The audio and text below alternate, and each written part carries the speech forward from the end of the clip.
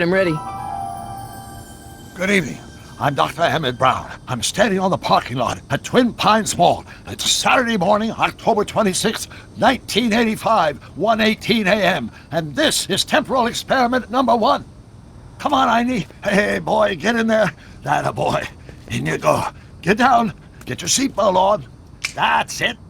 Whoa, okay. Please note that Einstein's clock is in precise synchronization with my control watch. Got it? Right, check, Doc. Good. Have a good trip, Einstein. Watch your head.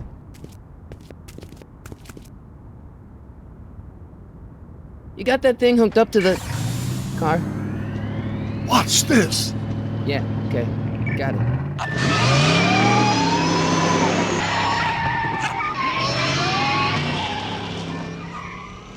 Not me. The car. The car.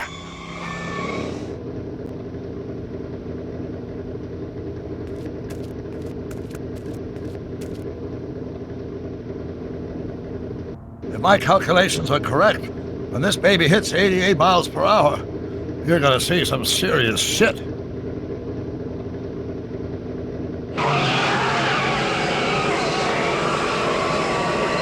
Watch this, watch this.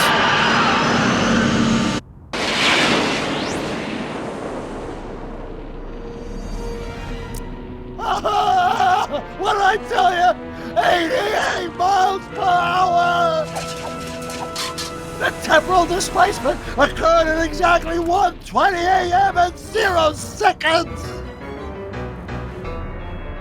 Hot Jesus Christ. Jesus Christ, Doc, you disintegrated Einstein.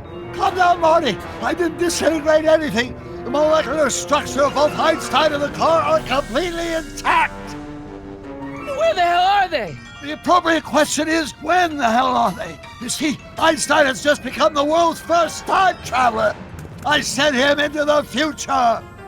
1 minute into the future, to be exact. And at precisely 1:21 a.m. and 0 seconds, we shall catch up with him and the time machine. Wait a minute, Doc. Are you telling me that you built a time machine out of a DeLorean? The way I see it, if you're going to build a time machine into a car, why not do it with some style? Besides, the stainless steel construction made the flux dispersal. Look out!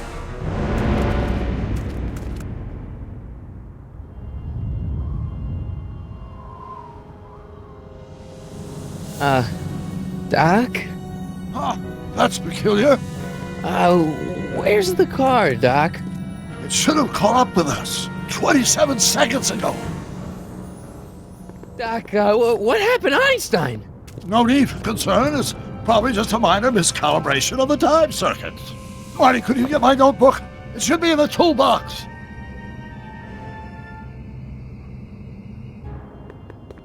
No time to talk now, Marty. Go to the toolbox and get that notebook.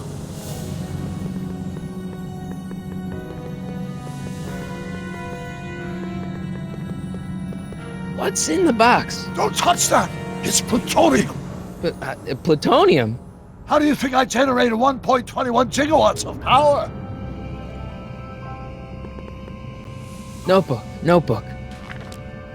Got it. Flux capacitor? That's it! What the heck's a flux capacitor? My latest invention. The thing that makes time travel possible. In this notebook, I've detailed the nearly 3 decades of scientific breakthroughs necessary to build a working time machine. If it ever fell into the wrong hands, the consequences could be catastrophic. Let's see. It's mass equals I times Z, and E equals the square root of Z times C squared, and the flux dispersal rate is inversely proportional to the 4th root of N, carry the 9, then... Doc, something's way off here.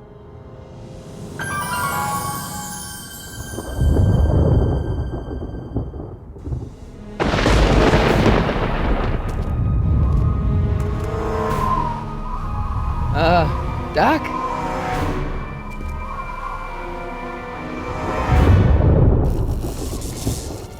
Great Scott! Doc, what is it? I've made a horrible mistake!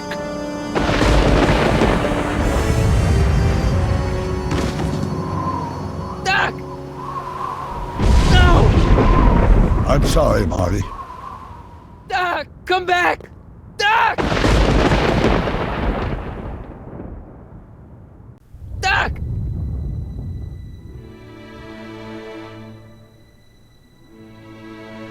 Marty, is everything okay? Yeah, Mom, it was just a nightmare. I was in the past, and Doc was there. Well, you're safe and sound now, back in good old 1986. But you'd better get up. Your father's waiting for you. Huh? Weren't you going to meet him over at Doc's? Holy crap, I'm late!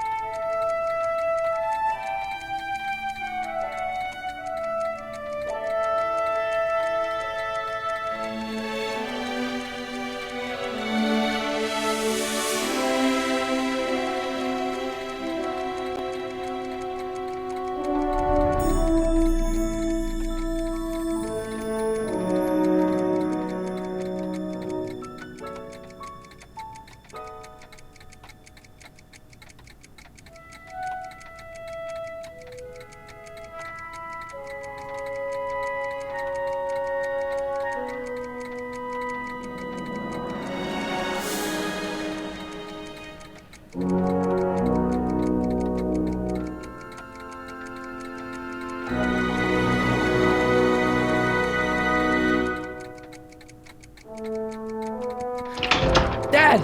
Are we too late to stop the sale? Better late than never. You wouldn't believe how much rare stuff there is back here. That's Doc's stuff. The city has no right to... Now, son, I know you're upset, but your friend's been gone for months, and the city really seems hell-bent on using his land for that new parking garage. And, hey, is that a first edition Jules Verne? It's just not fair. But at least things can't get any worse. Hey, Marty! Hi, Biff. Come to see if the old crackpot had any buried treasure? Nah, I guess I'm just... remembering.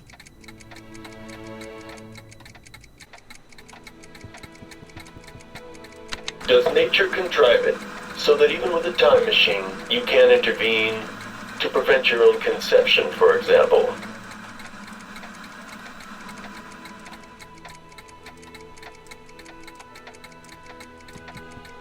I wonder why Doc didn't take any of these with him.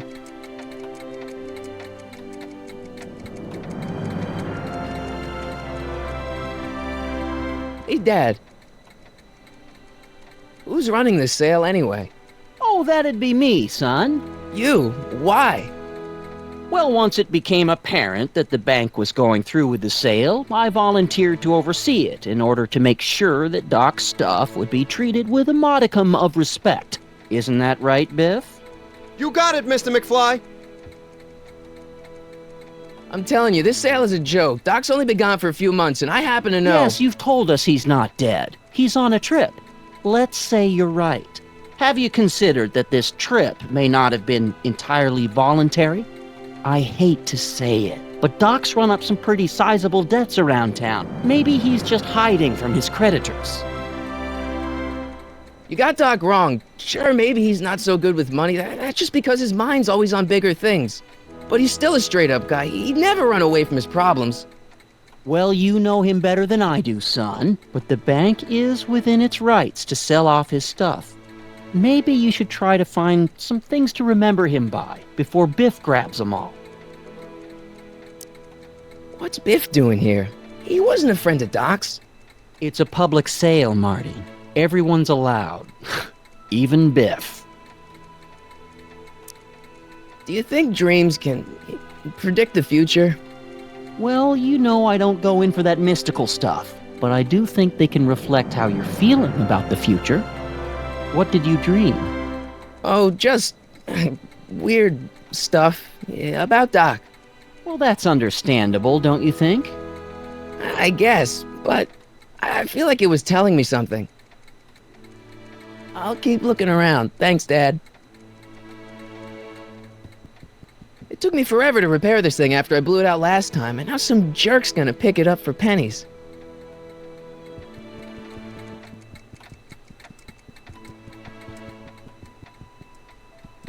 Hey, Biff.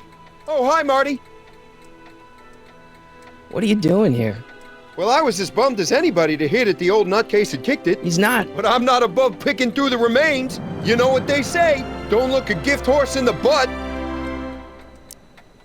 Doc's not dead, you know. He's still around. Oh, really? Do you see him around here? I'm looking for something, in particular. Yeah? Something valuable? Never mind.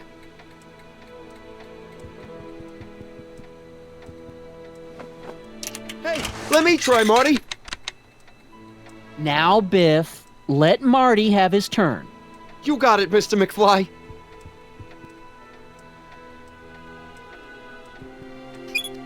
Hope that wasn't poison gas or anything. Feels like that was a lifetime ago.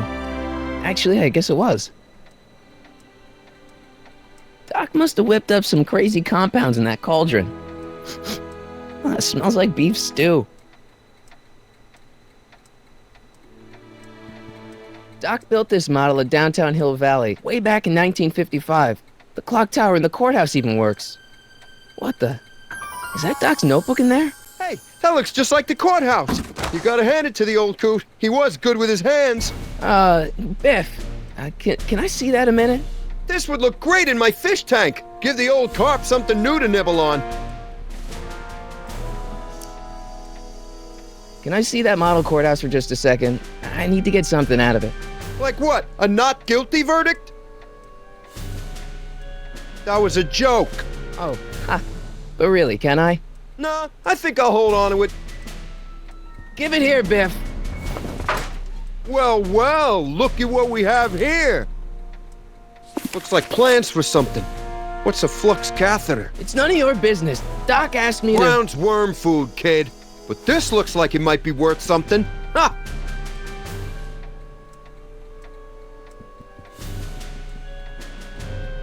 Hey, Biff. That notebook wouldn't mean anything to you. You wouldn't even understand what's in it. You calling me ignorant? I just can't let you keep that notebook. It's dangerous. What, is it set to explode or something? Well, in a way. I'll take my chances. It's just a notebook with Doc's scribblings. What did Doc ever accomplish? Nothing. Then it's worthless, right? If it was really worthless, you wouldn't want it so bad. I only want that notebook because, well, I'm sentimental. It's like a piece of Doc. Doc's dead. Time to get over it and move on. I'll pay you for it. How much? Not enough. Never mind.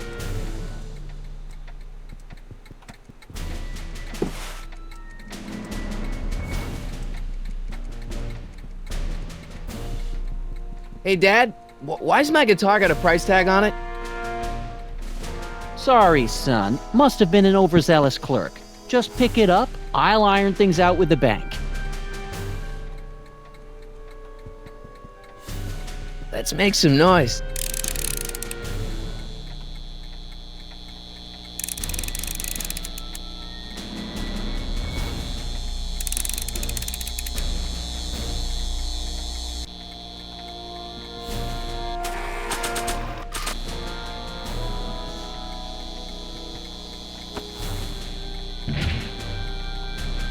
Here's an oldie, but a goodie. 1, 2, 3. Hey, look, it's Chuck Butthead. Let me show you how it's done. Now, Biff, I think that's Marty's guitar. Oh, gosh, you're right, Mr. McFly. Here you go, Marty. Let's hear a few licks.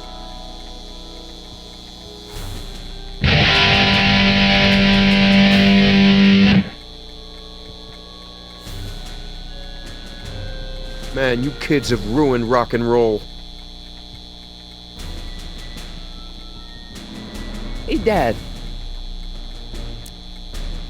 About Biff. Dad, I know you're trying to help. He talks a big game, son, but he's not so tough. I've been dealing with him a long time. Believe me, I can handle him. So can I. I guess you can. Okay, son, I'll stay out of your way, but you know where to find me. That notebook is Doc's legacy. I've got an obligation to protect it. Now, hold on a minute. Didn't you just get done telling me Doc's still around? Off traveling somewhere? Yeah? Then how is it your obligation to protect his legacy? You can't have it both ways, Marty. If Doc's alive, he can protect his own legacy. I'll keep looking around. Thanks, Dad. Now that is a dangerous amp. And now, something your kids are really gonna like. Thanks for warming them up for me, butthead.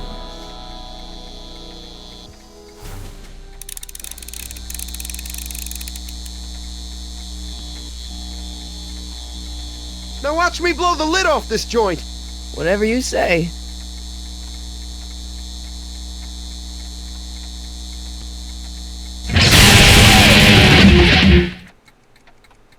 Rock on, Biff. Oh, shit.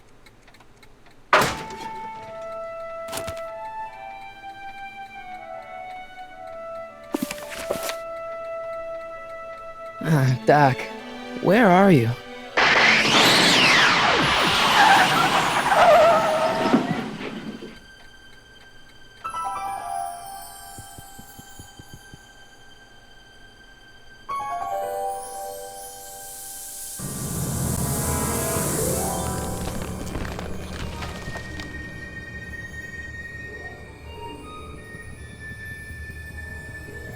Doc?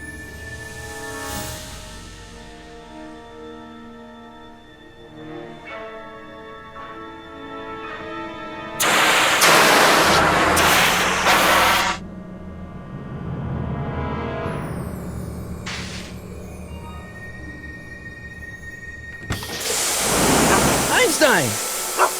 Where do you come from, boy? Didn't you bring Doc with you?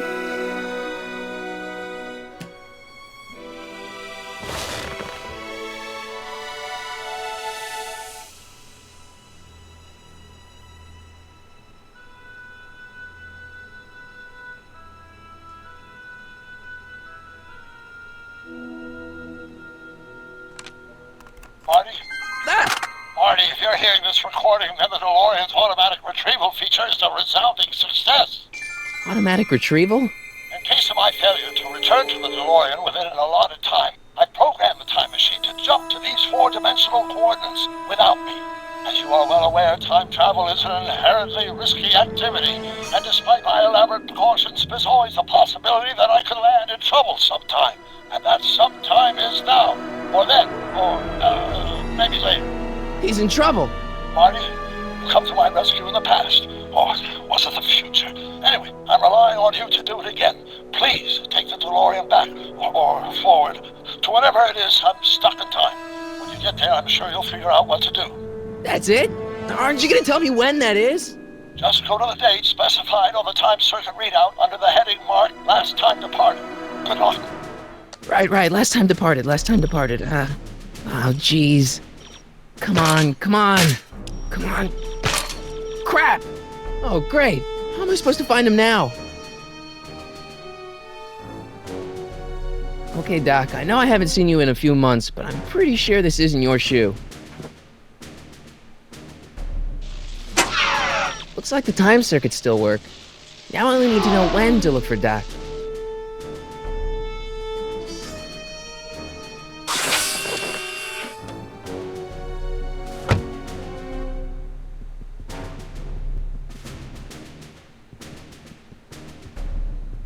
What kind of trouble is Doc in, Einie?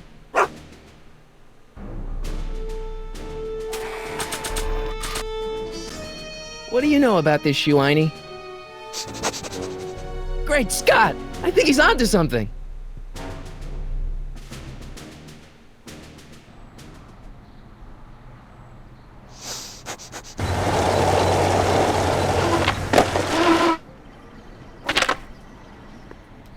Okay, now we're getting somewhere. How's this supposed to lead me to Doc, Einie? I guess there's time for a quick game.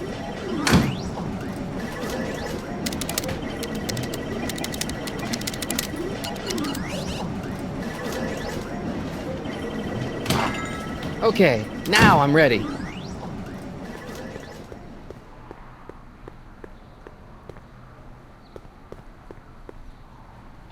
I see you sneaking into that liquor store, young man!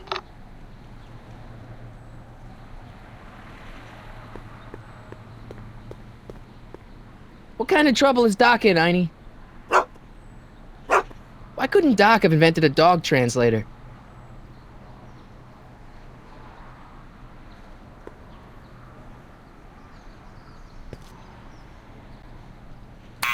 Step away from the door! Now, let me get a look at you. Einstein, come on! Just as I suspected. Hooligans! Get along now! Scat!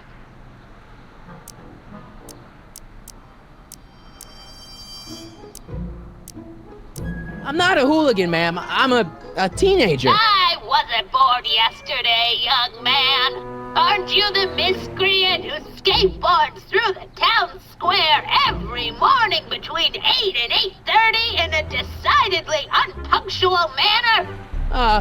Yeah? All skateboarders are hooligans. It's a fact. Look it up. E. Strickland.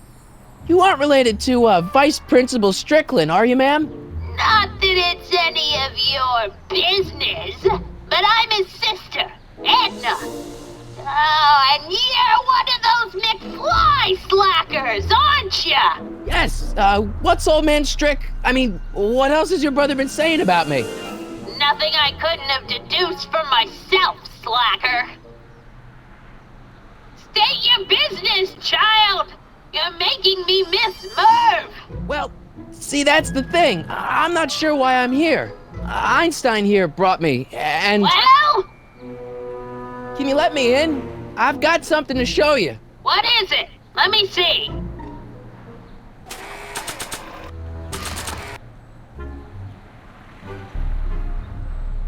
A shoe? Wow, now what would I want with a...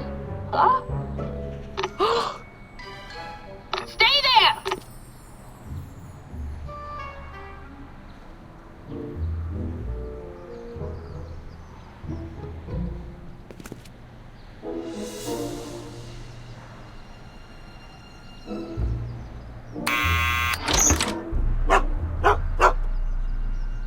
Leave that creature outside!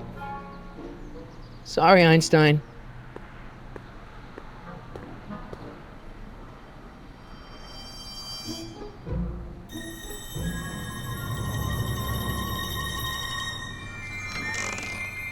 Well, took you long enough. There's a lot of stairs. To return the shoe, I mean. I lost it ages ago. You can put it down next to the other one. Much better. So neat and orderly. I suppose you'll be wanting some sort of reward now. No, All I've got is tea and candy. But... I'm sorry I called you a hooligan. I try not to jump to conclusions, but after all, 9 out of 10 people in this city are hooligans. It's a fact. Look it up.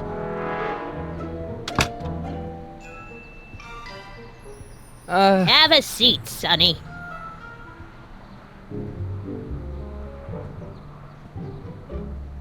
Hey! You kids! Put out those cigarettes!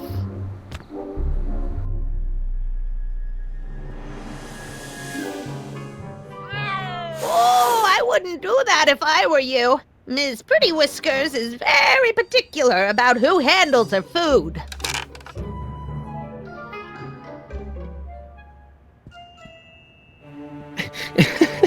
Is that Vice Principal Strickland?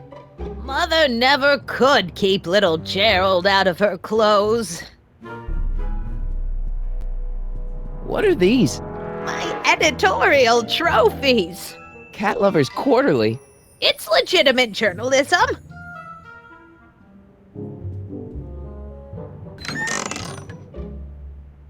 Miss Strickland, about your tea. You forgot to turn on the... U! It's spelled with a U! You illiterate vandal!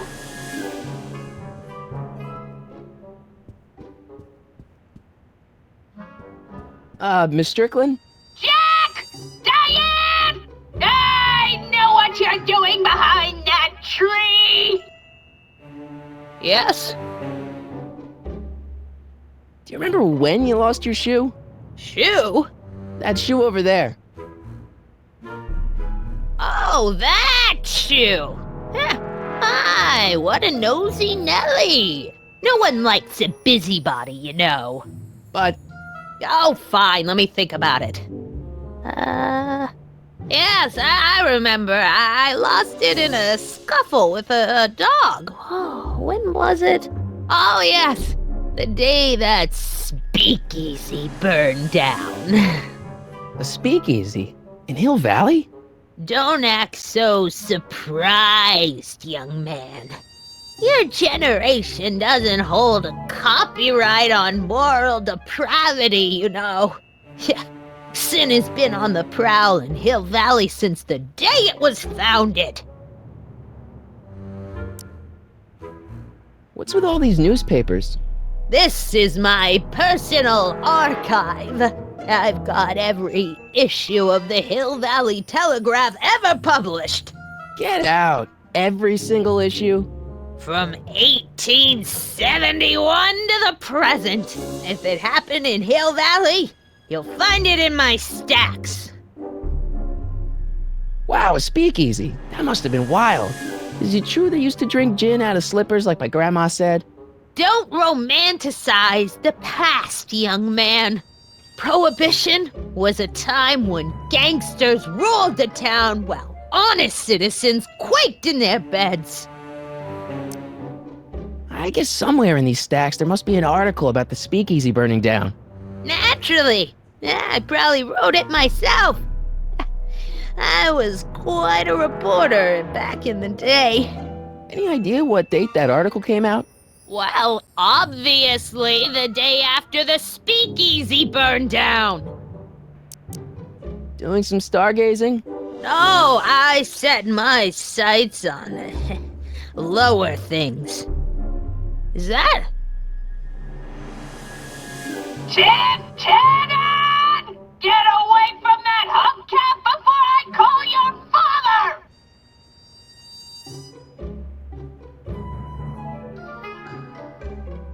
So where was it? That speakeasy that burned down, I mean. That was ages ago. If you're looking for bootleg hooch. No, I'm just curious, that's all. I'm a student of history. Student of history, my Aunt Fanny. Yeah, your generation of hooligans and slackers could give two ripe figs about history. Miss Strickland? Oh, video store! Huh? The speakeasy used to be hidden in plain sight down there in the town square. Right where that disgusting videotape rental store squats today. So the video store building must have gone up after the speakeasy burned down. The following year, as I recall. Don't let me keep you from your business. You there! Don't even think about tossing that Kleenex on the ground!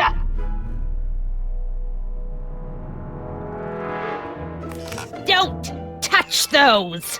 My newspapers are in pristine condition and meticulously organized. Not about to let some street punk get jam all over them.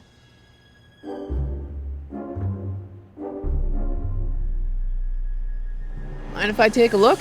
Go ahead, dear.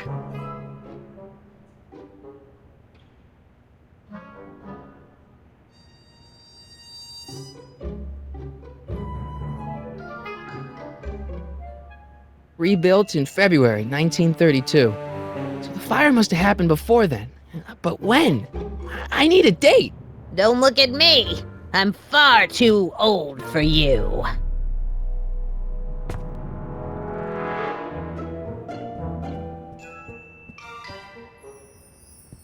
Man, she keeps it hot in here. That's the kettle. I'll be right back with some tea. And don't touch anything.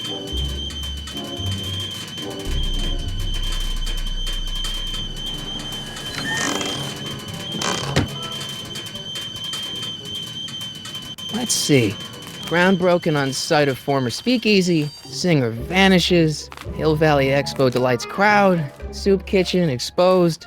Here we go. Speakeasy arsonist slain. Legal procedure gave way to old-fashioned vengeance last night when a mob descended on the Hill Valley police station. The suspect in the speakeasy arson case, a drifter known as Carl Sagan, was pulled from his... Carl Sagan? It's Doc! Killed by a mob. What's the date? June 14th, 1931. Jeez, I gotta rescue him. My newspapers! Sorry, Miss Strickland. Let me... No! You've gotten my history out of order! Oh, do you know how long it'll take to fix what you've done? Oh, get out! Get out! Get out! Help! Police! I'm being attacked by hooligans!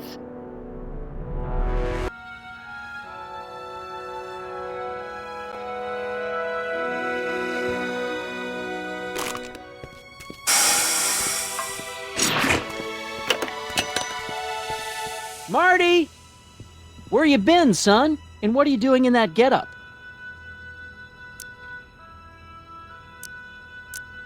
Didn't I tell you? I got the lead in the school play. We're doing... Grapes of Wrath? Right. Oh, Steinbeck! Who are you playing? Never mind, you don't have to explain. I'm sure whatever it is you're up to, you know what you're doing, right? I hope so. Hey, sometimes you gotta go out on a limb for the ones you love, right? Wish my dad had understood that. You won't stay away too long. You'll barely know I was gone.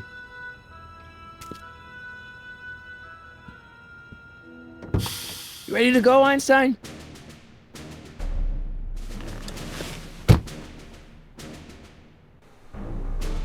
Time circuits, on. Flux capacitor, fluxy. Okay, if Doc's gonna get killed on June 14th, 1931, I'll just show up the day before and get him out. I hope you know what you're doing, Doc.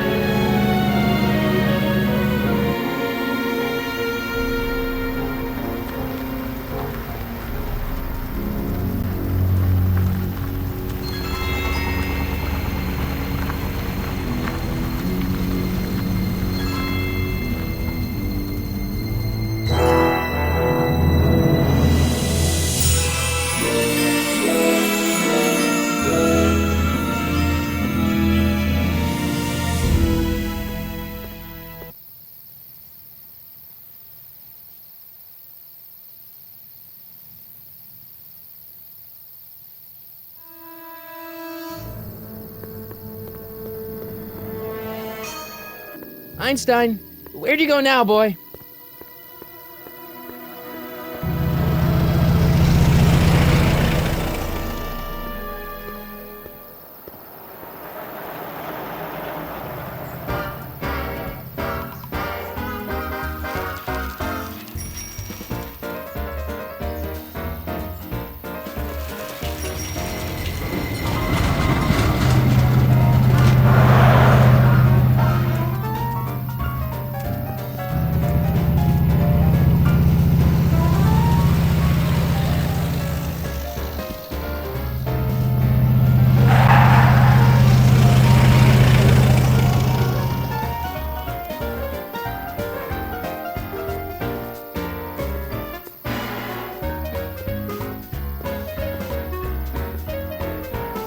Young man! Excuse me, young man! Who, me? You're the only man in the street, and I'm looking for a man-in-the-street reaction. Naturally, you know about the explosion that destroyed this illegal gin establishment. I read about it, yeah. What's your opinion of Carl Sagan, the stranger who single-handedly did what the law has been unable to do for 10 long years, namely, rid Hill Valley of the scourge of liquor?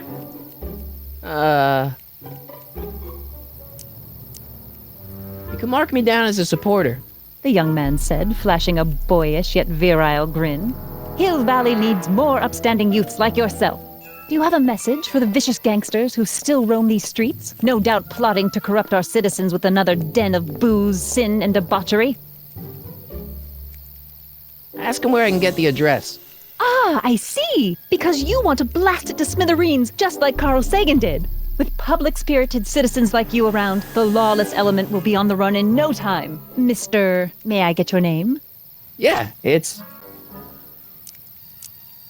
Michael Corleone. Thank you for sharing your candid opinions, Mr. Corleone. Edna Strickland, Hill Valley Herald. I know, I met you back. I'm familiar with your work. You read my column? How sweet! I know it's just an etiquette column, but I believe it'll lead to bigger and better... Oh! Einstein, no, down, boy. Is this wretched creature yours? He assaulted me once before. What's got into you? Aggressive dogs must be kept on leash at all times. It's the law. Look it up. Doc, I gotta find Doc.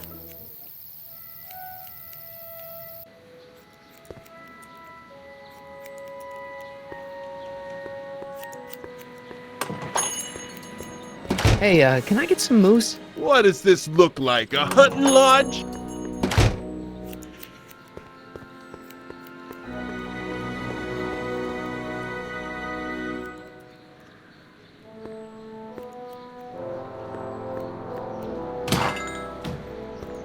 You gonna buy anything? No. Then get out, Mom. I guess this is where the speakeasy burned down. How'd Doc ever get mixed up in that? Gale, Zemeckis, and Fine. Attorneys at law. No solicitors.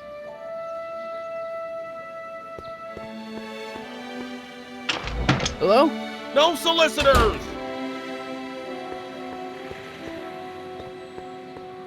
Bank of Italy?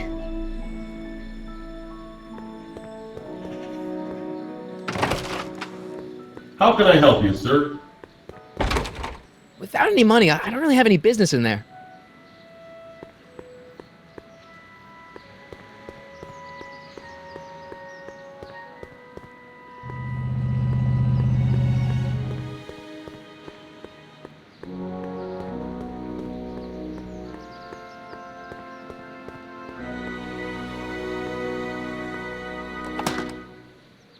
Who are you and what do you want?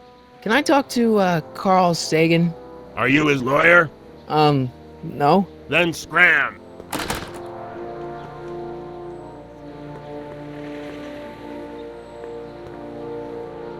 Doc!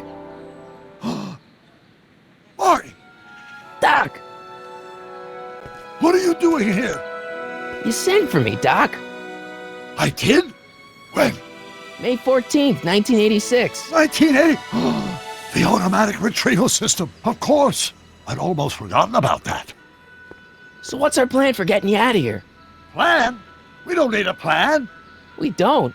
Not in the slightest. The police picked me up for that speakeasy fire a couple of weeks ago, but the DA hasn't got a case. They're releasing me tomorrow morning. So basically, I traveled 50 years into the past to deliver your car? Sorry about that, but it's so wonderful to see you. We have a lot of catching up to do. Yeah, you might want to hold off on that, Doc. Great Scott! I'm going to be gunned down by gangsters on the steps of the courthouse. Why would they do that? Guess they didn't approve of my burning down their speakeasy. Very funny, Doc. Maybe now we should come up with a plan? A plan? Right. But what? Why don't we tell the authorities? Tell them what? That my friend from the future has proof that I'll be murdered tomorrow? They'd ship us both off to the loony bin. And trust me, you don't want to see the inside of a 1931 insane asylum. Why don't I take the DeLorean, go back in time before you were arrested, and stop you from getting caught in the first place?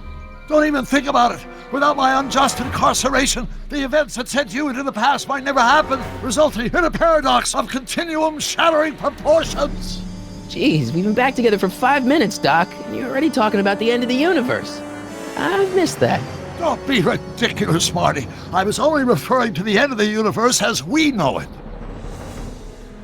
Why don't we try to tough it out? Now that we know what's coming, maybe we sneak it past the gangsters with a bulletproof vest or something. That might work with 1 or 2 bullets, but from the looks of this article, it appears that I'm going to be mowed down in a hail of Tommy gun fire that rendered the innocent stranger little more than a pulpy mass of bones and gristle.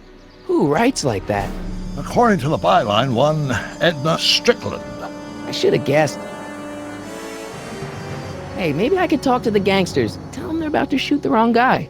I don't think the criminals of this era are going to be very receptive to a complete stranger telling them that their secret assassination plan is misguided, do you? Well, I suppose I could just get some dynamite and break you out of jail. No, that's far too dangerous. Not just to me, but to random innocent people in the past. The repercussions could be... That's it! What's it? My rocket-powered drill. You have a rocket-powered drill? Not yet. I haven't built it yet. You've lost me, Doc.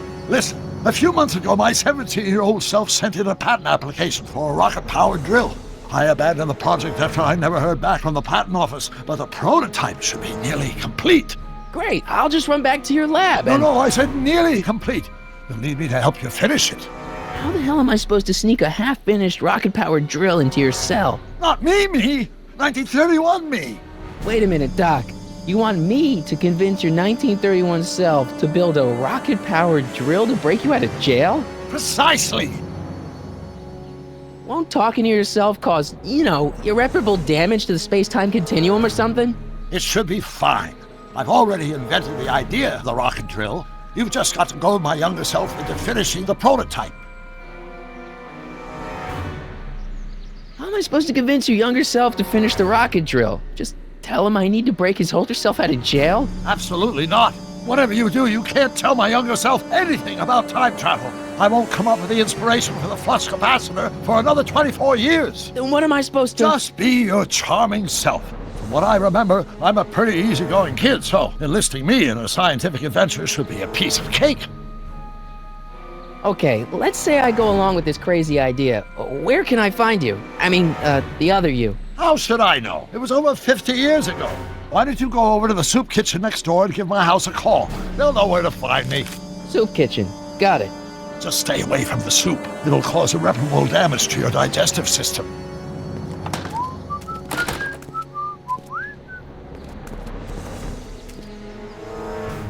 I guess I better get started. Don't worry, Doc. I'll get you out of here in no time. I'm not worried. Once you and my younger self put your heads together, you'll be unstoppable.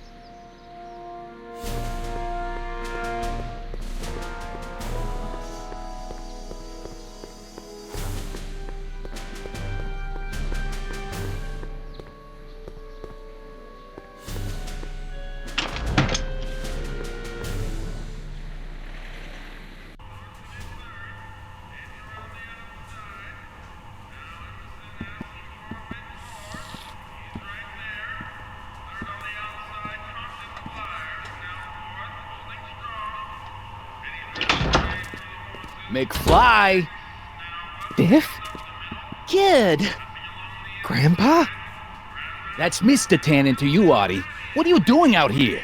Well, I was getting kind of hungry, so I figured I'd come down here for some free soup. Just thought I'd come down for some soup. Think, McFly. The DA's throwing around subpoenas like Babe Ruth. I don't think Ruth's a pitcher anymore. Shut it. If one of those subpoenas landed in the hands of my number cruncher, I'd be in a whole lot of trouble. I could even get sent up the river. You wouldn't want that, would you? Would you? No, of course not, kid. All right, that's better. What are you looking at, punk? Keep your eyes on the soup, kid. Well, Well, what? what are you still doing here? Sorry, kid. I'll just run back to the safe house. You do that. And McFly, Yes? that hat's too flashy. You better let me hold on to it. Now scram! You got it, boss. And don't come out until I give you the all clear. I swear, if even one of you mooks could add 2 + 2 without your fingers, I'd dump that wimp into the lake. Hey! Anyway, I'm off to make myself irresistible. Don't let anyone burn down the shop while I'm gone.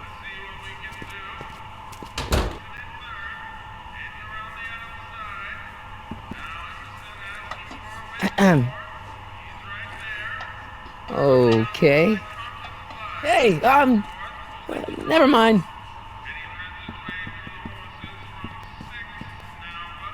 I better not talk to him. I don't want to mess up his timeline.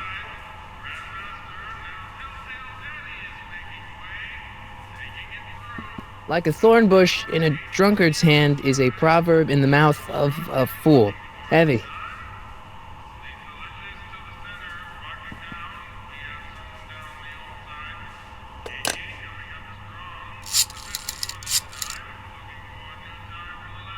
Brown residence? Hi. Do you know where I could find Emmett Brown? Young Master Brown is currently tending to his clerking duties at the courthouse. Who, may I say, is calling? The courthouse? Doc never told me he worked at the courthouse.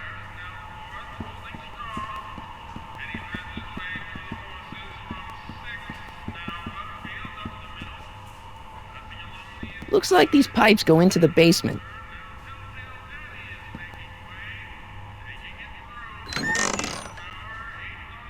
The kitchen's for management only, rummy.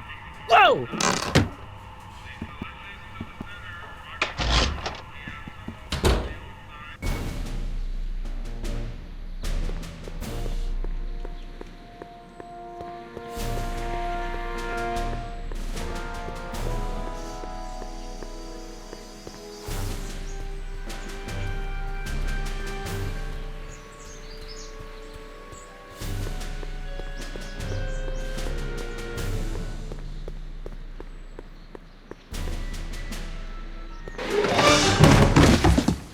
Touch those. These are very sensitive legal documents. Nobody is supposed to handle them but sworn officers of the court.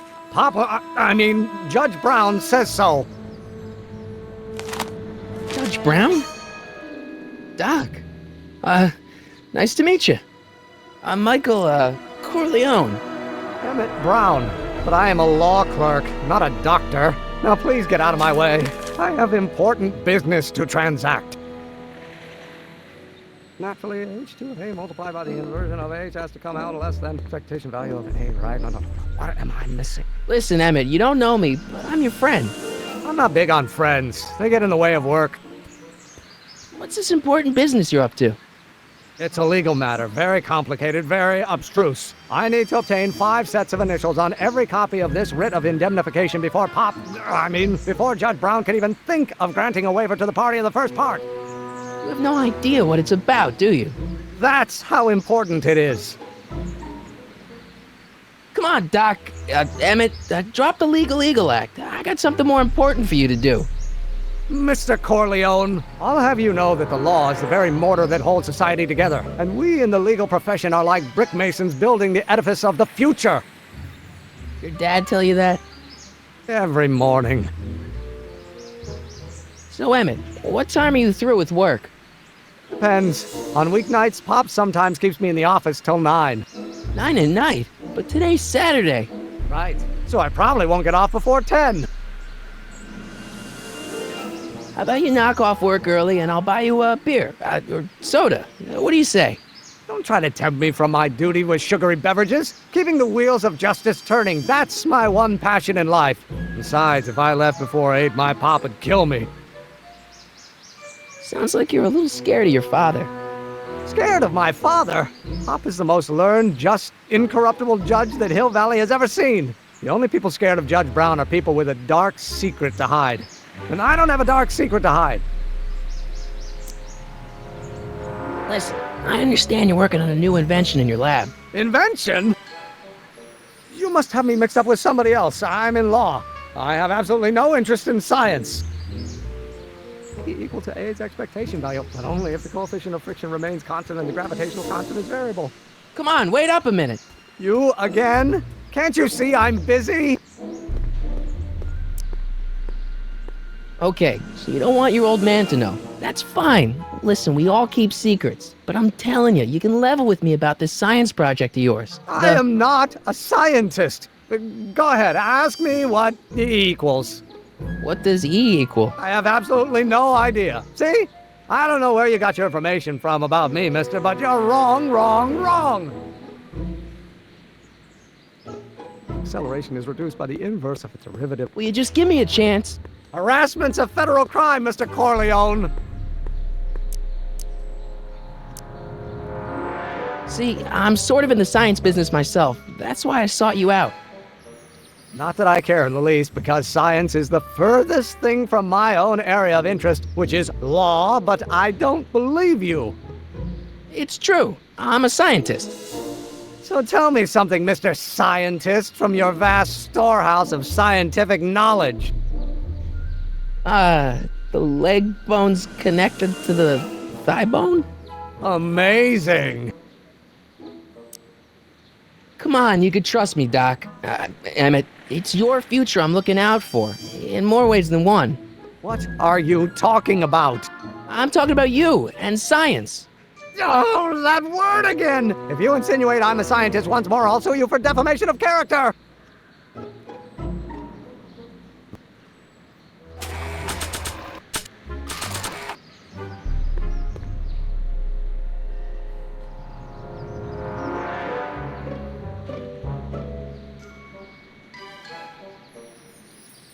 Oh, no. I'm going to be the inverse. Oh, yes. Oh, think, Emmett, think. H to the A multiplied by the inverse of A. H to the A multiplied by the inverse of A.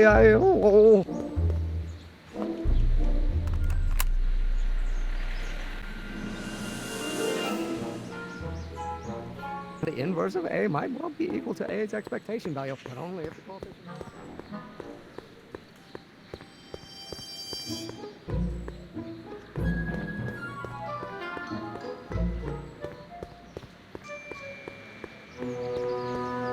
Psst, Doc!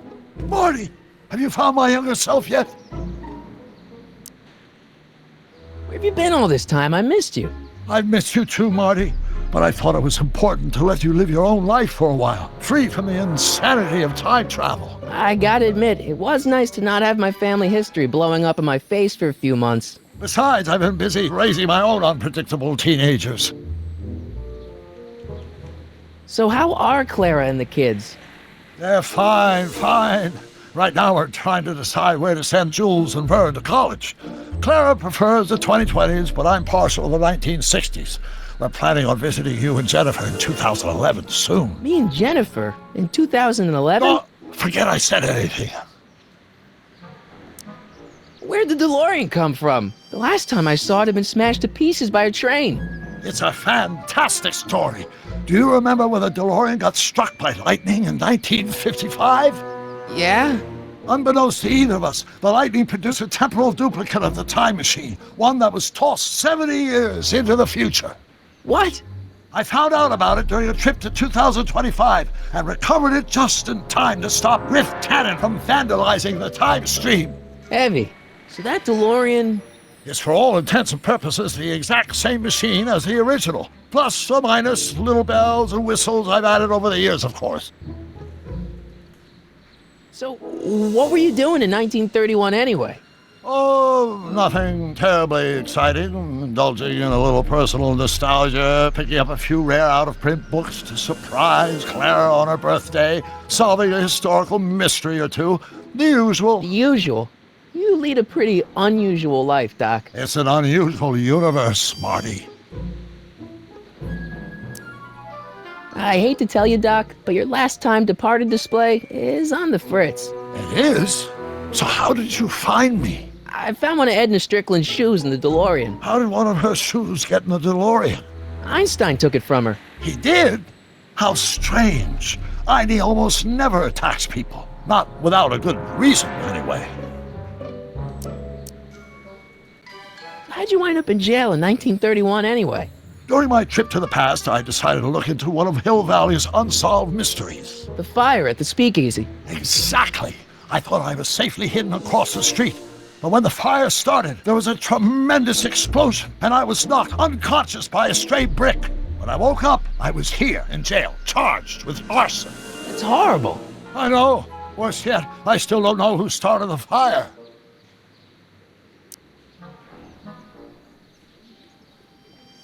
Guess who I bumped into at the soup kitchen? My grandfather. No! Don't worry, I didn't talk to him or change his future or anything. Good. I wish I could, though. This era's Tannen is treating him like dirt. Don't worry.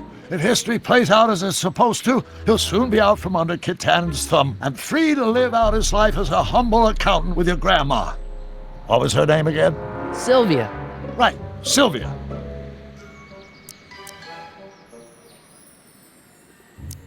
What's the story with this kid Tannen jerk anyway? Biff's father? By this time next year, he'll be pulling down a life sentence in San Quentin. There was even a song about it. Wait, if Biff will be born in 1938, and Kid will be in prison... As I recall, he escaped from prison in 1937 for about 3 hours. That's a busy 3 hours. No kidding. What do you know about Edna Strickland? Edna? We never really socialized when I was younger. She was a few years older than me, and we traveled in different socioeconomic circles. Why do you ask? She thinks you're a hero for burning down that speakeasy. She's doing a story on you. A story? Oh, yes, now I remember. Ask Edna, the etiquette column that doubled as a pro-temperance soapbox. She believed that the consumption of alcohol would inevitably lead to a complete societal breakdown. Sounds like a fun gal. You should have seen her when the hippies started showing up in the 60s. She just somehow lost her mind. That would explain a lot. I know this really isn't the right time or place, but I found your notebook. Ah, so that's where I left it. Why'd you bring it here? Because the bank's selling off all your stuff. They can't do that. That's what I keep trying to tell them. Well, you hold on to it for safekeeping. We'll deal with my financial situation in 1986 after we save me from a grisly death in 1931. So, Doc, does this ring a bell? Oh, think, Emmett, think. H to the A multiplied by the inverse of A. H to the A multiplied by the inverse of A. Good grief. Is that me? I sound so... young? I was going to say intense. I forgot how wound up I used to get. Yeah, but what are you muttering about? Oh, that's easy. It's Ivanov's conundrum. Just tell my younger self that H equals a Hamiltonian operator. Won't giving him the answer mess up the time stream? Only if it turns out that reality is actually nothing more than a holographic illusion created by the interplay of subatomic particles on a vast two-dimensional membrane. So... it'll be fine. What was H again? The Hamiltonian operator. Got it. Hang in there, Doc. Not the best choice of words, Marty.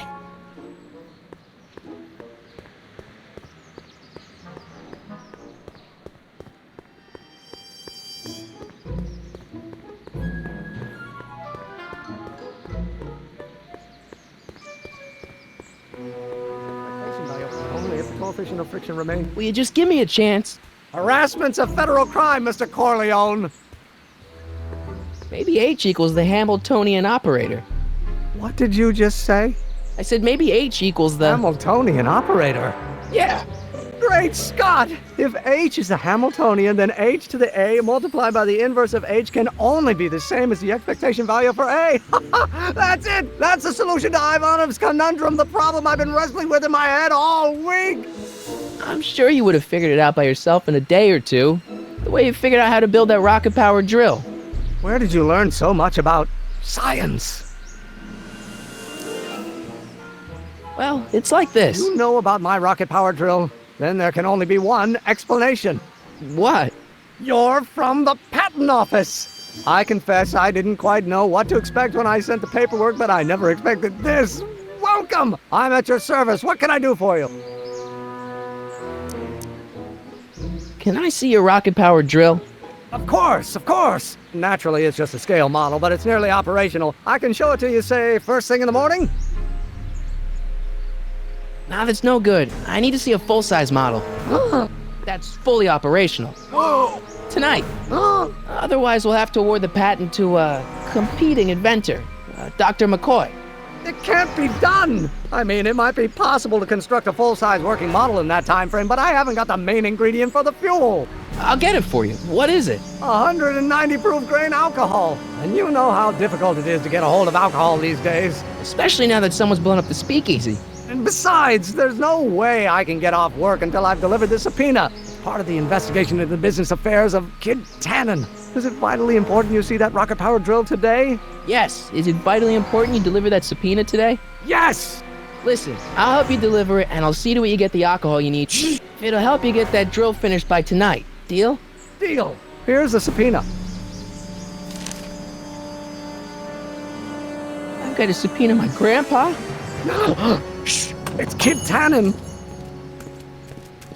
Hey, I just saw him at the soup kitchen, yelling at Arthur McFly. I'm not surprised. Arthur does the books for his business. What kind of business? That's what the DA is trying to find out. Let's go talk to him. No! Why not? Kid Tannen can tell us where Arthur's hiding. Yeah, well, he can also have us fitted for a Chicago overcoat.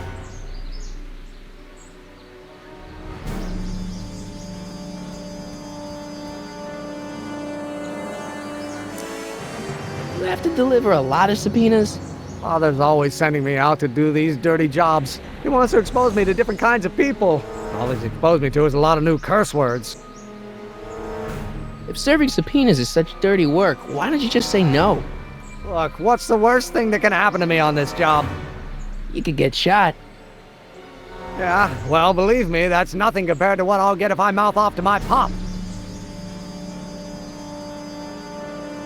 This subpoena's for Arthur McFly? Have you seen him? For a few seconds in the soup kitchen, but I think he's gone back into hiding. Brilliant deduction, Einstein.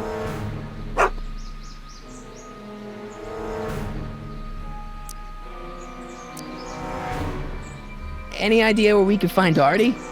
Not a jot. If only we had a way of tracking him. What do you know about Arthur McFly? Certified accountant. Graduated Hill Valley 5 classes ahead of me. Seems like a nice fellow, actually. How did he get mixed up with a guy like Kid Tannen? Who knows? Sometimes people find themselves stuck in situations they can't get out of. How about Kid Tannen? What do we know about him? He's loud, he's obnoxious, he's not very bright, and he doesn't like anybody getting in his way.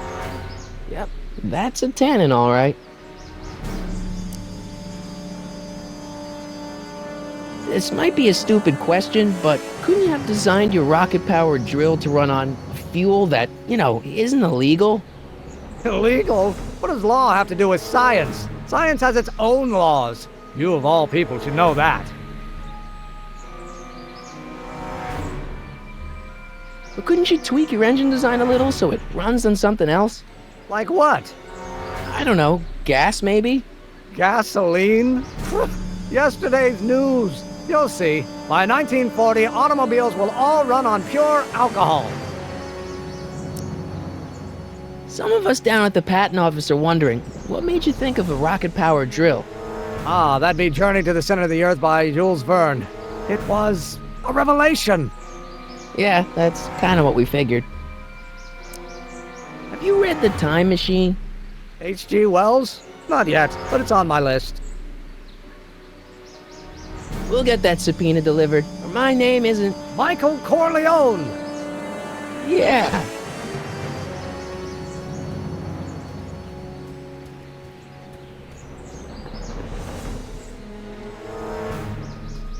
Hey, Miss Strickland. Oh, hello, Mr. Corleone.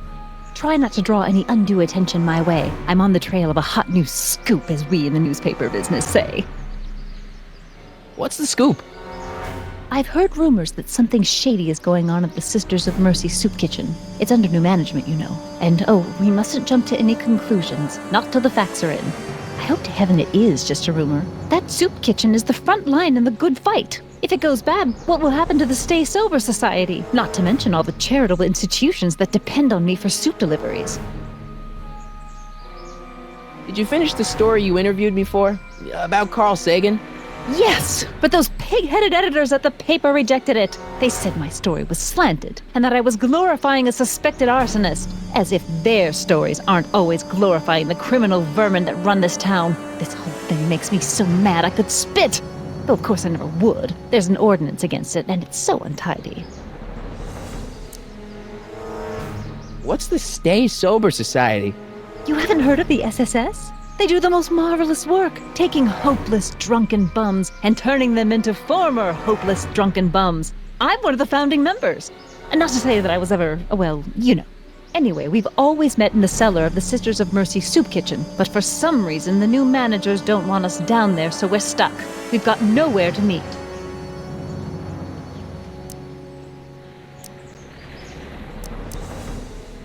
I'm sorry about the way Einstein lit into you back there. I don't know what got into him. Well, I hope you've learned to keep him under control. Yeah, I found someone to keep him distracted. Very good. Now let's see if you know your multiplication tables. You make hot soup deliveries?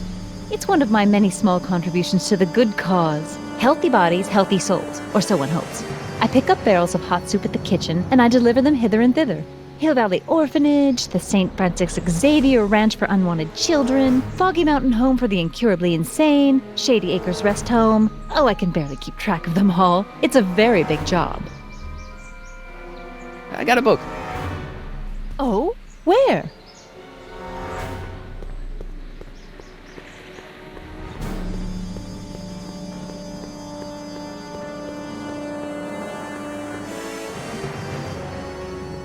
What the hell, Matches? You got kiwi all over my socks! Sorry, boss.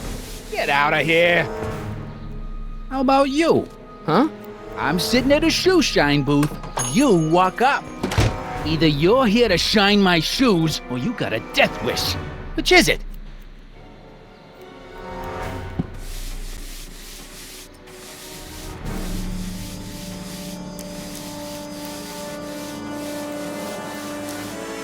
Hey, I represent United Charities of Hill Valley. Can you authorize me to pick up soup from your establishment and deliver it to some very deserving souls? Nah, that Strickland dame's got the charity racket pretty much locked up. No point in giving her competition. How come you won't let the Stay Sober Society hold their meeting in the cellar of your soup kitchen? We got other plans for that cellar, and it don't necessarily involve staying sober. I guess you won't talk about your business. Why not? I got nothing to hide. I recently acquired controlling interest in the Sisters of Mercy soup kitchen. Edna Strickland thinks your soup kitchen might not be on the up and up. That dame gets on my nerves. Got a great pair of gams, though. I'm looking for a guy named Arthur McFly. He's my, sort of a relative. Well, he's my employee. He's very busy today. Since you're Arthur's boss, you know where he is, right? He's at the, office. Where's the office? I forget. So when do you think Arthur will be leaving the office? When I tell him he can leave the office. Hey, you missed a spot. Isn't that Arthur McFly's hat you're holding? It was McFly's hat.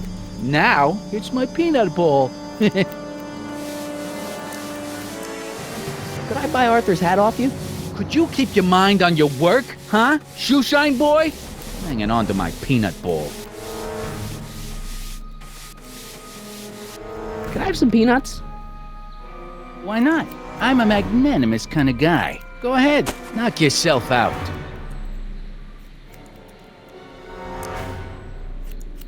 Hey, kid! Yeah? What the hell is that? Hey!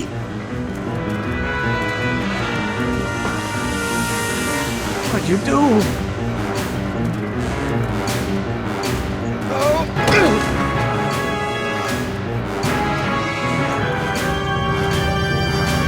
Give me that hat, you lousy crook!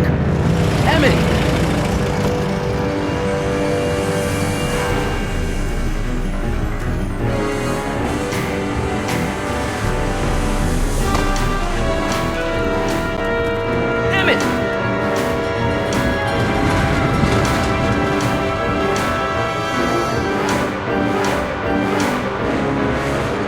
Nobody makes a monkey out of Kid Tannen!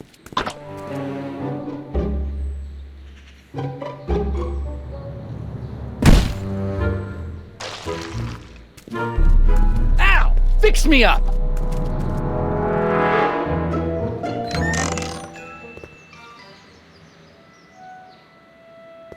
Where'd you learn how to move like that? Sandlot football. They used to call me the Streak. Get out!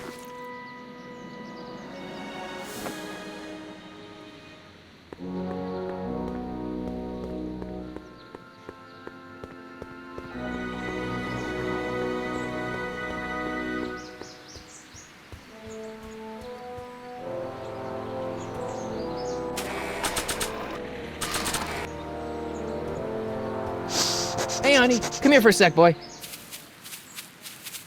Hey, boy, can you find the guy who belongs to this hat? Where's he going? Only one way to find out.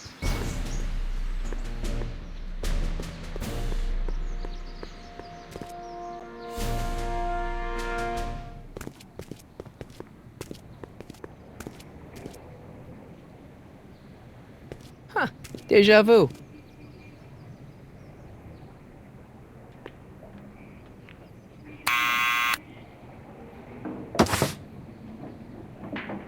Yeah? Who is it? It's McFly! Shh, I know!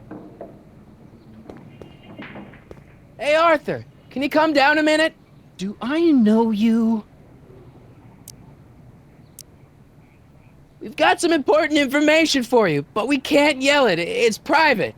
Then put it in a postcard and send it.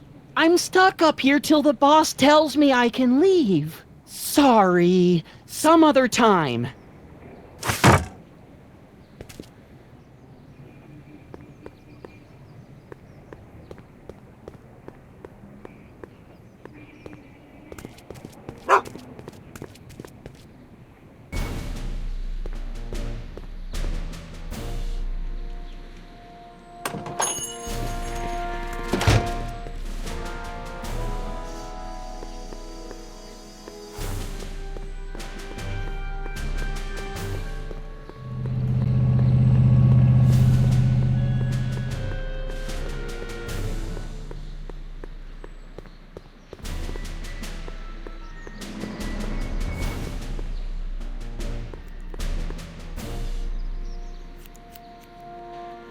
Well, well, look who's back! They say rats always return to the scene of the sinking ship. Get 'em, Matches!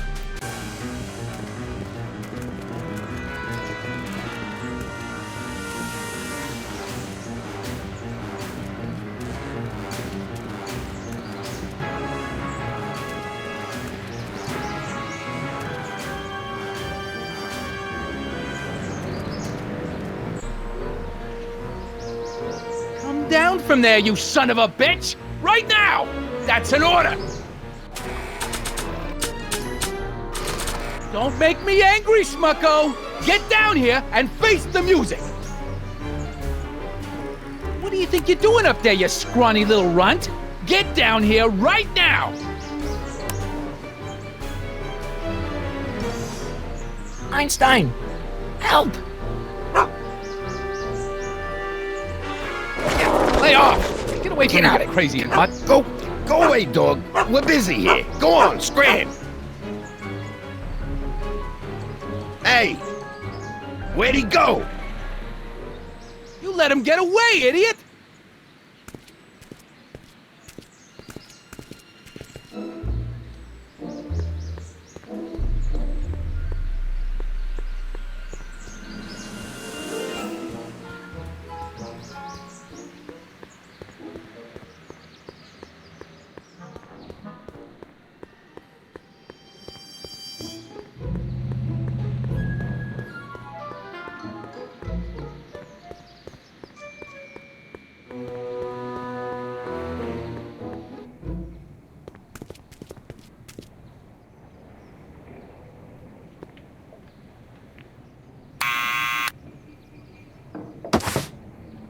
What now?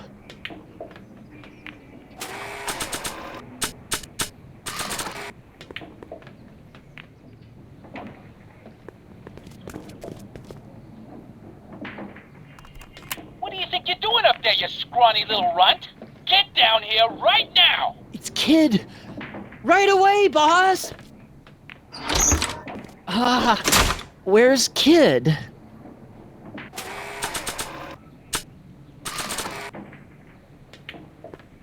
Arthur McFly? Yeah? Got something for you. Thanks. A subpoena? Ordering you to appear in court and provide evidence in the investigation into... Kid Tannen? Take it back! You can't get rid of it, Mr. McFly. Once you've been served, it's your duty to report to the court at the earliest possible time. Failure to do so could lead to a warrant for your arrest. Arrest! But Kid'll kill me. Stupid Artie. Holy cats, what am I gonna do? I suggest you avail yourself to the protection of the court. Oh gosh.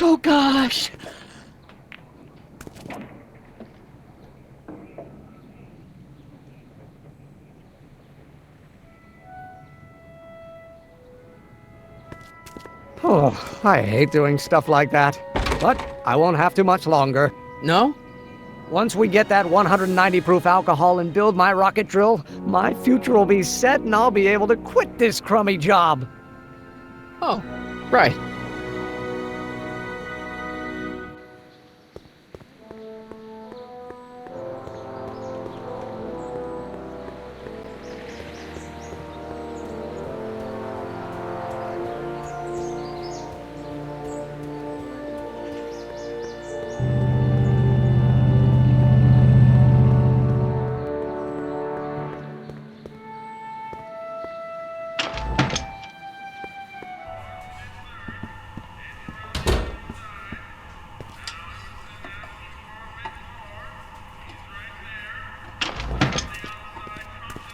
Hey, Q-Ball.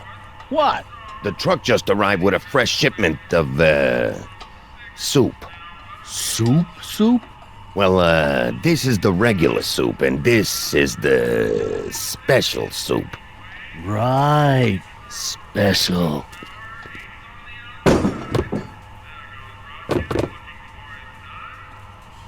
Hey, what are you doing? I'm spicing up the soup. It's my secret recipe. Listen, this ain't the Savoy, and we ain't here to feed these bozos no fancy soup. The boss has got a business to rebuild, so knock off the goofing and mind your post. All right. Just try the soup. Well? I can see why you want to keep this a secret.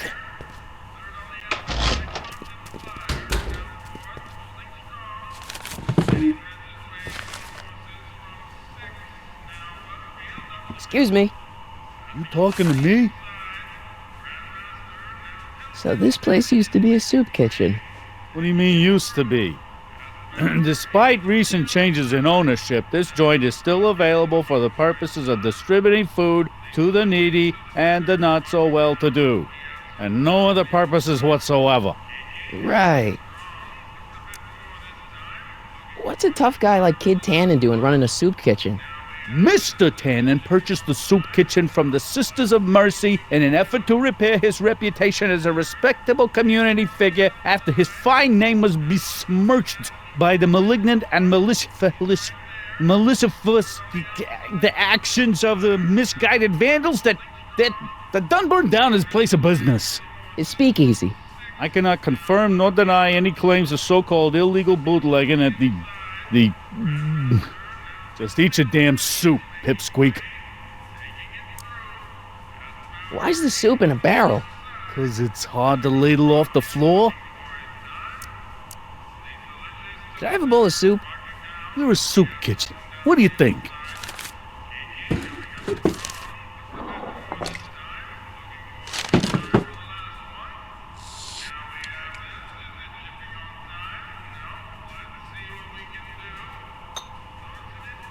What kind of soup is this? It tastes like...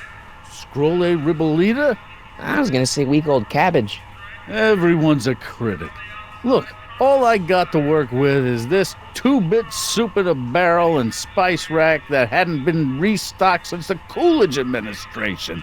What do you think I should do to perk this slop up? Let's see. Have you tried... giving the soup a little heat, maybe? Why, is it getting cold? No, I mean, like chili powder. Muy caliente. Oh, bit of a tough guy, huh? Actually, I like it spicy too, but it's gotta be edible for the common folks. Come on, a little dash isn't gonna kill anyone. Aw, heck. You got moxie, kid. Let's spice it up a bit, shall we?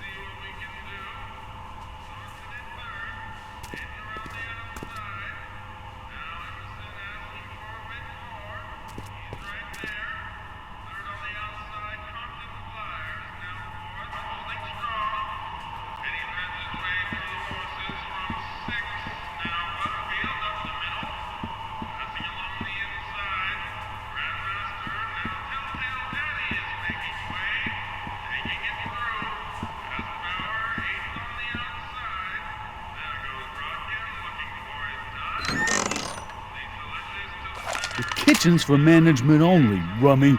Whoa!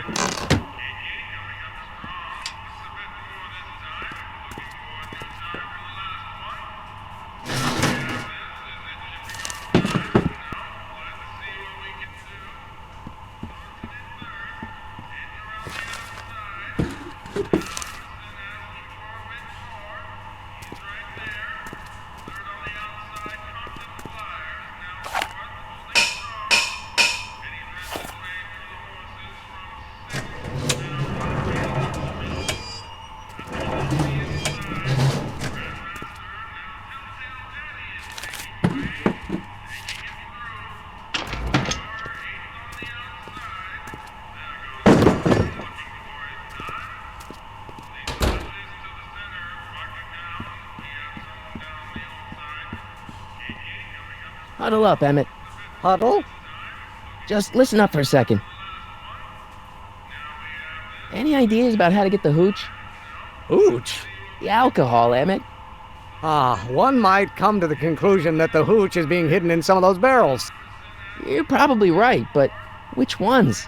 Now, if I could get my hands on some of those barrels, I could weigh them and compare their specific gravity. Specific gravity? Come on, Emmett. Kids' goons aren't going to let us do an experiment on their barrels. Oh, I suppose you're right. We'll just have to ask the guy behind the counter. What? Ask him if any of his barrels are filled with illegal moonshine? Get real here. Well, I imagined a modicum of subtlety would be used. Subtlety, right. Obviously, this kitchen isn't the speakeasy. Indeed. This must be some sort of front meant to cleverly and legally obfuscate the existence of a hidden establishment of ill repute. Perhaps in the basement. Right. That might explain the elevator. We'll score that hooch somehow. I'll keep cogitating.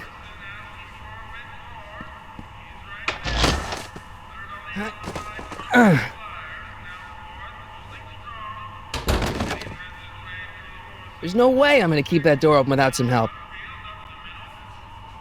Emmett. Yes? Emmett, I can't get into the door over there. Those tables are jamming it shut. The door? So your plan is to just waltz in there and take a barrel of alcohol? No, of course not. That would be stupid, right? I'll say. Still, I'd like to get that door open. I can't do anything from out here. Well, it's a simple matter of physics. A lever, some sort of stop. Let me see what I can come up with.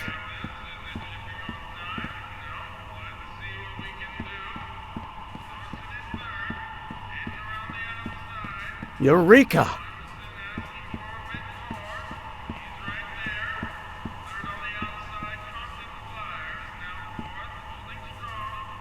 I hope Doc Jr.'s thingamabob holds out. Pretty neat, Doc. Nope. I'm still not getting through here. But at least those tables are propped up now. Emmett. Yes? Oh, that's interesting. Just a little mechanical ingenuity. In the end, the door is open. Yeah, good job. We'll score that hooch somehow. I'll keep cogitating.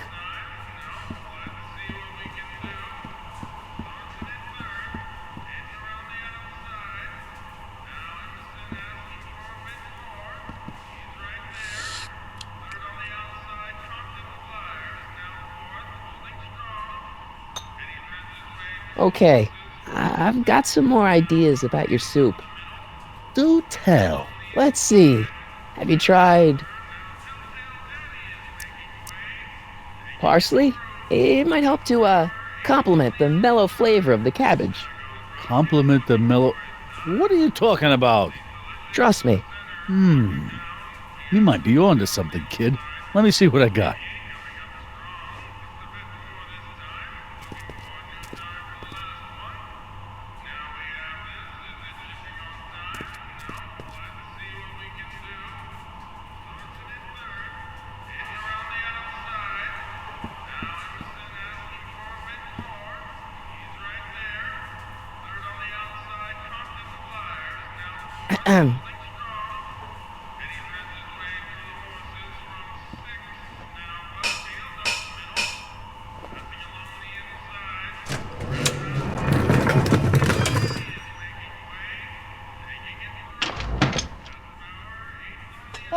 Miss Strickland, come for some more soup? Come now, Mr. Donnelly. You know I wouldn't set one foot in this mockery of all that is good and decent if the poor of Hill Valley weren't so dependent on Mr. Tannen's overblown show of generosity. Was that a yes? Just give me the soup before I gag on the hypocrisy.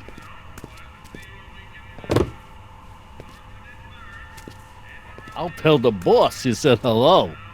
I'll just bet you will. Edna picked up the barrel of hooch. Now all I have to do is to get it from her somehow.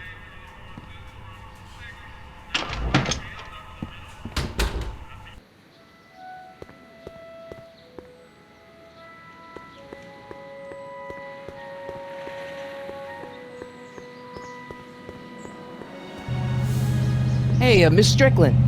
Oh, hello, Mr. Corleone. I'm afraid I haven't much time. The meeting of the Stay Sober Society is due to begin very soon.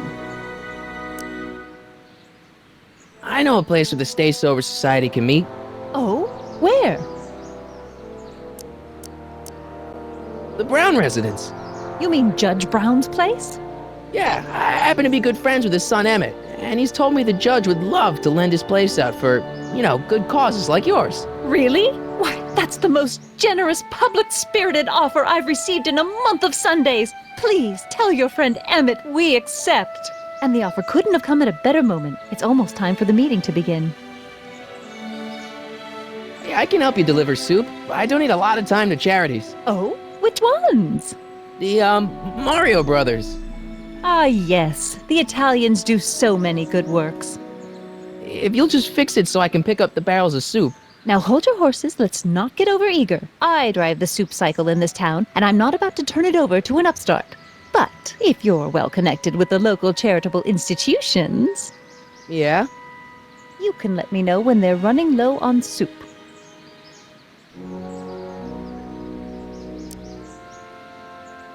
As a matter of fact, I do know a local charity that's running low on soup. Oh? Who?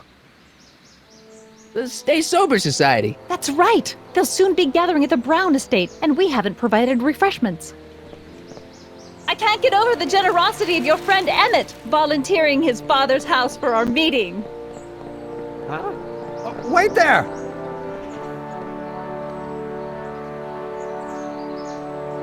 Michael! What in the name of Thomas Alva Edison do you think you're doing? Don't you get it? You need alcohol to run your drill, right? Those bootleggers at the soup kitchen won't let us get our hands on any of their hooch. But we can get Miss Strickland to pick it up for us and deliver it right to your door. No, out of the question. Why? I can't just let strangers invade my parents' house. What do we know about these people? They're sober. It says so right in the name. Well, okay, but Pop needs his peace and quiet at the end of the day. This meeting is sure to be too noisy for him. So get your dad a pair of earplugs. I can't tell my father to wear earplugs. What's wrong with a little noise? It'll be like a party. My Pop is not the partying type. They'll be quiet. You'll be quiet, right? Oh, yes! I play my tambourine very softly. You hear that? Yes, but... But what? But it's still impossible. But I promised Miss Strickland. It means so much to her. The answer is still no. But think of the Stay Sober Society. What'll happen to them? They can all fall off the wagon for all I care. Okay, forget the whole thing. We don't have to test your rocket-powered drill tonight. We don't? No. I'll take the train back to Washington and I'll tell the folks at the office to give the patent to Dr. McCoy. Wait!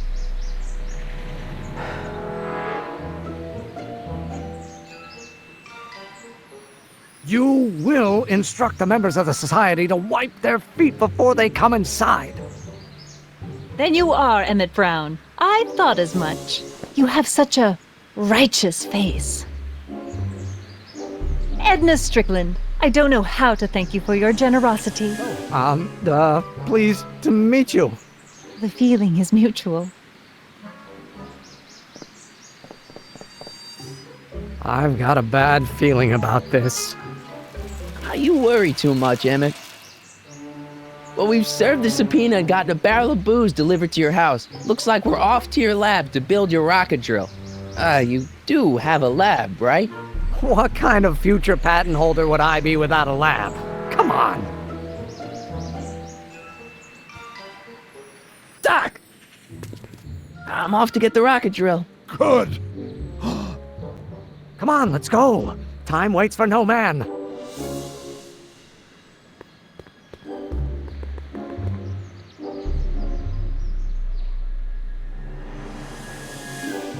Are you sure this is gonna work, Emmett? Don't let the ramshackle nature of my laboratory fool you. If all goes according to plan, we'll soon be in possession of the most powerful rocket fuel known to man. That's great. How? Well, it's very simple. This crankshaft induces a powerful direct current into the electrolysis chamber, producing hydrogen, which must be periodically released into the primary distillation barrel. While tending to the hydrogen, we'll also need to regularly sprinkle these shredded protein flakes into this aquarium of tuber bacteria to generate the necessary nitrogen to catalyze the reaction. Cool. Oh, hot! Extremely hot! The temperature of the reaction must be kept at a steady temperature of 623 degrees Kelvin by carefully pumping these bellows. Any questions? Emmett? Why is there a brace of drunkards gathering on our lawn? Sweet fancy Moses, it's my father! So? So, he doesn't know I'm engaging in acts of scientific exploration in here. He thinks this is where I go to pour through my law books. Oh. You tend to the reaction. I'll try to get rid of him. Tend to the what? Can't we just start over after he's gone? It's too late. The reaction's already started. Don't worry. I'll try to help you out where I can. But... coming, Father! Father! Don't you father me, child. Maybe I should just get struck by lightning. Would that make you happy?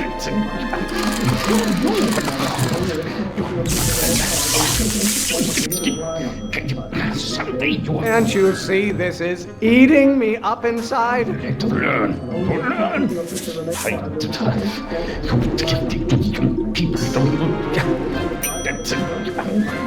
What do you call a room full of lawyers trapped in a burning building? A good start!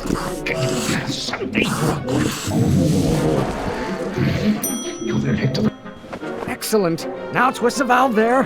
Great. We're about a quarter of the way home. Emmett, get back here! You're going to find out. This may come as a shock to you, Pop, but not everyone wants to be a lawyer. There is a flame inside me that cannot be quelled by your legalistic gobbledygook, Father. My blood pressure. This isn't food for thought, Pop. It's gruel. I hope someday you have. Is it my fault if I don't get a spark out of laws and statutes?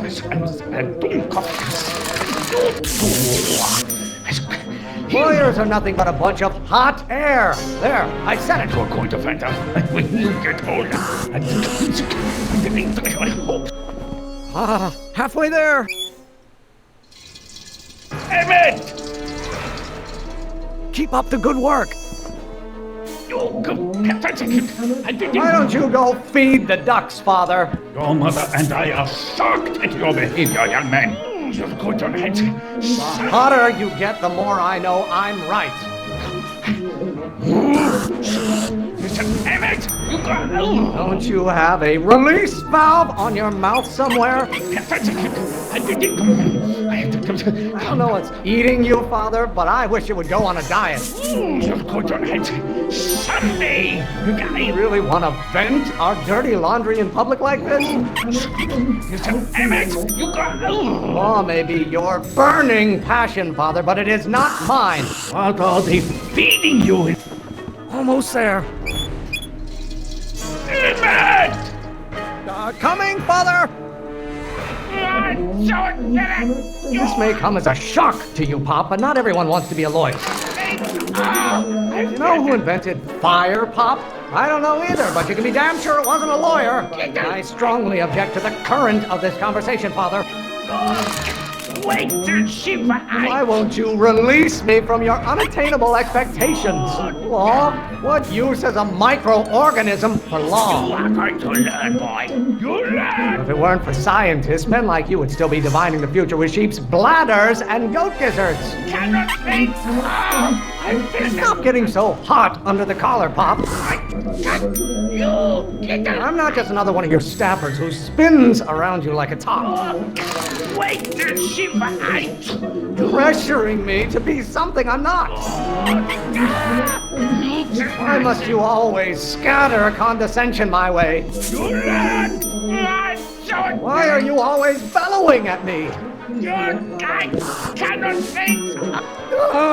I'm afraid we'll have to take this up later, Pop. My soup's about to boil over. What? This isn't over, young man. Whew. Are you okay? You and your dad sounded... It was an argument we should have had a long time ago. We... Oh! Oh! What?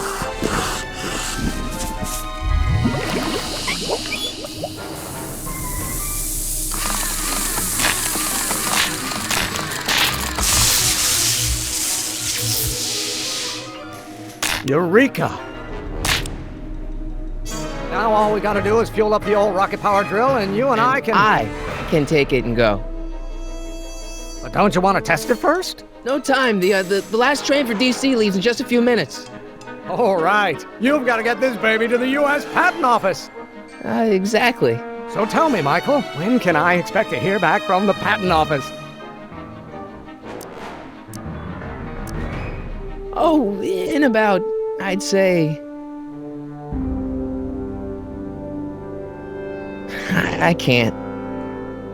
Huh? Emmett, I'm not from the Patent Office. I don't understand. I lied to you, but I didn't want to. It was the only way I can get you to trust me. See, there's somebody who's in big trouble. Someone very important to me, to both of us. I can't tell you who, but I need to save him tonight, and I need your invention to do it.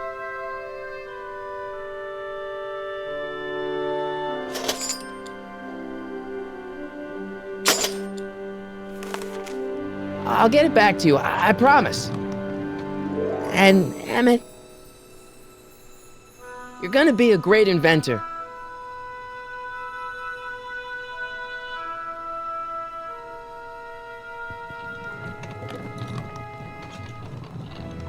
Wait! Keep the throttle at about 8.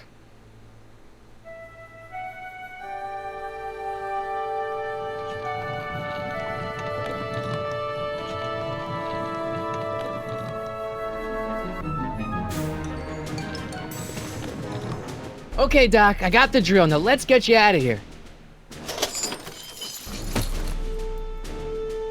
Come on, start.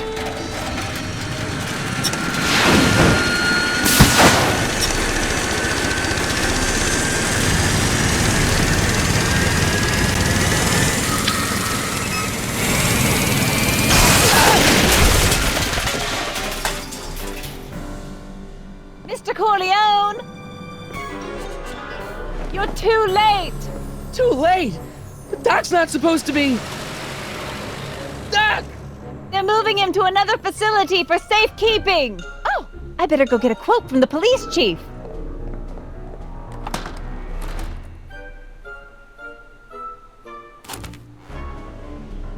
Paddy wagon intercepted, suspect slain, and they're still after him. But how am I gonna rescue him now? At least the rocket part came out of this in one piece.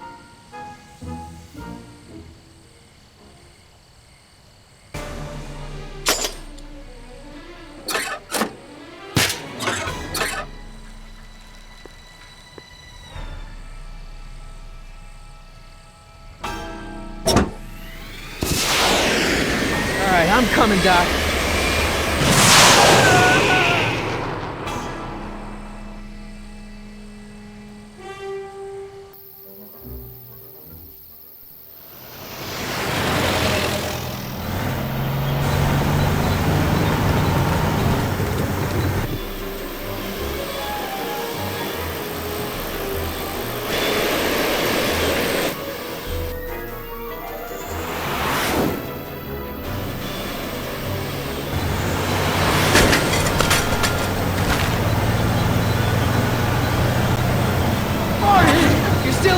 Doc, I've got to get you out of here.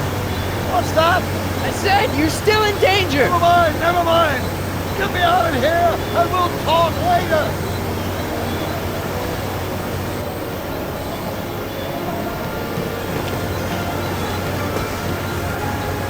Don't worry, Doc. I'll get you out. Be careful, Marty. I'll be back. I'll wait right here.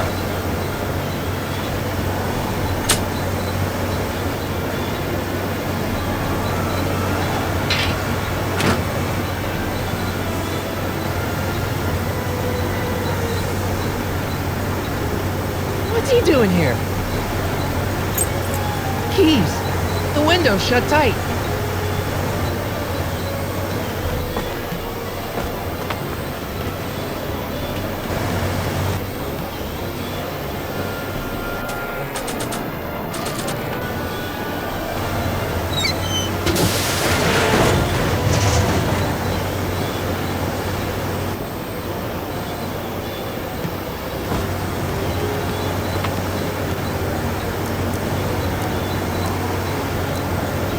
Keys are on the dashboard, but I can't reach them. You need a protraction appurtenance. What? A reach extender. Kid Tannen's driving the truck. Kid Tannen? That explains a lot. I'll be back.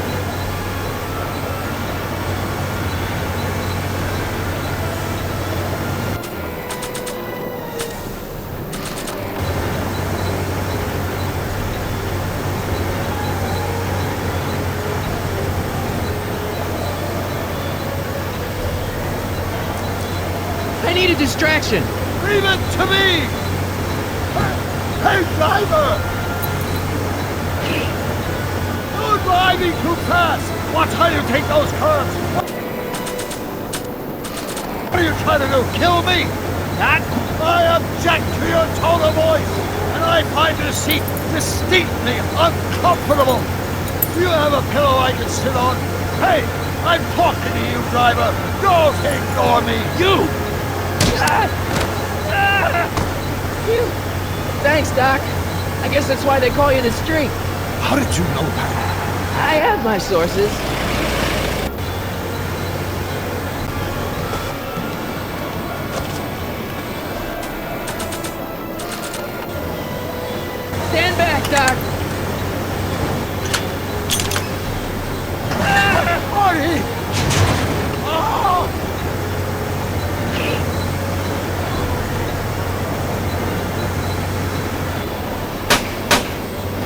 on, Doc. Hey, get in there! Eat lead, Sagan!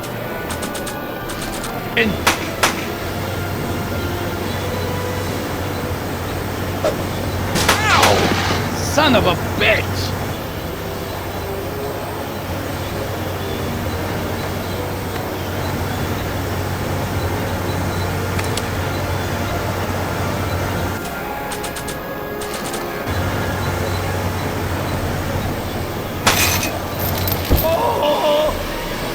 This is a rescue! That's the idea! Doc! Look! Doc! The throttle! Oh!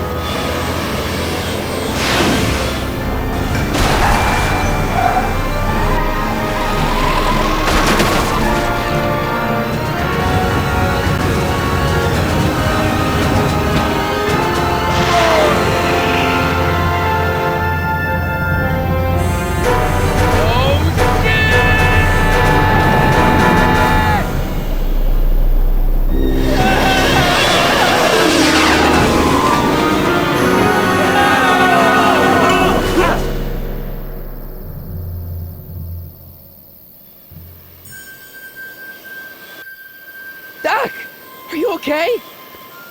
I'm fine. But I wonder what sorts of bizarre repercussions my younger self's invention of a flying bicycle will have on the timeline. Did you know that would happen? I had a suspicion. I never could keep those rockets from exploding. So, what do we do now? Now we get back to 1986 before our interactions with the past inevitably cascade into a calamitous future. Where'd you leave Einstein? Doc? He's not in the pound, is he? No, but I think we've got bigger problems right now. Great Scott!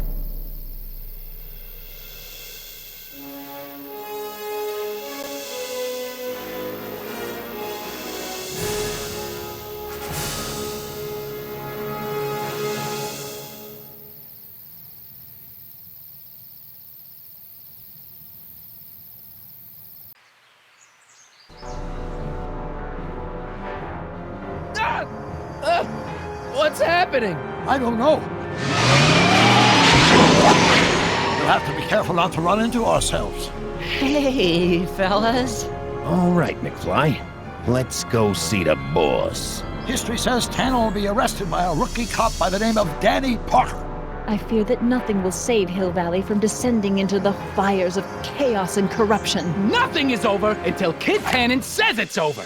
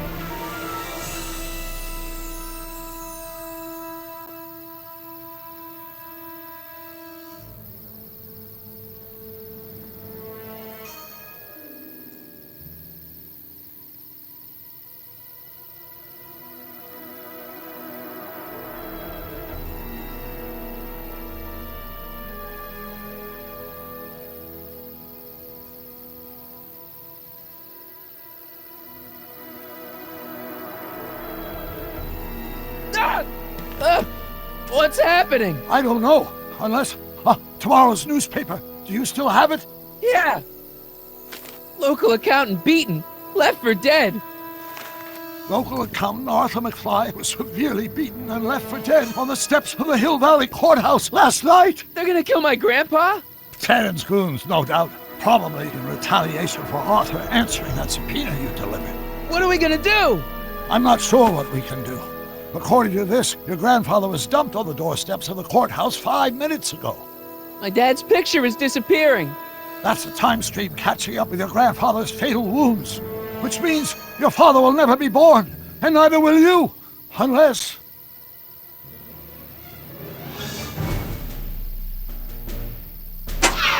When did you last see your grandfather? 4 o'clock, in the town square. Let's give him enough time to make his deposition. Right. We'll have to be careful not to run into ourselves. That shouldn't be a problem in your case. I mean, you were in jail. All right, let's get moving before the police find us. Freeze! Step out of the car with your hands up.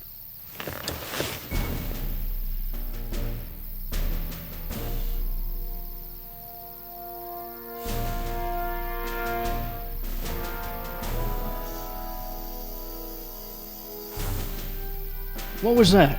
What was what? Crap! I heard something back there. I think you're mistaken, officer.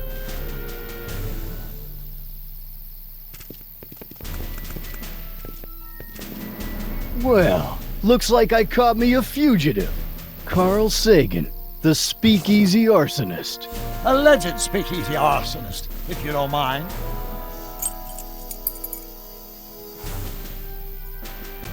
What the heck kind of buggy is that?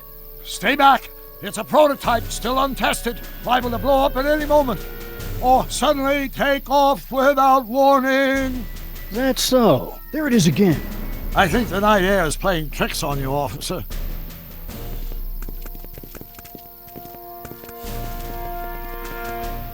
What is it, some kind of foreign job? German or something? Not at all. This is solid American workmanship. Now I'm sure something's back there.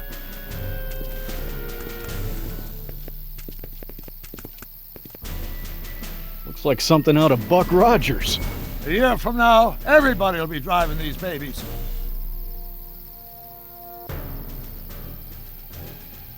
Huh.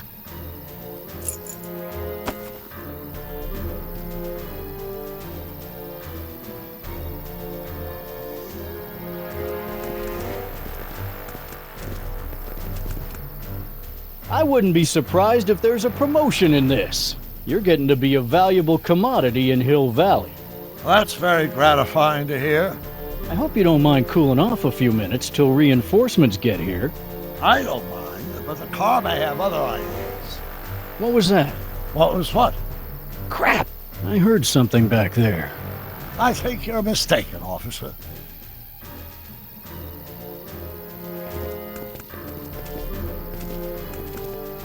I'd like to get a closer look at that getaway car. What's that? Off in those bushes. Huh? I didn't hear anything.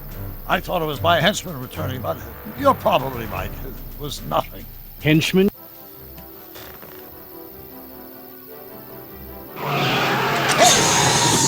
Stop! Doc! No! Save your grandfather! I'll be fine until you get back. You got it, Doc.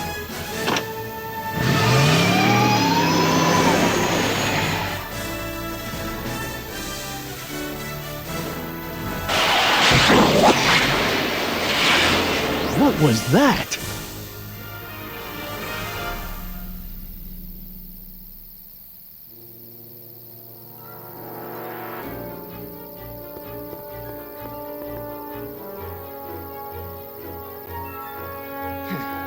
.455. Artie's got to be in there somewhere, spilling his guts to the DA. There he is. All I got to do is get to him before... Mr. Corleone! I was wondering if I could do a little follow-up interview with you about the plight of poor Mr. Sagan. My sources indicate that Judge Brown will be setting him free tomorrow. I wouldn't bet on that. What's that? Nothing. Listen, can we talk later? I've really got to get to the courthouse right now. Really? Why? My grandpa, he needs me as a character witness to get a fishing license. Oh, well then, carry on. And do put that vicious dog of yours on a leash, will you? We have laws about that sort of thing, you know. Sure, no problem. Ah!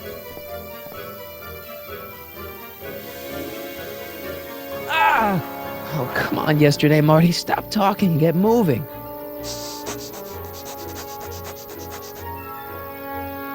Einstein? Einstein, what is it, boy? Stay, boy! Crap!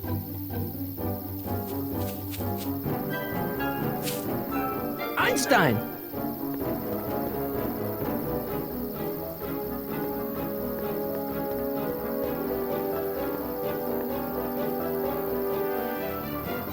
Is it a squirrel, Einie? You want to play? Okay, let's play.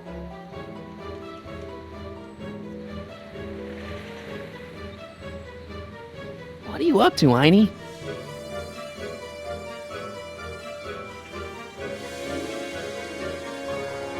Go on, boy. Einstein.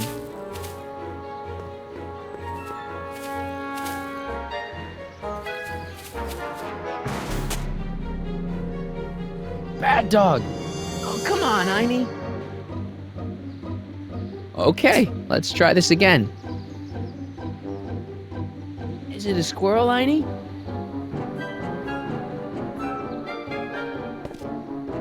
Go get her, Einie. You! Oh! Get this mangy animal away from me! Oh, come on, Einstein. Get away from the nice lady. My shoes! Einstein, no. Way to go, Einie. Now to get into that courthouse and grab Artie before Tannen's guys. Ah! Ah!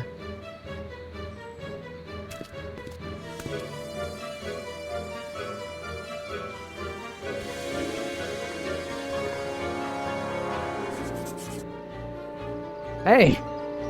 Oh, God. Hey. According to my calculations, the rotary engine for a full-scale rocket drill requires 1.21 kilowatts of power. Can you check over my work to make sure? Are you all right? Yeah. But I need to get to Arthur. Why? I have to brief him on what to say to the DA.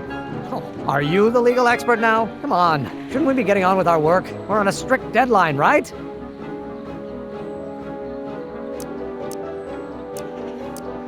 Sure, but Arthur's on an even deader deadline. Why are you so suddenly concerned about Arthur? Oh, hell. Oh, my God! What the hell is that? What's what? Who are you talking to? I'm talking to you. No, I mean before, while I was walking towards you. I wasn't talking to anyone. I was working on equations for my rocket drill. No, I mean after. Never mind. Let's get going. Follow me. I thought I'd never leave. At least now I have a clear shot to the courthouse.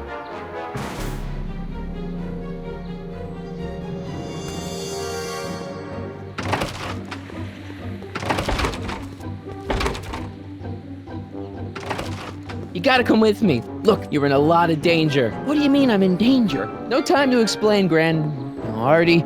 Just promise me you'll stay at the police station until... Artie McFly. Just the guy we're looking for. Hey, fellas. Run! Get him!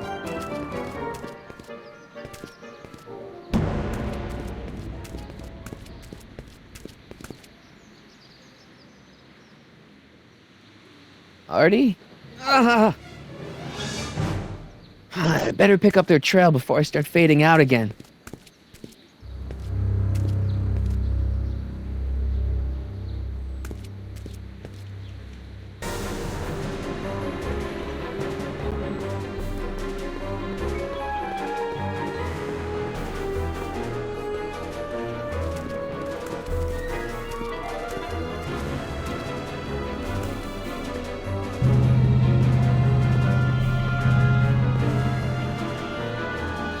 Looks clear. All right, McFly. Let's go see the boss.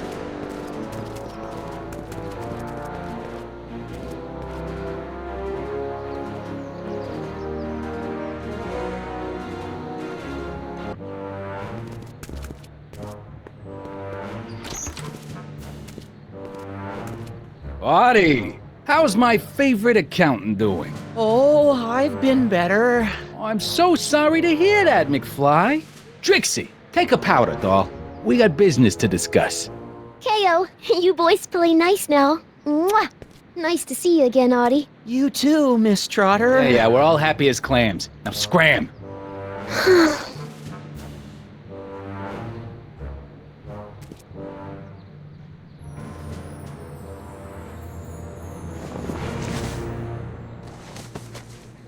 Are you guys stupid? What are you thinking? Bringing this fish food to my doorstep? We just thought that was your first mistake. Thinking.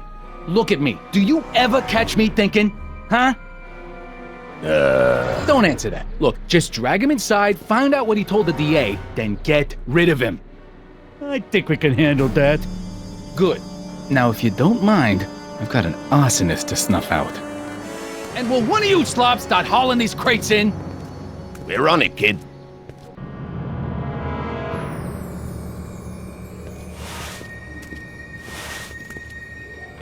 So far, so good. Huh.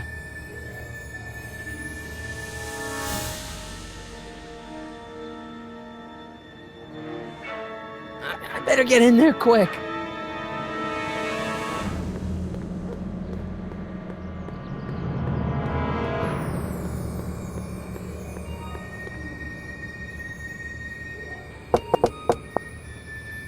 What do you want?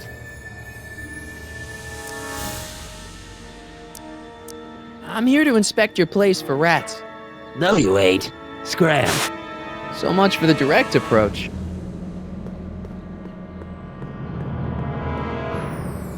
Contents. One winged goddess. Oops.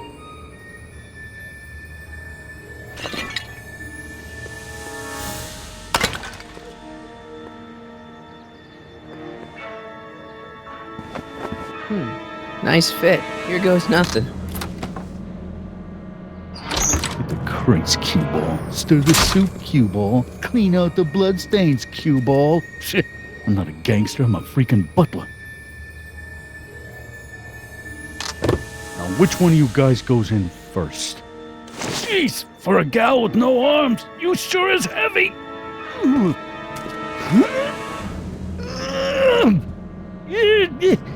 Oops. Ow! Do you mind? I'm trying to conduct a professional interrogation over here. Where should I put this? Just shove it behind the bar. I'll just shove you behind the bar.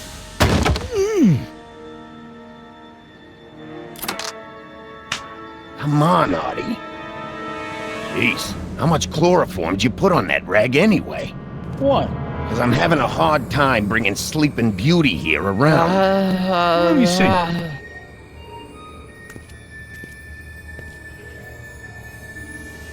Hey, Artie! We got a few questions about you and the DA. DA, You see what I'm working with here? Seems to be catching. Zane, wake up! Oh, sorry, boss. The stupid cold got me wiped out. Well, try to stay awake long enough to finish that poster, will ya? We got a club to open in a few days. And turn off that sign, would ya?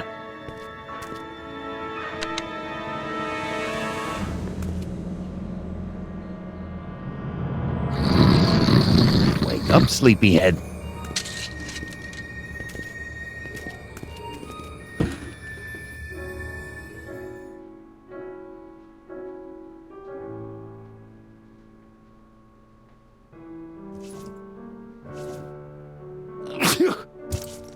I'll never get to that switch while Picasso's in my way. Whew.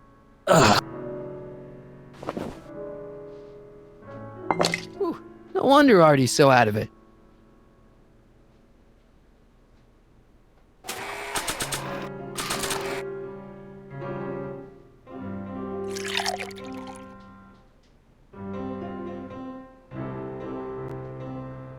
Oh, hey guys, I don't feel so. Zane, wake up, you lazy bum! Must have been the cold. Cold my eye. He's been dipping into the inventory. Inventory? One more on down. 2 to go. I hope the Sisters of Mercy approve of our redecorating. Trixie Trotter, world-famous chanteuse. I never heard of her.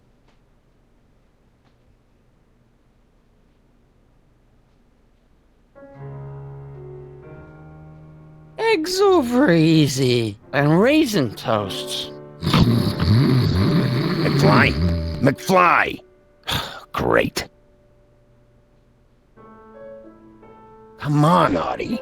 Oh, I gotta get rid of these guys before Artie wakes up. Wake up, sleepyhead.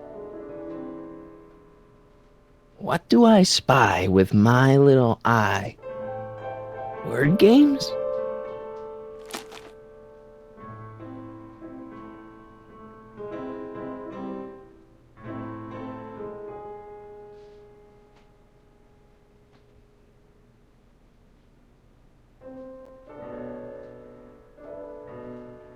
Kid.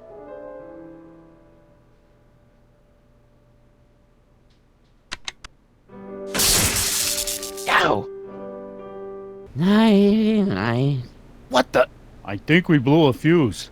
Well, go up to the soup kitchen and get a new one. Why me? You'd rather hang around and talk to this guy, huh? 3 days are here again. Yeah, I'll just get that fuse.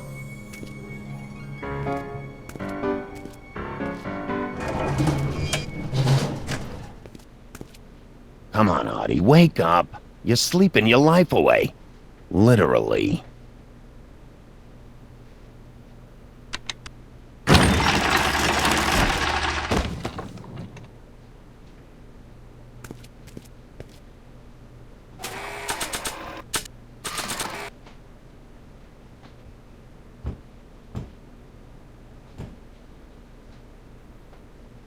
Oh, God.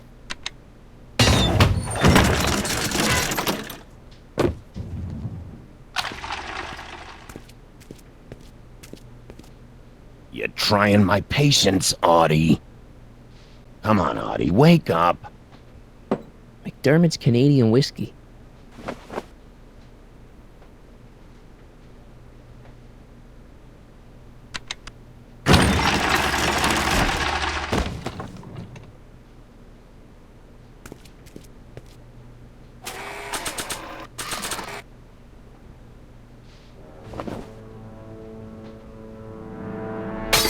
Bam! Right in the kisser.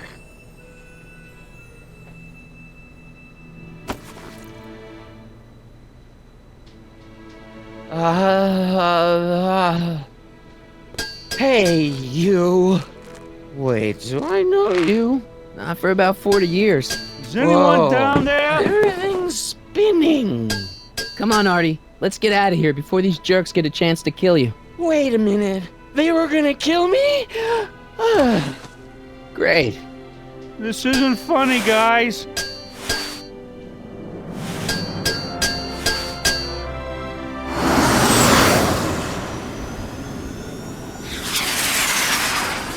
Perfect timing. Hang on, Grandpa. We've got a pickup to make.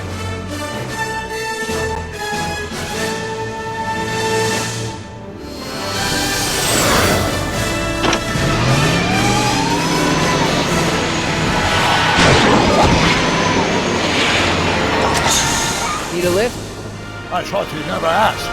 Ah, what's he doing here? It's a long story.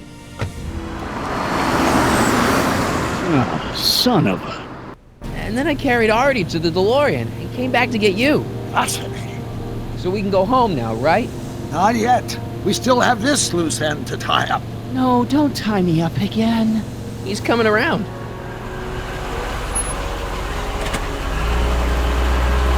Please be careful. You won't be safe in Hill Valley as long as Kid Tannen remains at large. Don't worry, I'm going far away from Hill Valley, and I'm never coming back. No! He's got to hook up with Grandma. What's her name? It's Sylvia. You know a woman named Sylvia? No. Well, she knows you. We'll know you. It's vitally important that you two meet. Oh, I get it. You want me to be part of some undercover sting operation. No, possibly. Yeah. Are you G-Man? Uh-huh. Something like that. Sure, anything for Uncle Sam. I'll stay nearby and wait for this Sylvia. But in the meantime, I'll lay low. Good man. When can I expect to see you? That was a close call. You think he'll be okay? You're not fading out, are you? Besides, Arthur will be completely out of danger come August 25th. August 25th? That's the date Kid Tannen is finally put behind bars. How's that picture of your dad? Still there. Good. Let's get out of here before we accidentally elect Hoover to a second term.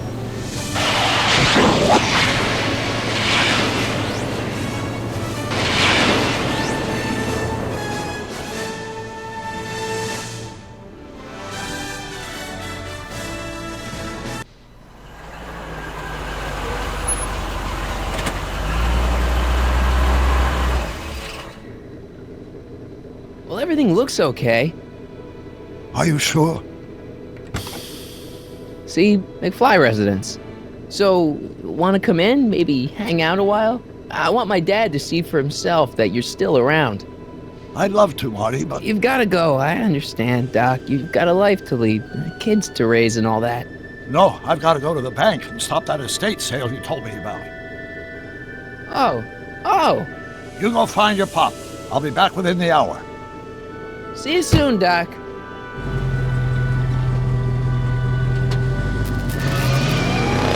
All right.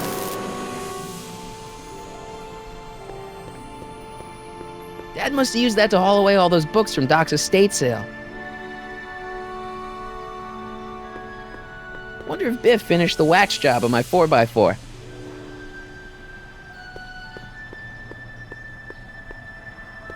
When did we get a bug zapper?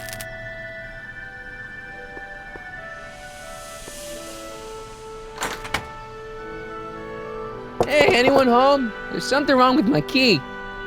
Please, not now. Tomorrow. Give me another day. Another day? Dad, what are you talking about? Marty? No, that's impossible. Marty was run out of town. I've got a bad feeling about this. Run out of town? What are you talking about, Dad? Let me in. This is a trick. Go away. Leave us alone! Haven't we suffered enough? Mom. Mom, it's Marty, Mom. Open up. It sounds like Marty, but it must be a trick. Mom! Go away. Shame on you. How can I convince you? Tell me something only Marty would know.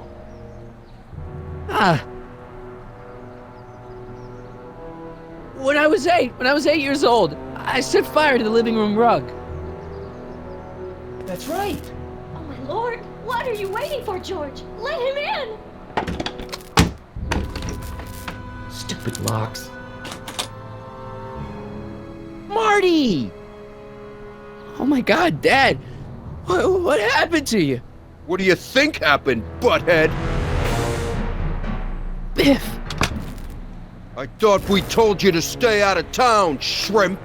Biff, whatever's going on, I'm sure we can handle it. Reasonably. Who were they? Like you don't know Cliff and Riff. What do you think we should do with them, baby bro? What we should have done years ago, big bro. I'm gonna enjoy this, McFly. Wait, I'm trying to process here. Where do these other Tannens come from? From a mommy Tannen and a daddy Tannen. It's called the birds and the bugs, butthead. Ooh, Biff! So now the Tannens are some kind of minor league mafia? Hey, watch who you're calling minor league. The Tannen gang's the 5th most dangerous crime family in California. We got connections all over the place. No way. You don't believe me? Biff, no! Bang! Ha ha! Check it out. To your family from mine, in gratitude for your continued service, J.J. Valenti. That's Don Valenti, godfather of the Sacramento mob. The 3rd most dangerous crime family in California.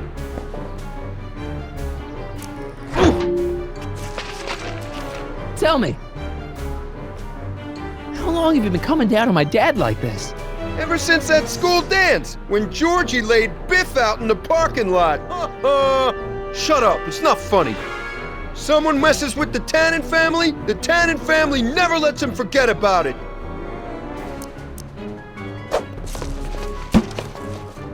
I got a question.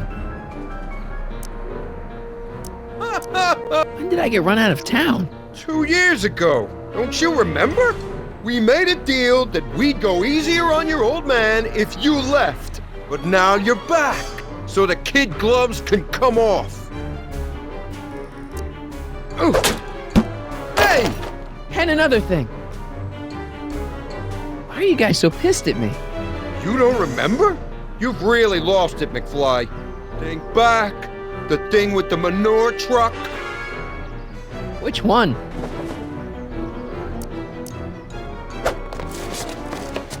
Okay, but... what the hell did you do to my dad? Your dad's been in that wheelchair since before you were born, butthead. And you better hope he has a spare, because you're gonna need one in like 3 seconds. Ooh. And another thing. What are you guys doing here anyway? It's that time of the month. Time for Georgie to pay up. We usually take the payment in cash, but this month we can take it out of your hide. Here's what I still don't understand. What about my mom? I mean, how did she end up with my dad? Beats us. Guess she has a thing for losers. She could have had any one of us, but she went for old Gimpy McFly. Oh! Here's what I still don't understand. Why can't you pick on somebody else? We do! We pick on lots of guys. It's kind of our thing.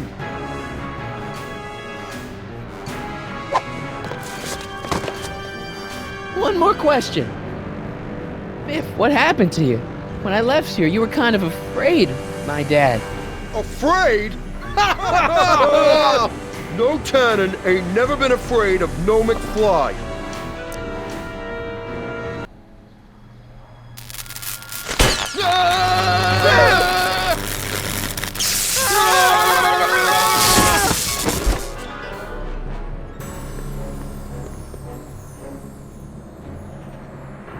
Piece of cake. I never should have let that floozy talk me out of rubbing out your grandfather. Huh?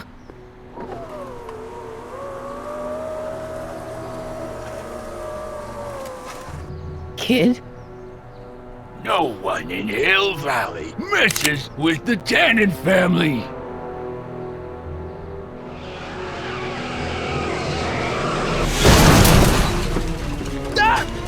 Marty, get in! This timeline's been compromised! No kidding!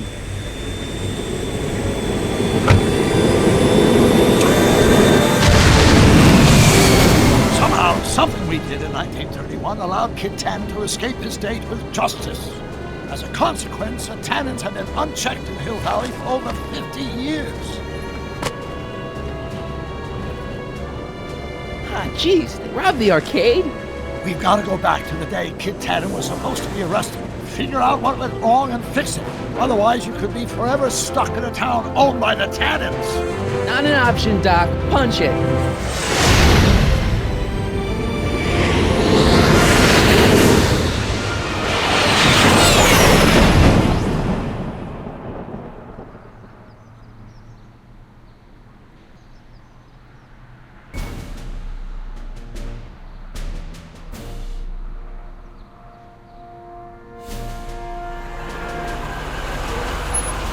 Okay, Doc, let's run through this again. Sometime tonight, Kid Tannen is supposed to be betrayed by his mole, the singer named Trixie Trotter. That hot babe I saw coming out of the speakeasy. Exactly. When she does, history says Tannen will be arrested by a rookie cop by the name of Danny Parker. Parker. Hey, do you think he's related to Jennifer Parker, my girlfriend? Could be. Heavy. In any event, somehow we've changed history so that neither of these events happens, condemning your family to generations of abuse at the hands of the Tannen crime family. You need to go back into Tannen's speakeasy, find out what's gone wrong, and get Kid Tannen arrested. No problem, Doc. Let me just put on my hat and I'm good to go.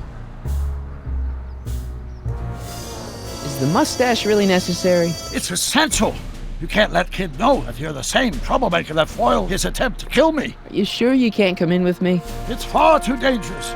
You may be easy to disguise with your nondescript features, but ever since my daring escape from the police and the mob, my distinctive face has been plastered over every paper from here to Reno. Nondescript? I'll find a safe place to hunker down. That flop house ought to fit the bill.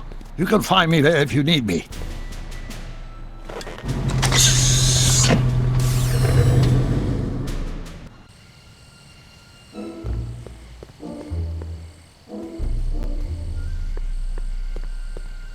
Looks like Emmett's been busy.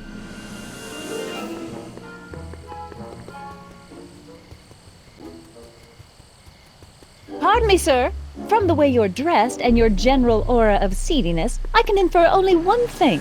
You're heading for Tannen's speakeasy. Am I right? Yeah. Can't you tell me the way? Down. Straight down. The last stop before the inferno. Unfortunately, I don't have the power to stop you, but I beg you to tarry here a few more seconds and listen to my song.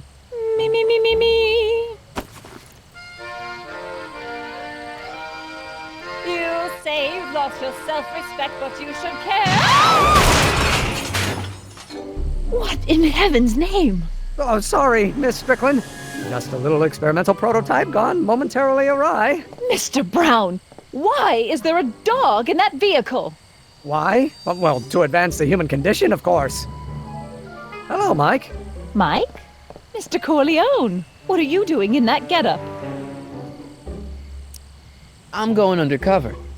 How exciting! You'll have to give me an exclusive sometime. Right now, I've got some souls to save. And you'll have to get an eyeful of my newest experiment.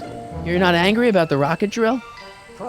Water over the bridge. I've moved on to bigger and better things. Come by the gazebo when you get a chance. I'll be setting up. You won't believe what Einie and I have been up to. Famous last words. All right. Now where's that speakeasy?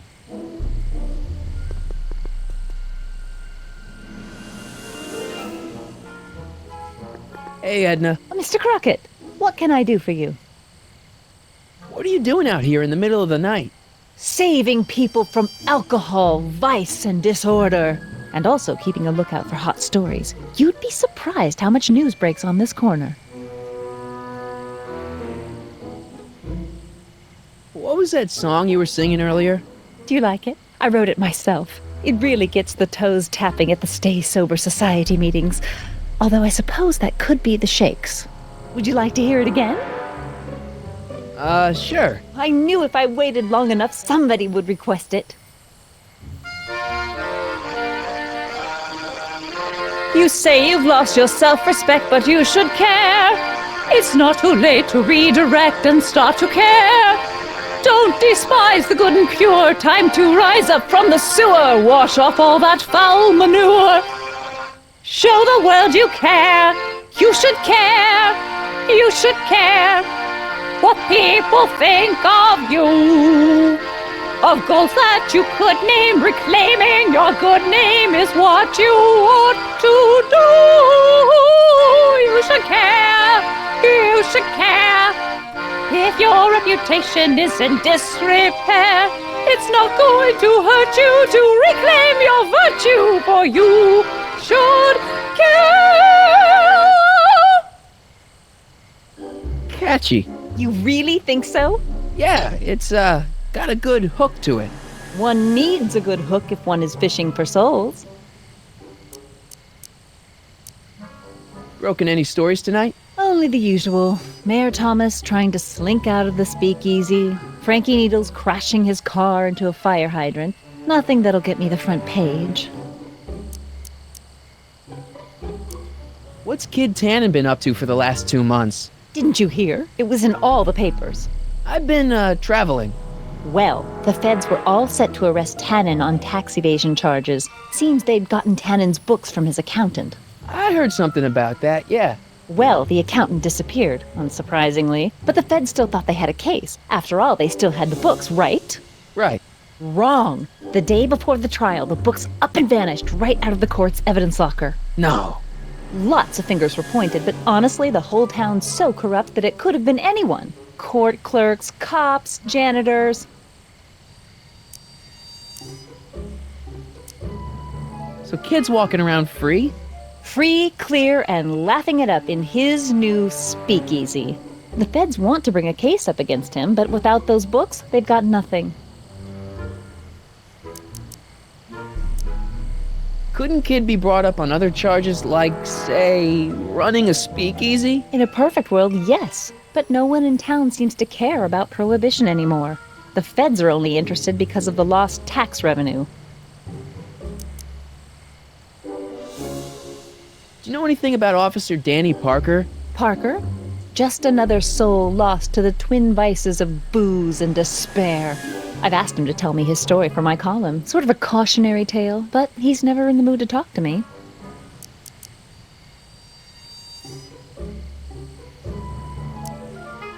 You wouldn't happen to know anything about Trixie Trotter, would you? Kid Tannen's latest conquest? Well, she claims to be a lounge singer from Seattle, but my sources in Washington have never heard of her. I mean, honestly, Trixie Trotter, what kind of name is that? Whatever happened with that speakeasy arsonist? I was about to ask you the same question. Me? Don't play coy with me. I may not have any journalistically acceptable proof, but I know you had a hand in Carl Sagan's daring escape from the authorities. Didn't you think that Sagan was innocent? I used to, but after he escaped, 2 more speakeasies were torched in Colfax and Georgetown. That's just a coincidence. Coincidence? Or is our friend Carl a serial arsonist? I'm pretty sure that Carl Sagan didn't start those fires. We'll see. One of the reasons I'm camped out so close to Tannen's new speakeasy is it gives me the chance to catch the arsonist in the act. It'll make a great story for my column. What have you got against dogs, anyway? They're smelly, rude, completely unable to take care of themselves, and frankly, they're not very bright. If I had my druthers, dogs would be banned from public places. Harsh. It's a harsh world, Mr. Corleone.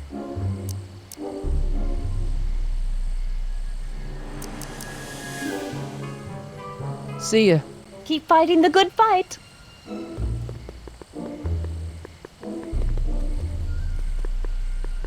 Mike, you're just in time. How have you been, Emmett? I know I haven't seen you in a couple of months. I'm great, and I owe it all to you. Really? Yes. That argument I had with my father during our jet drill experiment gave me the incentive to finally quit that dreary court job. I've committed myself full-time to a life of science. So, thanks for watching Einstein while I've been away. It's been a pleasure. He's proven to be a surprisingly willing test subject. It's almost as if he's been working with me for years. More like decades. What's the story with the little car and all this equipment? Einstein and I are conducting a few experiments with this 1/4 scale model to work out a few hitches in my planned demonstration at the Hill Valley Expo in a couple of months. A radio-controlled car? No. Well, yes, but it'll be so much more than that. It will amaze the world. Aha! Got it! Got what? I'll show you. Ready to go, Einstein?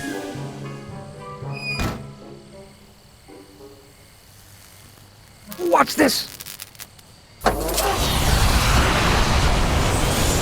When this baby hits 23 miles per hour, you're gonna see some serious cow flop.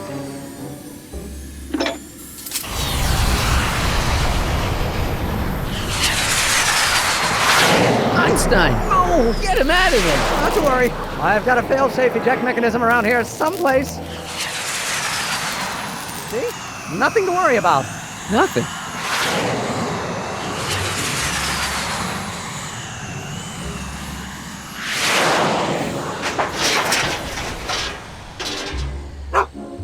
I'll go see if I can find something to help. Or someone.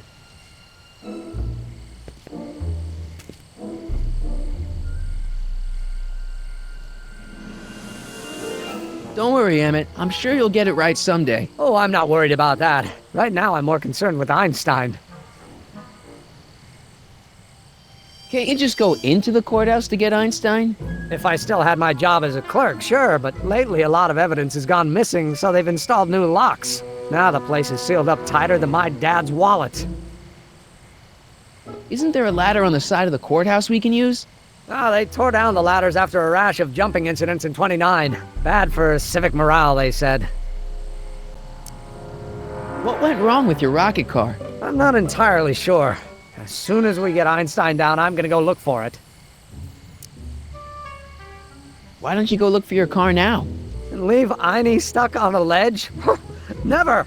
Dogs are much more important than any silly rocket car. Especially one that doesn't work at all. What's up with you and Edna? A couple months ago, I could swear she was making goo-goo eyes at you. That was before my father had her Stay Sober Society meeting thrown out of our house. Now she takes every opportunity she can get to snipe at me and my work. It's very distracting. Do you know anything about Officer Danny Parker? My pop says he's a good cop when he's not drinking. Good. Of course, now I hear he drinks all the time.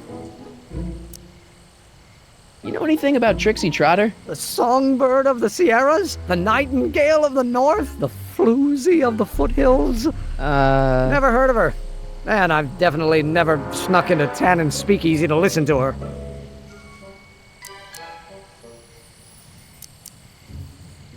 Well, I'll go off and see if I can get some help. You do that. I'll stay here and see if I can think of a way to get Einie off that ledge.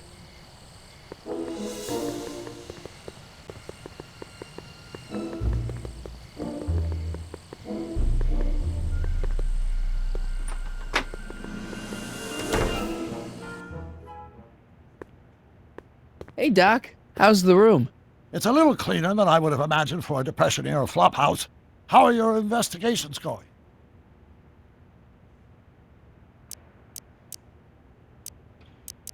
Why are Tannens always such jerks, anyway? It's hard to say. Rogue Neanderthal genes in their DNA, perhaps. I haven't really made any progress with Trixie yet. Well, get out there and make some. If she doesn't blow the whistle on Kid tonight, he may never be brought to justice.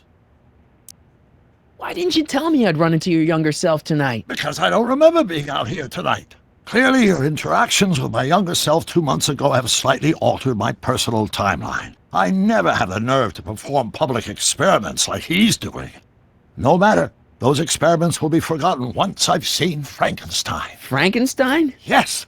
Right now, my younger self is fiddling around down there with rocket propulsion systems for his demonstration at the expo. The thing that'll kick off your scientific career. Exactly. Now, the rockets are a horrible idea, and I'll soon realize that they'll never work. But eventually, I'll wander into that movie theater and see Frankenstein and clear my mind. I've kept the ticket stub from that movie in my wallet ever since. See? Why? Because it's during this movie that I'll have the inspiration for my breakthrough at the expo. It doesn't have anything to do with reanimating the dead, does it? Not the way you're thinking, no. But during that famous scene when Colin Clive turned the wheel that raised that shrouded figure into the tower, and that bolt of lightning struck, well, let's just say more than one brain was reanimated that night. Where'd you park the DeLorean? I hid it in the DeSoto lot. Nobody's buying cars these days, so it should be safe in there. Emmett's not having much luck getting Einstein off the courthouse. I'm not surprised. Einie's a smart dog, but heights give him the willies. What can we do? I've got it. What? Just get my younger self distracted, and I'll handle the rest. Just keep your head low, Doc. I'll be back soon. I'll keep an eye out for your grandfather.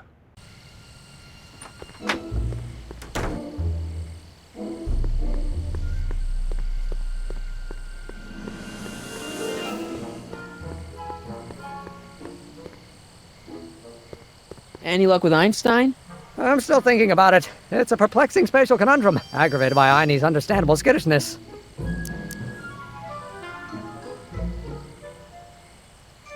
Have you seen that Frankenstein movie yet? I hear it's pretty inspirational. Not yet. I've been so busy with my rocket car that I haven't found the time. But I'm planning on going tonight.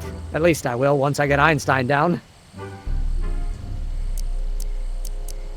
Why don't you take a break from Einstein Patrol for a minute? Maybe go see a movie or something. Thanks for the offer, Mike. When once Emmett Lathrop Brown sets his mind on a task, nothing can distract him from his purpose. And right now, that purpose is rescuing your dog. Well, I'll go off and see if I can get some help. You do that. I'll stay here and see if I can think of a way to get Einie off that ledge.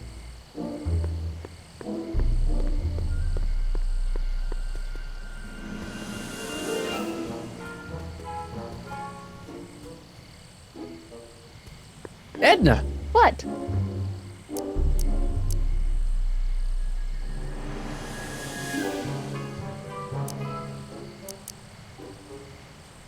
What's going on with you and Emmett? The last time I saw you, you seemed to be kinda interested in him. That was before I belatedly realized that his agreement to host my Stay Sober Society was a clever ruse to ferry barrels of hooch to his so-called laboratory. Sorry about that. Now his very presence fills me with an irrepressible urge to pick at his philosophical and intellectual foundations with every tool in my vocabulary. So you're not dating? Dating? The mere thought of romantic involvement with that undisciplined techno-anarchist is preposterous. Good. Hey, I got a hot lead for you. Oh? What is it? Young scientist strands dog on courthouse roof. What? Look over there. Oh, for goodness sake. Mr. Brown! Please, Miss Strickland, not now. Can't you see I've got a rather delicate situation on my hands at the moment? My trial run... Trial run? Public hazard, I call it. And I'm sure my editor will agree. This scientific enterprise of yours represents a clear and present danger to public safety. You know what represents a clear and present danger to public safety? Your singing voice. There's no need to get personal, Mr. Brown. Believe me, I have no intention of getting personal with you. I'm relieved to hear it. Flying cars, of all the ridiculous juvenile You mock notions. me, but just imagine a world in which traffic jams and car crashes are a thing of the past. I might be more inclined to listen to you if your maiden voyage hadn't ended in a crash on one roof and a stranded dog on another. I'm working on getting him down. Einie, how'd you get down? Clever dog. Well, fortune favors you tonight, but I warn you to be more careful in the future. Now, how to get that rocket car back down?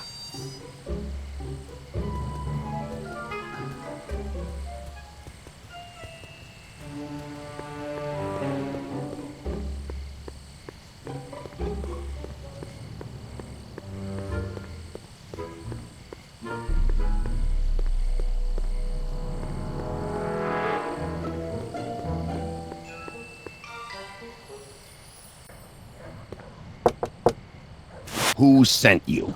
Ulysses S. Grant. What did you bring me? Meat and potatoes.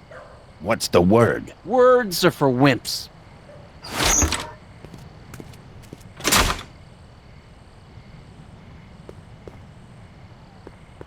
Ew. Cabbage crates. Must be for the soup.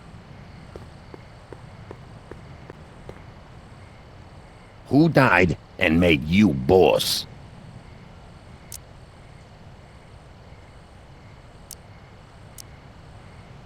Boss Hog? What will you do if I break your leg? Lego your ego? Where do you want to be tomorrow?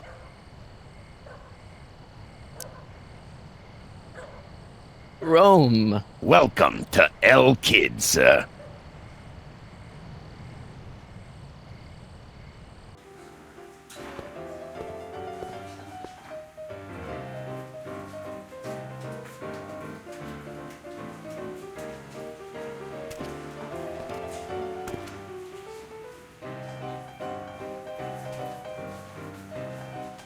Ladies and gentlemen, it's my pleasure to once again present the hottest little number this side of the Rockies. And when I say my pleasure, I think you all know what I'm talking about, am I right?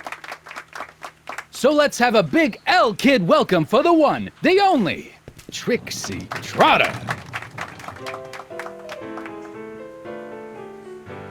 They say I'm crazy, got no sense, but I don't care. They may or may not mean offense, but I don't care. Out of my way, kid. I got some sorrows to drown. I am my own superintendent. My star is on the ascendant. That's why I don't care. I don't care. I don't care what people think of me. I'm happy, go lucky, and stay on. I shouldn't bother her while she's singing. Hey, back off, kid. I'm trying to entertain some people here. If I do get the mean and stony stare, if I'm never successful, Hey, you! You talking to me? Yeah, jerk. I saw you making eyes at my Eunice. Oh, lay off, Ernie. He's kind of cute. You think you can just waltz in here and make a play for another fella's girl? Give me a break. She's not my era. Now you're gonna insult her? I ought to paste you one right on the... Let him go, Ernie. Jeez, you're a mean drunk. I don't care. It's the lyrics to her song. Excuse me, are you Trixie Trotter? That's what it says on my dressing room door. At least, it would if I had a dressing room. What's a nice gal like you doing with a guy like Tannen? Oh, kid ain't so bad. He just takes some... Hey, Toots, any chance you could sing that can number? The guys really love the way it shows off your, assets. Whatever you say, kid. And quit lazing around. I ain't paying you to yak with the drunks. You ain't paying me at all, you bum. What were we talking about again? You were telling me what a great guy Kid is. Yeah, I guess he is a pretty crummy boyfriend. But until my insurance policy checks out, I guess I'm stuck with him. Insurance? Yeah. Look, I may not be the brightest bulb in the marquee, but even I know you don't break up with a creep like Kid without something to keep him from going all crazy on you. What's this insurance policy all about? Are you kidding? There's only one person I trust with my secrets. But I ain't seen him in weeks. You don't mean... Artie McFly. Artie McFly. You know him? Not as well as I thought. Before he took a powder, Artie was tutoring me in all sorts of stuff. Etiquette, philosophy, accounting. He's a regular Renaissance man. He even had one of those smart guy professor's pipes, see? Can I borrow this? Sure. I've been secretly working on my Get Out of Kid card for weeks now. But Artie's the only one I trust to check my work. You can't be too careful when you're dealing with a maniac like Kid, you know. Hey, you can trust me. Come on, what's the dirt you got on Kid? Nix on that. I ain't spilling nothing until I talk with Arthur F-L-Y. Hey, if I arrange a meeting with Artie, could you use that insurance of yours? Use it? Heck, if what I'm sitting on pans out, I could send that bozo all the way to the big house. I'll see what I can do. I really like your voice. Thanks. You should hear me when I ain't so under the weather. You're sick? Oh yeah, sore throat. That's why I'm giving Cue Ball so many extended solos tonight. I kinda wondered about that. Do you know Sister Christian? I don't do religious tunes. How about Stairway to Heaven? I sing popular songs, kiddo. You want hymns? Go to a church. I don't care. What are those? Are they lyrics for one of your songs? I haven't memorized them yet. Break a leg out there. Thanks. She's supposed to turn on Kid Tannen tonight? Okay, Doc, if you say so.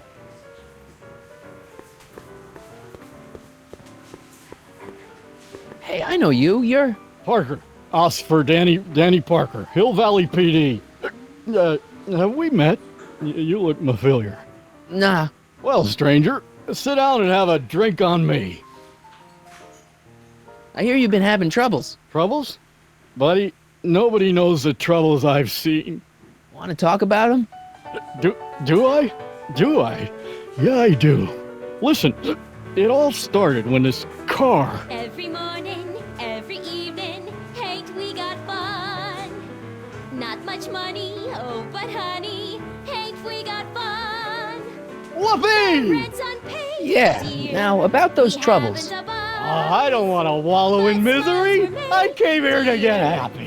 Hallelujah! In the winter, in the summer. Shouldn't you be arresting Tannen? For what? Well, for running a speakeasy, for one thing. Well, I like this speakeasy. So there. Besides, if I arrested him, I'd have to arrest you and me and everyone else in here. And that's just way too much work for one little cop like me. Should you be drinking so much on duty? Probably not, but this joint ain't open when I'm off duty. See you later, Danny. I'll be here. I'm supposed to get this guy to arrest Kid Tannen tonight?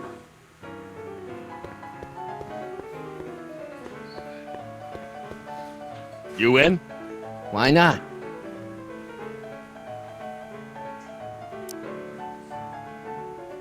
Even's my lucky number.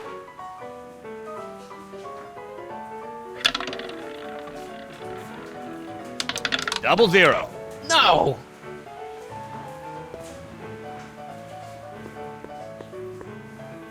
The shrew didn't burrow deep enough.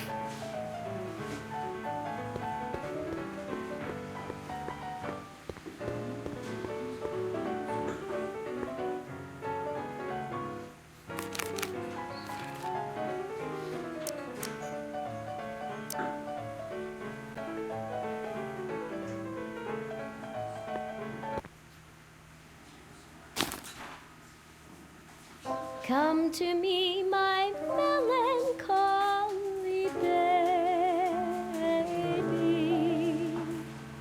Cuddle up and don't be blue. All your fears are foolish fancy, maybe. You know, dear, Danny. I'm in love You. with you. So about those troubles. It all started on June 14th.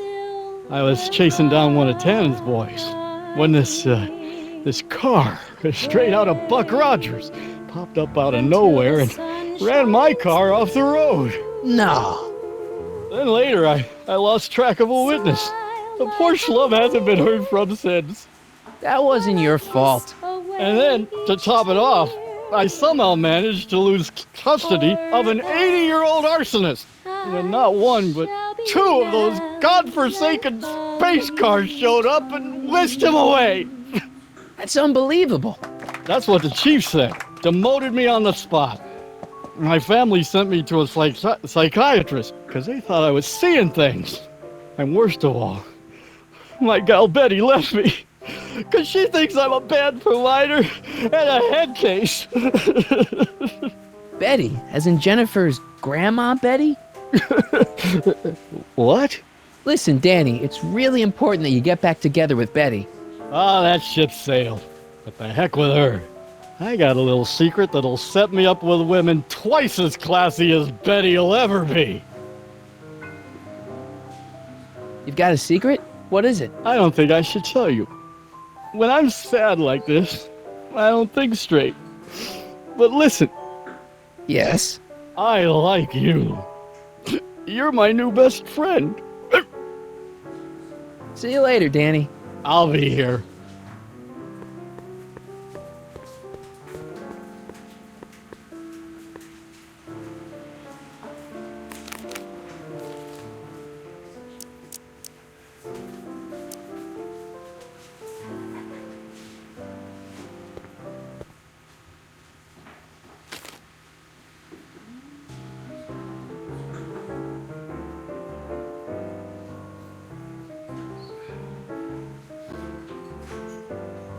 Whisper in my ear, so no one can hear. Secrets are for sharing love, they're not meant for blaring love. Whisper in my ear, so no one can hear.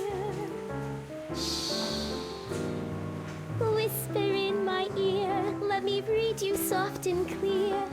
Don't make it fortissimo. Danny. You. So about that secret. Oh yeah, my secret. Well, you're my pal, so I can tell you.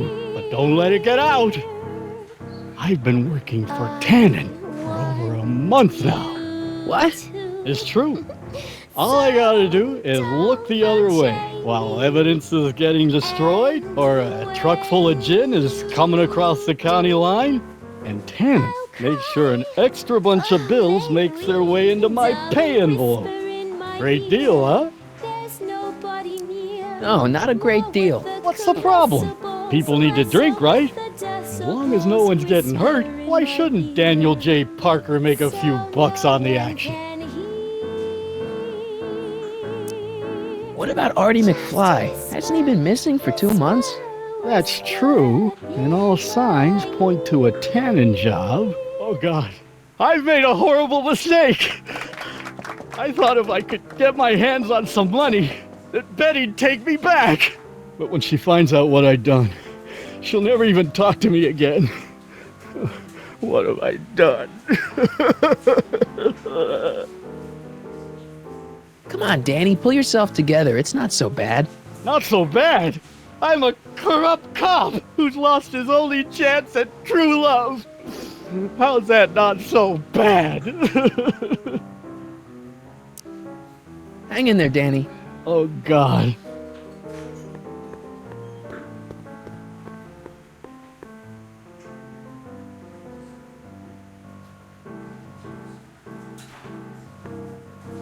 Way down in Louisiana, down in New Orleans.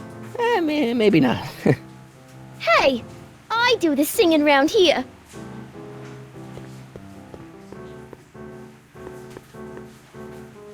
You doing it again?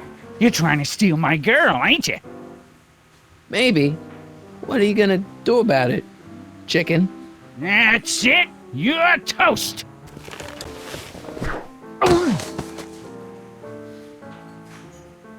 Looks like you need to cool off for a few.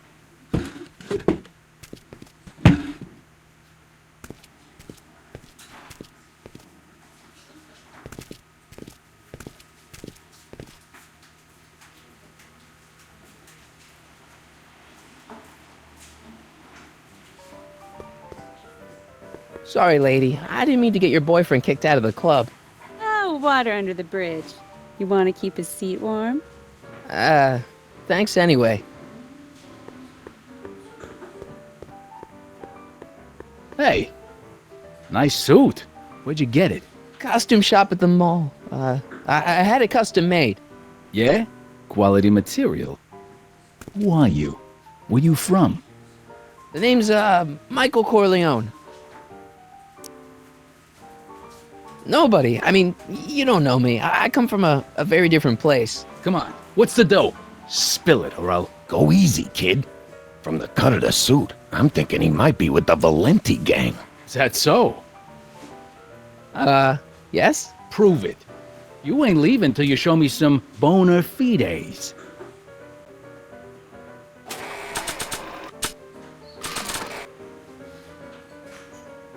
I've got a little something here that might convince you. Don't even blink. It's not a real gun. It's not a real gun, I swear. It's a gift from Don Valenti. See? To your family from mine, in gratitude for your continued service, J.J. Valenti. Looks like little Mikey Corleone here really is with the Sacramento boys. You got stones, Pee-wee. I like that. Have yourself a drink on the house. Matches, put down your gun. You look like a moron. Hey, bartender. What'll it be? I'll have a drink. What's your poison? Peps, on second thought, forget it. Suit yourself. So about this, portrait gallery of yours. What about it? What's it all about? Who are those guys? The caricatures hanging along the wall of honor commemorate those who are no longer with us on account of having ticked off one Irving Kid Tannen. They're the guys the kids killed? Well, of course not. They're just a bunch of guys that Kid didn't particularly like, and that at a later date turned up dead. It's what do you call it? A circumstantial coincidence. Yeah. What are you drawing? Another celebrity caricature. You drew those? Prohibition ain't gonna last forever, Bob. I gotta have a skill I can fall back on when all this goes away. Got any tips for getting Parker in the right frame of mind? Well, I ain't no Carl Jung, but I've noticed that when he's boozing it up like he is tonight, Danny Boy's particularly receptive to the lyrical stylings of Miss Trotter. Huh? Yeah, some guys are inspired by great works of art, others get their ideas from lounge singers. Go figure. What can you tell me about Trixie? You trying to put the moves on kids, dame? No way. Good, because if you did, I'd probably be hanging you on the wall of honor. Know what I mean? So is your cold all better? My cold? Yeah, when I saw you a few hours ago, you were sneezing like crazy. Mister, I ain't had a cold in over 2 months. Oh yeah, right. Sorry. Wrong guy. Think you could do a caricature of me? Sure. Presto! That really doesn't look like me. I didn't have much to work with. Thanks for the talk.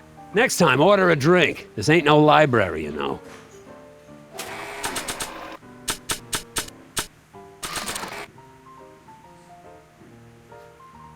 You think you could draw a picture of this guy?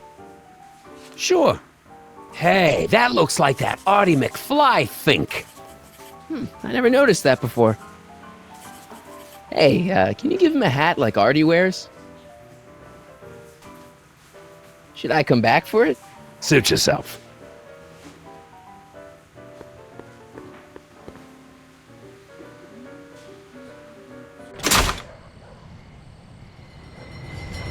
Hey, Artie! He's back!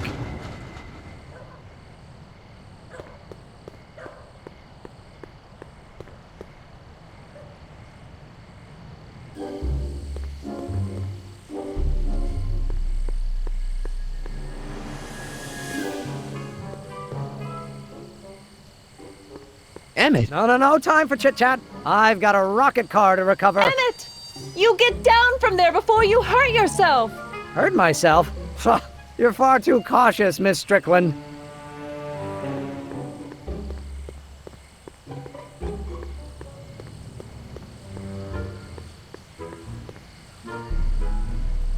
Donate to the Clock Tower Fund.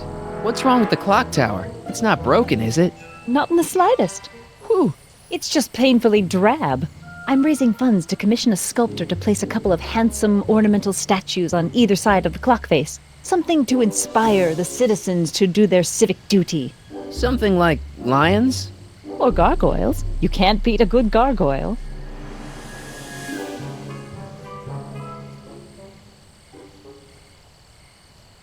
What's all this? These are my pamphlets, laying out in scientific detail the horrors visited upon those who succumb to the temptations of alcohol. Lost Fortnight. I am particularly fond of that one. It tells the true-life tale of Johnny, who woke up in a pile of his own sick, completely unable to remember the previous 2 weeks of his life. Heavy. Actually, the pamphlets are quite light. See? Edna! What? Do you think I could have a copy of your You Should Care lyrics? I've, got a club of my own that could really use some inspiring. Sure. Let me just get a page out of the hymnal. There you are. Hey, thanks.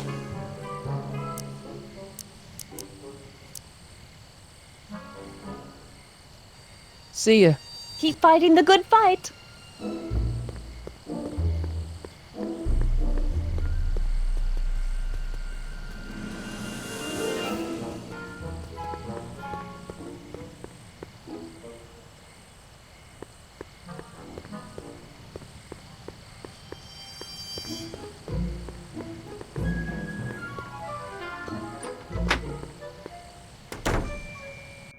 Hey, Doc, I could use a little help.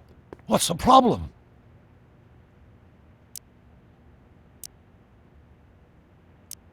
I saw him. Who? My grandpa, on his streetcar for just a second. Doc, we gotta find him. Why? Trixie thinks she's got something that could put Kid away, but Artie's the only one who can tell her for sure. I guess he's kind of her tutor or something. Ah, so that's the connection.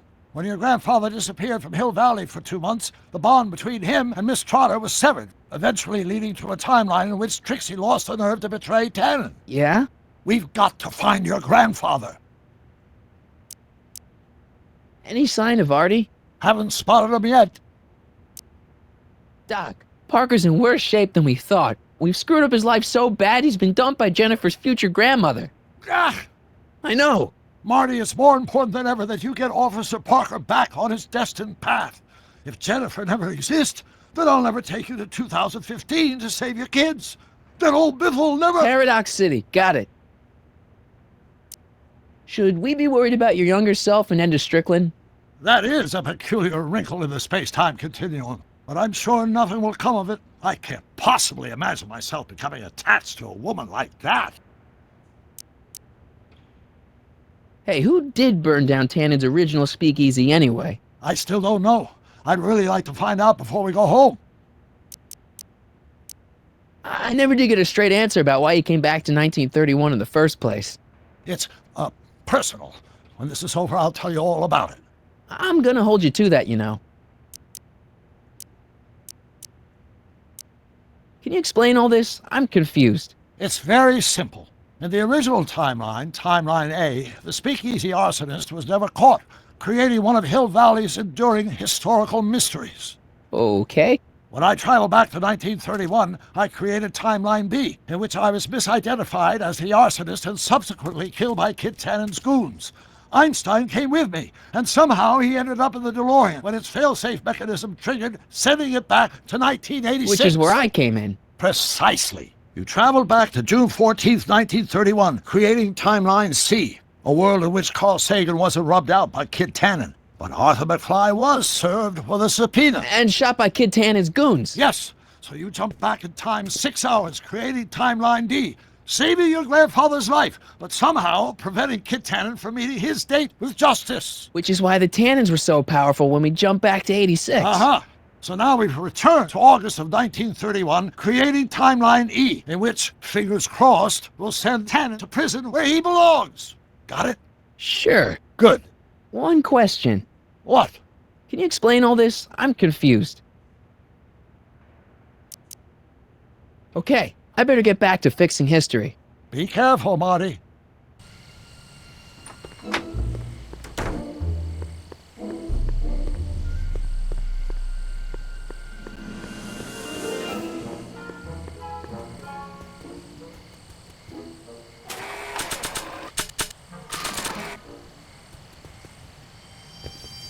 Hey boy, take a whiff of this. Gotta love that nose.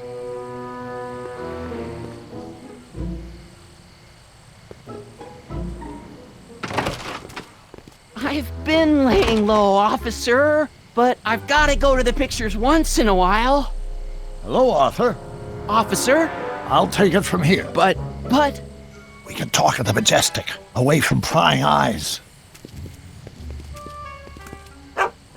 Yeah, Einstein, you done good.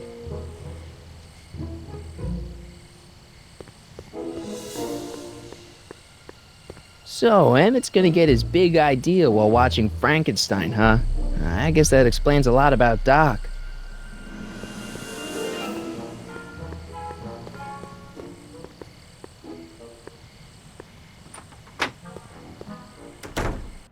Hey, Doc, I could use a little help. What's the problem?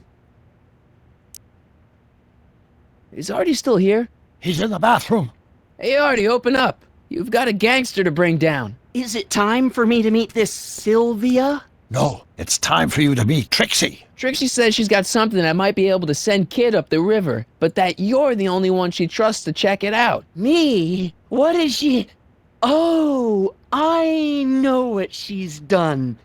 Clever. Care to let us in on the secret?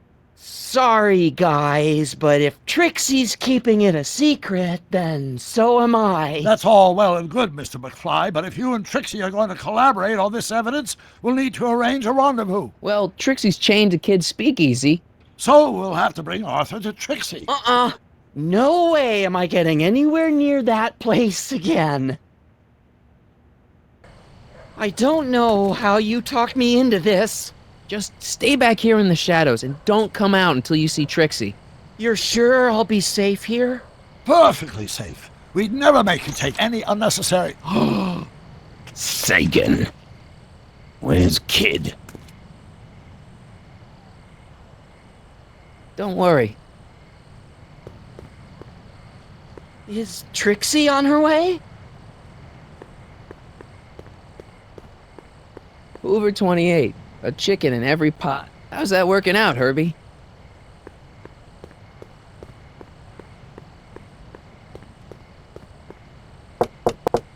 Welcome back, sir.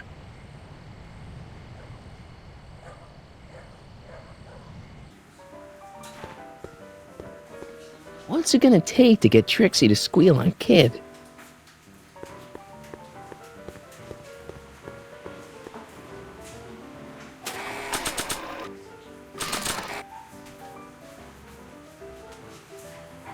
Hey, Trixie, look over there! Why? Didn't you see it? No. Ah, never mind.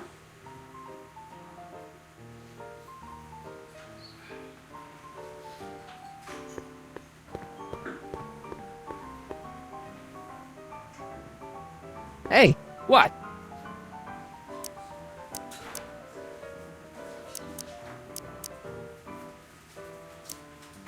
who are you working on now? Boris Karloff. What do you think? Not bad. Talk to you later. Hey, look! A paying customer.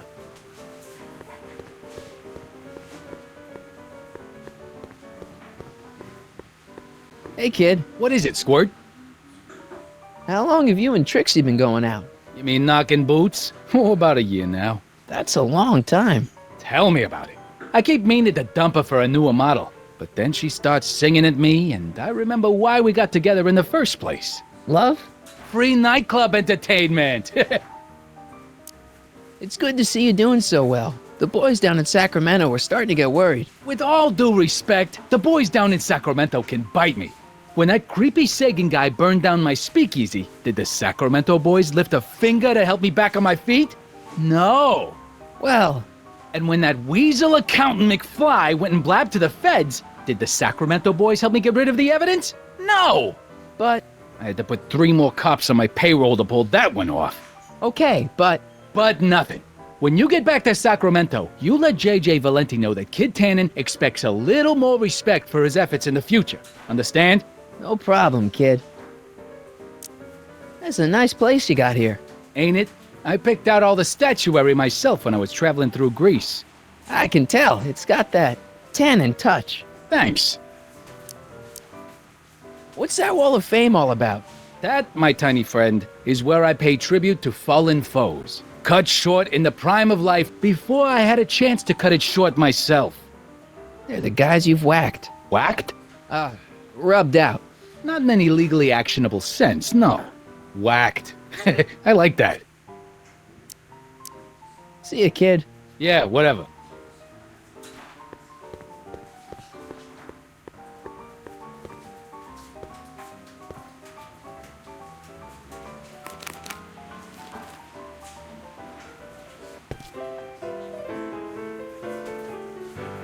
You should care. You should care what people think of you. She's right.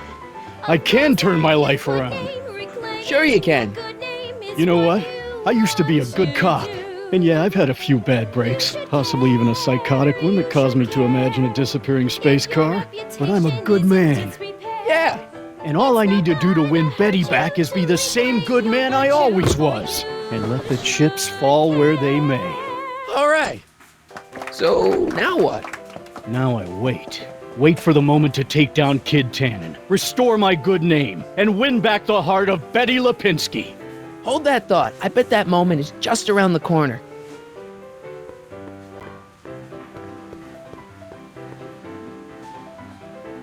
Trixie? Yeah?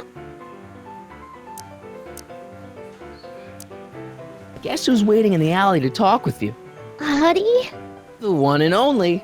It wasn't easy to track him down. I had to... Cover for me, cue ball. I'm taking a smoke break. Atta girl.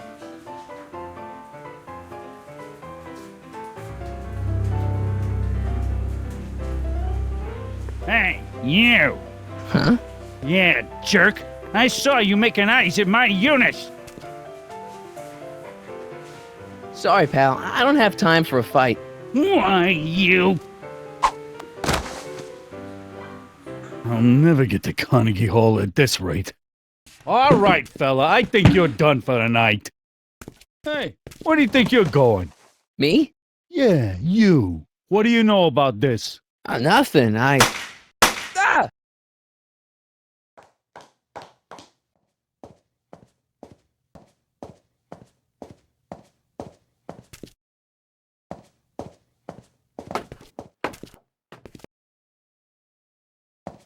Trixie? Break silver cue ball. Whatever you say, babe. What was that? Trixie? Yeah? Hey, your songs seem to have a big effect on Officer Parker over there. I am humbled and gratified that my musical gifts have fallen upon such receptive ears. What happened in the alley with Arthur? I don't want to talk about it. What about your insurance policy? There ain't no insurance policy. After tonight, I'm tossing it in the furnace and burning it up.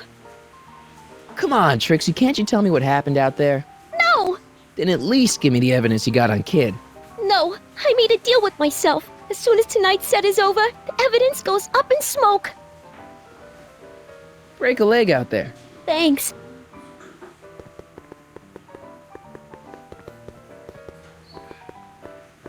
Hey, Danny. Hey, I don't think I ever caught your name. I never threw it, and now I'm not sure I should, what with you being an upstanding member of the police force again. Fair enough. I think I owe you a little anonymity. Just don't step out of line on my watch, you hear? Loud and clear, Officer Parker. See you soon, Danny. Take care, buddy.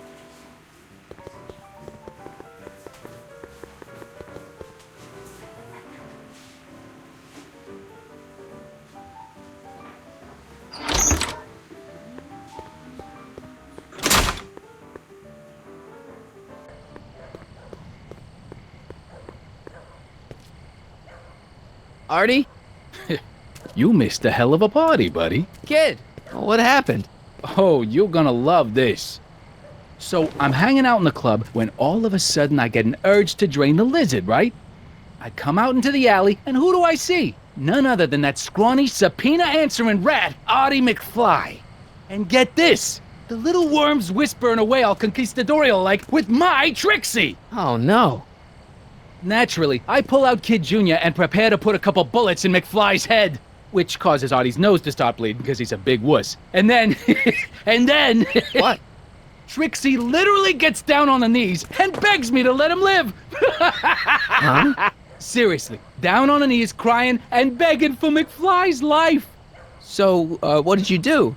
What could I do? I fired 2 shots in the air and told Artie to take a hike. Huh, that was merciful. Hey, I got plenty of mercy. Besides, now Trixie owes me big time. And Kid Tannen always collects on his debts. Always. I guess that's Grandpa's nose blood.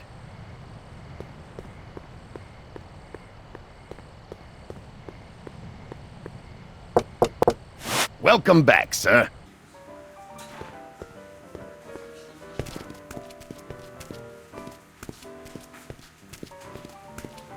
Boss? Do you mind? I'm trying to have a good time here. I think you'll want to see this. Are you crazy? Bringing a stick of dynamite into my club? That's just it, boss. It's all over the place. I think our speakeasy arsonist is getting ready to strike again.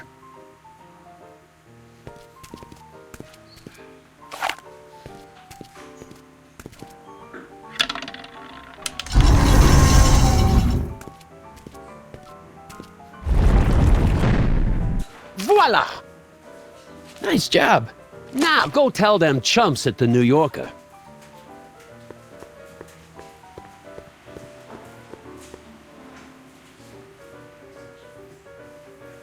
Trixie? Yeah? I talked to Kid. Oh? He told me about Artie. Oh. It was awesome of you to plead for his life. And it was awesome of Kid to spare it. So you see why I gotta get rid of all the dirt I got on Kid. As long as he's loyal to me, I gotta stay loyal to him. About Artie McFly. What about him? Have you heard from him? Is he okay? I think something bad might have happened to him. What? You mean Kid went back on his promise? Yeah, that's right. Oh no! Oh, poor Artie! Poor sweet little Artie! I know. That rattlesnake kid! He can't get away with this! You gonna turn over the evidence you got against him? Am I ever? Just watch me! Wait a minute. What evidence do you have that Kid bumped Artie off? It's just a hunch. Keep your hunches for the racetrack. It ain't nice to get a girl all worked up over unsubstantiated rumors. Break a leg out there. Thanks.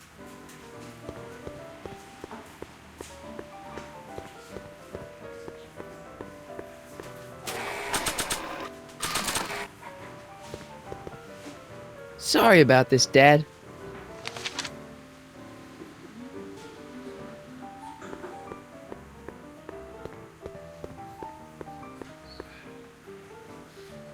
Trixie? Yeah? I don't know how to tell you this, but I think you should check out the Wall of Fame. Why? What is it? Artie! I don't believe it! We had a deal! Artie was supposed to be safe! I don't know what to say. Well, I do. Felony tax evasion. What? Before he died, Artie was teaching me about all sorts of stuff. Literature, history, accounting.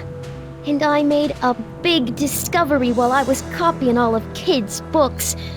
This establishment ain't entirely on the up and up. Really? Oh, I knew about all the gangster stuff. That kind of thing you expect from tough guys like Kid. But when I found out he ain't been paying taxes on his speakeasy profits, well, cheating Uncle Sam is one step over the line. Once I turn this over to the police, they'll throw the book at him. This book! Hey, copper!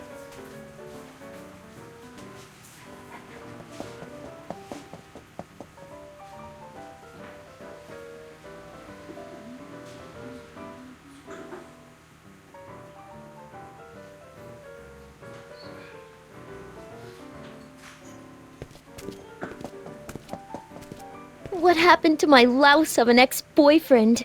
I don't know. Rats. I told the chief we need a team of bloodhounds like they got over in Placerville. Yeah, but in the meantime... All right, everyone, party's over. Everyone out of the speakeasy. Speakeasy? You're mistaken, officer. This is an ice cream parlor. Nice try, you. Out!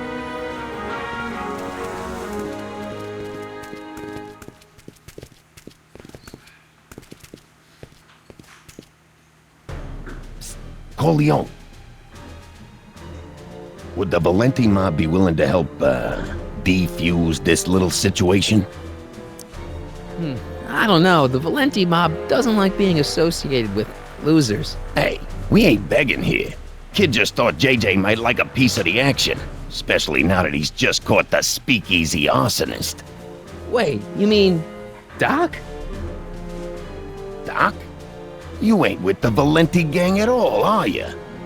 What do you know about the arsonist? Come on, you. Off to the station house. Kid's gonna get you, rat.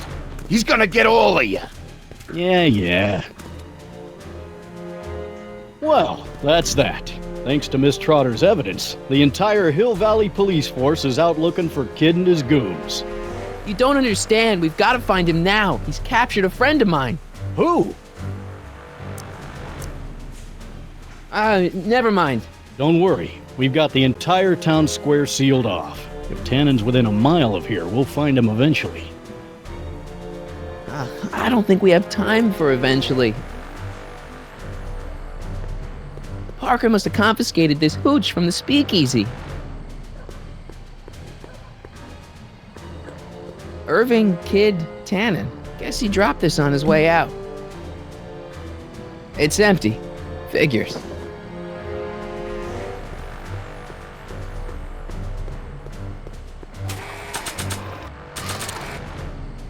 Hey, Einie, get your nose over here. All right. I really don't think Tannen and Doc are with Herbert Hoover, Einie. Okay, I'll check it out.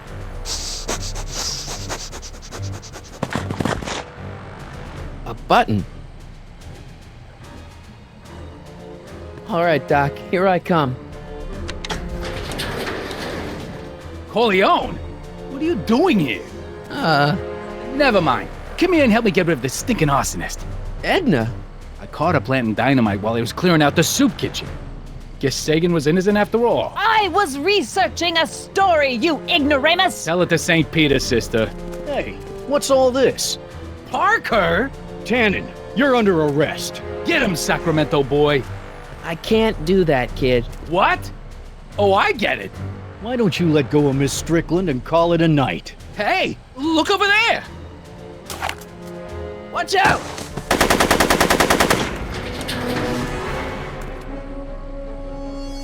Give it up, Tannen. The alley's blocked off and so are the roads out of town. It's over. Over? Nothing is over until Kid Tannen says it's over.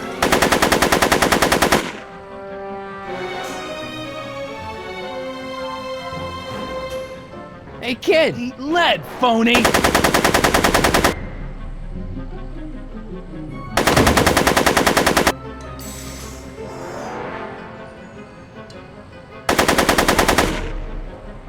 Make it easy on yourself, Tannen. Tannens never make things easy.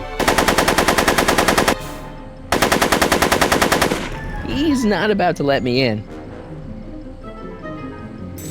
Yo, Tannen! Make like a tree and die, rat!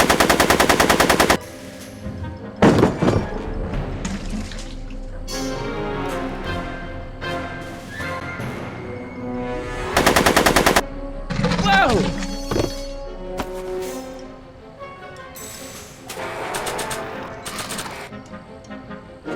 Bowling for Tannen. No one messes with Kid Tannen!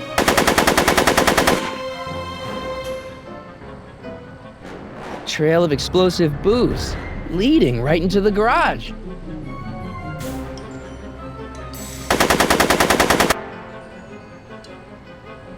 Come on, kid. You know how this'll end.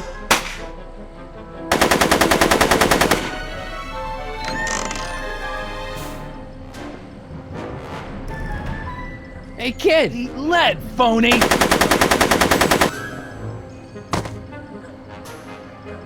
Hey, moron! More on this! Are you shooting at me? Are you shooting at me? Yo, Tannen! Make like a tree and die, rat! Hey! Atta girl.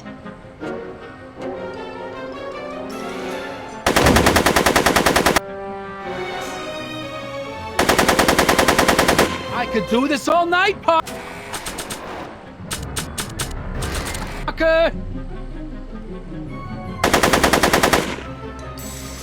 Hey, kid!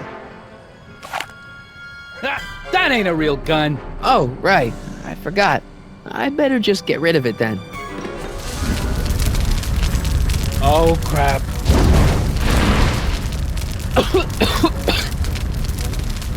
Hey, he's getting away! Oh no.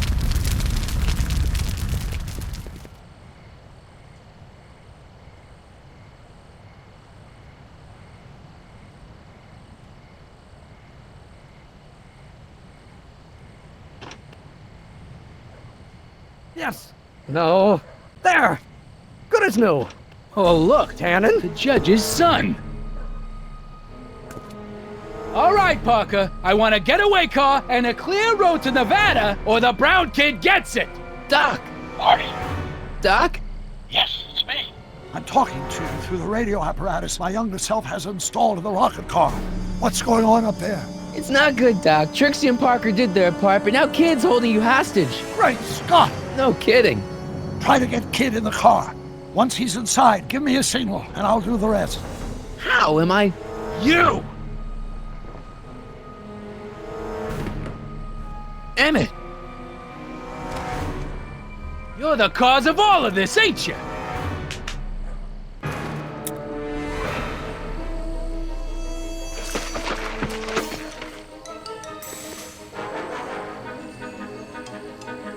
should have known. What kind of gangster's named Michael Corleone? Yeah, well, what kind of gangster's named Irving?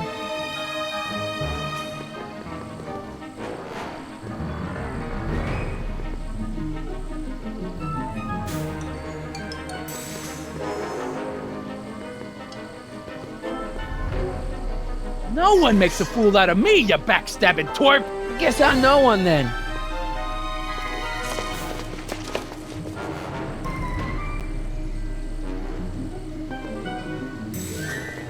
Hey! Doc, hit it!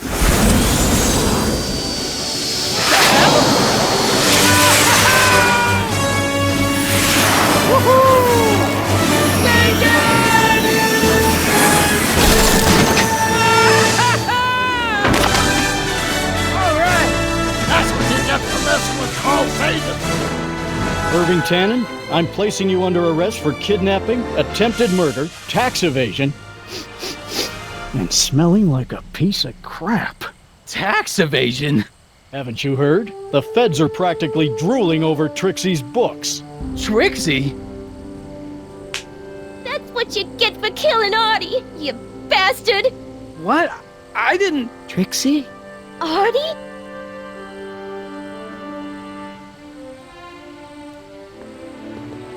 All right, Grandpa. My poor car. I believe I owe you an apology, Mr. Brown. Thanks to your ridiculous contraption, Hill Valley's most notorious criminal is finally headed to prison. No apologies necessary, Miss Strickland. My rocket car may have accidentally saved the day, but only because it's a completely out-of-control failure. I need a new idea. If you're willing to listen, I might have a few suggestions. But first, I think we should take in a movie. I'm all yours, Mr. Brown. I think you'll like it. It's all about a brilliant scientist with an overabundance of hubris. Whew. Come on, Einie. Let's go find Doc.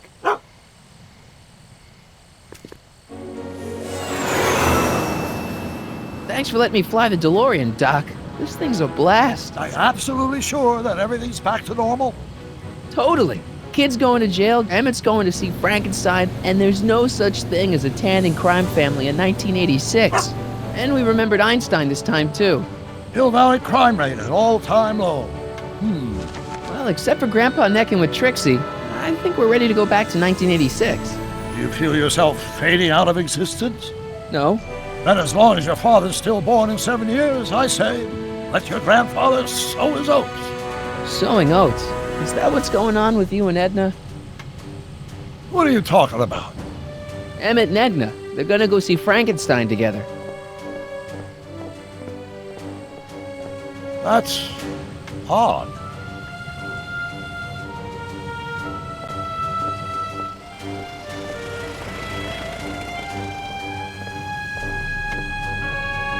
Great Scott! What?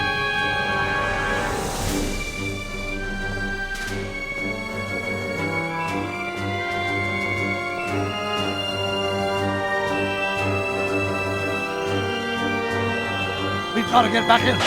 This could be disastrous. Doc!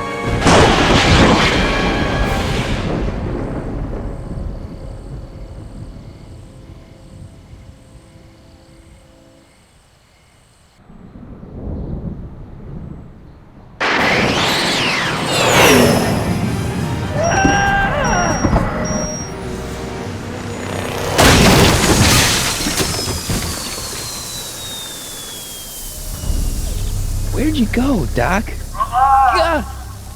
We've got everything under control. Doc?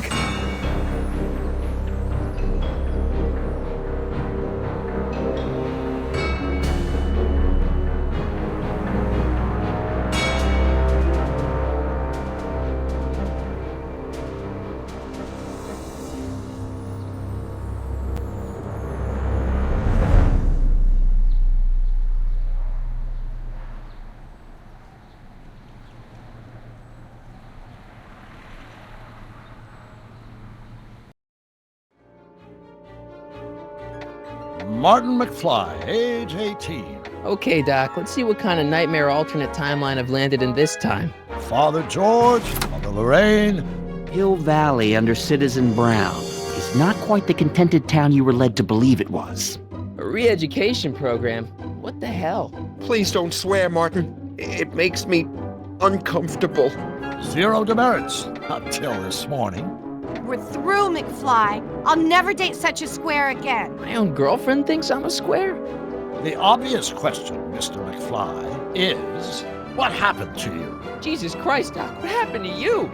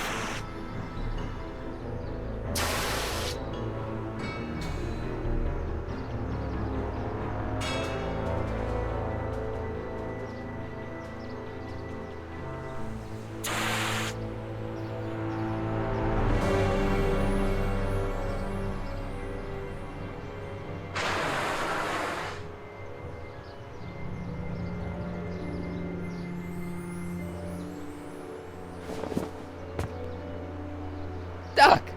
Relax! We've got everything under control.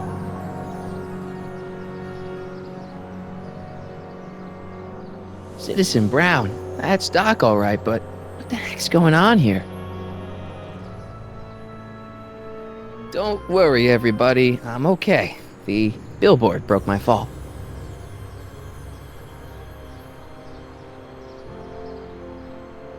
It's jammed. This is the dumbest design ever.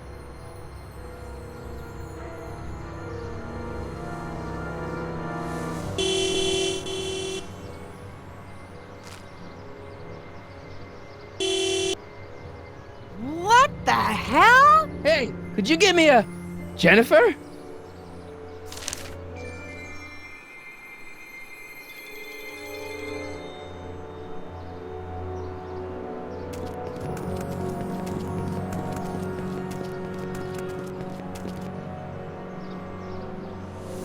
Jennifer, I need some help. Martin? It is you. Is that a DeLorean? Well, yeah, it's a DeLorean. What else would it be?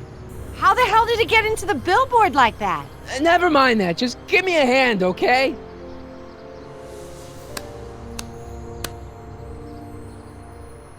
So who you supposed to be? Luke or Bo? This isn't funny, Jennifer.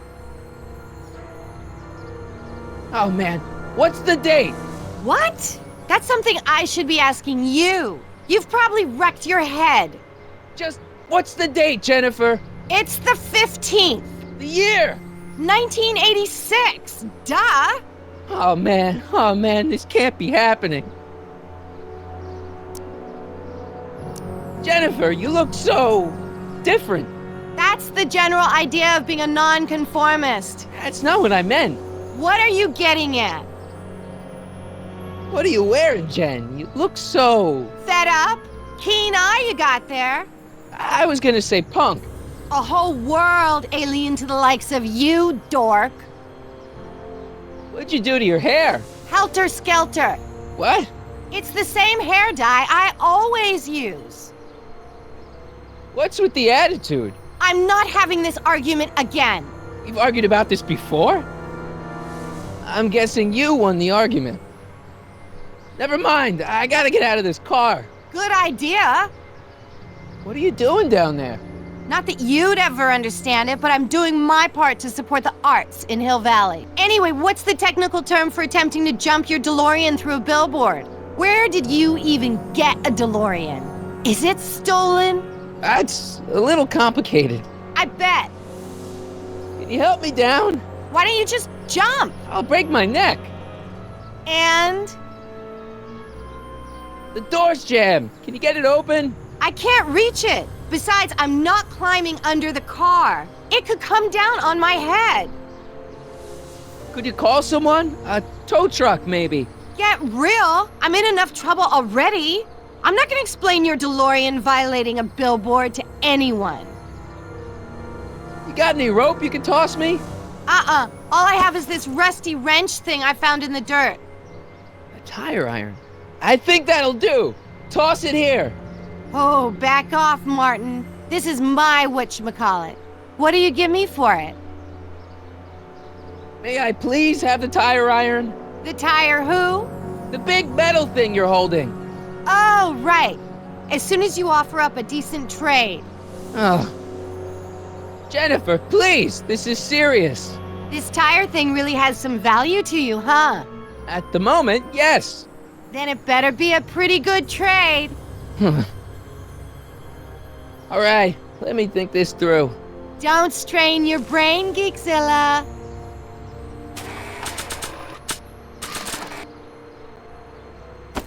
Jennifer! This is all I got. Is there anything in it? Give it here.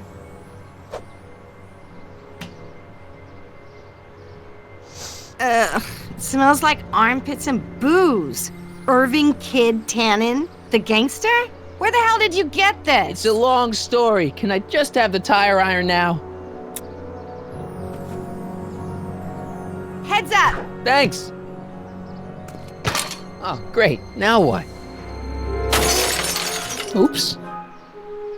Oh.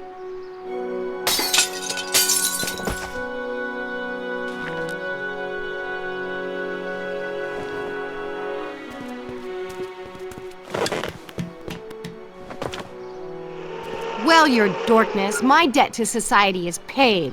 As for you, good luck with your car. Way to stick it to Big Brother. Just don't expect your sudden cry for attention to change anything between us, dig? Doesn't change what? Look, Jennifer, I think there are some things we need to talk about. Hey, maybe you can give me a lift into town. Oh, sure, Martin. Climb on in. Hey, Jennifer, wait! I told you, we're through, McFly. I'll never dig such a square again. My own girlfriend thinks I'm a square? Jesus, could this get any worse? Whoa, whoa, whoa!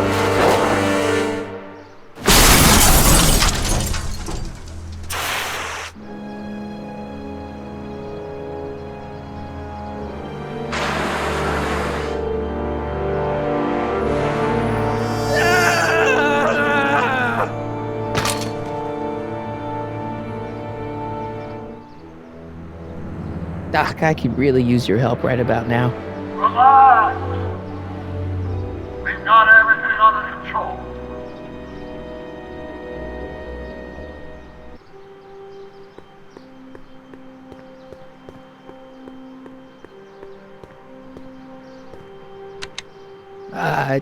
Check. Sibilance. Who is this? Stop messing with the intercom. Oh, hi. Can you buzz me in? Visitors must check in at the north gate. Oh, North Gate? I'm not walking clear around Hill Valley. There's gotta be another way.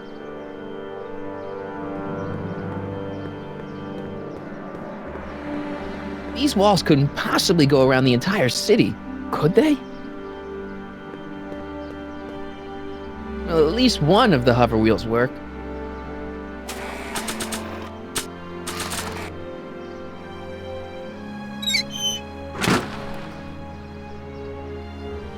Okay, good. This could be useful. Now think, Marty, think.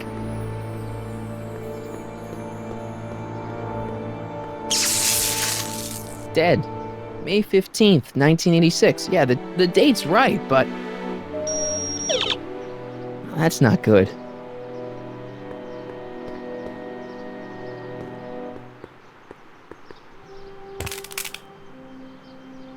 "12 volts. Wait, this is the car battery? Must have been installed in 2015 with the Mr. Fusion. Still has plenty of juice.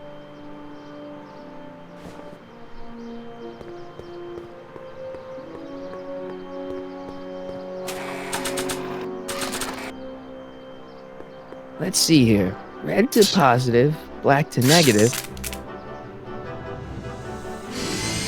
Whoa!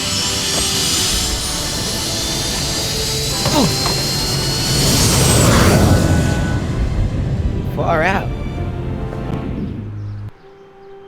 Okay, Doc, let's see what kind of nightmare alternate timeline I've landed in this time.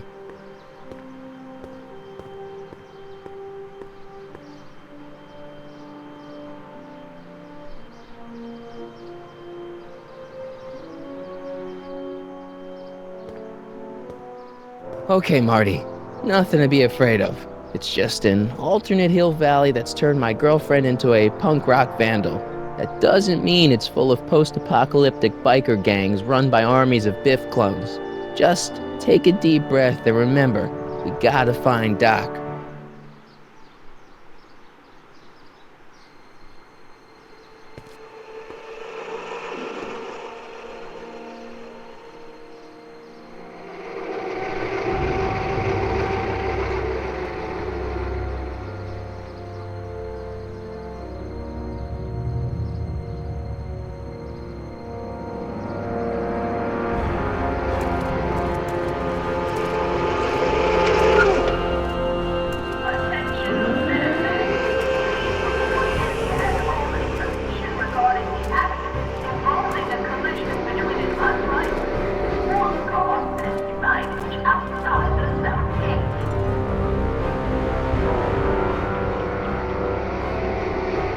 It's so clean.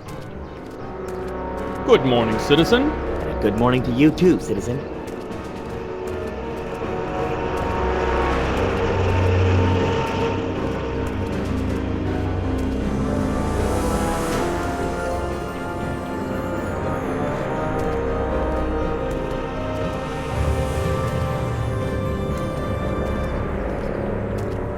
What's going on here, Doc?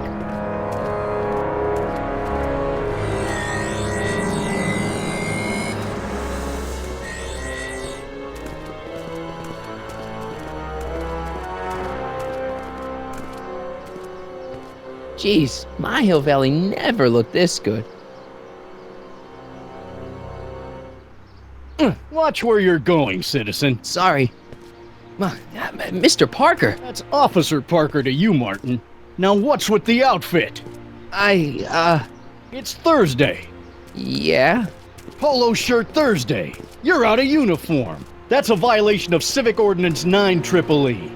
And you're not wearing an ID, in direct violation of Ordinance WB 714. What are you up to, citizen?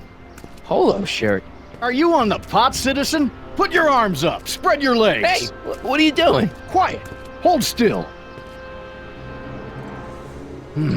Nothing. What's your deal today, McFly? Hey, what's with the pat down? What do you think, I'm packing heat? Heat, contraband. Contraband? You know. Booze, smokes, bubblegum, dogs, circus Bubblegum peanuts. is illegal? Come on, McFly. You're smart enough to know that ignorance of the Civic Ordinance 2XM isn't an excuse. Since when are you a cop? I thought you were a shoe salesman. Are you on something? I've always been a cop, just like my pa. Great, I've turned my girlfriend's dad into a cop. Can you tell me where I can find Doc, Citizen Brown? Are you sure you're an honor student? Where do you think he is at this time of day? At work? That's right, working at the courthouse.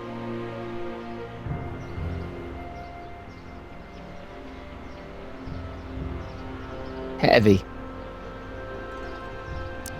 Have you seen Jennifer? What's it to you? I thought she broke up with you.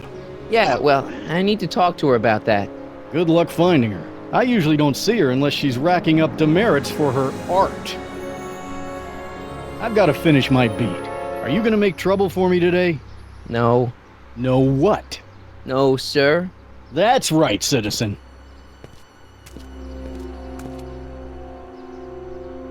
Oh, wait, citizen. Are you about to throw something away? Make sure you use the correct receptacle. Hill Valley takes pride in its diverse waste management system. What is the aluminum content of that can? Make sure it goes into the correct blue receptacle.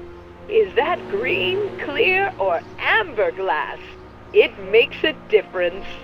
Remember that all consumable wrapping is tagged with a microchip to help us automatically police litter.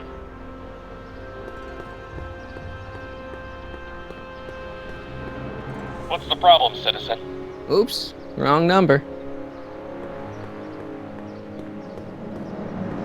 First Citizen Brown, the mindhead of Hill Valley, a man of infinite wisdom and awe-inspiring imagination.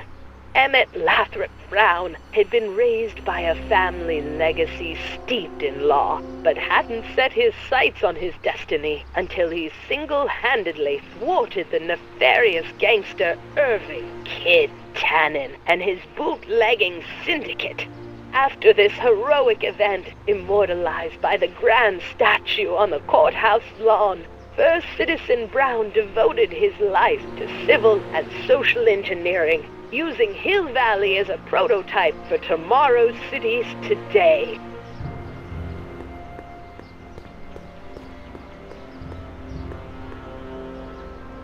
Citizen Plus. Look around yourself, breathe in the fresh air, enjoy the immaculate scenery and architecture. You are standing among the denizens of the most sociologically advanced city in the world. Hill Valley, a perfect place to live. Let's take a moment to look up at the city's centerpiece, the courthouse, with its ornate clock tower. Look closely. Do you see a silhouette behind the clock? That's our beloved first citizen, Emmett L. Brown, toiling away on new ideas to make Hill Valley the city of tomorrow, today. Attention citizens. After receiving petitions to increase the selection of meat-based foods available at the downtown Supermarket Health Food Stand, we are pleased to announce the addition of liver and peas with Roy cheese hot dogs. Remember to keep your name badge on at all times. Not only does it make every citizen seem like your neighbor and friend, it grants you passage at the 3 main city access points. Hill Valley is the country's first fully incorporated gated city. In 1966, Hill Valley petitioned for a special regional exemption from state legislation. Using a tax and property law loophole, the city of Hill Valley managed to consolidate itself into a gated community with special allowances for business and residential zoning. To date, we are the safest and most self-sustaining city in the United States.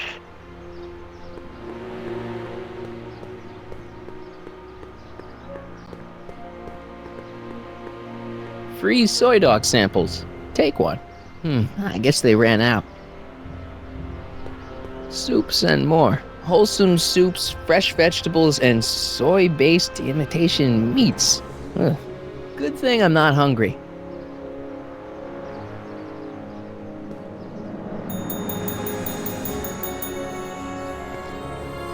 Hey, can't you read?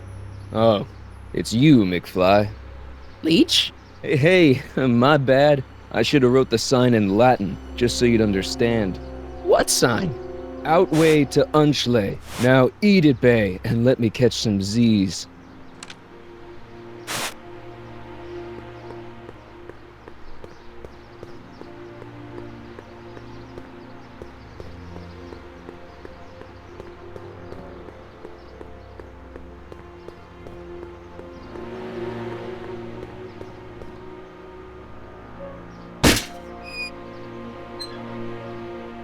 Having fun, kid? Ah, who said that? Attempting to destroy public landmarks is a violation of C-64.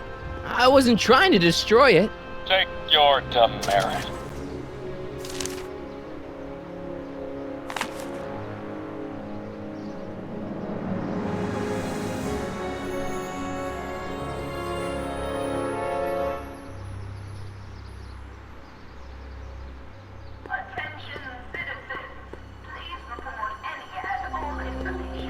Commemorating on the 25th day of August this year of our Lord, 1931, the capture and incarceration of Irving Kid Tannen and the disbanding of his criminal syndicate by the heroic efforts and ingenious mind of our beloved first citizen, Emmett Lathrop Brown, by virtue of his experimental rocket car. Edna must have written that.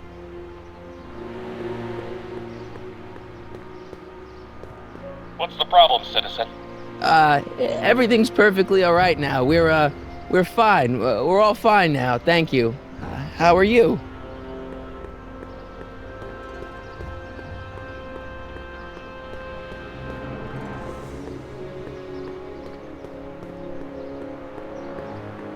The original clock tower was dedicated in 1885, with the motion first started at 8 p.m. on September 5th that same year. The clock tower was once struck by a bolt of lightning on November 12, 1955, damaging the clock motion beyond conventional repair. During the downtown renovation project of 1976, the damaged clock was dismantled and a new modern clock was installed as the window to the mayoral office. Look up.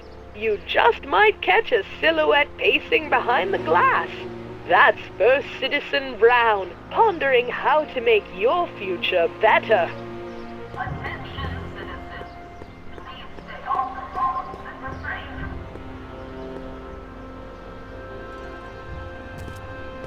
Step away from the decycling bin, citizen. Decycling? Final resting place for all contraband within Hill Valley, the decycling bin ensures that socially toxic items will never find their way back into the hands of the general public in any way, shape, or form. So it's where all the cool stuff goes to die. If by cool you mean dangerous, then yes.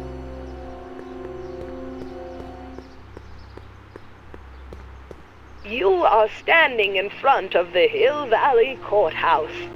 The original courthouse was built in 1885, just 20 years after Hill Valley's incorporation into the state of California.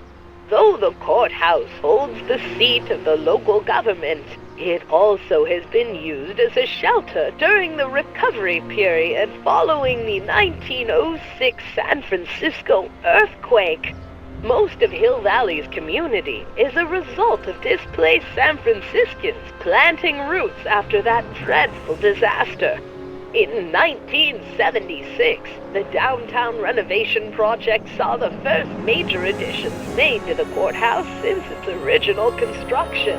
The courthouse was expanded with an additional 128 offices in the new flanking wings, and a new mayoral office added to the original clock tower space. Look closely, and you can still see some of the original courthouse's details preserved in the new international-inspired facade.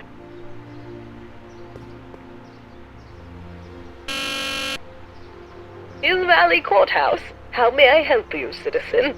I need to see Doc, or Citizen Brown. Do you have an appointment? No, but... Then I'm afraid you'll have to wait your turn. Citizen Brown's a very busy man. That voice sounds familiar.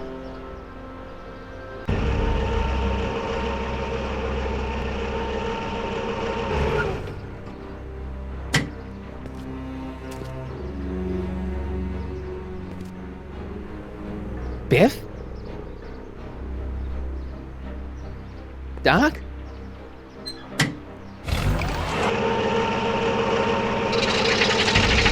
Doc, wait! I need to talk to you.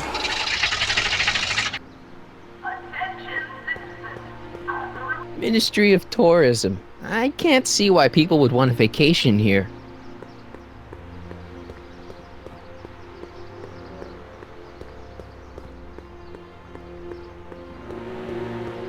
The Comb Formist. Hairstylists always have such clever names, just like coffee shops. E. Brown Industries. That's hopeful. E. Brown Industries, established in 1945, is the technological enterprise that makes Hill Valley what it is today. Whether it is electric cars running off the city power grid or motion-sensing fence deployment, the radical civil innovations under development at E. Brown Industries are changing the ways cities operate. Efficient pedestrian travel, vigilant citizen monitoring, and space-age technologies that preserve the clean and modern appearance of the city. All these amazing advancements are not only making Hill Valley a wonder of the modern civilization, E. Brown Industries also exports its ideas and technology to cities around the world.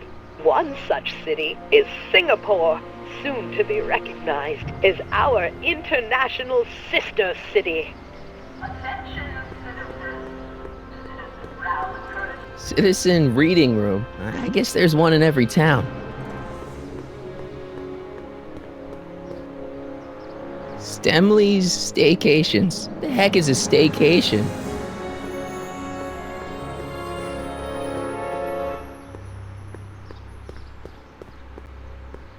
All Citizens Bank. I don't like the overuse of the word citizen in this timeline.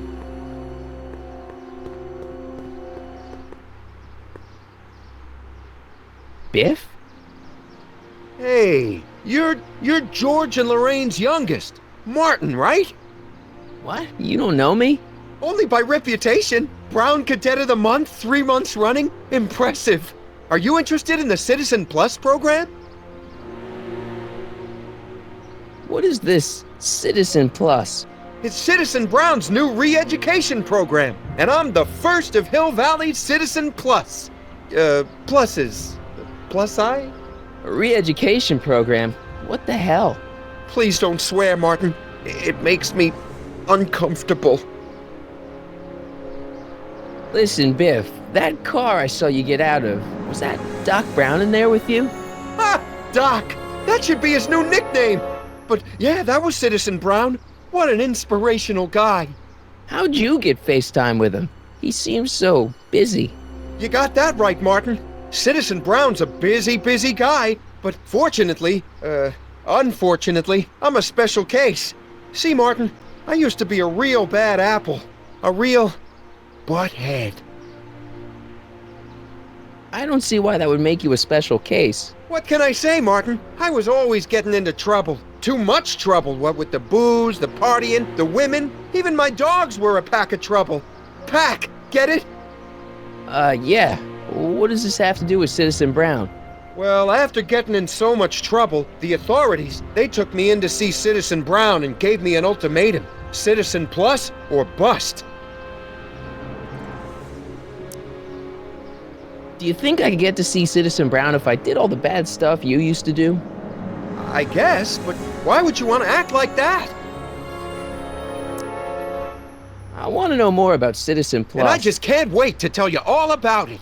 Did I mention the swell digital watch you get with the program?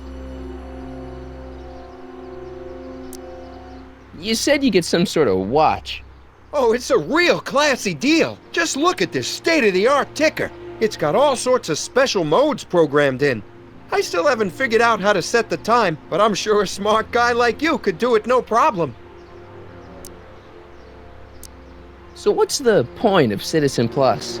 Well, it may not be as noticeable for an upstanding citizen like yourself, but the hypnotherapy sessions help to tame the urges to break the rules.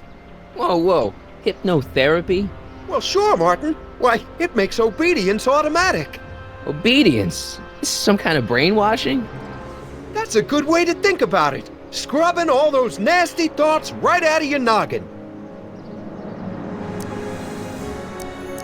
It's voluntary, right? Sure, for the pilot program, but eventually it'll be mandatory for everybody. Mandatory? Are you nuts? Nah, I used to be nuts. But now, thanks to the Citizen Plus program, I'm probably the sanest guy in Hill Valley.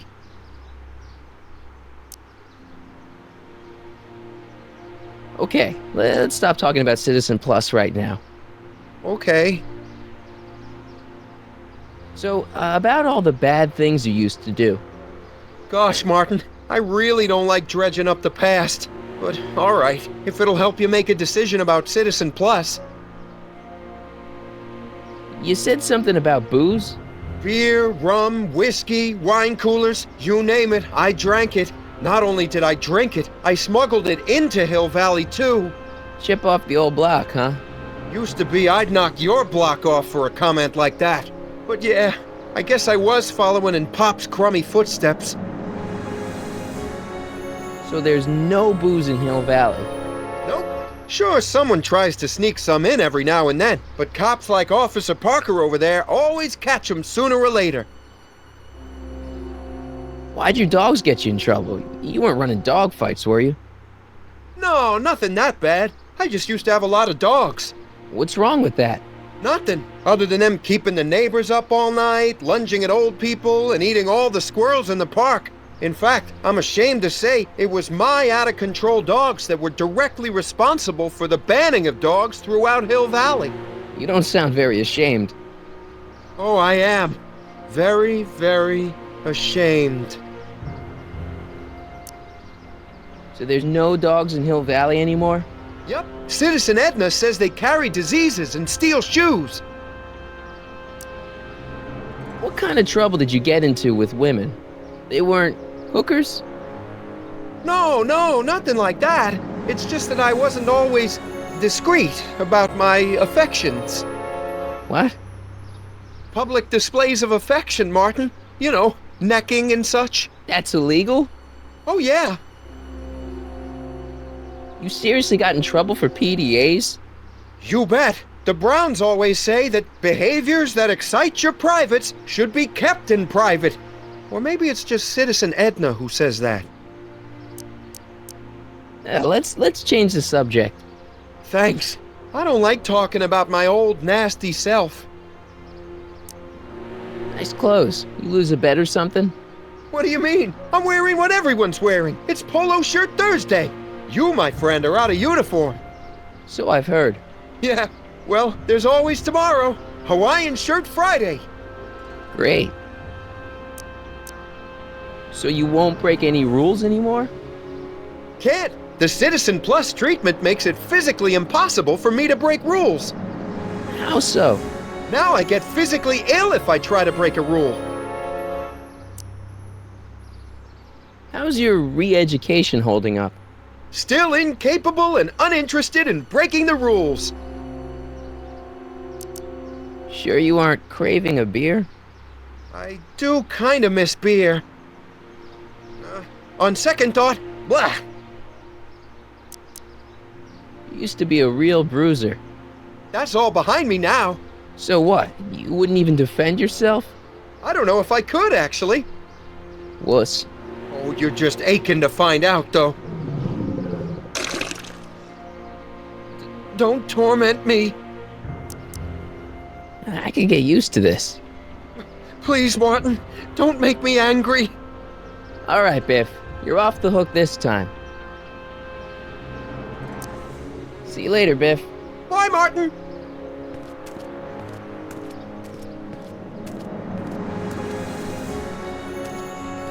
What's Jen up to now?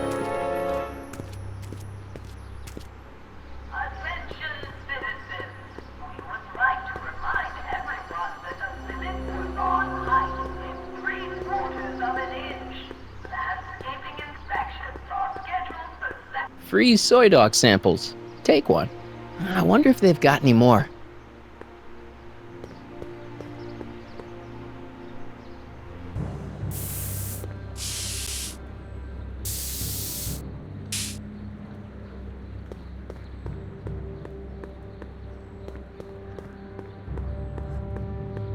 That junk looks awfully familiar. 50 years familiar. Leech and the Whoosh Bags. Never heard of them. No, you wouldn't have. They don't play much punk on those smooth jazz stations you listen to.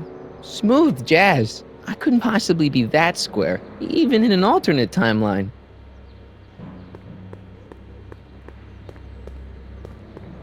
They've bricked up the entrance to the old speakeasy. That leads to the soup mo. Leech is in there. I'd rather he come out here.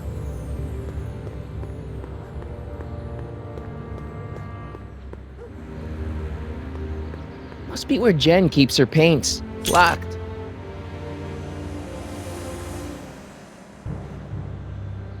Jennifer! Jen!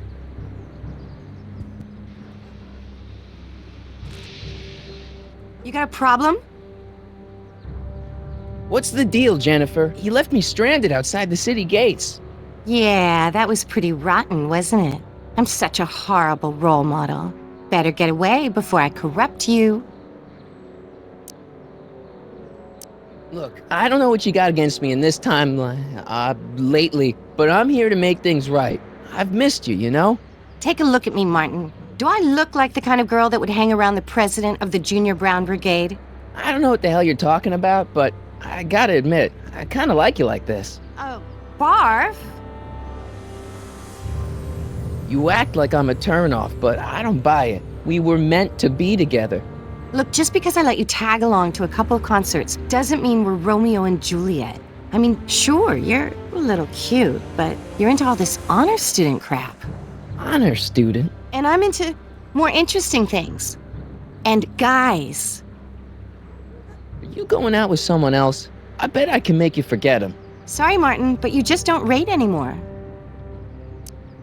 So do you spend most of your time vandalizing public property? Don't even think about snitching on me, unless you want this spray can up your... No, listen, you got me wrong. I'm looking to, break a few rules myself. You?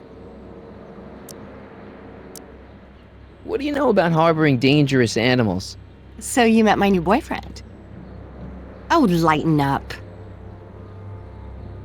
Do you know where I could score some forbidden materials? Do I strike you as somebody who would possess illegal substances? Kinda, yeah. And you strike me as somebody who would turn in somebody like me. Next topic. This ban on public displays of affection bites. Hey, you're talking about my most favoriteest legal infraction of all. Yeah? Not with you. Ew! This law against public kissing is a load of bull, right? Yeah, this town is full of it. What are you gonna do? Protest, that's what. Let's go stage a public kiss-in. Let's not, and say we did. Isn't graffiti a major infraction? You'd think. But after Big Brown had all those buildings coated in that Teflon polymer junk a couple years ago, graffiti's been knocked down to a 2 demerit offense. Go fig. On second thought, maybe I don't want to know any more about breaking the rules. Wuss.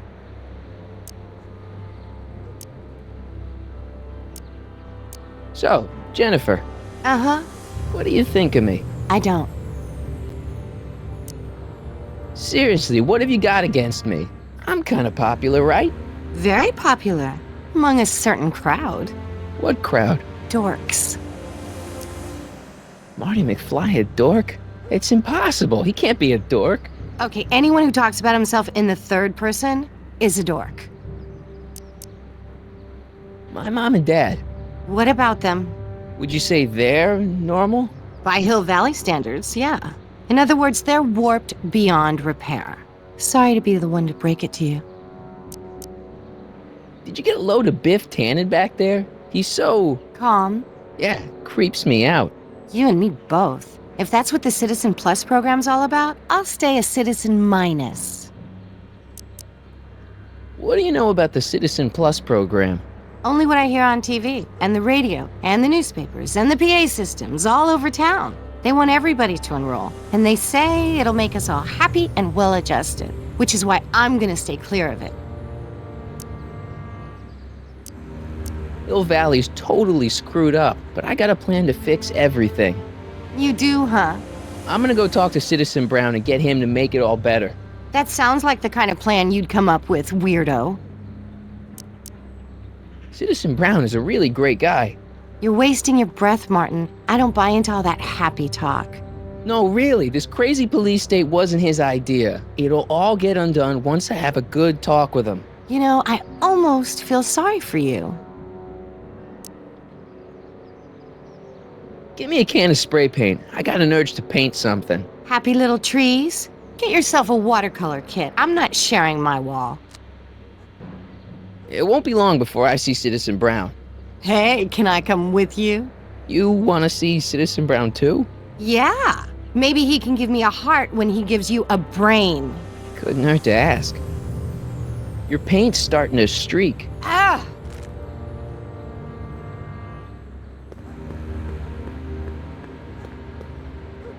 She missed a spot.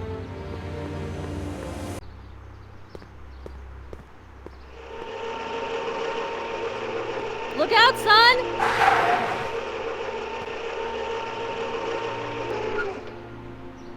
Mom?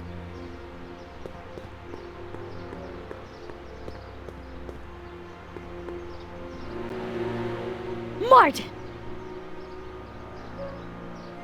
Oh, hey, Mom. So, what? Are you out here shopping or something? Oh, shopping? Pah! Who shops anymore? No, it's that time of the month for me again. For my civic duty. I'll be polishing the statue all day. Oh, right. What's with the golf cart, Mom? Now, Martin, I know you're embarrassed to be driving around in last year's model, but we really can't afford the 86s yet. What about my truck? No one owns a truck in Hill Valley. Martin, are you sure you're feeling okay? Yeah.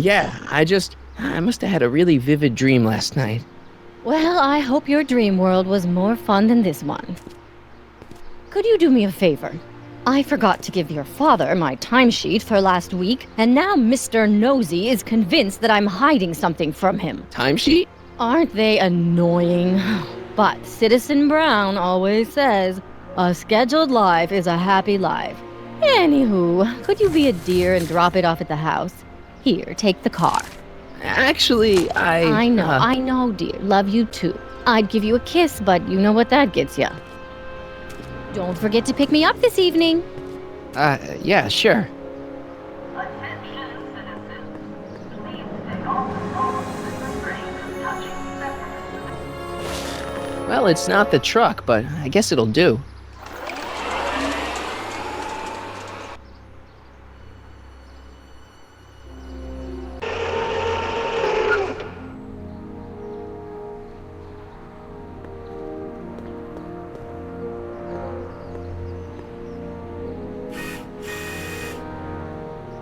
I don't know, John. Isn't this illegal? What isn't illegal in Hill Valley? What if Citizen Brown's watching? Don't worry, nobody can see us here. He's a peeping Tom. Ah! Dad. Try to warn your old man the next time, okay? Good morning, Mrs. Brown. Please address me as Mrs. Effective against moths, mosquitoes, and tannins.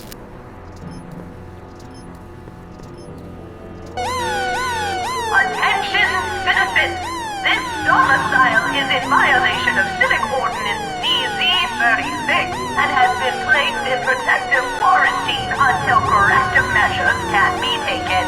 Please back away from the house and have a nice day. What the hell? Don't violate the perimeter, son! Hey, demerit? Hey, what for? Insufficiently polished shoes. Good day, citizen.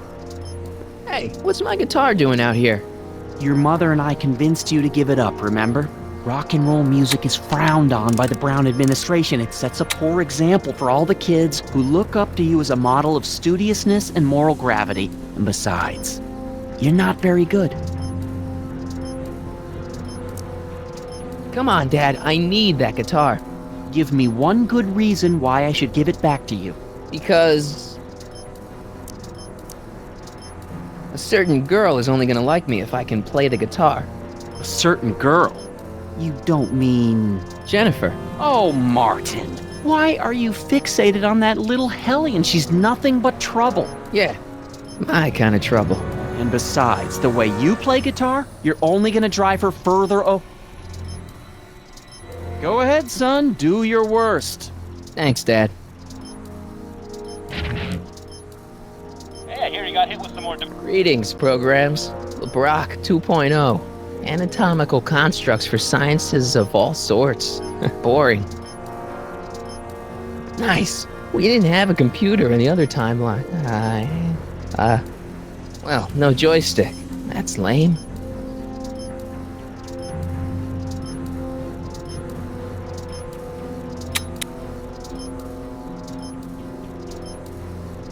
Oh, it's recording. I don't want to mess up Dad's work. Another day in Hill Valley. The perfect place to live. That wasn't a note of irony in your... I saw Mom downtown. She told me to give this to you. Thanks. Say, what gives around here? You know, the usual. Keeping tabs on Hill Valley through my trusty bank of monitors. Always on the lookout for some interesting footage. Interesting? What do you mean interesting? What kind of silly question is that? I've been gathering candid documentary footage for Citizen Brown's promotional videos for over a year now. I know your mother doesn't approve of my work, but wait a minute. You say you saw Lorraine? 11 to 12 hair salon, 12 to 12:20 lunch at soup mo counter, cream of asparagus with crackers. What was that? You know your mother's problems. If she slips up again, it could mean demerits for the whole family. There she is, polishing the statue in the park. Just like the schedule dictates. Oh, then everything's fine. Good. Unless... How was she when you spoke to her? Lucid? Sober? Whoa, Dad, what are you telling me? Are you saying Mom's a drunk? Shh, I don't know for sure that your mother has relapsed into her old ways, but she's been acting very odd lately, almost as if she didn't like my constant supervision. Confidentially, I suspect she's got a flask hidden somewhere, probably very near the spot where she's working right now. Do me a favor, son, will you? See if you can worm the truth out of her. She won't confide in me, but she may be less guarded with you. Double rations this week if you help your old man out. What do you say? That's a good boy. Okay, Dad, we need to talk. What were you hiding when I came in just now? Hiding? I don't know what you're talking about, son. Come on, I saw it. It was a videotape, right? I might as well tell you. After all, you'll be 18 soon. Tell me what? Hill Valley under Citizen Brown is not quite the contented town you were led to believe it was.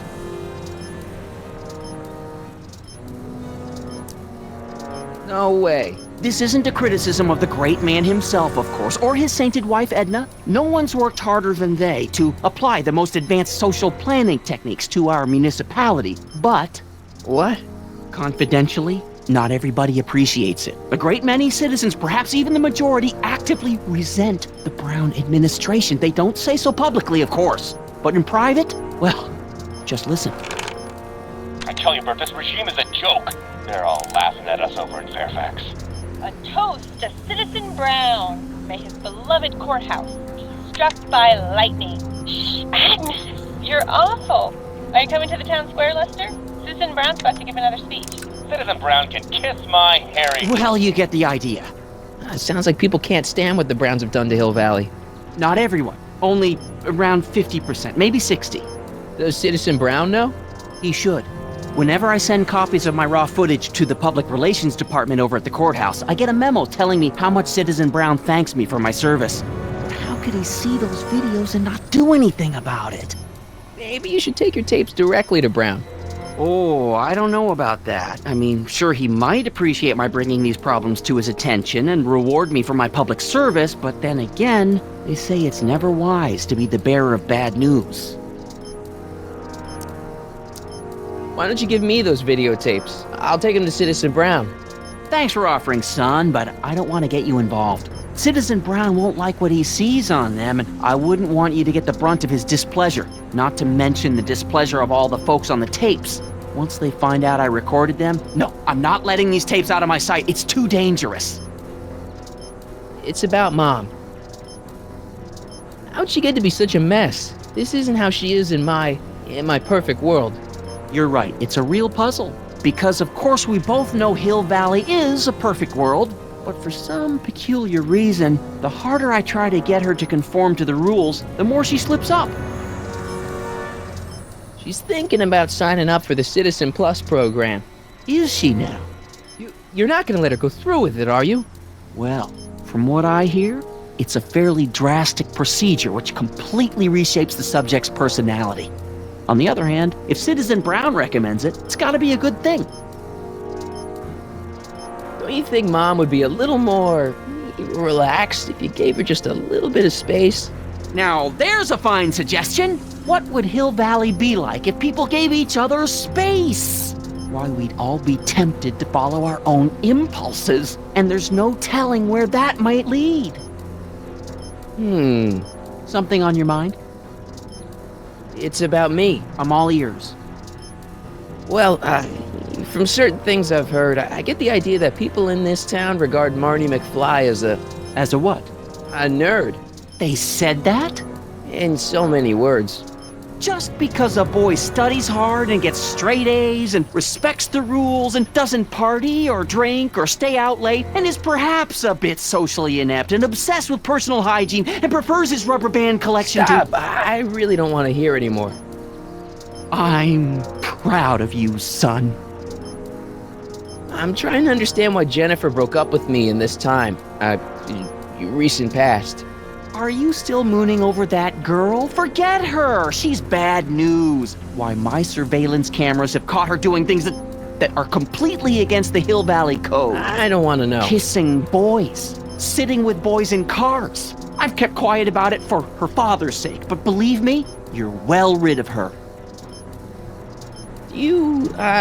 Is there anywhere you expect me to be, like, right now? Well, I did expect you to be up at the lake until tomorrow with that math-and-magic competition, so I guess your time is pretty much your own right now.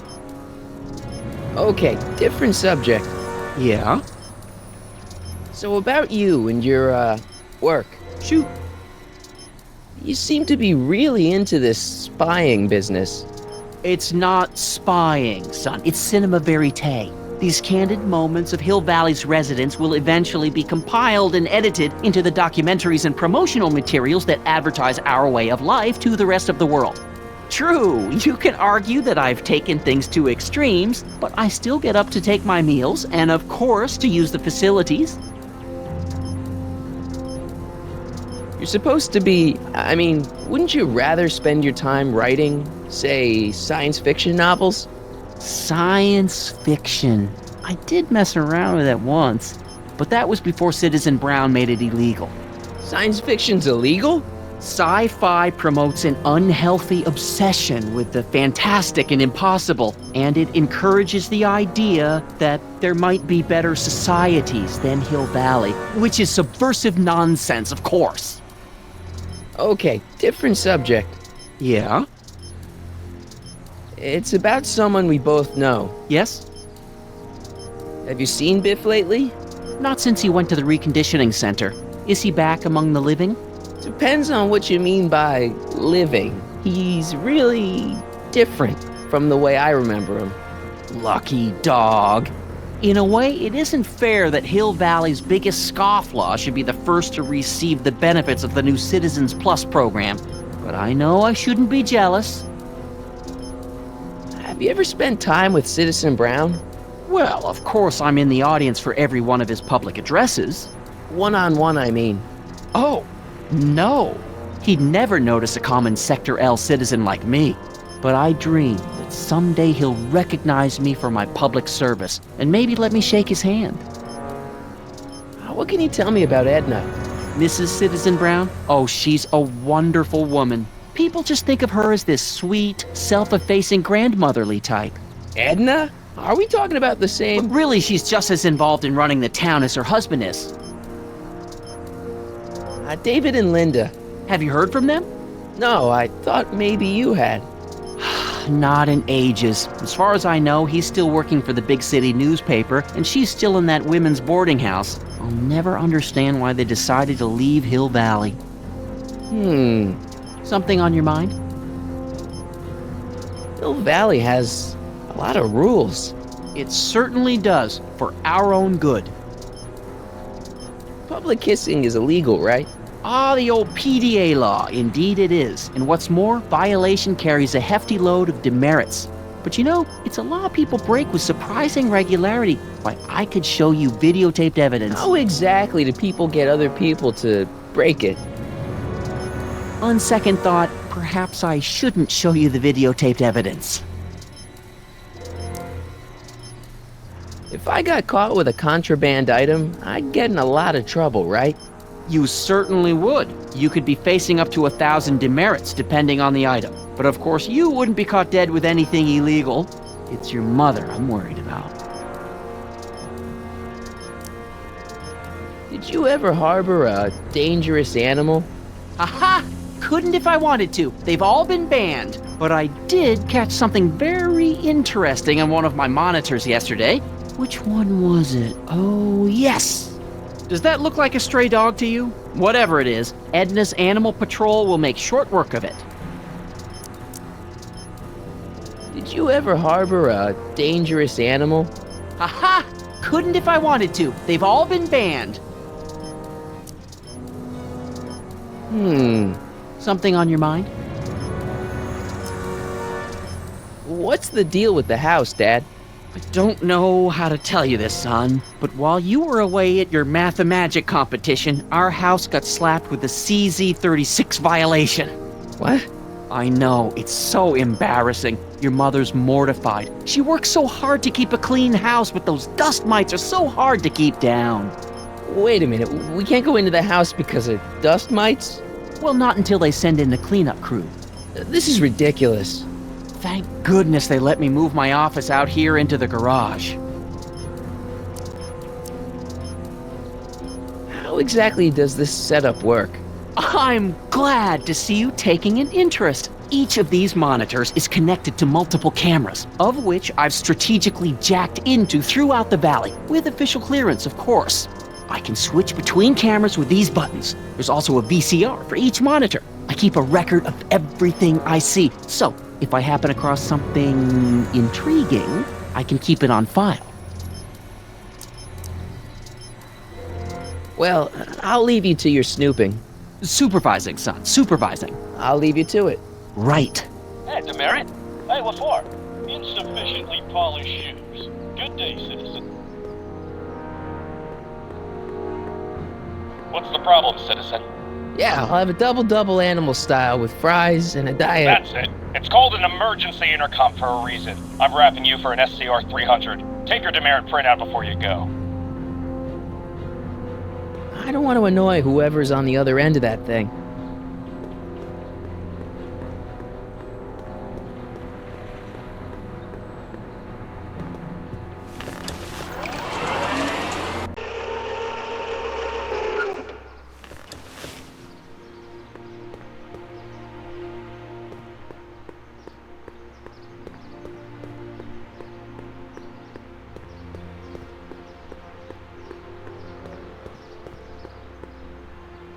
Mom?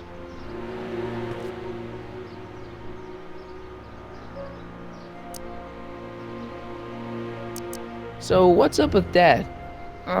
Indeed. What is up with him? That setup in his garage is pretty intense. That's not the word I'd use. More like creepy. I heard that. What about you, Mom? What about me? What are you doing out here polishing the statue? I know! I was scheduled to clean the clock this month, but then Needle's mom ate some of that bad tofu that's been going around. So there was some reshuffling in the L sector duty roster, and here I am. I kinda wish I was cleaning the clock, though. So much nicer up there without all the cameras. The cameras? Wave to Big Brother, or Big Husband in this case. I saw you talking to Biff about the Citizen Plus program. Biff says I'd be a perfect candidate for it. I know Biff, and if that's what the Citizen Plus program does to people, then you don't want any part of it. But Biff has been reformed. Look at him. He seems so happy now. So at peace with this town. What I wouldn't give.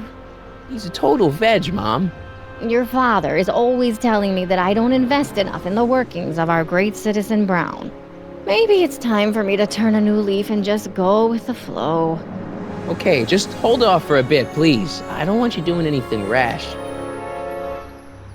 All right, let's talk about something else. Alrighty, dear. I'm having a bad day, Mom. Can I ask you a few things? We all have our share, son. I, lost my timesheet. What have I got going on this week? Well, Monday is Junior Brown Brigade. Junior what now? And Tuesday is Model UN. Model UN? Mm-hmm. You represent Djibouti. On Wednesday, you'll be overseeing the board game club at the rec center. Okay, I've heard enough. I saw Jennifer earlier today. Oh, Jennifer. What a spunky gal. Are you two patching things up? She totally blew me off. Well, I'm not the world's biggest dating expert, seeing as how I married the first guy to fall from the sky. But maybe you should spend a little less time with your microscopes and ant farms, and a little more time tending to her needs. What kind of things is she passionate about, Martin? What are her interests? I don't even know anymore. You see? Everyone is treating me like some sort of goody two-shoes, Mom. They're just jealous that you're such a perfect citizen of Hill Valley. Have I always been this way? Always been a perfect little son? Going on 18 years now. What about that time I set fire to the living room? Oh, but you only did that so you could show us the fire retardant you made with your chemistry set. Heavy. All right, let's talk about something else. Alrighty, dear. Is it just me, or does Hill Valley feel really strict today? Some might even call it stifling. But you didn't hear that from me. Biff told me that he got in trouble for public displays of affection. Can you believe it? Sure, things got a little out of control back in the 60s with the free love and all, but now even holding hands will get you a verbal warning. Wait, so you can't even kiss? Can't even hug. It's barbaric. City Hall treats us like a bunch of children going to the movies. Biff was talking about all the contraband he used to keep. Do you know anything about that? What are you implying, Martin? I'm not implying anything. I just want to know what kind of contraband might still be around, you know, so I can watch out for it, like a good citizen. Well, I wouldn't know about such things, but people still smuggle alcohol in from the next county. I heard the kids at school have been smuggling Xerox copies of Dungeons and Dragons. I bet you'd be into something like that, huh? I'll get back to you on that. Is it true that Biff was responsible for getting dogs outlawed? I think that was all Edna's idea. She's always had a sore spot for dogs. Now your father and I, we love dogs. You do? I didn't know that. How come we never had a dog? We had meant to get one to teach you children about responsibility, but by the time we had you, dogs had already been banned. Now I don't think we'll ever have the chance to raise a puppy. Jeez, Mom, that could be the saddest thing I've ever heard. All right, let's talk about something else. Alrighty, dear. I feel like I don't know anybody anymore. Well, Martin, that could be a sign you need to get out more. Is there any way I could talk to Citizen Brown? Oh, you know how difficult that is, Martin. The great man spends so much time coming up with new rules and demerits that he barely has time to talk to us anymore. I guess that's the price we pay for a safe, happy city. So he doesn't see anyone? Not unless someone starts rolling up the demerits. He still takes a personal interest in those situations. And of course you could talk to Mrs. Brown. Clara? No, silly. Edna. Edna Strickland? Mm-hmm.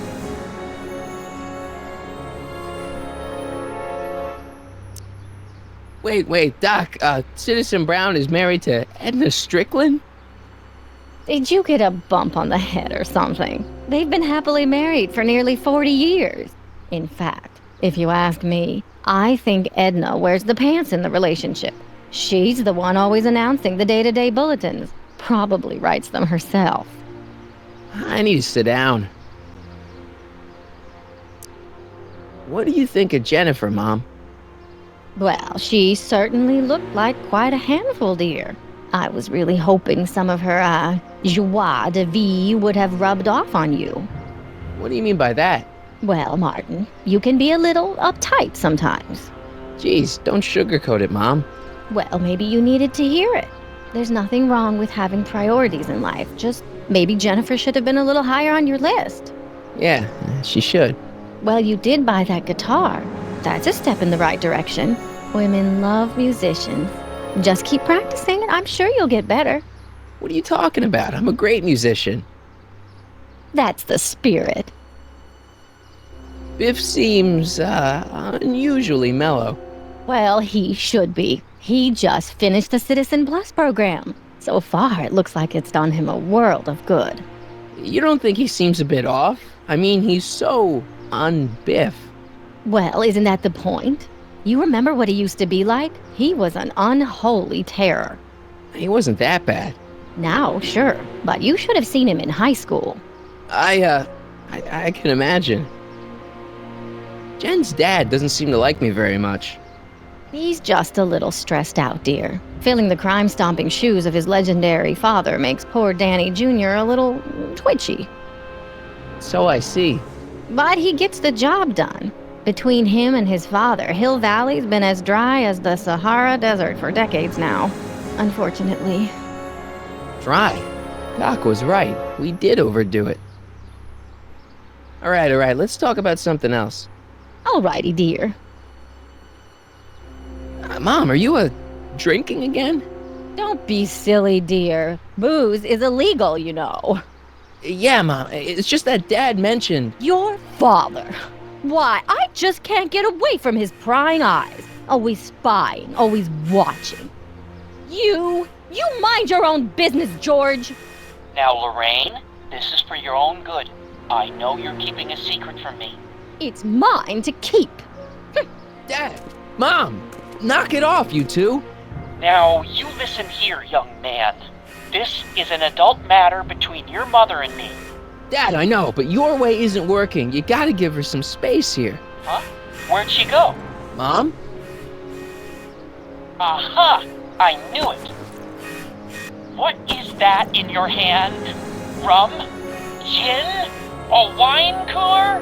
For your information, it's brass cleaner. I have a job to do here, you know. Lorraine. No. Lorraine, I'm just trying to look out for you. You know the kind of trouble we can get into if you're drinking again. George, I wouldn't be so on edge if you weren't suffocating me all the time. Was that an admission? An admission of how smothered I am by you? Attention, citizens. Also a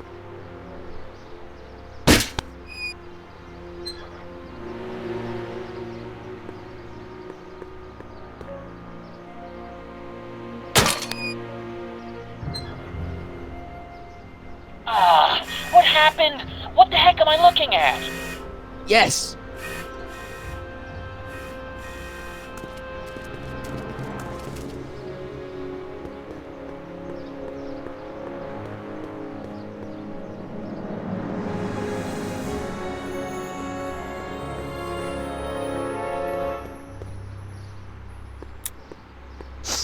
Mom, now that Dad isn't watching. Oh, Martin. Was that a flask, Mom? Flask? Don't be ridiculous. Look, it's okay, Mom. Get a hold of yourself. Oh, your father's right. I'm backsliding. But it's been so hard, what with your brother and sister leaving, and then your father getting obsessed with his monitors, and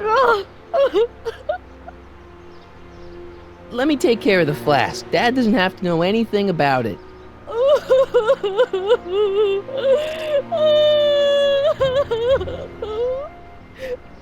Oh, thank you, sweetheart. I couldn't bear the thought of facing your father over this.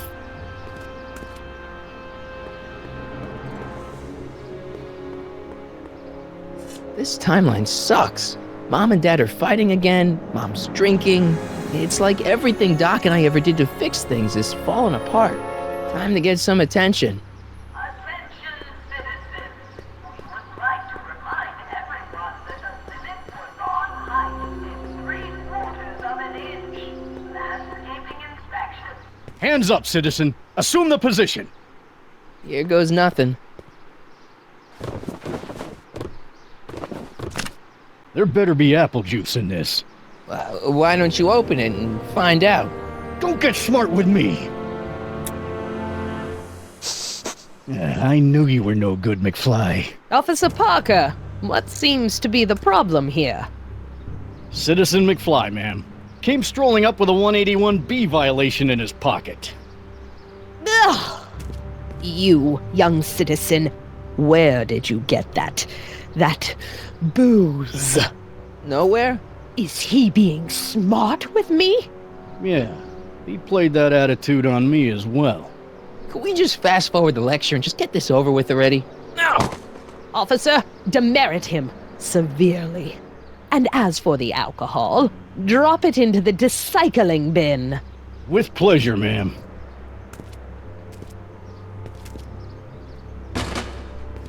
Now, keep your nose clean, or you'll find yourself in front of Citizen Brown.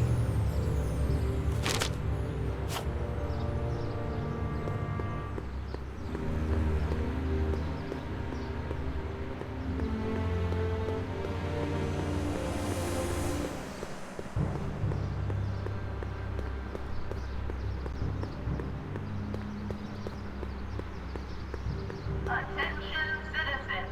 After receiving petitions to increase the Okay. Welcome to Soupmo, where soup is just... Oh, it's you. This better be important, McFly. Leech, was that Jennifer? Well, A, it's none of your business, and B, seeing as she ain't your chick no more, yeah.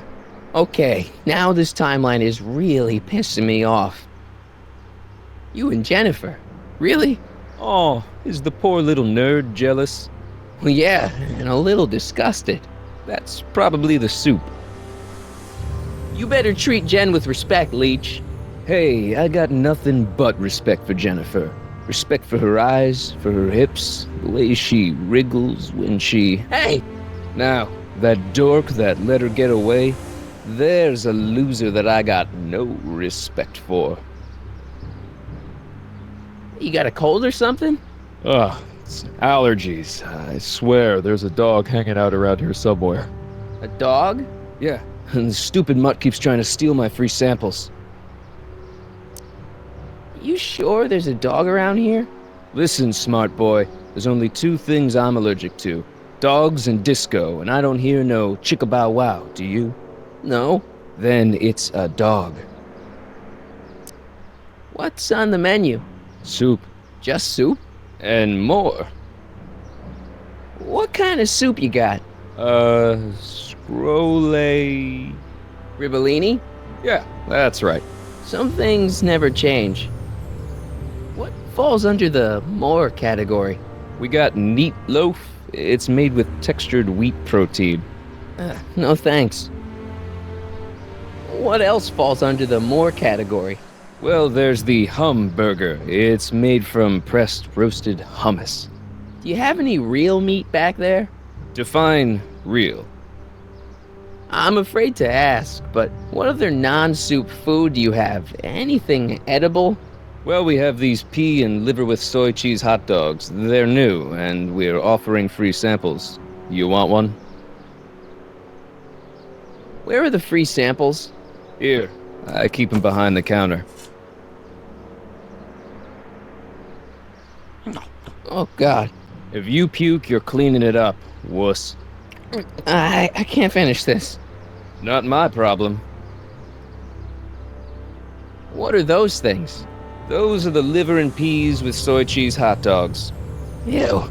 You and me both, brown noser. Why are the samples behind the counter? I can't leave them out, dude. There's a DOG running around town, and he keeps going after the sample tray, knocking them all over the ground. A dog? Wait, These samples haven't been on the ground, have they? Geez, McFly, relax. They're fresh. Mostly. About this dog, what's he look like? Beats me. He's a smart little SOB. He only comes around when my back is turned. Then how do you know it's a dog? You can smell him? Allergies, dimwit.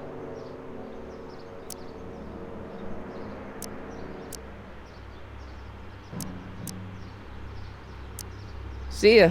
Smell you later.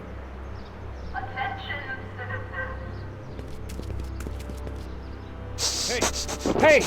There's that mangy. Ah, go get him, McFly!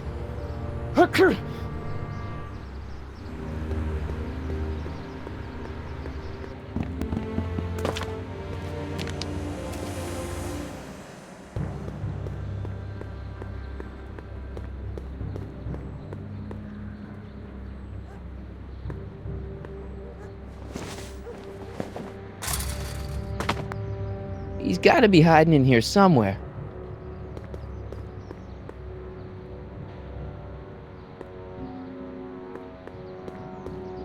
Stay put now, boy, wherever you are.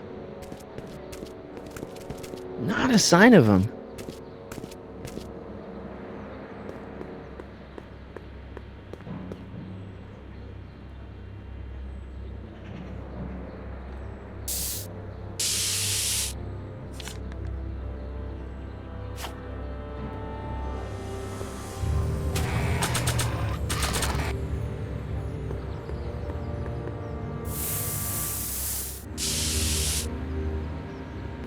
Pinheads, huh? Figures? Give me that.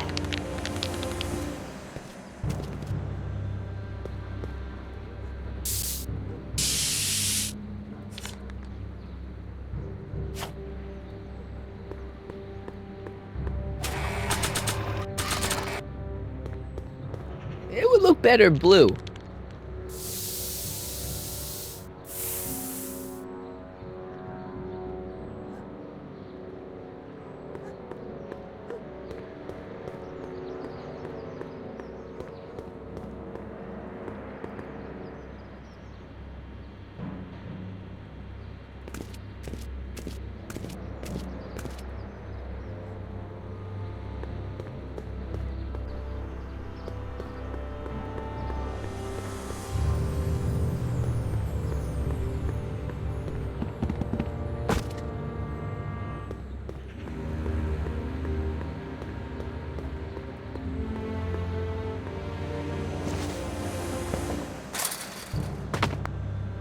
Now we're in business.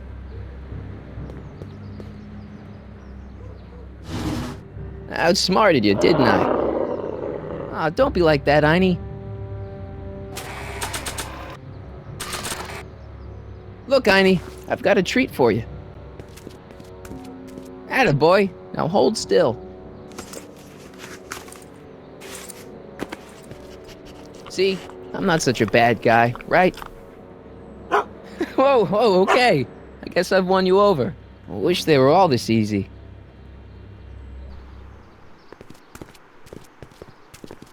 Huh? What is it, boy?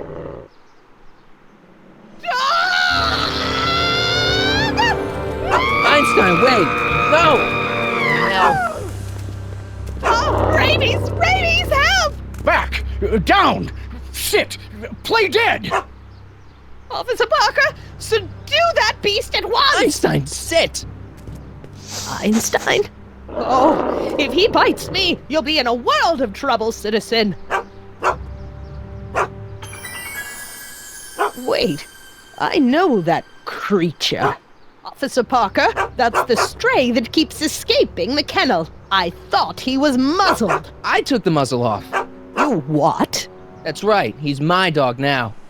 Citizen, you are in violation of Statute 357K. Parker, demerit this hooligan at once. I'll return this creature to the kennel. Yes, ma'am. Filthy, wretched beasts. Don't worry, Einie. Once I fix all this, you'll be back with Doc and romping through time. Now stay out of trouble, unless you want a visit from Citizen Brown.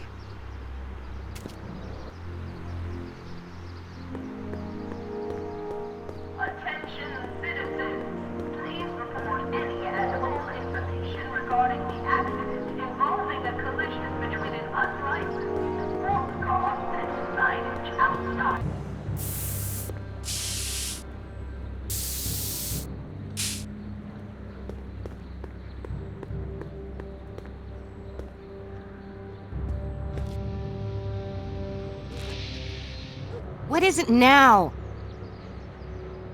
You and Leech, Jennifer? Hey, don't badmouth Leech. There's a lot more to him than soup, you know. Like what? For one thing, he wields an axe like nobody's business. So you got yourself a new guitar player. What can I say? I'm a girl who appreciates a hot lick. Yeah, I remember. Come on, Jennifer. Nobody in town plays guitar like me. I'm talking electric guitar, Martin. I'm gonna be honest, the ukulele has to go. I can outplay your loser boyfriend any day of the week. You're that desperate to get to first base. Did you say first or fourth? I'd give you 2.5. But first you gotta prove you've got better fingers than Leech. You ready to throw down? I was born ready. You got a guitar? Never leave home without it. Hold on. You can knock on my door anytime. Hold it, we got company. McFly, what's that was doing here? He says he can outplay you. I told him, there's no one in Hill Valley better than you. You wanna go prove it? The Ring of Rock? Don't crush him too bad. Just teach him a lesson.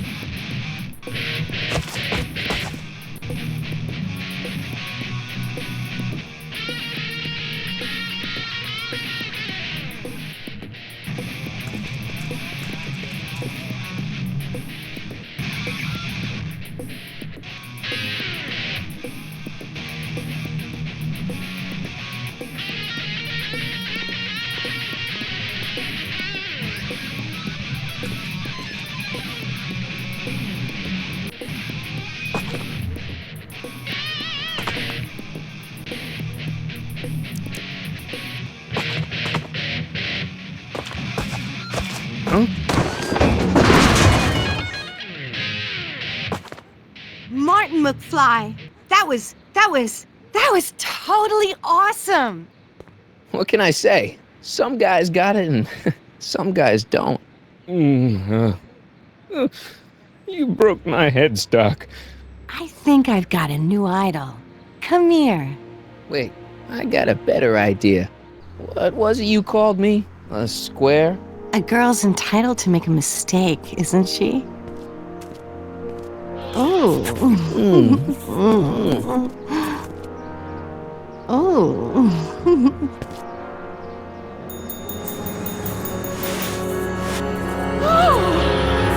Hooliganism! Delinquency! Officer Parker!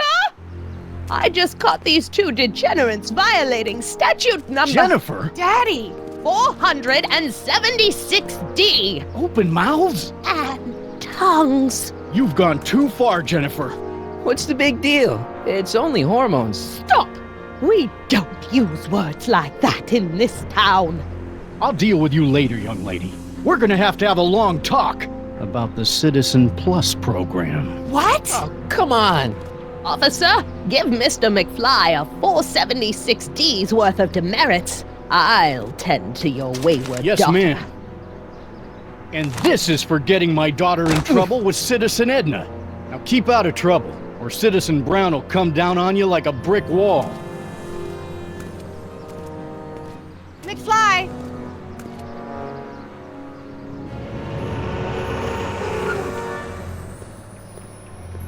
Hey, Jennifer.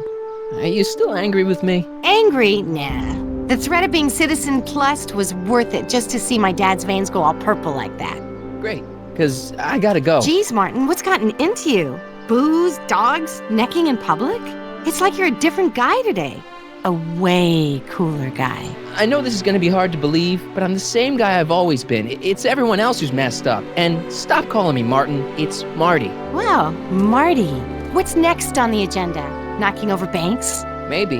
What's a guy gotta do to get in trouble around here? I think you're about to find out. You, citizen. Get out of here, Jen. Not a problem. Are you Martin Seamus McFly? Yes? We have a warrant for your detention. Detention? You've accrued over 15,000 demerits in the past 24 hours. Cool. Is it, young Mr. McFly? Is being branded as a criminal of weak moral character cool? I'm not weak. But you are in a heap of trouble. Trouble? Oh my, yes. But don't worry, we're here to take care of you. Like your Citizen Plus program took care of Biff? Perhaps. The program is in need of new volunteers. But let's not get ahead of ourselves. First, let's see what Citizen Brown has to say about your particular strain of antisocial behavior. You're taking me to Citizen Brown? Immediately. Officers, away with him. Yes, ma'am. It's about time. I always knew your goody two-shoes A+ student act was too good to be true.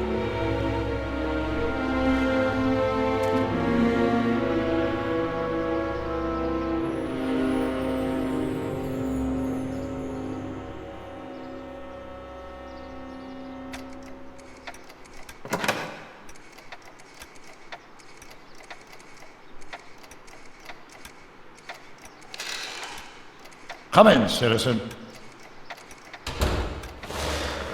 Martin McFly, age 18, resident of Sector L, Father George, Mother Lorraine, president of the Junior Brown Brigade, recipient of a full-ride scholarship to Strickland College, winner of the Courthouse Challenge to Portland Award, 0 demerits until this morning. The obvious question, Mr. McFly, is, what happened to you?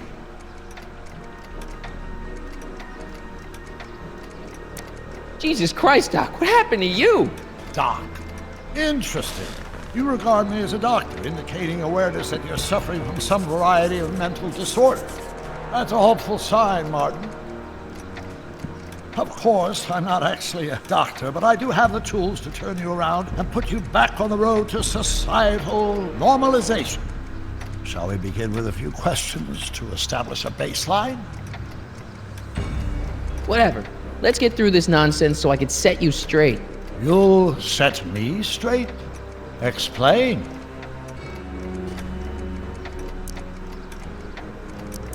This whole crazy world you've created, it's totally mental. There's all these stupid rules and everybody's acting all weird. My dad's turned into this creepy snoop. Mom's completely pathetic. And Jennifer's kind of scary. And Biff, it's like he's a zombie or something. And it's all basically your fault. So you believe this interview is really more about me than you? Yes. You went to all this trouble just to deliver a message to me in person? Yes. A cry for help, as it were. Yes. No, wait. Tell me, Martin, is your mother on the sauce again? Forget my mother. She's not the issue here. Don't ever forget your mother, Martin. Your parents are your superiors, and respect for one's superiors is absolutely essential to the Hill Valley Order. I'm surprised your father hasn't set you straight on this point. He's shown himself to be a very obedient and cooperative citizen.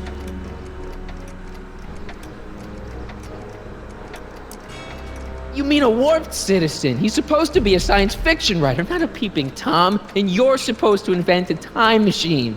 Time machine? Yeah, Doc, listen to me. You don't remember it, but you built a time machine out of a DeLorean. Why? Well, just for the hell of it, I guess. Plus, the steel frame of the DeLorean dispersal, I don't know. It was important for some reason. Fascinating. Yes, it is fascinating. It's amazing. It's incredible. But you don't know it because you've never invented it. You're not the real Doc Brown. You gotta believe me. And this is because? Everything got screwed up when I went back in time to 1931. Sounds like this time machine is a very impractical and dangerous invention. No, I mean, yes. What I mean is it's messed up a lot of things, but first, it made a lot of things better. Like my mom and my dad. It was only thanks to your time machine that they ever became successful and happy. So they're happy. But they're not, because you summoned me back in time and somehow your timeline got messed up and everybody else is along with it. I see. No, you don't. Think back. Don't you remember me? We knew each other when you were 18. I'm Michael Corleone. Incredible. This case is more serious than I'd imagined. The boy has fabricated an alternate reality. No, this is the alternate reality. My reality is the real reality. Calm down, Martin. I'm not blaming you for anything. The failure is ours, not yours. Obviously, there was a drastic flaw in your social conditioning. God, you don't understand. No, I don't understand yet, but I want to. I want to get at the root of your problem. Keep talking. Take your time. Look around the room. Perhaps something here will stimulate your memory. I can't tell if it's a guy celebrating a touchdown or chained up in a gulag. Glass half full, Marty.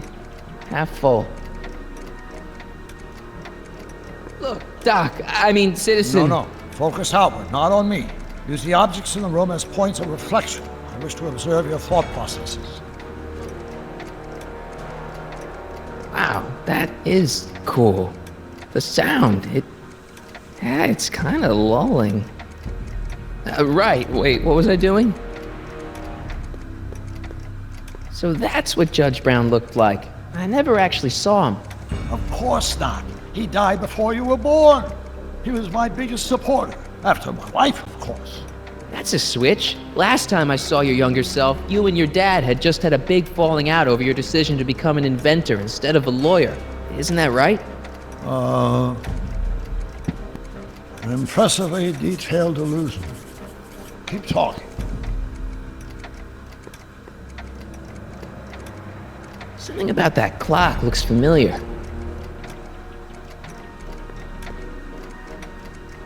It's all the same stuff I saw on my dad's monitors. I think. The whole town is under surveillance.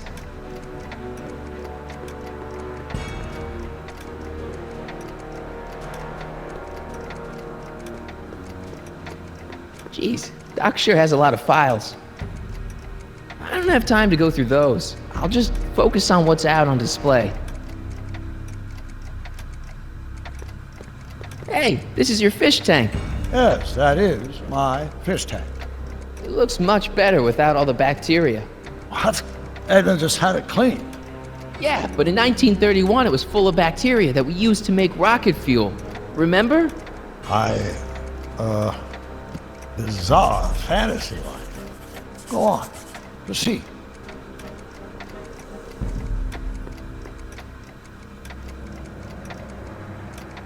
Okay, take a look at this picture of Einstein here. The dog. Harboring dangerous animals is a municipal offense. Yeah, they told me, but you harbored this very same animal once, a long time ago. Remember the test run of your rocket car? Einstein landed on the roof of the courthouse. I do recall something of the sort, but naturally it couldn't have been the same dog. There wasn't anything natural about it. Einstein's a time traveler too, thanks to your invention. Stop trying to confuse me! My whole life has been dedicated to the practical use of technology to shape a more efficient, orderly society.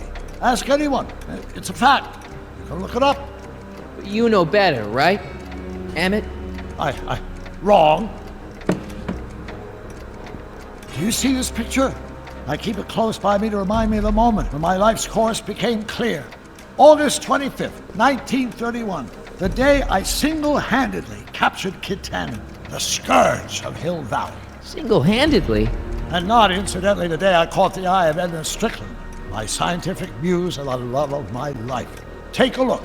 What you see there is a young man who understands his destiny. That's not what I see. What do you see?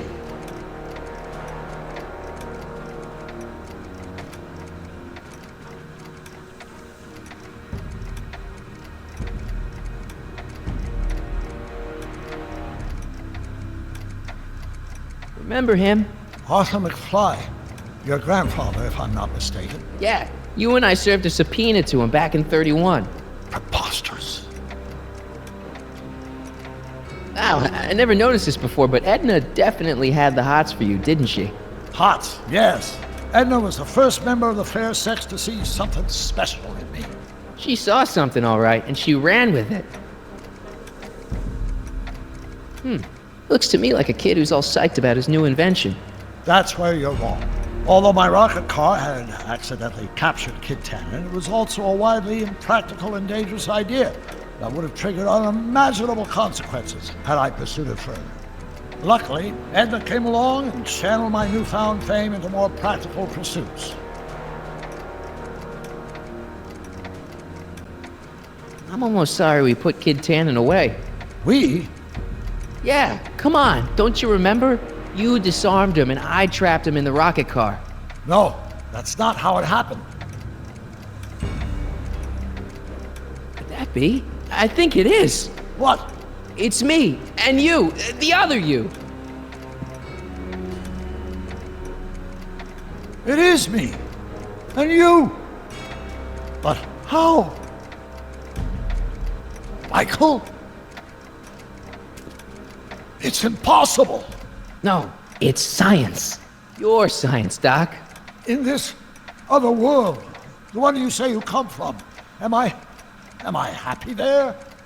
Very happy. You've got 2 great sons. Sons? Yes, and a fantastic wife. Not Edna? Not even remotely. And your invention. Jeez, Doc, you can go anywhere you want to. Anywhere in time. You're the luckiest guy in the universe. And what about Hill Valley? Hill Valley? You know it's got problems. A little bit of urban decay here, a little bit of crime there. It's a normal city. People are happy, mostly. And even when they're miserable, they're not miserable like they are in your Hill Valley. Stop! There are no miserable people in my Hill Valley. Give me a break. You don't really believe. My citizens lead lives of order and peace. Nobody worries. Nobody complains. Only because they were afraid to. Jeez, open your eyes, will you? You and Edna have got them all terrorized. That's Mrs. Brown to you, Sonny. Doc. Kindly address me as Your Honor. We worked for over 50 years, my wife and I. Every waking moment devoted to ridding Hill Valley of vice and disorder. And you dare to claim that our citizens are unhappy? Yeah, I do. I've seen it. They're just too afraid to speak up. Afraid? Afraid of what? Afraid of the consequences of their actions, Doc. You run this place like it's a police state. Nonsense. I can prove it. All right then, time travel boy. You do that. And until you do, I'm going to treat your wild story as just that. A story told by a madman. And I've determined that the best treatment is simply to let the insanity run its course. So, is the interview over? Should I leave? Please do. I'm very busy. I've got a city to run. Fine, but I'll be back with proof.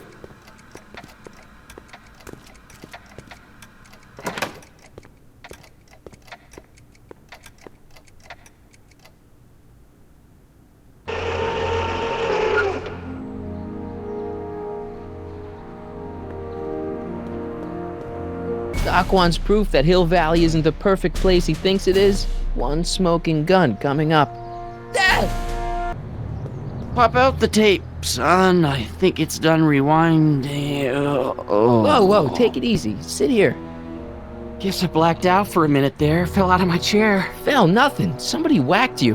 Whacked me? Impossible. We take great pride in the fact that incidences of physical violence in Hill Valley have fallen to virtually Who did it? Can you tell me? This can't be happening. There's gotta be a clue around here somewhere.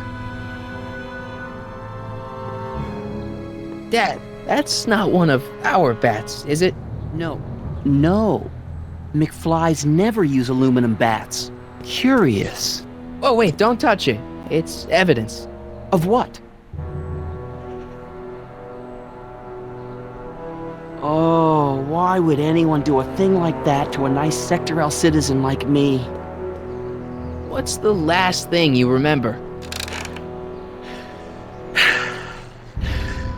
I was sitting right here, copying another incriminating scene onto my tapes. My tapes! What happened to my tapes? Stay calm, Dad. Are they on the floor? Do you see them? They're in a box marked raw footage.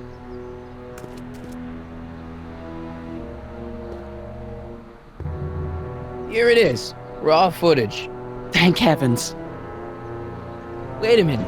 You see, I told you were just jumping to conclusions. All these dark suspicions about thieves and attackers when all the time it was just empty. What? There's no tapes. But I'm sure they were in there before. Before whoever it was whacked you in the head and took them. Oh my gosh, I've been mugged. Mugged in Hill Valley. They can't get away with it. Oh! Don't worry, Dad. We'll get to the bottom of this. Who could have done this to me? Who stands to lose if those tapes get out? Everybody who's badmouthed Citizen Brown when they didn't know a camera was on them. But that's half the people in town. No, I'm guessing this was a lone agent. Oh, it's no use. The tapes are gone. All I can do is hope against hope they don't surface and land me in trouble. Come on, Dad. We can't just give up. Let's get out there and start shaking people down. We can make them talk. And before you know it, the authorities would get involved and we'd both be in trouble. No thanks. There's gotta be something we could do to get our hands on those tapes. Well, we can make new ones. We can? Sure. It may take a while, but if you're willing to help your old man out, it shouldn't take us more than, say, 6 months. 6 months? But I need those tapes now. You need the tapes. What I mean is...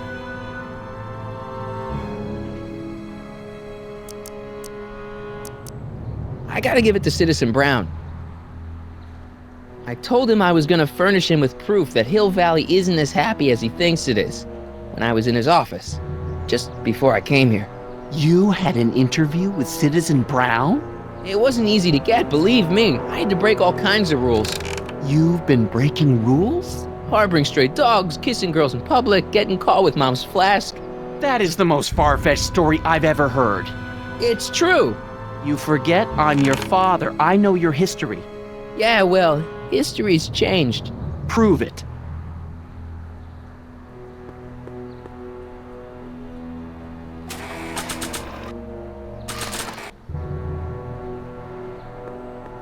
Read him and weep. Demerits, but... It was the only way. I don't understand. Dad, listen to me. I mean, really listen. You and I both know that things aren't right here. Citizen Brown might have started with good intentions, but his Hill Valley's just made everybody miserable. Shh! You said that to him? Basically, yeah. Oh, there go our privileges. No, wait, I got him to listen, Dad, and he's gonna make things right for you and Mom and all of us. I can't explain how. You're just gonna have to trust me on this. Okay. But first I have to show him your tapes to prove my point. Oh, no. No. Dad. This scheme of yours, maybe you know what you're doing, I can't say. But leave me out of Dad. it. I don't like trouble. I can't handle it. It's not in my genes. But... think of your family.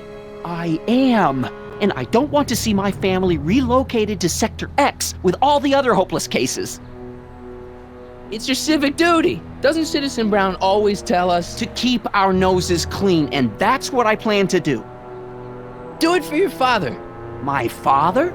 Yeah, Arthur McFly. I know his name. Didn't he have something to do with putting away Kid Tannen, way back when? Yes, he did. Where do you hear about that? It was way back before Citizen Brown cleaned up the town, before I was even born. Everyone lived in terror of Kid Tannen and his goons. But Dad stood up to him. He had evidence of Kid's guilt, see, and he risked his life to deliver it to the authorities. Never be afraid to do the right thing. That's what he always used to tell me. And what are you doing? Trying to remember which is the right feed. Feed to what? To the surveillance camera, the one in the yard. Wait a minute. You have a surveillance camera trained on yourself? Of course, gotta cover all bases. Help me figure out which monitor I'm on.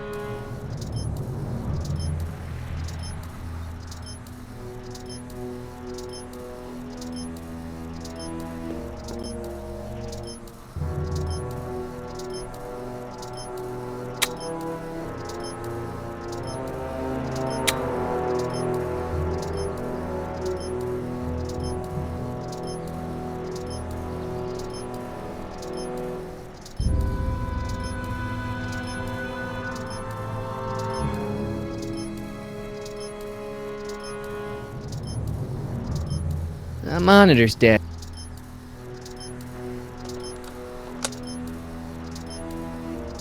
There, that looks like us. So the surveillance tape must be on this VCR.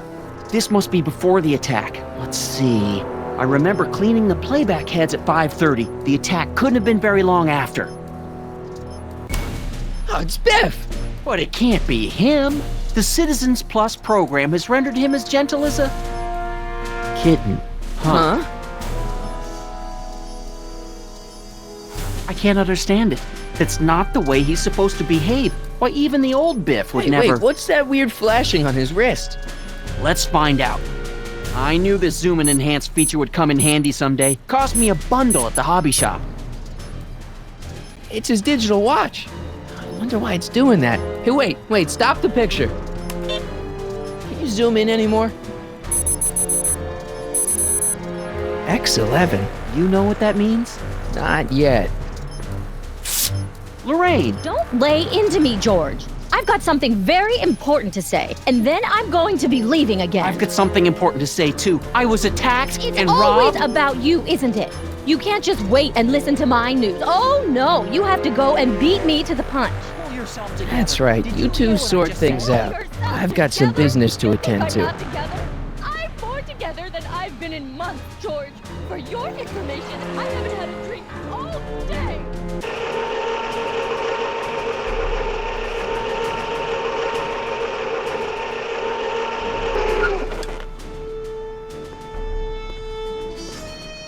Biff!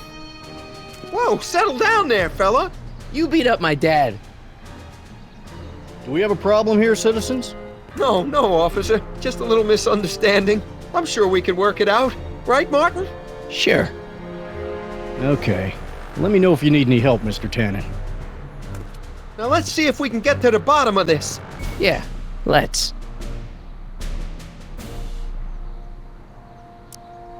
Why'd you hurt my dad, Biff? He never did anything to you in this timeline. Timeline? What are you talking about? Don't play dumb. I saw you on camera.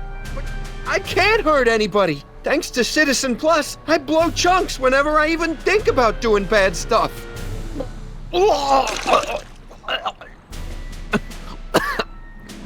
See?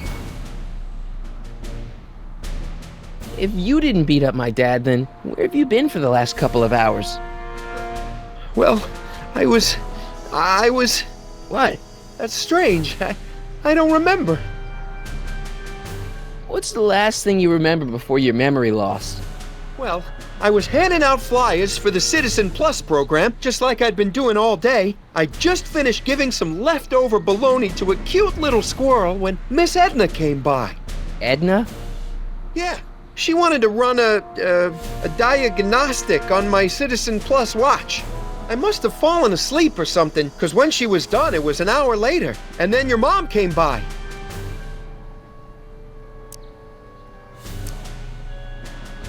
So the last thing you remember before my dad got beat up is Edna fiddling with your watch? Yeah, that does sound pretty bad, doesn't it? What'd you do with my dad's secret videotape? Secret videotape? You know, the one that shows how people are fed up with all these screwy rules and laws. You lost me, Martin, but that tape sounds dangerous. It should probably be dumped in the recycling bin. What was my mom doing here? Oh, she was just handing over her paperwork for the Citizen Plus program. What? Oh yeah, I don't know how to tell you this, Martin, but your mom's in pretty rough shape. Yeah, but to sign up for Citizen Plus. She was on the fence for a while, too. But after you took the blame for her secret drinking problem, she realized she needed serious help. Oh no, Mom. So you really don't know anything about my dad's secret tape? Oh no, I'd never walk around with subversive material like that. Biff, your watch. Does X11 mean anything to you? X11? Is that a new band or something? I don't go in for that new hippity-hoppity stuff. It's not a band, Biff. It's a mode on your Citizen Plus watch. Weird. I've never seen it look like that. Heck, I can barely get this thing to stop blinking. See?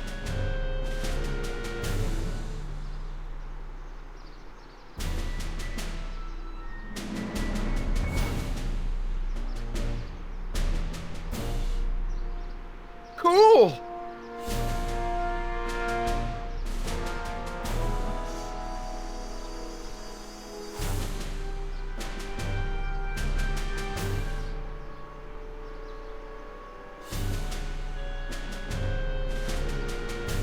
Biff? Okay, that's weird.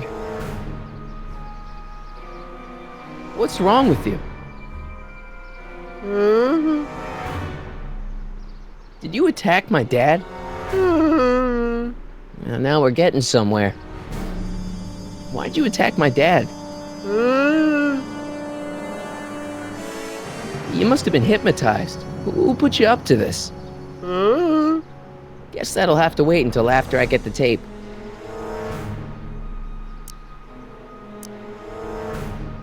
Could you, touch your toes?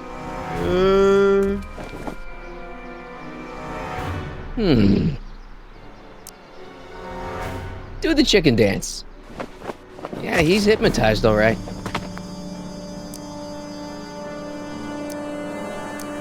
Where's my dad's tape? The recycling bin? Could you do me a favor and go get my dad's tape?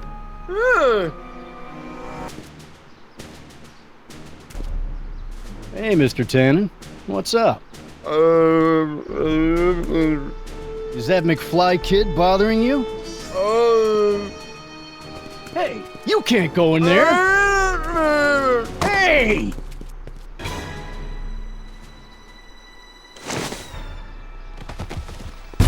Whoa! Holy smokes! What happened to him? I don't know. No one's ever jumped into the recycling bin before. Well, where does it go? That information is above my pay grade. Oh, jeez. I'm in a lot of trouble now. Don't move a muscle, McFly. I gotta go tell Citizen Brown about this. I've got a really bad feeling about this. Well, here goes nothing. Gosh, ma'am, did I do something wrong? Did I do something? Mr. Tannen, I put a lot of work into honing you as the first Citizen Plus. What on earth possessed you to assault a police officer and dive headfirst into the recycling bin? Did I do all that? Lord, I thought your father was dim. No, really, I don't remember doing anything like that. The last thing I remember, I was showing that nice McFly kid my watch. Then, blam, I'm down here and you're yelling at me. McFly? McFly. Strickland. Oh, hi, Martin. Give me the tapes, Edna. Mr. Tannen, please restrain our guest. Biff, stop! Stop! Oh no.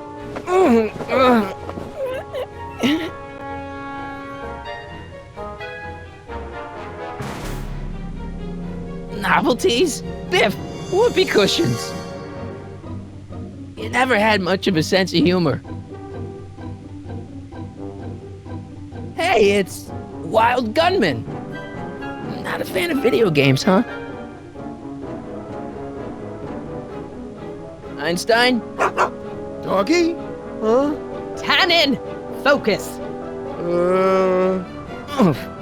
So much vice and disorder. And to think, Emmett actually wanted to shut down the X11 initiative. Hey, look over there! It's beer! Beer? going on? Biff Howard Tannen, obey your programming. You see, Mr. McFly, thanks to the enhancements I've made to the Citizen Plus program, I can bring even the most rabid of dogs to heel.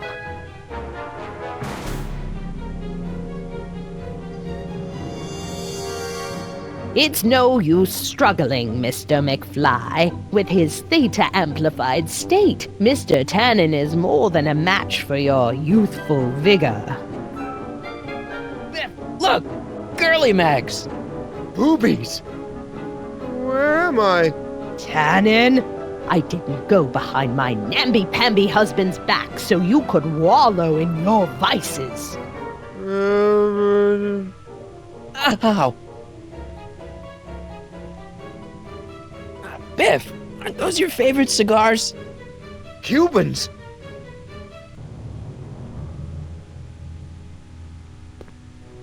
Tannen, listen to me! Babes.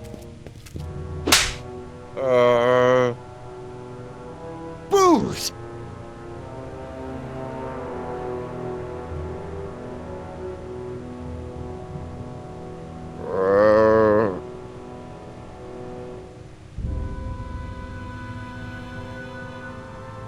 What the fuck?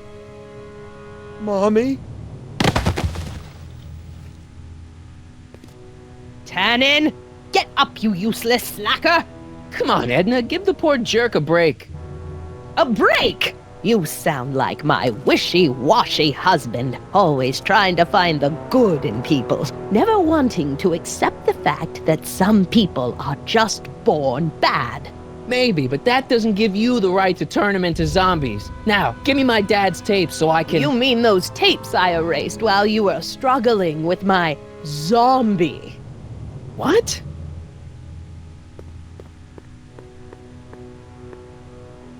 Come on. Utopias are fragile things, Mr. McFly, especially when overseen by minds as distractible as my husband's. No. Edna! Doc? Emmett, what are you doing here? I came down here to investigate a troubling report involving Mr. Tannen. Doc, you gotta stop her. Silence! Okay. I was concerned there might be a flaw in my Citizen Plus program. Imagine my surprise when I found my wife perverting my life's work. Is this what it's all been about, Edna? All those years? All our struggles to cure society's illnesses? Just to create a world where free will can be turned off with a flick of a switch? Oh, please, Emmett. You wanted this just as much as I did. Remember? If only we could tell someone to stay off the grass, and so help us, they would never tread foot on a well-manicured lawn again. That's what Citizen Plus does. It makes rules unbreakable. I only gave it the slightest of changes. Enough! We will not have this discussion here. But— Go home and wait for me. Fine.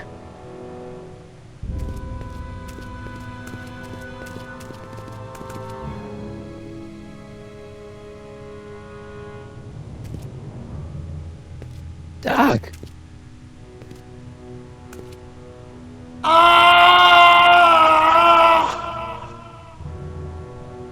Father, what have I done?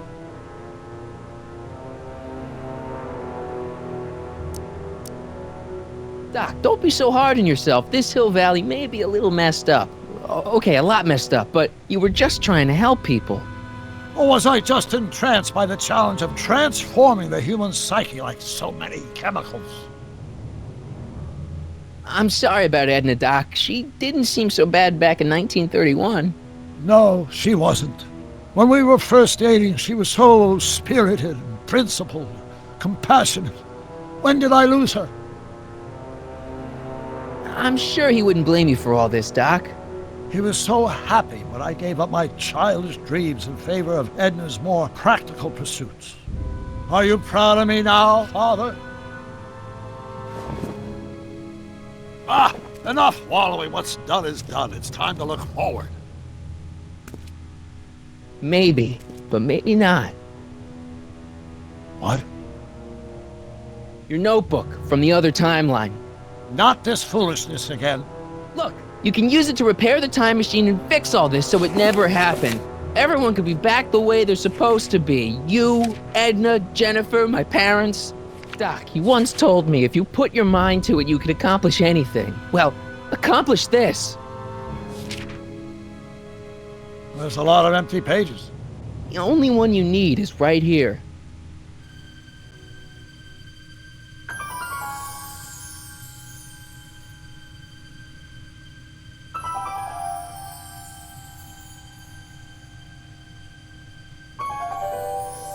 Great Scott.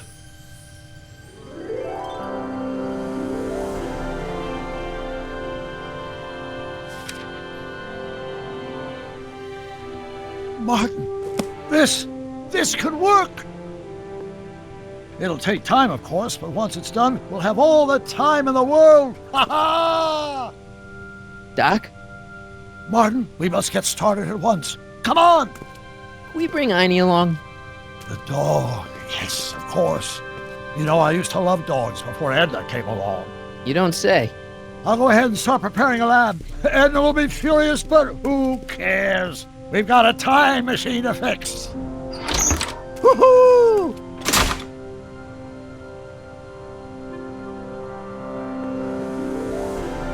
Don't worry, boy. I'll get you out of here in no time. What is it, Einie? McFly!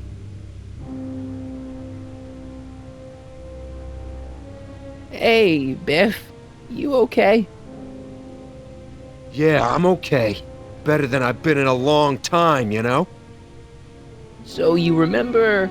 That witch making me do stuff? Yeah, she'll get what's coming to her. No one tells Biff Tannen what to do. No one. Hey, I'm the guy who snapped you out of it. Really? Because all I remember is a punk kid who thought it'd be funny to make me jump down a hole. Ah.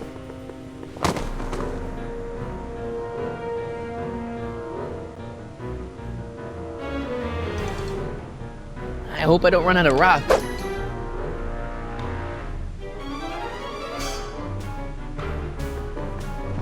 Down, Biff.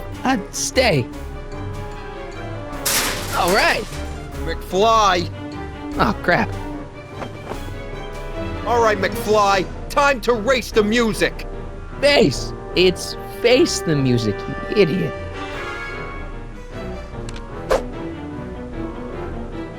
Einie, sick him!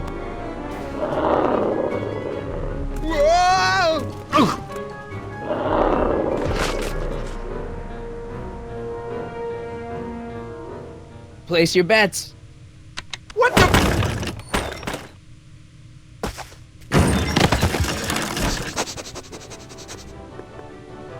Let's get out of here, Einie.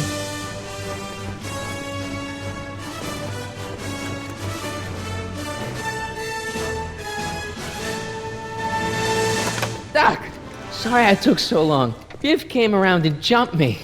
I totally laid him out with the old... Martin McFly. Edna? It's almost impressive how many years of work and planning you nearly ruined in just a few short hours. Where's Doc? Doc. My husband is in a better place. Better place? What have you done to him? Relax, Martin.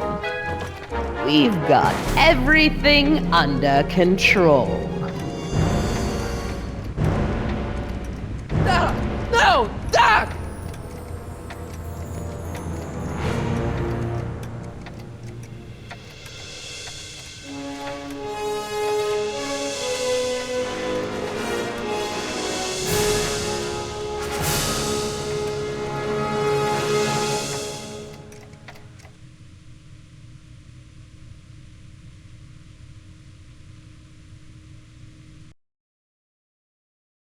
Here's the real story. I'm a Marty McFly from an alternate timeline. Edna, why? Because you're weak, Emmett. What can I say? She's my muse. I'm not sure I like where this is going. It's almost embarrassing how devoted he is to me. You gotta believe me, Jennifer. This whole town's gone crazy, and Citizen Brown and I are the only ones who can fix it. There is no future for us.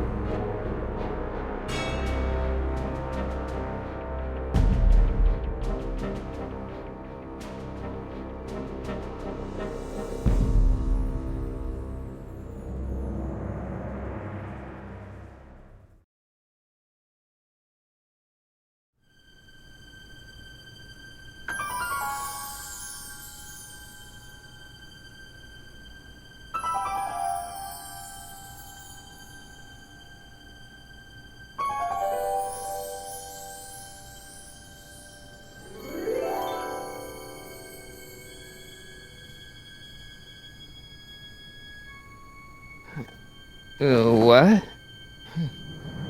Where am I?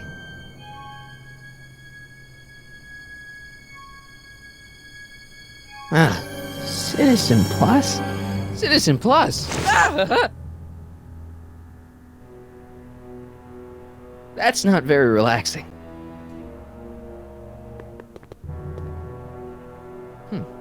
Doesn't look like it's on. Doesn't look like it's on.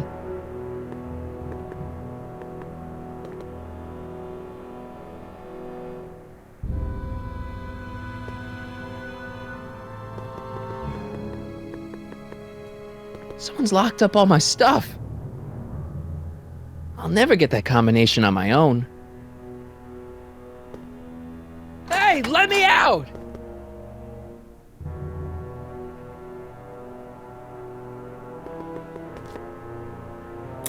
Make sure the McFlyboy is prepped for his Citizen Plus treatment by the time I finish with my husband. How is Citizen Brown? I'm afraid it's worse than we imagined. He's gone completely antisocial. Darn. We're using every tool at our disposal to snap him out of it. But I fear that nothing short of a complete personality rebuild will bring our leader back to us. And it's all McFly's fault? Unbelievable, isn't it? One teenage hooligan has brought Hill Valley to the brink of ruin. Ah, well. Let me know when he's ready. I'll be tending to Citizen Brown. I gotta get out of here and rescue Doc.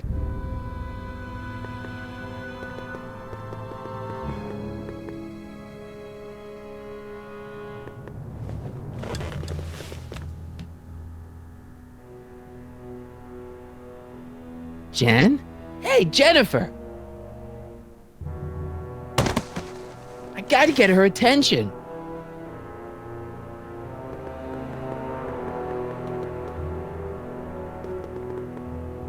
Hello? What? Let me out of here. Sorry, sir, but Citizen Plus patients aren't allowed to exit their waiting rooms until the Citizen Plus treatment chamber has been suitably prepped for their procedure. You can't keep me in here. It's against the law. When you signed your Citizen Plus treatment agreement, you gave the Citizen Plus ward legal approval to incarcerate you until the completion of your Citizen Plus treatment.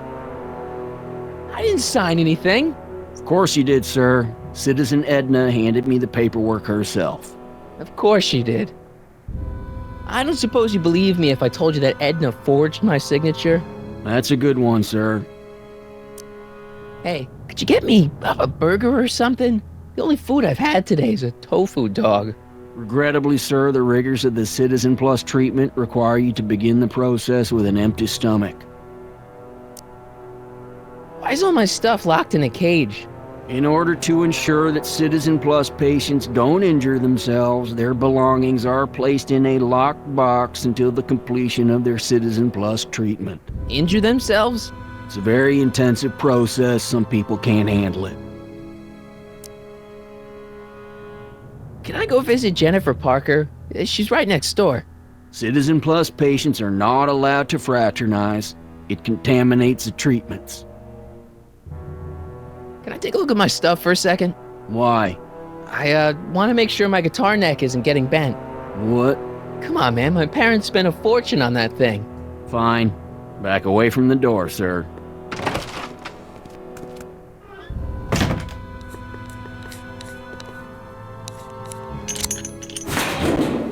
There. How's the guitar? I guess it's okay. Good.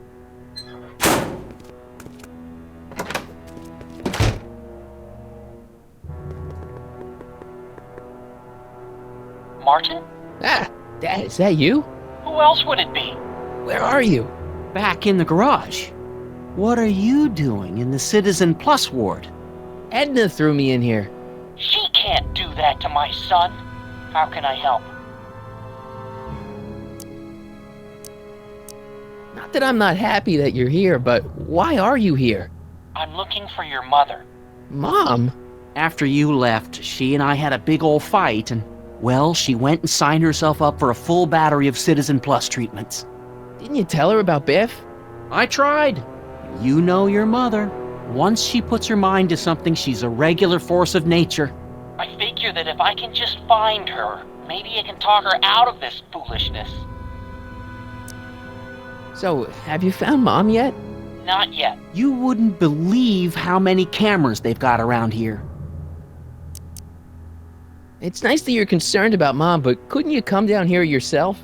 Oh, I couldn't do that. I'm probably in enough trouble with the authorities already. No, I think it's better for everyone if I stay here in my garage with my televisions and cameras. You got any advice for getting out of here? I'd look around for anyone inside who might be willing to help you. From the looks of those locks, you can't be the only involuntary Citizen Plus patient. Dad, those Citizen Plus watches are gonna turn everyone in Hill Valley into robots, starting with Citizen Brown. I always suspected digital watches were evil.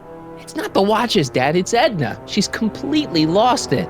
Citizen Edna's crazy? Oh, that's not good. Although it would explain a lot. Dad, I know this is a lot to accept, but I've gotta rescue Citizen Brown so that we can go back in time and stop him from ever marrying Edna in the first place. You're right, son. That is a lot to accept. So let's forget you ever said it and just concentrate on getting you out of there. Yeah, maybe that's for the best. Could you let me talk to Jennifer? Jennifer Parker? Yeah, she's in the room next door. Let's see, that'd be waiting room beta. Got it. You're all patched in, son. Jennifer. Martin, is that you? Where are you? I'm over here, in the camera. Oh, Martin, aren't you in enough trouble already? Trouble? Jen, what are you talking about? You know, with all the drinking and the PDAs. Jennifer, what's wrong with you? You sound strange. I used to be strange, Martin, but thanks to my first Citizen Plus treatment, I'm well on my way to becoming an average, well-adjusted teenager. Citizen Plus? Oh no, Jen, not you too. Why's your door open? Now that I'm finished with my Citizen Plus treatment, I'm free to go whenever I want. I'm just waiting for the nice guard to escort me out. Hey, do you know what time it is? No. Didn't they give you some kind of digital watch when you were done with all that brainwashing? The Citizen Plus watch? I won't get one of those for another 5 or 6 treatments. Rats. Hey, on your way out, do you think you could help me break out of here? Oh, I couldn't do that, Martin. It's against the rules. Okay, forget breaking out. Could you at least come visit me? It's kind of lonely in here. I don't think it's a good idea for us to see each other until you've undergone your first Citizen Plus treatment. Why not? Because your gosh danged hormones are out of control, Martin. Jen, snap out of it. This isn't the real you. I mean, it's kind of like the real you, but not like the real you in this timeline. Wow, that's... I know, it sounds crazy. I'd never call you crazy, Martin. You're just sick. I should know, I used to be sick too. But now I never want to spray paint a Buick or listen to rock music ever again. How'd you wind up in the Citizen Plus program anyway? My dad signed me up, and it's a good thing too. I was completely out of control. I kinda liked it. Jen, this whole Citizen Plus thing is a scam. Edna's using it to take control of everyone in Hill Valley, including her husband. You know, Citizen Edna told me you were having paranoid delusions, but I had no idea. So, what was your Citizen Plus treatment like anyway? Well, that's weird. I don't really remember. Must be a side effect of the treatments. Could you hang around for a few minutes? It's nice to have someone to talk to. I'll be here until the guard comes for me. Then I'll really have to tell him about how you're hijacking the cameras. Oh, come on, don't be a narc. I'm not a narc. I'm a good citizen. Dad. How can I help, son? I tried to peek over the guard's shoulder to get the combination, but he's too tall. Over his shoulder? Hold on. What? I may have it on tape. Zoom, enhance, zoom, enhance. Ha! What? The camera was high enough to see over his shoulder. Nice work, Dad. The combination is 2 left, 8 right, 18 left, 32 right. All right. Hey, your guitar! I'm sorry I tried to throw it out. Yeah, the guitar's pretty cool, but this is what I care about. No fair making your dad all misty, son.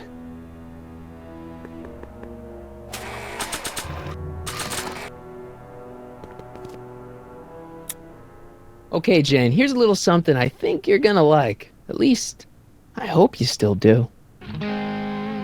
Martin? Jennifer. Oh, Martin. Martin? What are you doing?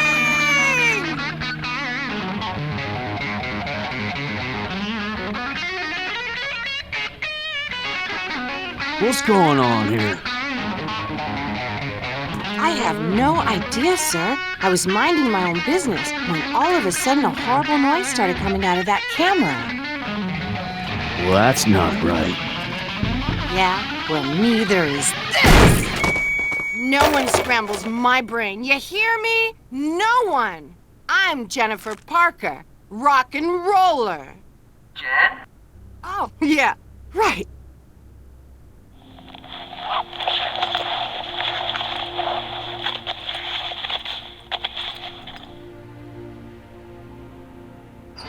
Yeah, Jen. No time for small talk, McFly. We need to get you disguised so we can walk out of here.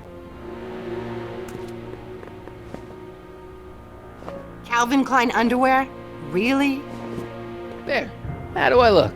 Little short for a stormtrooper, but it'll have to do. Come on!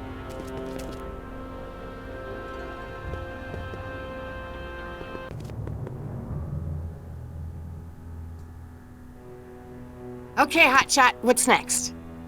Now we rescue Citizen Brown, get the hell out of here, and get things back to the way they're supposed to be. Whatever, just as long as I get to break some stuff. I've got a lot of pent-up hostility right now, you know? Miss Parker. What the? Yeah. I'm here to escort you to the lobby. Your father's waiting for you. Can he wait? I was hoping that this attractive young man could take me on a tour of the facilities. I'm afraid I really must insist, miss. Relax, Jennifer. I've got everything under control. Really? Really. Okay then. But first... What was that for? For saving me, dummy. Let's go, officer. You know, I'm probably gonna have to write you up for a PDA violation. Bite me. What? Rock and roll. Looks like a giant air freshener. Weird. Jeez, he looks miserable. I don't know what kind of movies they're showing Doc, but I don't think he's enjoying them.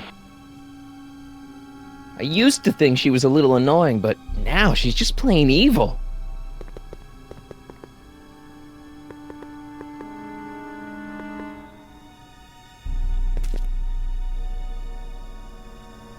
Hey, get me out of here! Sorry, can't hear you in this thing, but thanks for the duds, though.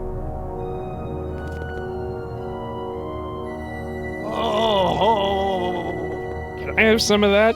Feels like I haven't eaten in years. No, that's Tannen's. He's not allowed to eat it until he's taken his pacification pill. We tried to give it to him an hour ago, but he still hasn't swallowed it. Let me try. I can be pretty persuasive. No.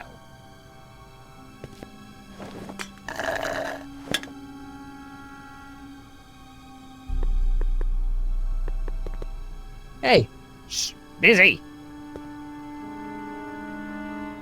Increase somatosensory fluids by 17%. Wow, they've really got the store locked up tight. I wonder what sick freak they've got in here. Ah! I should have known.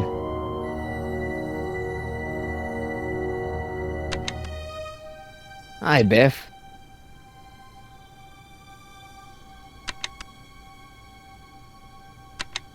Looks like your intercom's busted. Just as well. It'd probably be just a bunch of swearing and mixed metaphors anyway. You want out of here, big guy? Guess they don't work. Hey, Biff. Guess who your guard is? Peekaboo! The guard says I'm not supposed to give you any food until you swallow your pill.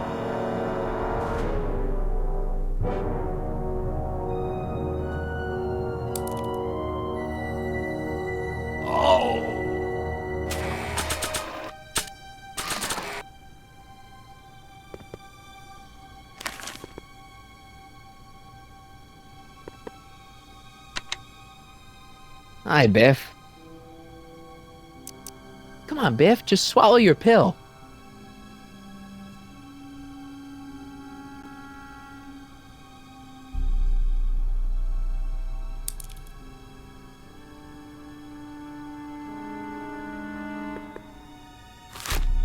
Oh, Biff spit. Don't worry, Emmett. It'll all be over soon.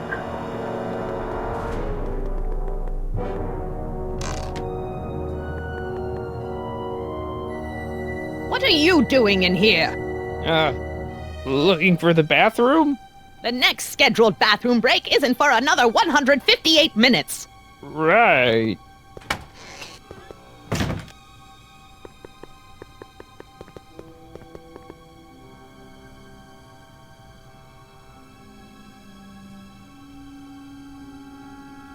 That speaker looks really familiar.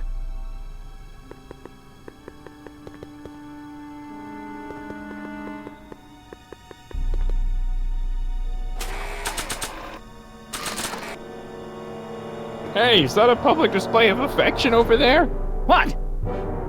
Sorry, it was just a shadow. Stop goofing around and get back to work. Yes, sir.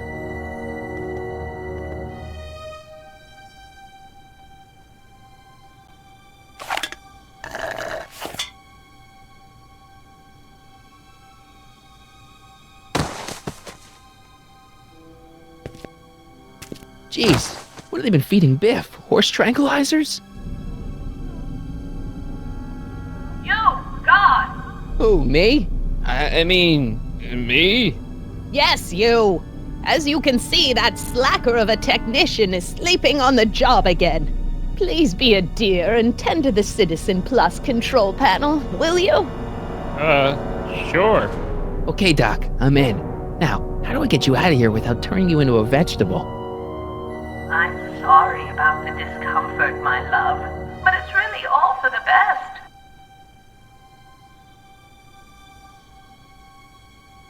Jeez, where's the off button on this thing? Hey, an equalizer. At least, I think it's an equalizer.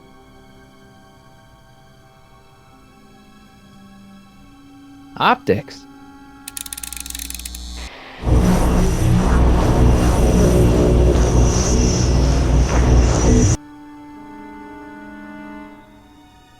Tactile. Oh, sorry.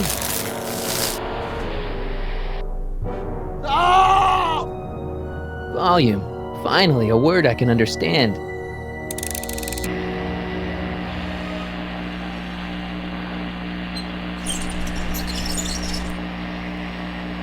Okay, that moved him a few inches. Maybe I can blast him right out the door. Olfactory. I think I know what that means.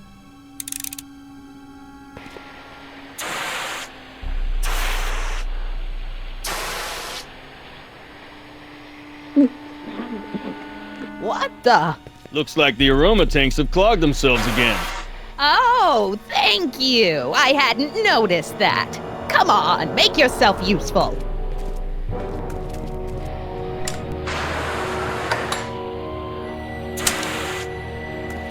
I'm sorry about the delay, dear. This'd go a lot easier if you just gave up this madness about time machines and altering the past. You should concentrate on the future. There is no future for us. You won't think that in a few more hours. Edna, please, think about the consequences of your actions. Me? You're the one threatening the social order of Hill Valley with your crazy time machine talk.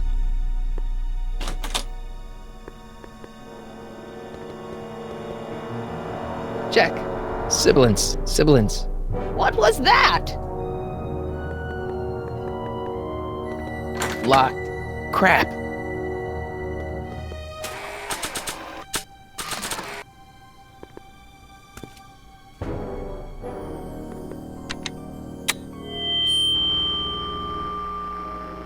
Hey, Doc, let's get ready to blow this joint. What was that?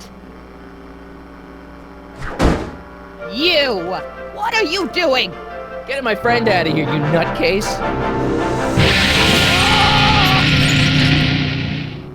Okay, that was a little less dramatic than I had expected. Whoa!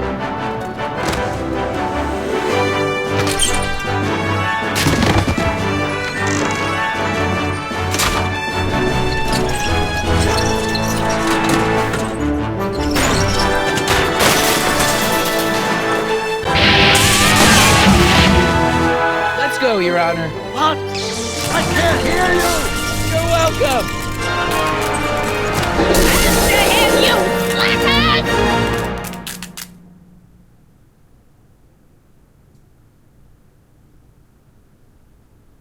Attention citizens.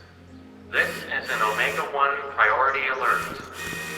Potentially disruptive nonconformists are loose in the courthouse. Please return to your homes until the situation has been resolved. Have a nice day.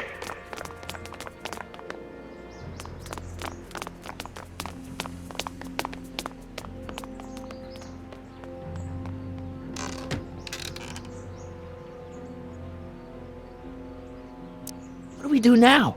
Now we wait for the guards to clear out so we can make a break for your time machine. Hey, it's my mom. Hey. Don't talk to her. She could give us away.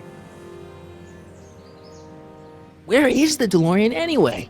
I had the wreck towed to my secret lab near Clayton Ravine. Clayton Ravine, as in Clara Clayton? Why is that significant? Well, Clara's kind of supposed to be your wife, so yeah. Fascinating. Shouldn't we go help? Once we go back and change history, none of this will ever happen. I guess.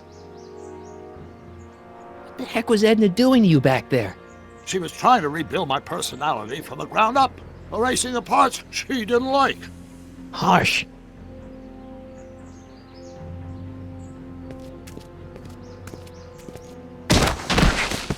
All right, Dad.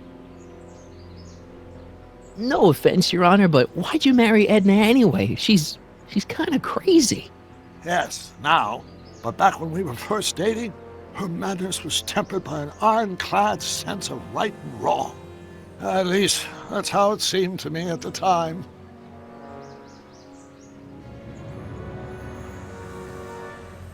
Mom, Dad, no! They'll be fine.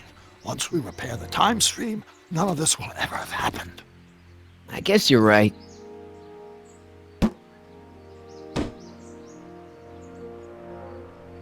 Looks like the coast is clear. Great! Let's go fix the DeLorean. I'm afraid I'll have to do that without you, Martin. What? Why? Well, from what little I understand of time travel, if you help me rebuild the time machine, your presence in the repair efforts could cause some sort of temporal paradox after we return to 1931. So what am I supposed to do? Just hang out here in Bizarro Hill Valley until you fix the time machine? Exactly. But don't worry, if things work out according to plan, you won't even notice I'm gone. You know, for a second there, you sounded almost as confusing as the real Doc. See? We're making progress already. See you soon, Martin. Good luck, Your Honor. Oh, and you might want to stay off the streets for a few seconds. Stay off the street. Citizen Brown? Emmett?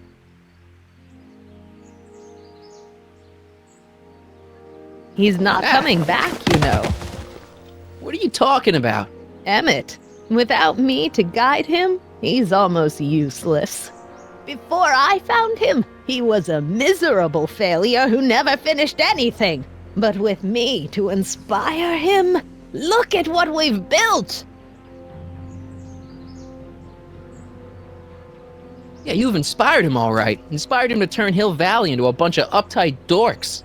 I wouldn't expect a delinquent like you to understand. You think you've inspired Doc? I'll have you know that without you, Emmett Brown is destined to build a time-traveling DeLorean and a flying time train. Preposterous! Emmett couldn't even build a dog feeder without me to guide him. Yeah, well, he did that too. Not the only inspiration in Doc's life, you know. In my timeline, he married one of the sweetest women of the 19th century. Sweetness. Yeah. Emmett needs discipline to stay focused. He's so easily distracted. Okay, Your Honor. Starting to get a little concerned here.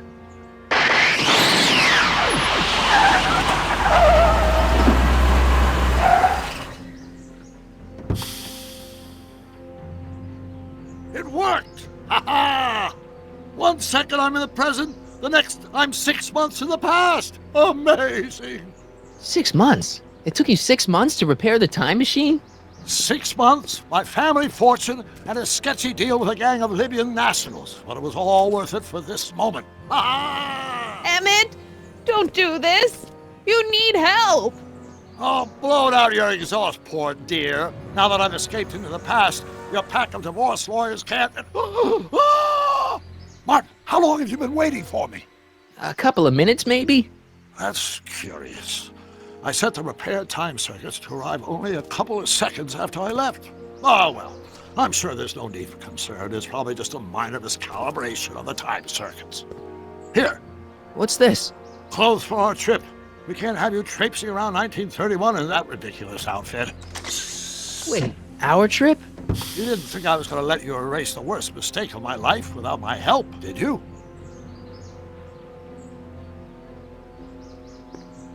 Fine, leave!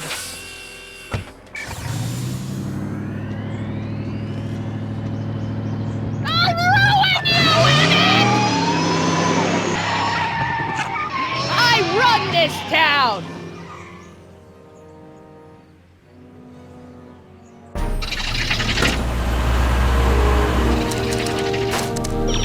Time circuit set for August 26, 1931. You ready to go, Your Honor? Call me, Doc.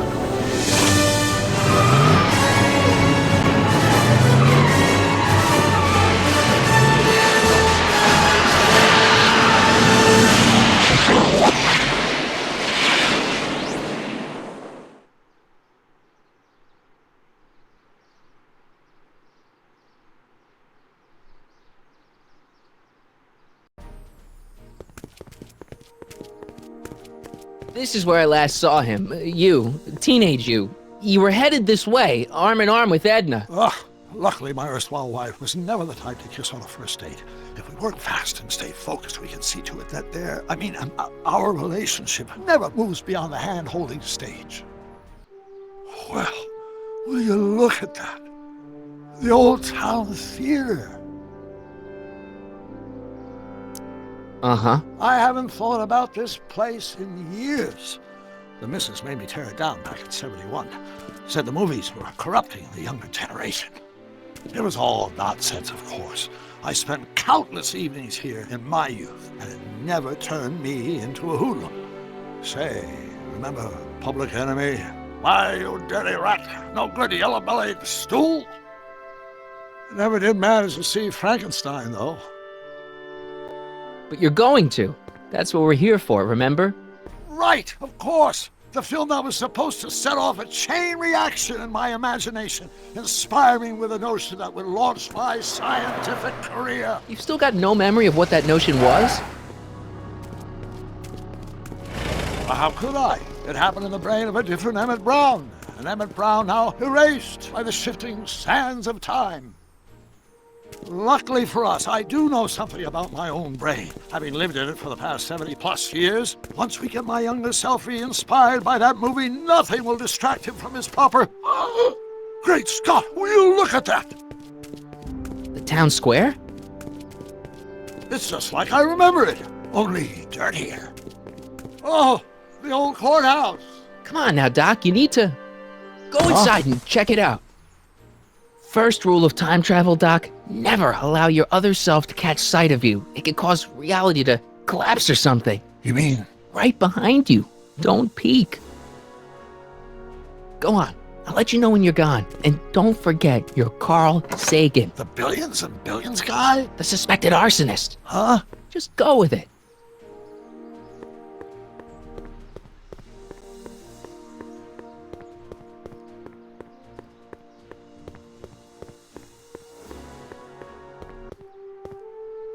Michael, you do show up at the oddest moments. Where have you been hiding? Oh, you know, here and there. You're a little hard to pin down yourself. I went looking for you last night, but... I believe I was off entertaining a beautiful lady. You know, I never really got a chance to thank you. Well, I'm sure you would have escaped Kid on your own. Kid? Oh, sure, I'm grateful for that, but no, I'm talking about Edna. It's funny to think of now, but until that crisis, I actually thought Edna and I disliked one another. Imagine! Yeah, well, sometimes first impressions are right. The thing is, you shouldn't let Edna distract you from, you know, the business at hand. Finishing your project for the expo and going to see Frankenstein. Oh, sure. I'm far too busy for movies these days. But, And as for my project, it's practically done. The rocket car? The rocket car? Boy, are you out of date. I've junked a rocket car. But... More trouble than it's worth. I'll never figure out a propulsion system that does what I want it to do. And besides, its social utility is practically non-existent. Social utility? Since when do you care about... The mental alignment meter is a much more worthy project. The what? It was Edna's idea, and she's really been cracking the whip to get me to complete it in time for the expo. Emmett, I'm a little confused here. What day is it? Why, it's opening day. The opening day of the expo. Which reminds me, I'd better skedaddle back to the lab. If Edna catches me dawdling, there'll be heck to pay. Catch you around, Corleone. October 12th? Doc?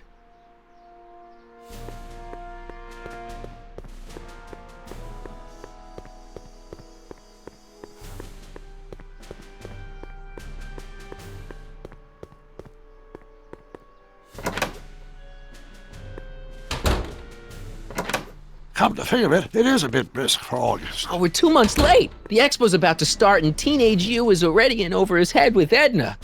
I always did have a tendency to plunge into things.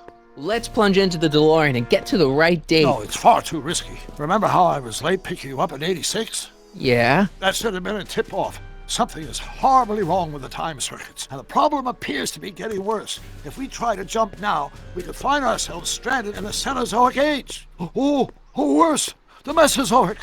Then we're stuck? For the time being. I'll look into the problem and see what I can do.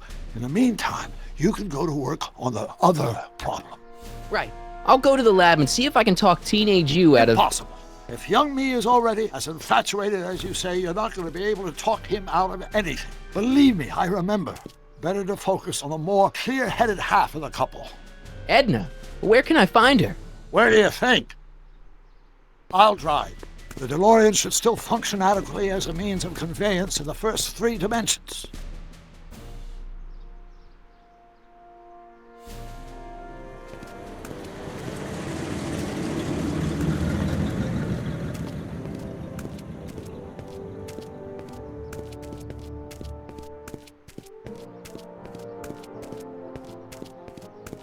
You were right. There she is. My soon-to-be ex-future wife is nothing if not predictable. Do I really have to talk to her? I mean, couldn't I just hang out until you fix the time circuits and... I'll talk to her.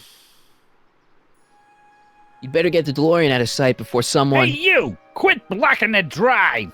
All Car of the Future contestants need to report to the North Tent! Why not? Good luck!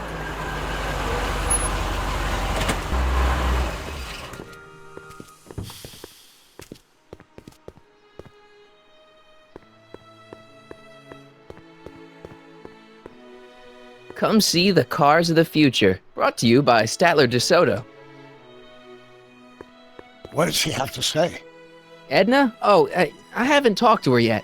Well, what are you waiting for? We need to get those kids separated.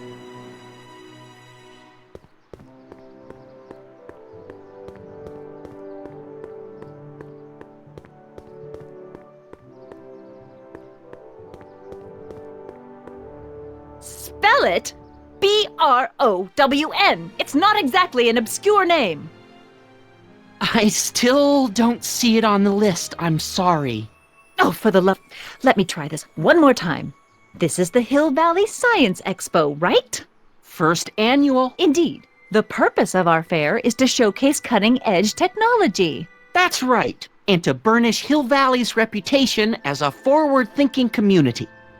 And yet, you want to exclude the maker of the most revolutionary breakthrough of all. It's not that I want to, but... oh, dear. Mr. Corleone! You do pop up at the oddest times. What are you doing here?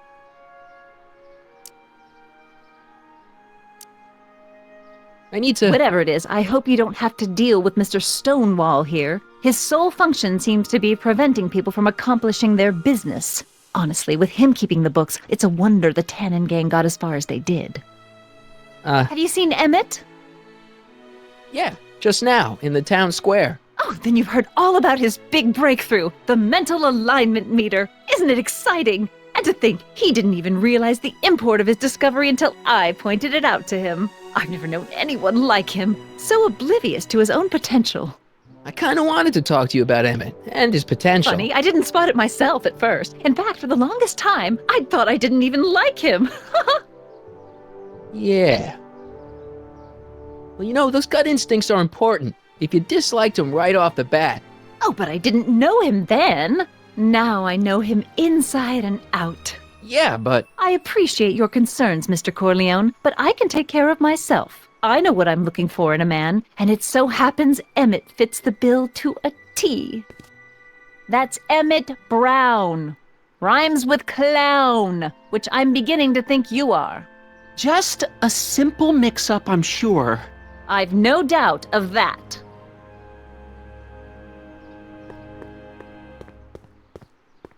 Hey, excuse me. Yeah? When does the expo Not open? till tonight. Anybody without official business here, please get off the grounds! You got official business here? Yeah.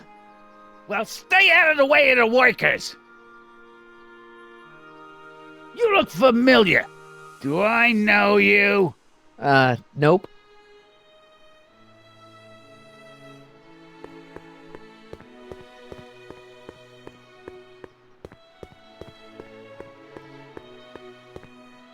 It's not as nice as my truck back in '86.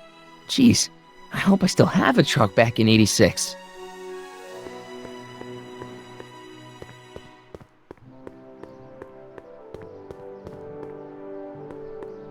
Hey, Artie!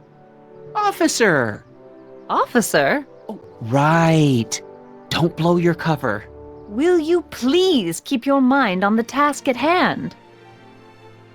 Can't talk right now. Ahem.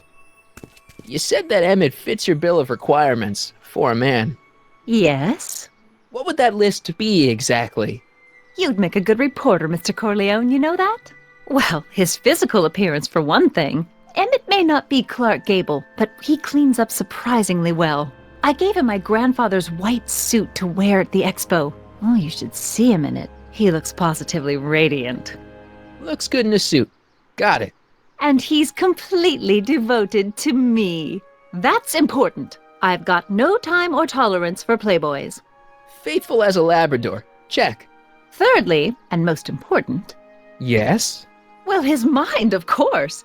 It's brilliant, and it's virtuous through and through. His own mind map shows him to be a model citizen. Good brain, I see. And if it turned out that you were mistaken about any of these qualities... Say, what's your game?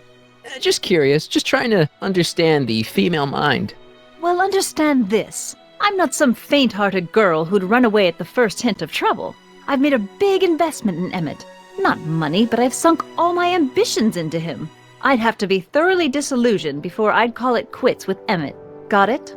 Uh-huh. Now, Mr. Cub Reporter, is there anything else? What the heck is this mental alignment meter of Emmett's? Oh, it's an absolutely revolutionary invention! Measures a person's affinities, what he's attracted to, what he's repulsed by, that sort of thing. Interesting. And it really works? Well, of course! What's the point of inventing something that doesn't work? Or, anyway, it works well enough for my purposes. So you say Emmett only has eyes for you? Absolutely. It's almost embarrassing how devoted he is to me. Well, it's good to hear he's finally settling down. Yes. Settling down? You know, ready to stop playing the field, as it were. Playing the... Oh, you're joking! But I can't help feeling sorry for him. Who? All of Emmett's other girls, now that he's with you. Please, I think I know Emmett by now. There are no other girls. I wonder what's gonna happen to Emmett's little black book. Little black book? Oh, it's legendary. That's what enabled Emmett to become the, Valentino of Hill Valley High. Gee, I wonder if he'd let me have it. You must think I'm pretty gullible, Mr. Corleone. Rather hard for me to picture Emmett as a chick magnet. Chick magnet? A guy who gets the girls, motors running. Motors? Who makes them, you know. You mean a chic? Yeah. Well, it's a matter of taste, I suppose, but when he's properly pomaded and decked out in my grandfather's white suit, Emmett just glows. Makes my heart flutter a bit just to picture him. You say you know Emmett is a model citizen, but you don't know him as well as I do. Did you know he once cheated some Libyans out of plutonium? Plutonium? What would Libyans want with plutonium? I'm sure he had a very good reason. Emmett's mind map demonstrates conclusively his brain is oriented toward virtue.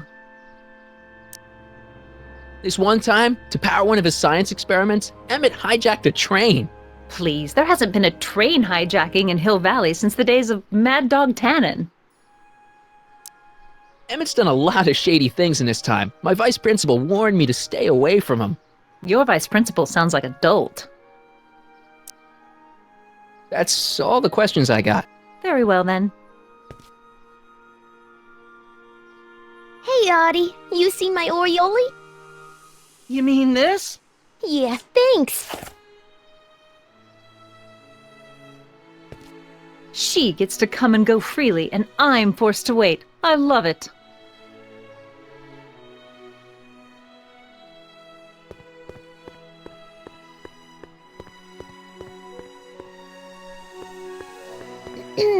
To all who approach these hallowed halls, I bid thee welcome. To all who approach these hallowed halls, I bid thee welcome. To all who... Oh, hiya, kid. Say, aren't you the fellow who... Got you to turn on Kid Tannen? You bet. You look younger without your mustache. That was a dirty trick, you know, making me think Kid had gone and iced Artie. I'm sorry, but it was the only way I could... Forget about it. I'm trying to. Yesterday's in the past. That's my motto. You gotta live for today. Right. So what are you doing down here anyway? Do you wish to pull the levers that control the future? At the expo, silly. Technology for a better tomorrow, and all that. Oh, yeah, that's actually why I'm here. So, who are you supposed to be? Don't you know your Homer?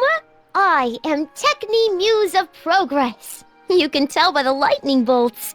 Must have slept through that class. I'm supposed to be a goddess like. I'm the one who inspires all the great men who make the discoveries. And women too.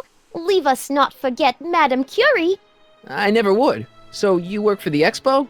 Yeah, ain't it a kick? I greet all the important guests, and on the final day, I get to bestow the golden sundial on the winning contestant. Techni, Muse of Progress. Not a bad gig. Artie got it for me. It's my entree into respectability. So Artie's working for the expo too, huh? Oh, Artie's doing swell. The papers made a big deal of him testifying against Kid. People have been beating down his door ever since the trial. The expo's darn lucky they could get him. What's Artie's job? Oh, he's a real high muckety-muck at the expo. He's in charge of all the money and the hiring and firing. Hey, not bad. You're telling me, and super respectable too. It's a real relief for him to have a job where the boss never pulls a gun on him. It's good to see that you and Artie are both doing okay. We're more than okay. And if things keep going the way they're going, we may be more than just friends before you know it. Well, don't get too serious too fast. Nah, we're keeping things casual, for now. Good. I'm sure Grandma will appreciate that. How's Kid's trial going? Slowly. You know what they say. The wheels of justice grind slowly, but infinitely fine. Except in Hill Valley, where they don't move at all. What? Nothing. It's just, something I heard once. So no regrets about turning him in? None at all. I should have known better than to take up with him in the first place. But what can I say? I was dumb. I let myself get taken in by his charm. Charm?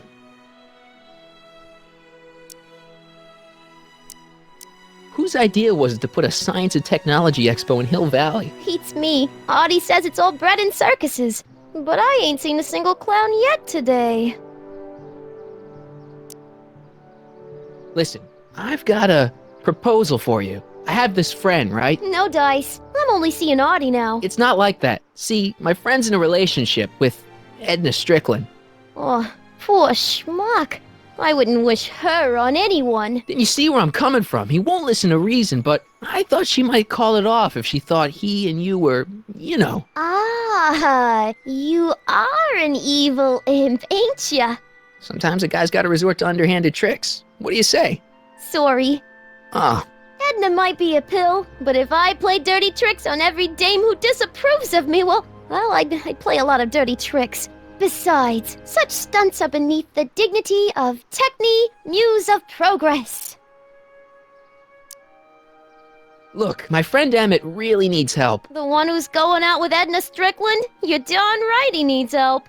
I'm not asking you to actually seduce him. Just make her think that you two have a thing going. It'll drive her crazy. I guess it would. So? I wouldn't do that to another girl unless I was good and mad at her. And besides, it might tarnish my image as a muse. See you, Trixie. From this chamber of wonders, we bid you a fond adieu.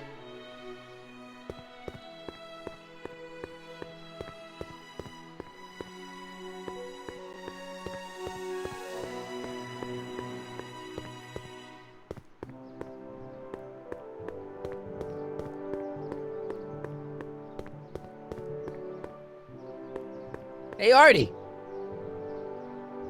Can't talk right now.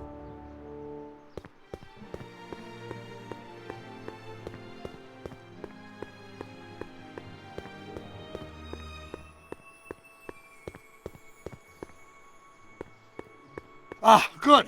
You're back. Give me the full report. She says she likes you because you've got a virtuous mind, you look good in a suit, and you're completely faithful to her. Damn, she's got me dead to rights. Well, you'll just have to find a way to change her mind. I'll be here if you need any help. Do you need any help? Have you figured out what's wrong with the time circuits? Not sure. Possibly. It seems to me to be a simple wiring issue, but I'm double-checking to make sure. All the basic equipment appears to be functional. Any chance I could borrow the DeLorean? I want to drop in on young you at the lab. Well, I don't know. The time circuits... Listen, I promise I won't take it to 88. Even so, I'm worried about letting it out of my sight while it's still behaving unpredictably. Tell you what, I'll take it on a test drive 1 minute into the past. If it passes the test, I'll let you borrow it.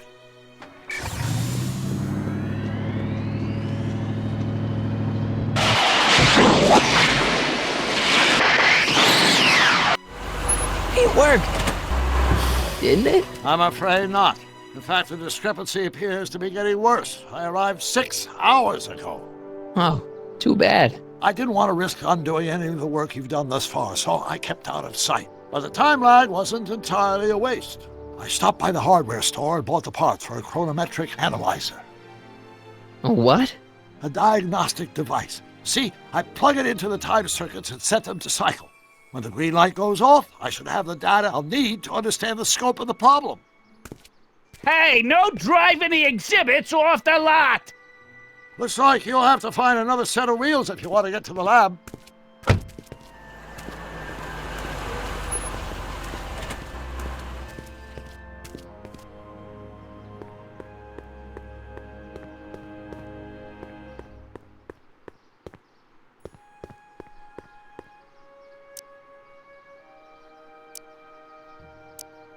So, what do we do about Edna? Only one thing we can do. Lie. Make me out to be a less desirable catch than I really am. Why would she believe me? She said she knows you inside and out. Then you'll have to resort to skullduggery. You've done it before. You gotta be getting good at it by now. Yeah, I guess I am. Any idea what your teenage self is doing right now? Unless I miss my guess, he's in the garage frantically working on his latest invention and cursing because he can't quite get it to work. Damn!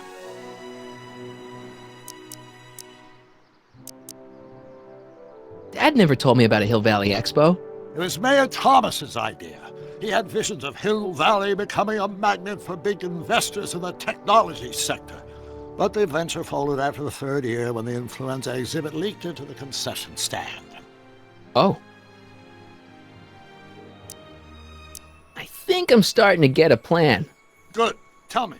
No, don't! After all, it's my history we're talking about. If I learn how you're planning on altering it, my resolve may weaken. I suggested a little scheme to Trixie, but I don't know if she's going to go along with it. Pursue whatever strategies you like, but please don't tell me the details.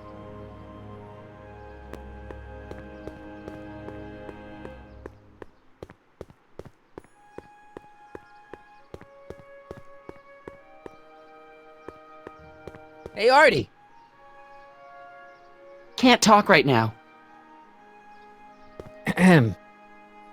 Back again, Mr. Corleone? What can I help you with? Well, I was thinking. I found out about Trixie Trotter. Yes? Apparently they made her some sort of queen of the festival. Techne, the muse of progress. They didn't. Well, they said this expo would give Hill Valley a reputation. I didn't realize this is what they meant. What have you got against Trixie? It's the idea of it, allowing our city to be represented by a woman like that. I won't stand for it. As a socially conscious citizen, I demand you discharge that muse. Trixie? What's wrong with her? Oh, she's hardly qualified for an honorific post at a public event. Look, lady, she fits the costume. She's an American citizen, and she managed to memorize all her lines. What more qualifications do you want? Oh, these people are impossible. Why do you want to get Trixie fired? One simply can't allow women like that to attain positions of respect in society. It creates a very bad precedent for the future. Does it? But try telling it to this poor sap. She's got him completely steamrolled. That's how they operate. Is it? Still, I could get her discharged if I had the goods on her. No doubt a woman like that has left a trail of scandal, and I'd find it if I were still a reporter. But I haven't got time to do the legwork now. I'm too busy with Emmett and his invention. So you wouldn't hesitate to get Trixie fired from her job? If I had the goods on her. She's obviously got her employer completely bamboozled. The only way to snap him out of his spell would be to show him something really shocking. Very well, then. How about you? Have you got any questions for me? No. Then kindly let me pass. I am afraid I can't until I've located your registration form. Oh, this is absurd!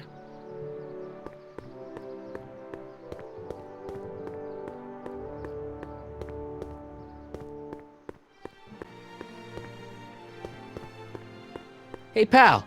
Oh, geez, this guy again. Funny, I was gonna say the same thing. Shouldn't you be in jail with the rest of Kid's gang? I was, but then an opportunity availed itself and I sang like a canary. I prefer to think of it as exhibiting an admirable sense of self-preservation. Have you heard from Kid lately? We're not exactly on speaking terms these days, on account of our varying degrees of incarceration. Will you be playing piano for Trixie later? Nah. Why not? 'Cause little Miss Goody Two-Shoes thinks she's too respectable for cue ball these days. What kind of stuff have they got you hauling here? How the heck would I know? Electro this, robo that, dynamo the other. It's all Greek to me. You seem kind of angry about Trixie. Angry? Listen, kid, me and Trixie go way back. I know stuff about her that even Kid doesn't know. Stuff that'd curl your socks. Really? Oh, yeah. And now to see her flouncing around the place, making like her stink don't smell, it just cheeses me off, you know? Hey, what's with your teeth? My teeth? Yeah, they're green. I don't know what you're talking about. Seriously, man, what's going on with your teeth? It's nothing. Nothing. Oh, crap. What's wrong?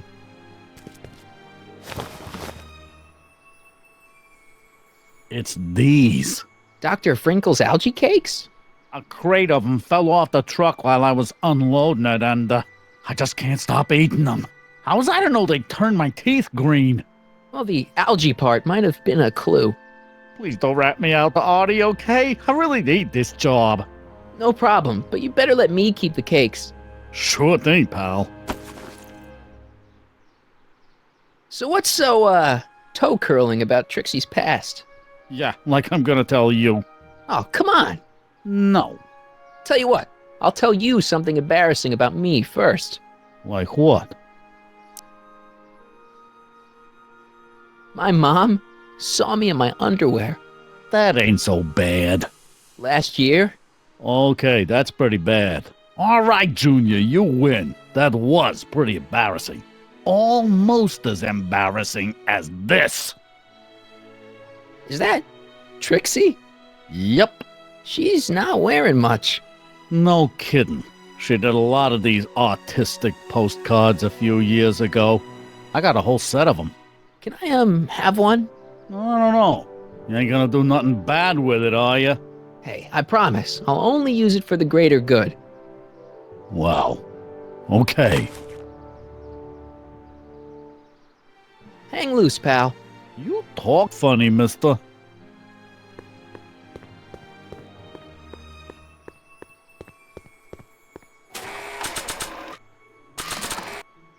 You might want to take a look at this. Why in the world would I be interested in... Oh, what have we here? Oh, sir! Mr. McFly! It appears your muse has been inspiring more than progress. Trixie? Oh, no, no, no. What are you doing with a dirty postcard? What is she doing in a dirty postcard? I swear, Mr. McFly, if that doesn't convince you that Trixie Trotter is unfit to represent Hill Valley... I don't need you to lecture me about who I can or can't hire, Miss Strickland. Trixie's darn good at what she does. I don't care if she was once the winsome wench of Winnipeg. Her past doesn't matter to... Trixie?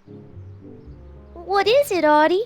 You know I don't like to pry, but what state did you grow up in? Province, Manitoba. Why? Not even an American. See, darling, the charter specifically states that the Expo's hostess must be a U.S. citizen, so if you're really a Canadian... I'm being fired? You're firing me? I don't want to. Here, take it back. Well, I'm glad somebody's listening to reason.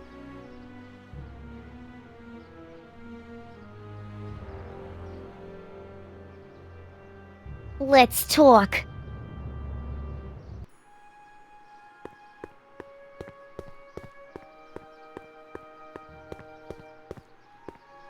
Trixie? I'll do it! I'll make that blue-nosed bitty eat her heart out! That's great. I got it all planned out. When Emmett shows But we up... gotta do it my way. Huh? I'm no good with improvising, and I ain't gonna memorize no lines. But I was in this play once. The Parlourmaid's Predicament. I figure I could lift a scene from that. Okay. Only, I need a few props. Why am I not surprised? Some furs, a big diamond. It doesn't have to be real, understand? That makes it easier. And something from this friend of yours, Emmett. Has he got a photo album? I don't know. Probably. Better bring it to me. Furs, a diamond, and Emmett's photo album. And then? Sit back and watch the fur fly.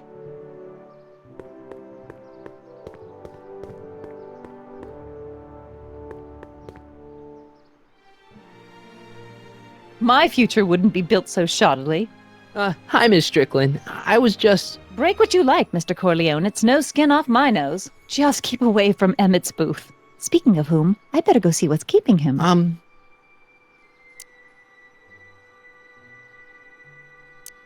I'll go check on him for you. I was just heading there anyway.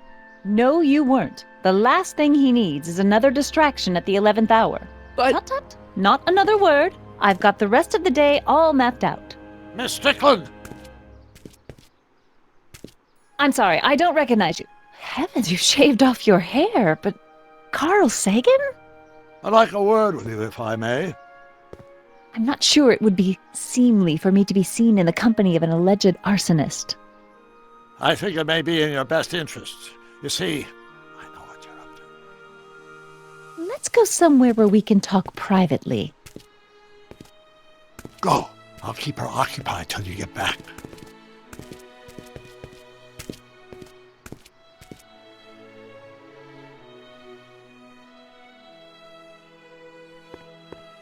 Nice rock. But I can't reach it. Press button to experience future Hill Valley, circa 1981.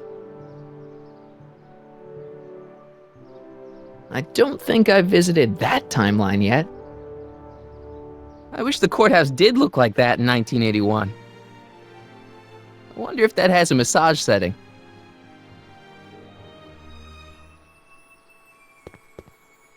The century looks bright for our fair metropolis. Jump with us 50 years into the future for a peek at Hill Valley circa 1981, courtesy of Hal's Hardware and the collective imagination of mankind. Could this be our venerable town square? Yes, indeed.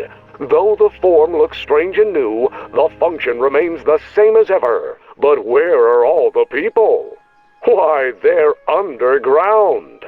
A network of burrows extends a mile into the earth, giving future Hill Valley's 10 million citizens plenty of space to work, play, and raise their families. Of course, our residents will want to venture forth into the fresh air occasionally, And what better excursion than a pleasure ride in this elevated super train of tomorrow? Agricultural advances will make it a breeze to feed our burgeoning population. Tired of waiting for Mother Nature to do her job? Just press a button. Presto! An artificial rainstorm drenches the valley's thirsty crops.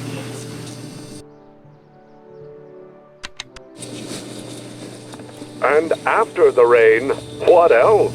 An artificial rainbow, reassuring all the good people of Hill Valley that their needs are taken care of, and life is sweet. Pleasant dreams, Hill Valley, and the Expo would like to remind you that you can find everything you need to transform your dreams into reality at Hal's Hardware. Hal's Hardware, serving our fair city since 1895. And after the rain, what else? An artificial rainbow, reassuring all the good people of Hill Valley that their needs are taken care of, and life is sweet.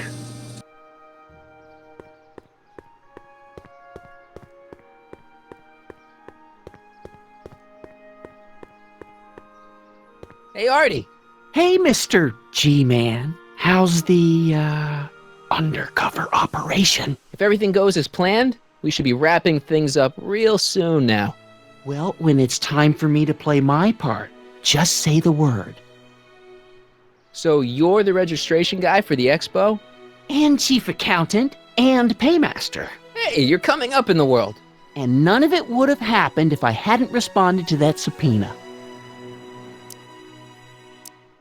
You haven't met Sylvia yet, have you? My contact person? Not yet. Is he or she at the Expo? I don't think so, and I'm pretty sure it'll be a she. Keep your eyes open for Sylvia. What should I do when I meet her? Just let nature take its course. Why'd you have to go and fire Trixie? You think I wanted to? It's illegal for me to knowingly hire a Canadian for the job, and I don't want to be in trouble with the law again.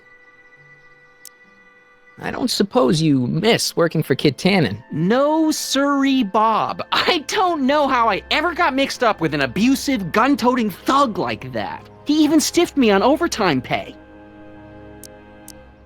Think the Hill Valley Expo will be a success? I don't see why not. Why shouldn't California have its own high-technology center? Keep doing what you're doing, Grandpa. Grandpa? That's our, code name for you. Oh, ha! Funny.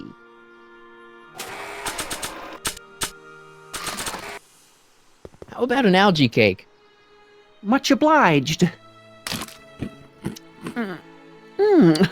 That was different?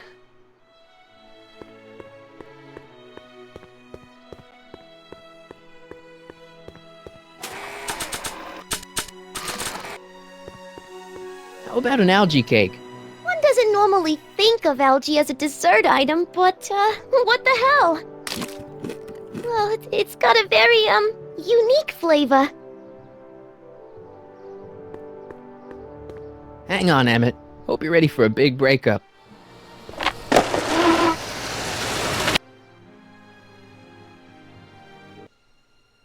Emmett? Thanks again for your assistance, Detective Parker. Detective? What the hell is Kid doing here?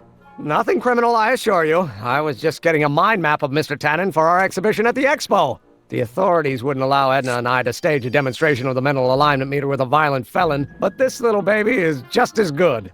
Okay, let's see now, what's next? Check the stew, sort the maps. Ooh, I almost forgot that. Edna really is cracking the whip, isn't she? Well, yes, but she's got my best interests at heart. Without her, I can get so distracted. Did she send you down here to check up on me? Yeah, she wanted to come herself, but... She's busy too, I know. Well, you're a poor substitute for Edna's lovely features, but make yourself at home. Thanks. No thanks are necessary. Without you, I'd never be where I am now, in love with the woman of my dreams, and a mere 6 hours from my first public triumph as a scientist. Wait a minute. 6 hours? Jumping Jehoshaphat, I'm running out of time! Hey, Emmett, got a sec? Why, yes. In fact, I've got several. So, you and Edna, how serious are you guys? Well, we both enjoy a good joke every now and then, but I'd say on the whole we're fairly serious people. Why do you ask? No. What I mean is, how serious is your relationship? Oh, well, as a scientist, I can't state this with 100% confidence, but I'm provisionally certain that I'm head over heels in love. Really? With Edna? What can I say? She's my muse. In the weeks since we've been courting, she's given me so many wonderful ideas. Are you sure Edna's the right woman for you? What do you mean? Don't you think she's a little controlling? Controlling? Edna? No. She's just giving me a little much-needed guidance. Before I met her, I was such a flibberty-gibbet, always getting distracted by the slightest stray idea. But now, thanks to Edna, I stay focused on the task in front of me, like a narrow-band stream of stimulated photon emissions. Focused! Isn't she a little cold? Don't let the schoolmarm exterior fool you, buddy. Edna's got enough warmth to raise a liter of water from 0 to 100 degrees centigrade. Know what I mean? I kinda wish I didn't. I don't know. I just think Edna might be a little dangerous. Oh, I agree. You do? Like all independent women, she's a danger to the patriarchal status quo. That's one of the things I love about her. She shakes things up. You have no idea. I just think you should be careful, that's all. Thanks for the concern, but I'll be fine. Is all this new stuff what you're showing off at the expo? Yes, it's our mental alignment meter. Mental alignment meter?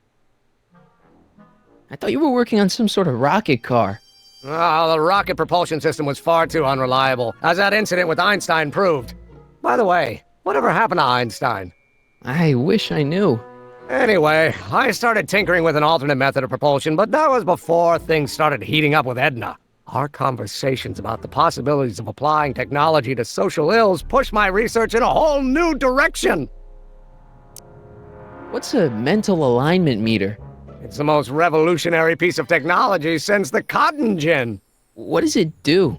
It reads and interprets the subconscious desires of the human mind. Why would you want to probe people's minds? Why wouldn't you? Imagine being able to diagnose mental disorders with a flick of a switch, or detect the truthfulness of courtroom testimony merely by connecting a witness to a small portable device. Your machine does all that? Not yet. Frankly, right now, the whole thing's just a gussied-up potentiometer. But with years of refinements and a whole lot of investors, the MAM will be able to identify countless psychosis and neurosis, alcoholism, acrophobia, Oedipal complexes. And? And then we can set about curing them, of course. Of course. How does the mental alignment thing work? Here, I'll show you. Hey! The test subject wears this mind-mapping helmet, which probes the brain by measuring fluctuations in skin conductance and electrical resistance on the surface of the parietal lobe. Uh-huh. When I turn on the mind-mapping helmet with this radio switch, the subject is exposed to a series of visual stimuli, intended to provoke a series of positive or negative responses, as indicated by these lights on the helmet. Hey, is that? As the responses are recorded, they're relayed to this special typewriter, which prints out a punch card that represents the subject's mind map. All I see is a bunch of holes. Well, to you, maybe. But to our mental alignment meter, this mind map is nothing less than a peek into your subconscious. Observe as I place your mind map into the MAM.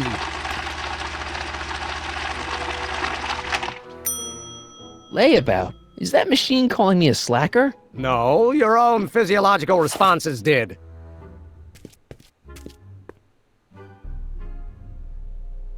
Anyway.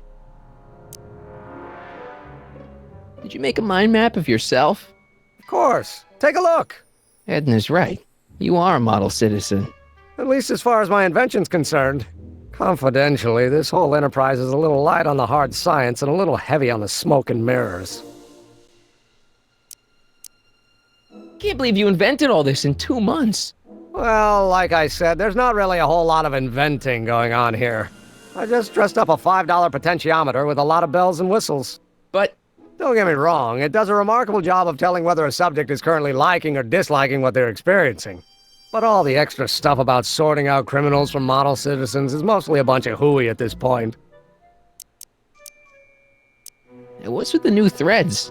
You like them? You look like Colonel Sanders. Who? Never mind. Edna gave them to me. She says my usual clothes don't have enough zing for a public exhibition. What do you say we take a break for a couple of hours and go see a movie? A couple of hours? Actually, it may be more like 70 minutes. I haven't got a couple of hours. I still got all these mind maps to sort, and the MAM's wiring is still giving me fits, and... I get it, you're busy. You sure you don't want to take in a movie? I think you'll like it. Strange as it may sound, I've got more pressing things to think about than going out to movies. Okay. How are things between you and your father? I'm kind of surprised he hasn't torn down your lab yet. Well, he's still angry with me and threatening to cut me out of his will, but I'm hoping that the civic potential of my mental alignment meter will win him over. You look busy. Why don't we talk later? Sure thing. I Don't Care by Trixie Trotter? Edna doesn't approve of that sort of music, but I find it very soothing. Oh. They say I'm crazy, got no sense, but I don't care.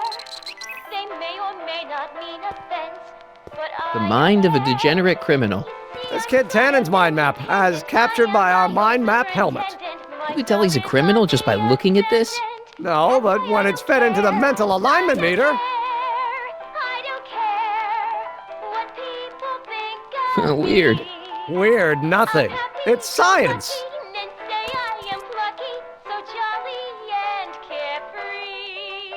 So this machine takes those little cards and tells you whether or not someone's a good guy or bad guy?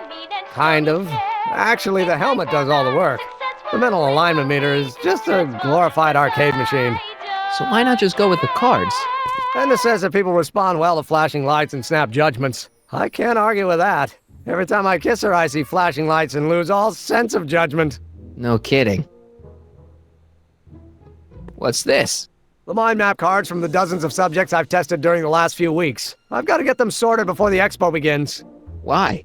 Edna's got this grand scheme to catalog all of Hill Valley citizens by their mental alignment. Isn't that cute? Not really. Mind if I... Go ahead.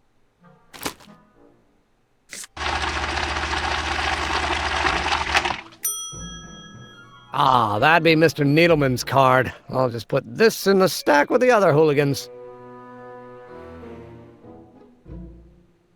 How goes the bacteria farm? Not so hot. The bacteria have kind of gotten out of control. I had to put a clamp on the nitrogen tube to keep the stench from flooding the lab.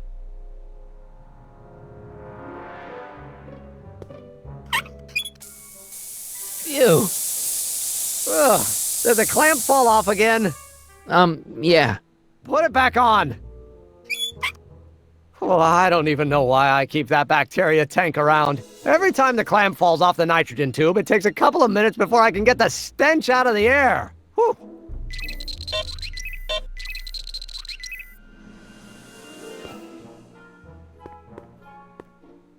Hey, Emmett, what's cooking? That's an old Brown family recipe for Hassenpfeffer. Hassenpfeffer? Rabbit stew. The trick is to add the cumin an hour after the carrots. Take a whiff. Isn't that just about the best thing you've ever smelled in your life? It's, powerful, yeah. I've got it on a slow boil for later.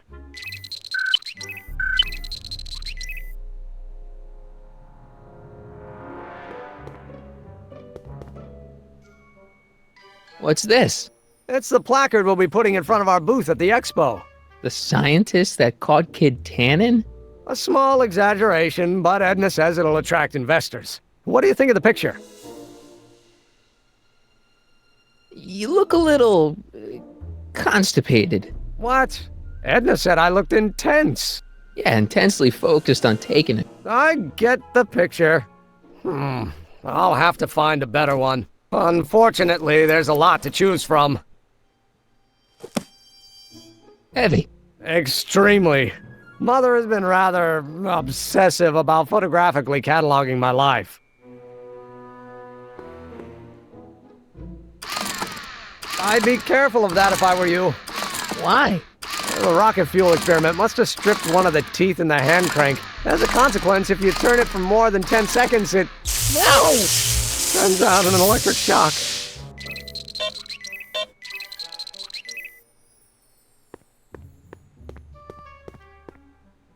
Hey, Emmett, I've got an idea. What? Why don't I take your photo album over to Edna so she can pick out your new picture? That's a great idea. She's got a better eye for these things than I do anyway. Thanks, pal. Don't mention it.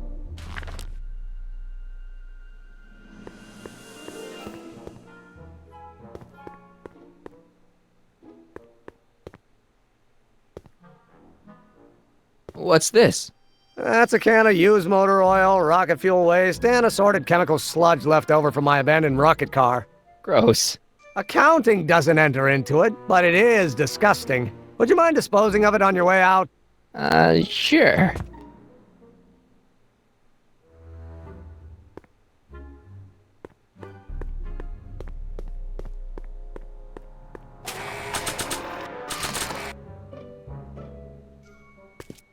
Hey, Emmett, I've got a... Whoa! Whoops. What the heck? Oh, jeez, I'm sorry. Your suit's ruined. Edna's gonna be royally PO'd. Wrong. What? When Edna gave me this suit, I realized that the probability of me keeping it clean was infinitesimally remote, so I spent a few hours whipping up this. Whoa! What was that? A chemical compound capable of wiping the grime off any surface. Emmett, you'll make a fortune. Not anytime soon, I'm afraid. Due to an inherent instability in its molecular makeup, after 12 hours, the cleanser's component chemicals break down into a series of cloth-shredding enzymes, rendering it unsuitable for commercial use. Wait a minute, does that mean your suit's gonna dissolve in 12 hours? Hey, gods, no. The solution dissipates into the air after it's applied. But it does mean that after this batch of cleanser ages another 11 hours and 53 minutes, it would eat away this suit faster than 1,000 starving moths. And that would be a crisis of unimaginable proportions. Why? Because this suit belongs to Edna's grandfather, who wore it on his wedding day. Poor guy was gunned down just a few years later. Emmett? Well, enough wool gathering. Back to work.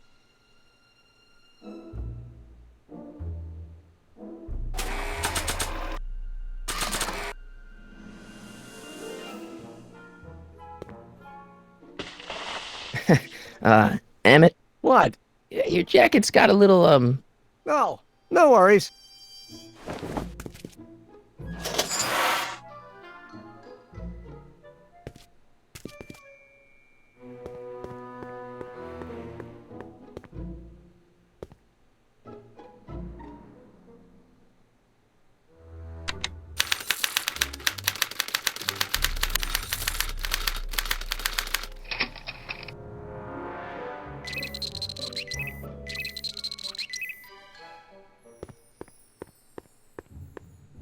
It's a picture of Edna. Since Emmett's got the hots for her, I guess she's supposed to provoke a positive response.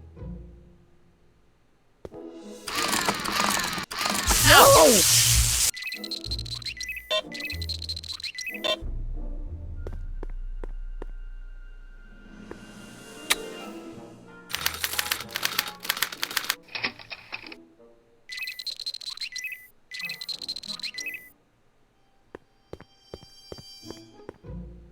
Wait, I know that. That's John Wilkes Booth, the guy that shot Lincoln. So I guess he's supposed to be a negative figure.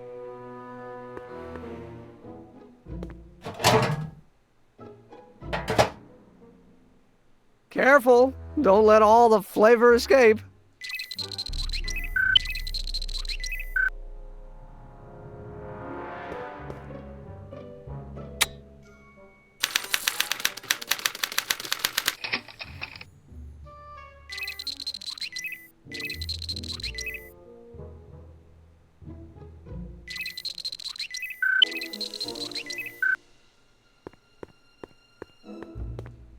It's Danny Parker. He's a cop, so I guess he's supposed to get a positive response from model citizens.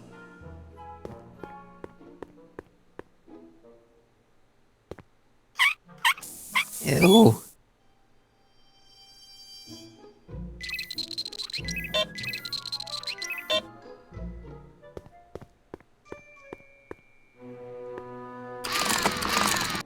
No!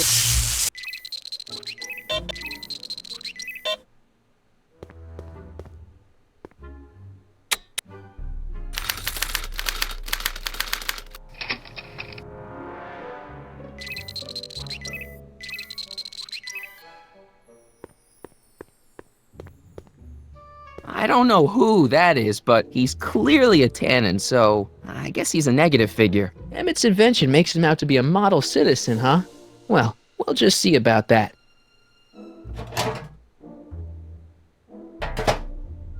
That smells good.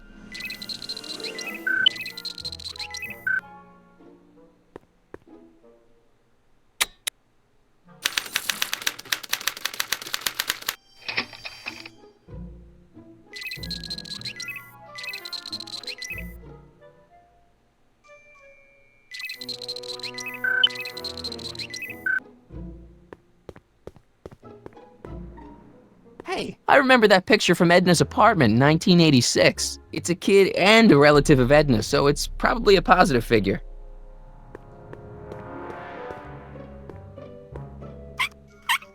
Ew.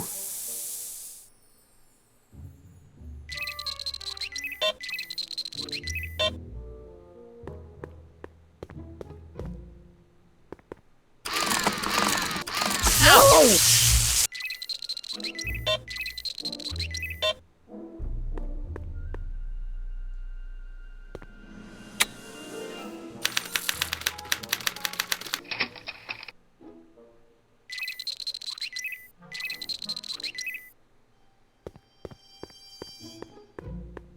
Trixie.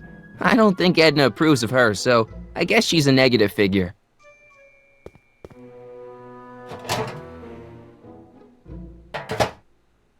That smells good.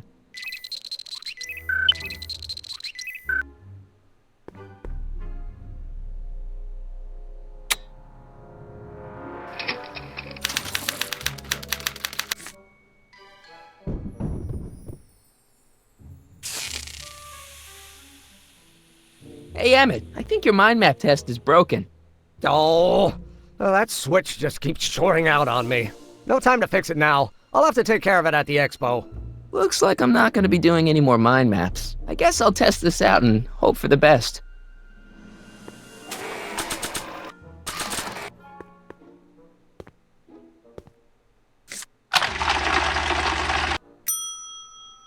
Bingo! Now Emmett's mind map is as bad as Tannen's. Now all I have to do is swap this out with Emmett's original mind map and Emmett's own machine will do him in.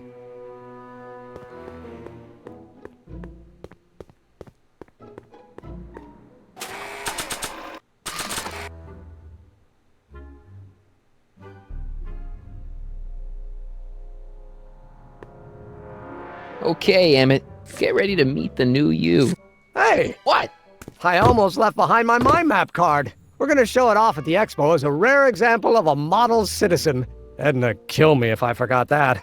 She might kill you anyway when she gets a look at that mind map. Once Emmett gets to the expo, I'll try to figure out how to get him to put his card in the mental alignment meter. But for now, I better concentrate on making Emmett a slob who cheats on his girlfriend.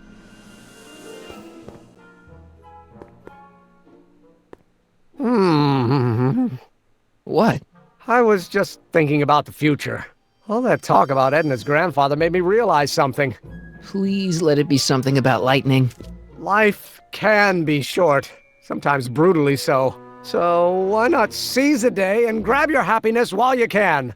I'm not sure I like where this is going. I was saving this for next Valentine's Day, but why should I? I know what I want.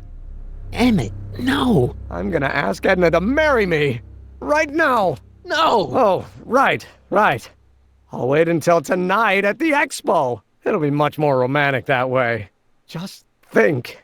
By this time tomorrow, Edna and I will be engaged and will be the toast of the scientific community. And I owe it all to you. You're welcome.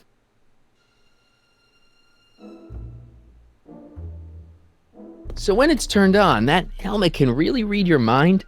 Not really. It's actually a little more than a simple Wheatstone bridge, measuring galvanic skin responses to various sensory stimuli. Like those pictures you showed me?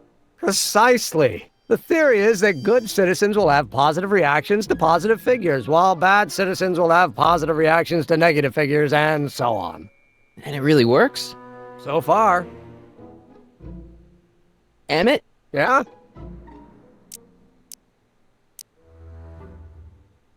You can't marry Edna. Why not? You're too young to get married. Nonsense. Back in the old country, a man my age already have 2 kids and a farm. Besides, what's the use of waiting when you're in love? There's someone better out there. Trust me. I know you mean well, but look at me. I'm an awkward teenager with poor social skills and a predilection for prattling on about obscure scientific minutiae. Frankly, it's a miracle that one woman has found me desirable. It could be decades before another one comes along. I just don't think Edna will make you happy in the long run. Well, she makes me happy now, and that's what counts. And as for the future, well, the future isn't written yet. You better hope it isn't. Let's just drop it. Fine. You get back to work. We'll catch up later. Thanks. That cleanser doesn't seem very portable. It isn't, but this is. A perfume bottle? Yes. No. I mean, yes, it's a perfume bottle, but inside is a concentrated dose of my all-purpose cleanser. With a little luck, this should last me through the next 12 hours before its component chemicals break down into a series of cloth-destroying enzymes. Clever.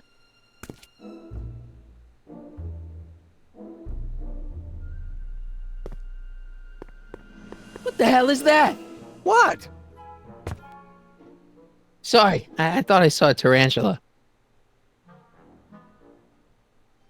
Hey, Emmett, I've got to go out for a while. I thought Edna sent you to make sure I wasn't getting distracted. Oh, you'll be fine.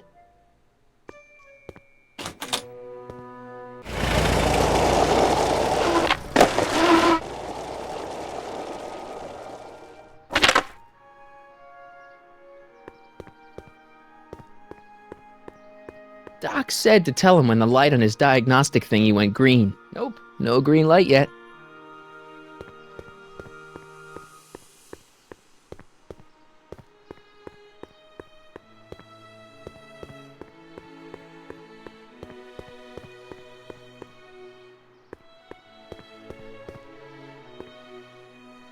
Furs donated by Lamont's House of Ermine. At least they're going to a good cause. They're stuck tight in this tar.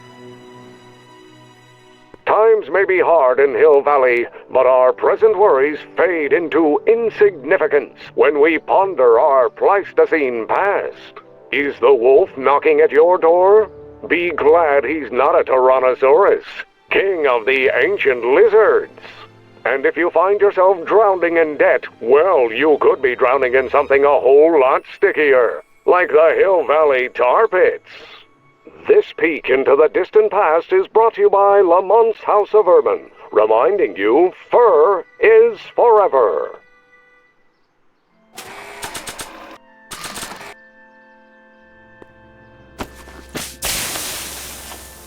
It's a good thing I did this before Emmett's 12-hour time limit, where the cleanser might have dissolved the fur. Let's slip out of those furs, shall we?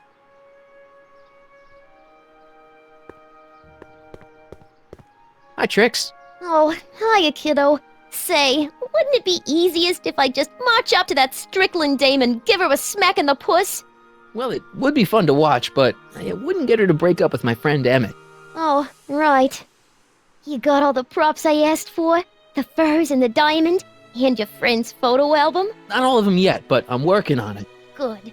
I'm itching to give Miss High and Mighty an eyeful.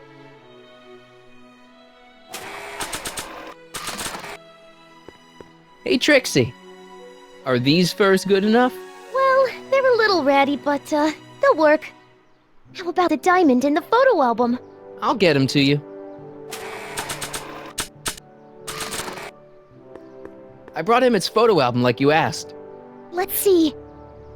Gee, he's not bad looking. In an egghead kind of way. Remember, I don't want you seducing him for real. I ain't a cradle robber, kiddo. Now bring me that diamond and we'll be in business.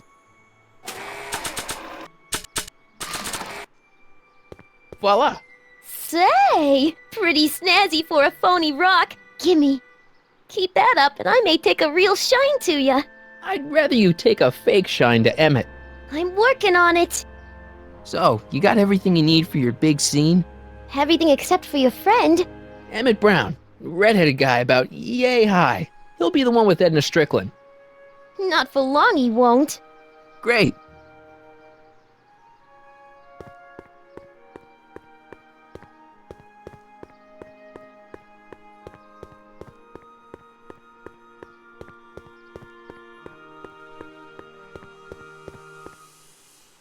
Hey, the light's green. That means Doc could take the DeLorean out again.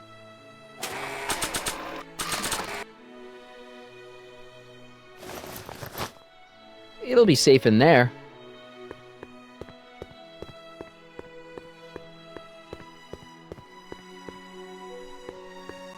Hey, Doc. Mr. Sagan. Excuse me a moment, Miss Strickland. I've got her neutralized for the moment. How's the plan proceeding on your end? About that gizmo you've got hooked up to the DeLorean? The chronometric analyzer? Yeah, the light's gone green. Wonderful. If the systems check out, I should be able to take it for another test run. I've got to run a short errand, Miss Strickland. I suggest you think about what I've been saying. Oh, I will.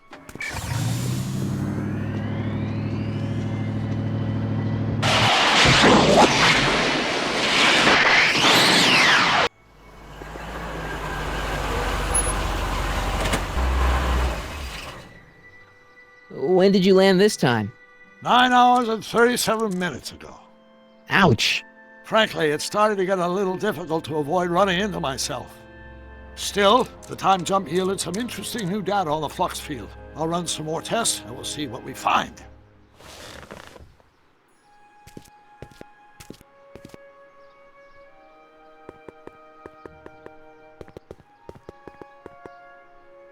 Nope, no green light yet.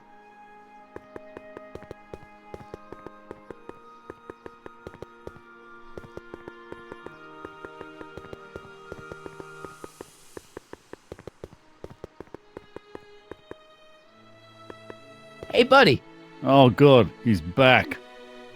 You still cheesed off at Trixie? Yeah, but I'm more cheesed off at whoever got her fired. Oh. Stay out of trouble, cue ball. That's what I'm trying to do.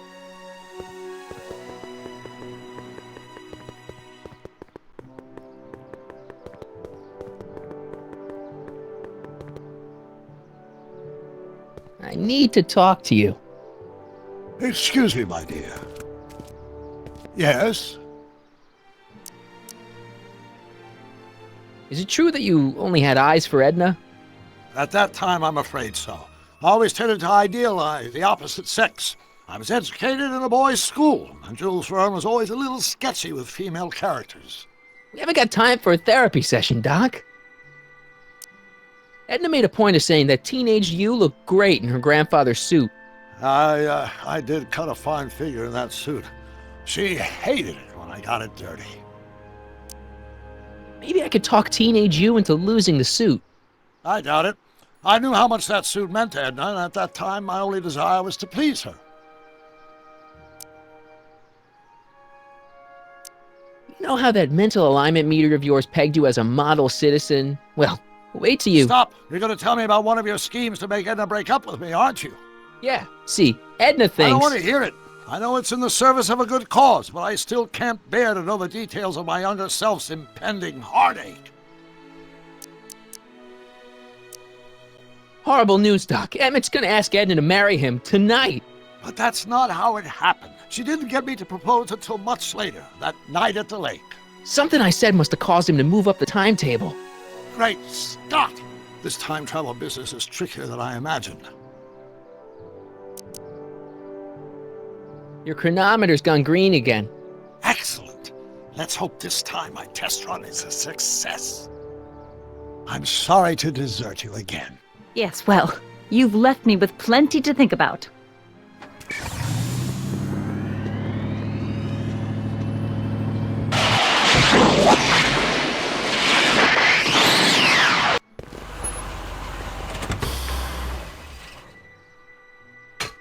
Yeah, any luck this time? Depends what you mean by luck. My arrival time was off again.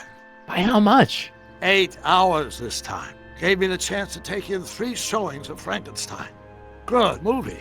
A bit implausible from a scientific perspective, but I can see how my younger self would have been mesmerized. What about the DeLorean? Oh, yes. I did get one critical piece of information. The chromium elements in my circuits became unstable during the temporal shift. I should replace them with titanium. Great! Now, unfortunately, titanium won't become commercially available till the Kroll process is perfected in 9 years. 9 years?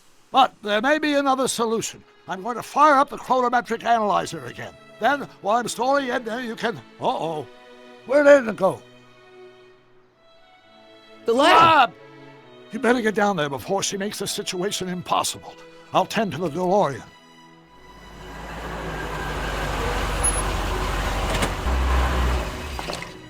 Age to perfection.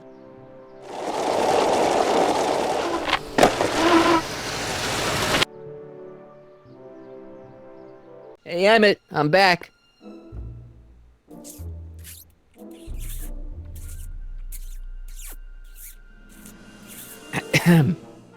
Oh my! You know, I thought you were coming down here to keep Emmett focused on his invention. Oh, she is. But she's generously scheduled brief canoodling breaks every 45 minutes to keep my mind fresh. Time's up, dear. Let's get back to work. Shall we? Now, Mr. Corleone, what can I do for you?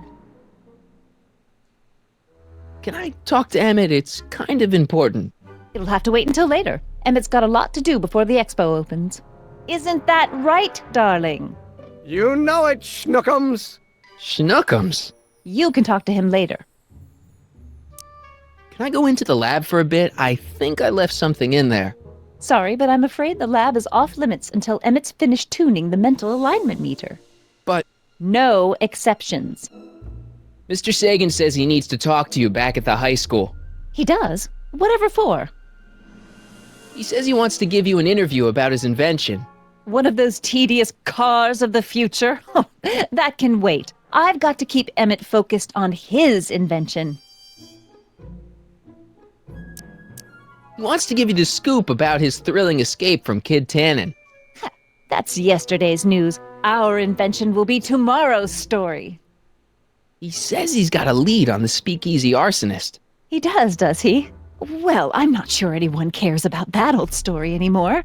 But I suppose I could spare a few minutes in the service of solving a crime. Will you be all right without me, sweetheart? It'll be tough, but I think I'll muddle through. Try to keep him focused. He's so easily distracted. Don't I wish?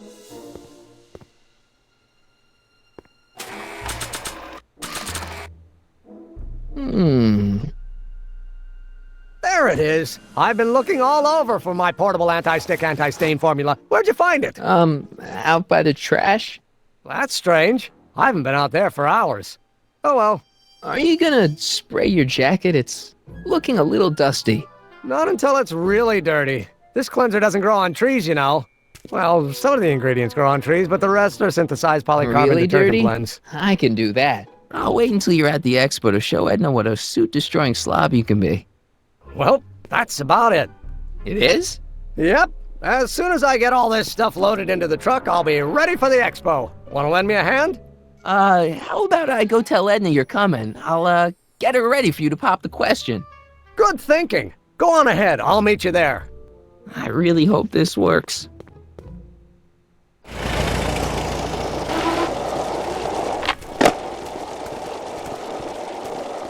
Marty! Doc! What's all the hustle and bustle? It's almost time for the opening ceremony. Holy jeez, I better work fast. I think I got it all worked out. When it all comes together, Edna will think you're the worst guy in town. I just need a couple more pieces. Well, don't go to too much trouble. What do you mean? Oh. You got Edna to break things off? Not exactly. You see, I've been mulling things over, and... in the timeline you're from... The right timeline? Yes, I've got a wife. A great wife. Clara, and kids, and a dog, and a bitchin' time train, and... And Edna? How does her story turn out? How does she end up? Oh, well, Edna ends up...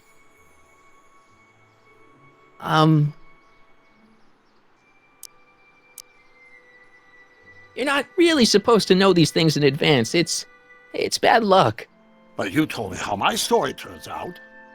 Yeah, but... And it's not as if I'll be in a position to do anything about it once my younger counterpart's destiny has shifted.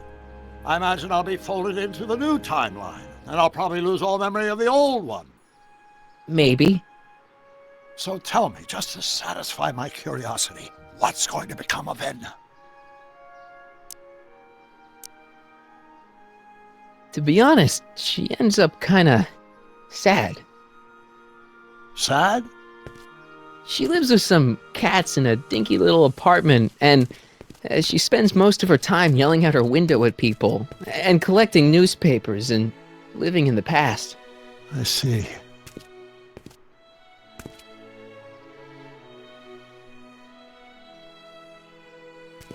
Perhaps we've been going about this problem the wrong way.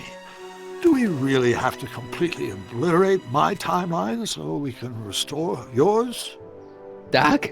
Maybe we could have the best of both worlds. I could be with Edna, but it could be a little bit, more healthy. Can you hear yourself? Do you know what you're saying? Let me remind you.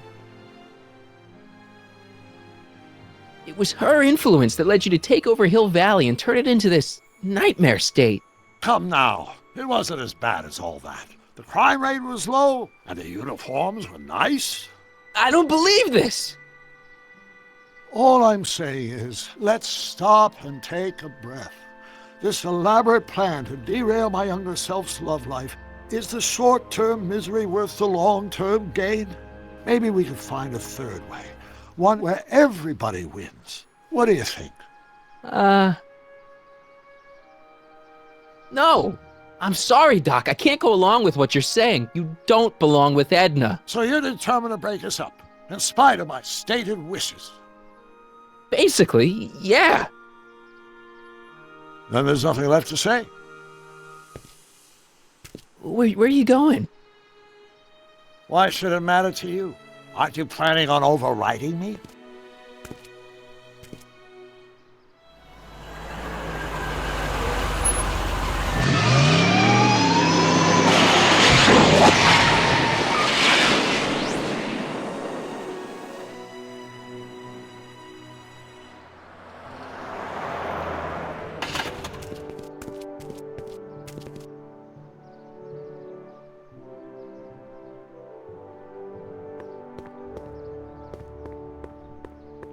Hey, Emmett, what's keeping you? No, hello, Michael. I guess I've got a mild case of stage fright. I'm about to play my big scene, No telling how Edna's gonna react. Wish me luck. Oh, for Pete's sake.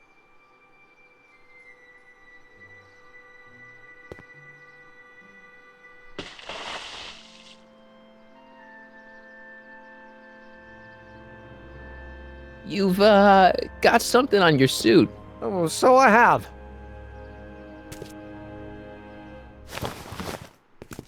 Anti-stain formula, work your magic. Emmett! Just in the nick of time. Step back now. We're gonna need a little space here. Oh, aren't you a vision? Like something that descended from the heavens. Yes, I'm feeling a bit elevated at the moment. There's something I've just got to ask you. Wait, Your tie's a bit crooked. I've been holding it inside for weeks now, and I've simply got to get it off my chest. Oh. Uh-oh. My grandfather's suit! My formula! Oh. Don't look! Turn your head! I'll be right back, and we can try this all over again. Emmett Lathrop Brown! Huh? Trixie Trotter! How do you know this woman? I don't! I mean, I listened to some of her records, and I may have taken a picture or two of her, but I... Go on! Deny to the world that you know me. Perhaps it is true, but I know you all too well. What is going on here? You rich boys are all alike. You think material possessions can compensate for a broken heart. Well, you can take back your furs and take back this gaudy diamond too. I don't need your expensive presents. I need you. And more importantly, little Emmett Jr. needs you. Well, Edna, Don't Edna me. Apparently you are not the man I took you for. But I am, see?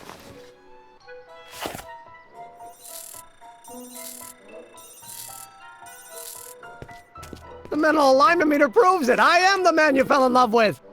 Let me see that card.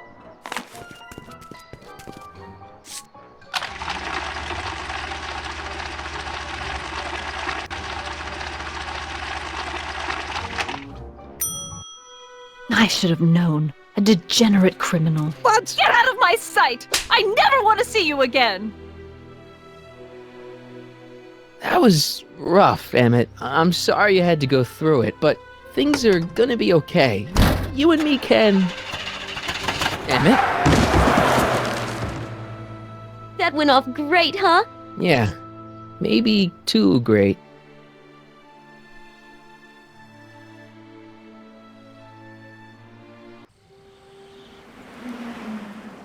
Emmett!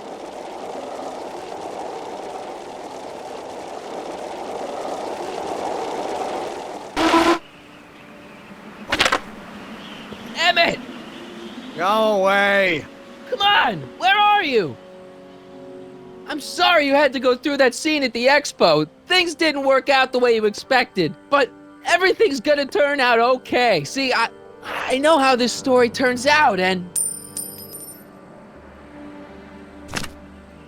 The story is over. Okay, Emmett, hold still. I know your emotions are running a little wild, but don't do anything crazy. Emotions?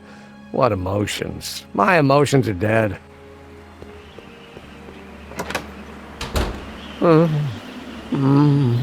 They say I'm crazy, got no sense, but I don't care.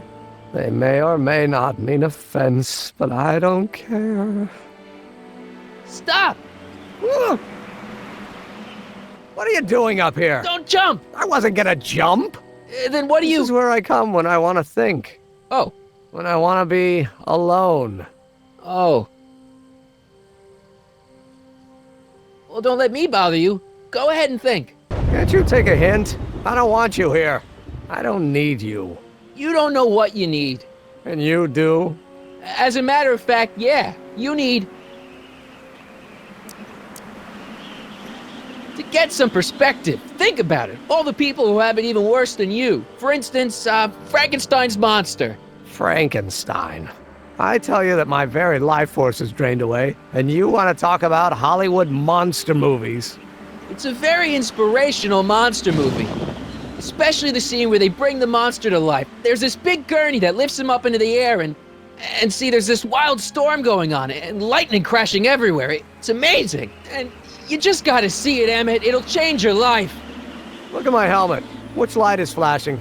Yellow. Apathy. I don't care about movies. I don't care about anything anymore. And I never will. Don't give me that. You care. You still care about inventing things. Inventing is overrated. 99% hype, 10% fraud. Name one invention that ever did anybody any good. How about... think about Edison and the light bulb. That was a great invention. Might have been. If there was anything in this miserable world worth illuminating. The automobile was a great invention, right? You love cars. Yes. If I'm lucky, I may be struck by one today. The telephone. Think how that invention has revolutionized the whole world. Yes. Now a person can be rejected long distance. Help me out here. You're getting on my nerves, Corleone. At least you would be if I still cared about anything. Your heart's broken, I know. First breakup's a bitch, but you'll fall in love again, sooner or later. There's a woman waiting in the wings, and she's worth waiting for. Spare me the platitudes. Now that Edna has turned my heart into a desiccated husk, I'm done with love. Forever. We're all depending on you to pull it together. Why, you're gonna put Hill Valley on the map. Oh, please. My greatest fear is that I'll end up frittering my life away in this miserable town. Me! Care about me, Doc. You? Yeah. You did this to me. Did what? I was perfectly content drudging away in my dad's law office. You show up out of nowhere, get me all excited about inventing, and disappear. 2 months later, you show up again, you trick me into making a hero out of myself and getting involved with Edna Strickland. Then you appear a third time and pretend to be my friend just so you can yank the rug out from under me and send me sprawling into the dirt. Okay, I can work with that. I loathe you, Michael Corleone. Or is that even your real name? Marty. My name is Marty. Oh, so everything you've told me's been a lie. More or less. Why? Why did you ruin my life? Edna was no good for you. She was leading you down the wrong path. I see. You had my best interests at heart. Yeah. Just like my father. Oh, but there's more to it, see? Your father doesn't know your true path. And you do? Yes! How is it that I could create a mental alignment meter and yet fail to realize that you are completely delusional? Oh, what does it matter? The world is absurd. No, I know exactly what I'm doing. See? I know this may sound crazy, but you gotta listen. In 1985, you're gonna invent a time machine. You're right. It sounds crazy. I'm just trying to explain where I'm coming from.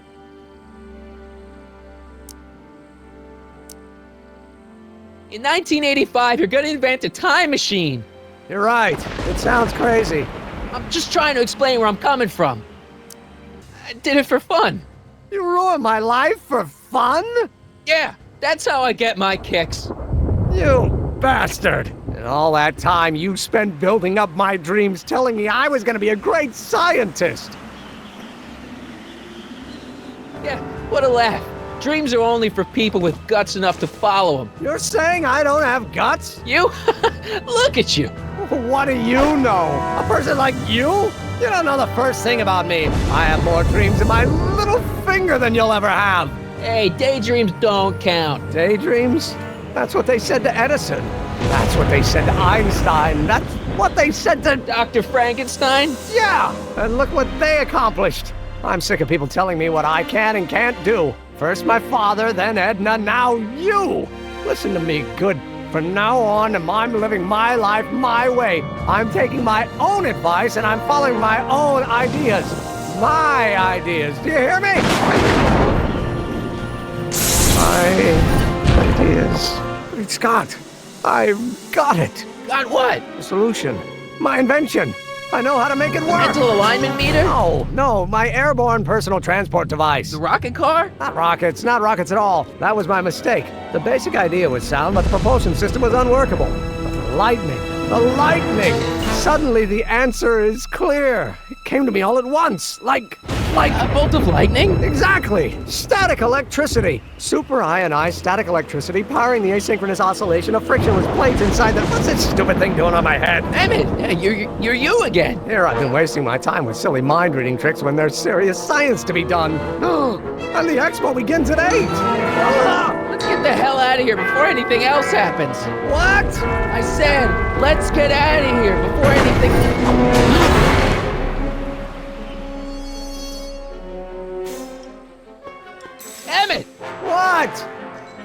I'm sorry I had to get you so upset. See, I figured you needed to... Forget it! This isn't the time for long-winded explanations. I'll help you finish your new invention. Great! The first step is to get me down from here! Can you climb up? I'm afraid I can't find a convenient purchase for my upper limbs. What? No handhold! I'm sorry about you and Edna.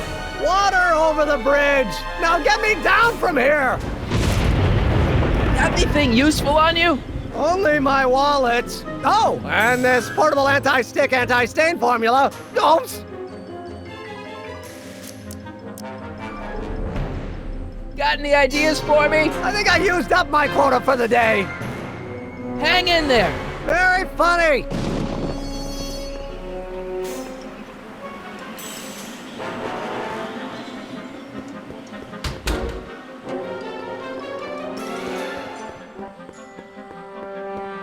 Emmett's helmet. I don't think he needs it now. Emmett's solution. This stuff's dangerous.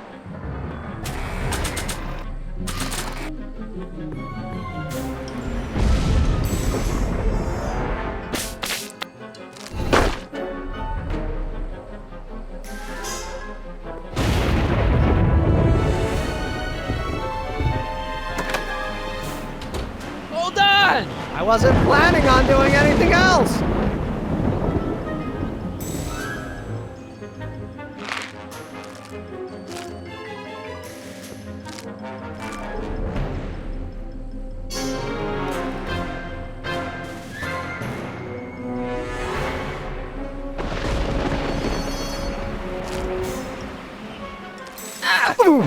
Gotcha! Let's get out of here!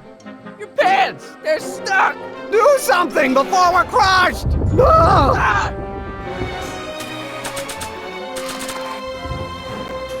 What are you doing? Trust me! Hold on! What did you say your name was again? Marty! Marty? Thanks! Don't mention it. Tungsten.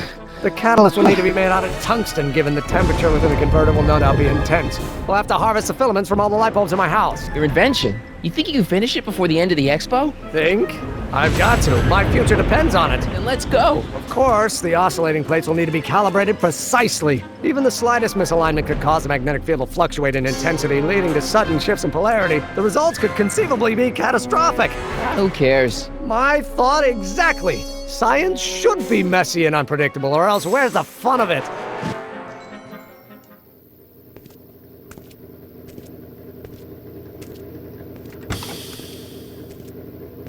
Need a lift? Mr. Sagan, got the kinks worked out of your car of the future? Not all of them, but at least the DeLorean's mundane terrestrial functionality remains intact. As usual, I have not the slightest idea what you're talking about.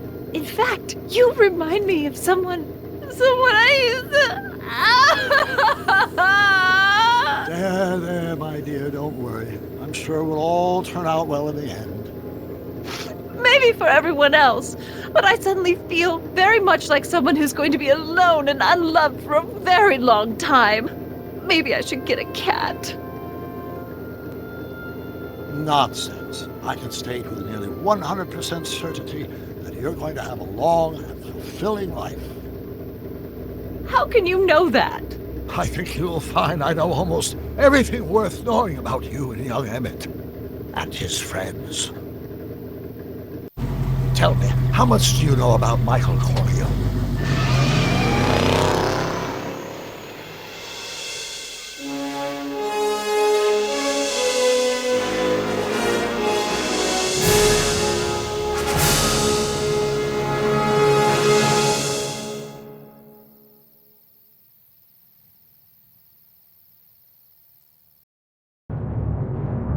Let me explain it again.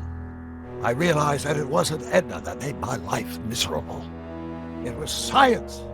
She used my science to turn Hill Valley into a police state. If Emmett doesn't go through with a demonstration at the expo, his dreams of being a scientist will dim just enough for Edna to step back into his life and steer him down another path. Doc.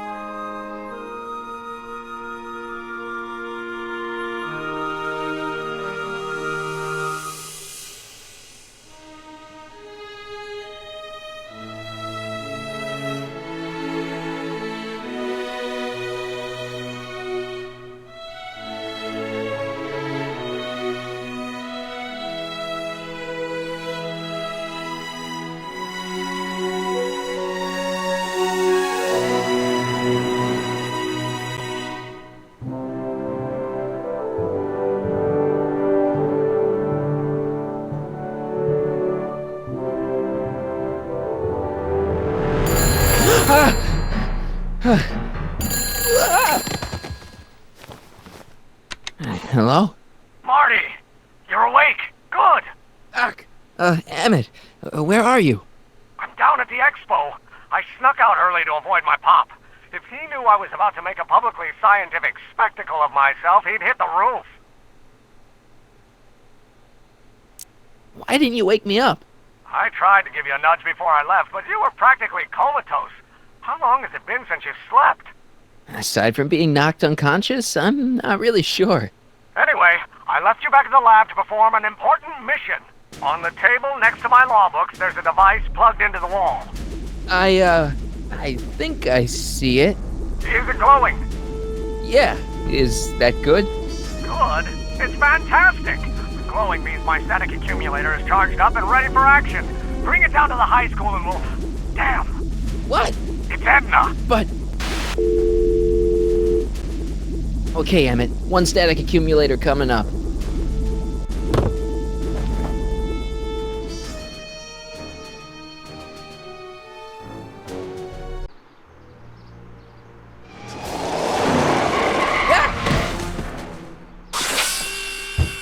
Jeez, Doc. Watch out. You almost ran me over. Sorry about that, Martin. This vehicle is sometimes difficult to control. Yeah. Hey, are you okay? After that argument about Emmett last night... I'm fine. Thank you for asking. So, how are the time circuits? Still broken. I've got a few ideas, but I'm occupied with other problems today. So is that what I'm destined to build for the expo? Yeah, it's a static accumulator. Emmett spent all night building it. Turned out he didn't really need to see Frankenstein after all. He just needed a little push. And some lightning. Fascinating. I also had an epiphany last night. Doc? I realized that it wasn't Edna that made my life miserable. Doc! It was science. You can't give up science. You love science. Correction. My younger self loves science. But if Emmett doesn't go through with a demonstration at the expo, his dreams of being a scientist will dim just enough for Edna to step back into his life and steer him down another path. Another path? What other path? I don't know. Architecture, automobile repair, taxidermy.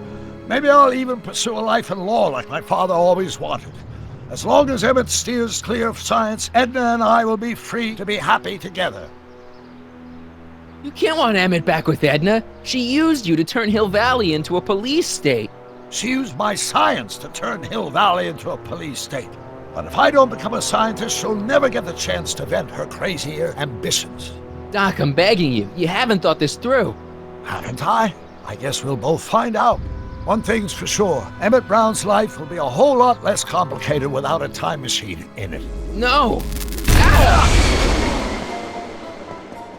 What the hell? Where'd it go?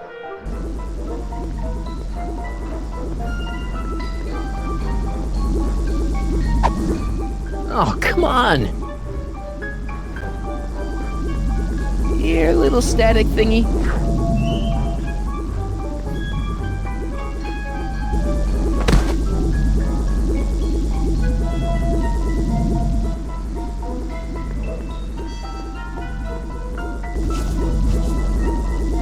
Gotcha!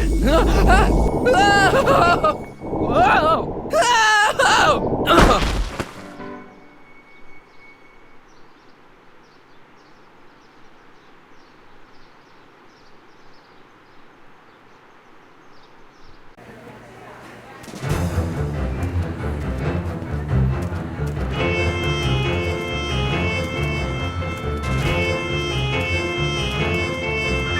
The future is coming today. There's a shiny new tomorrow on the way.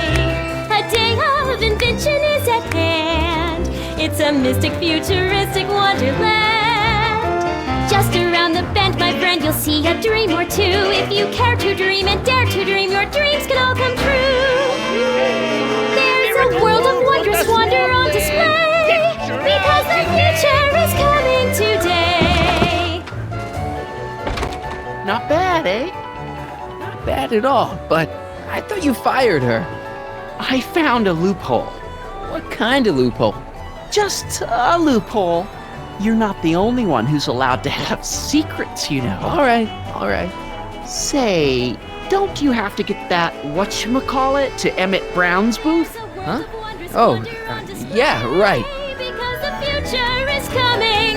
It's almost here now. The future is coming. It's getting clear now. The future is coming today.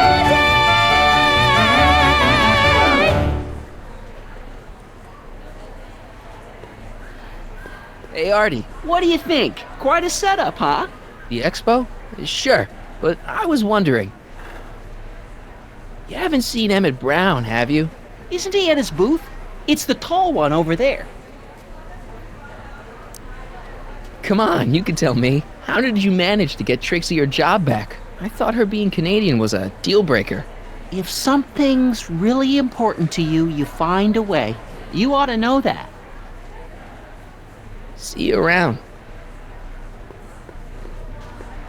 How about an algae cake? Sure thing, mister. Wait a minute. You're the guy that makes the algae cakes? But I thought you couldn't stand them. Hey! You're the guy that tried to pick up on my Eunice! Oh, for the love of... No algae cakes for you, Buster!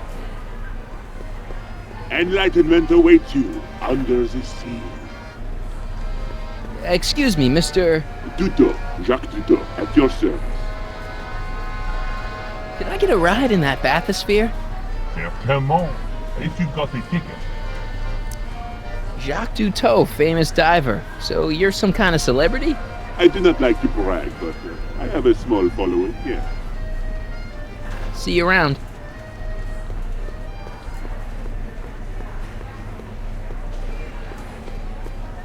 I think that's supposed to be a clock. Mr. Duteau? Oui? I guess people are always bugging you for autographs, huh? Asking you to tell them stories about your adventures and stuff. It gets a bit old, but I can always retreat to the depths. The fish are much less, demanding. See you around. And here he comes, right on cue. No doubt he'll try to talk you out of it, Detective, but you mustn't let your resolution waver. Hello, Corleone. What's going on here? Well, Miss Strickland here seems to think, You should step aside and let the officer do his duty. Now.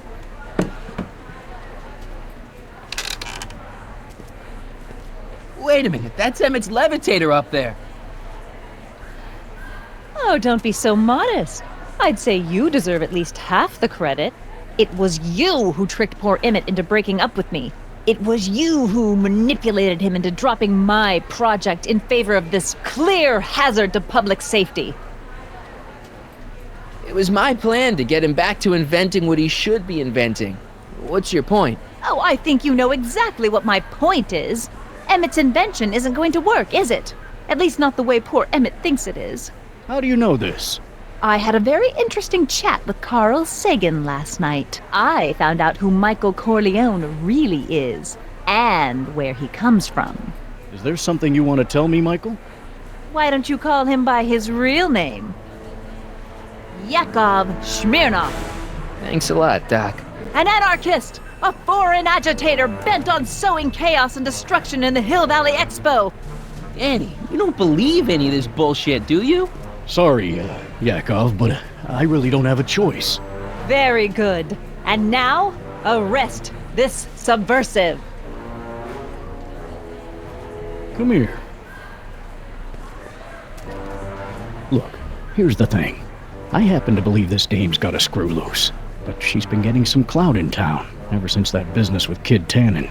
But Emmett's gotta fly that electrokinetic levitator at this demo. His whole future depends on it. And my future depends on making sure he doesn't. The chief reads her column religiously. And, well, if I don't do what she says, she's gonna start a campaign to have certain tainted officers removed from the force. Isn't there anything I can do? Not unless you've got some dirt on Edna. Something that'll discredit her in the eyes of the law. Well? I'll dig something up. You do that.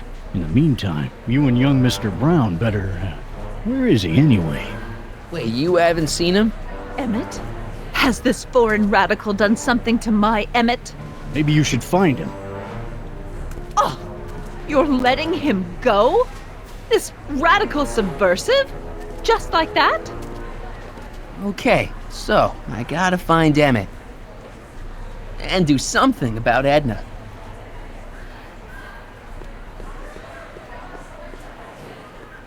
I can't believe Danny let himself get bullied into shutting down Emmett's booth.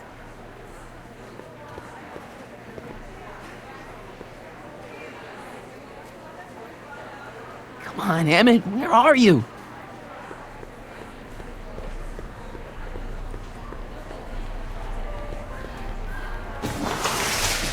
Welcome to the phone booth of the future, made with Atlas glass.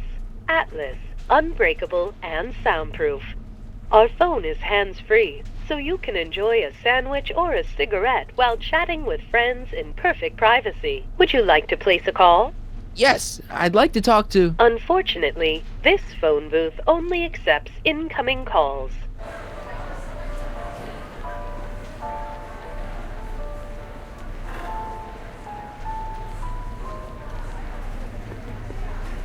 Hi, Trixie. That's Techni to you, kiddo. Right. Congratulations on getting the old job back. Thanks. Justice triumphs in the end, you know? Now what can I do you for? Artie told me how you managed to get your old job back. He did? But it was supposed to be a secret. There's no secrets between us. He couldn't resist telling such a good story. Yeah? Still, I'd like to hear it again, from your point of view. He didn't tell you anything. Come on, Trixie. I'm dying to know how you got the job back. You won't hear it from me. I don't talk out of turn. So, which exhibits do you recommend? The most popular attractions are the Glass House, the Future Furnishings, and of course, Enlightenment Under the Sea. You know who that is under the diving helmet? That's Jacques Duteau himself. Of course, you need to get tickets if you want to see the main attractions. How much are tickets? Aw, put your money away. Here, you're kind of like family now, you know? Thanks. You seen Emmett around? I'm kind of worried that he's not at his booth. Let me think. Yeah, he wandered down that way a little while ago. He was talking real intense with another guy. Older guy? Looked a lot like Emmett in the face? Yeah, uncle or something? Or something. Look, Emmett's demonstration has hit a snag or two. Can you delay his act for a while? Let someone else go before him? Sorry, I don't set the roster, and they won't let me change it. I can drag my feet a little, but if your friend's not ready to go on pretty soon, we might have to skip his act. Demonstration. But you can't. Hey, it's just a science demo. It ain't a matter of life and death. What time is Emmett supposed to go on? Let's see, 8 kilobeats past 50. We're on metric time here at the Hill Valley Expo. Edna Strickland is trying to get Emmett's booth shut down. That dame don't know how to mind her own business, does she? Is there anything you can do to get Emmett's booth open again? I wish there was, but I'm just a muse. All we can do is inspire people. Okay, you're a muse. Can you inspire me an idea? I'll try. Well? Maybe it doesn't take effect right away.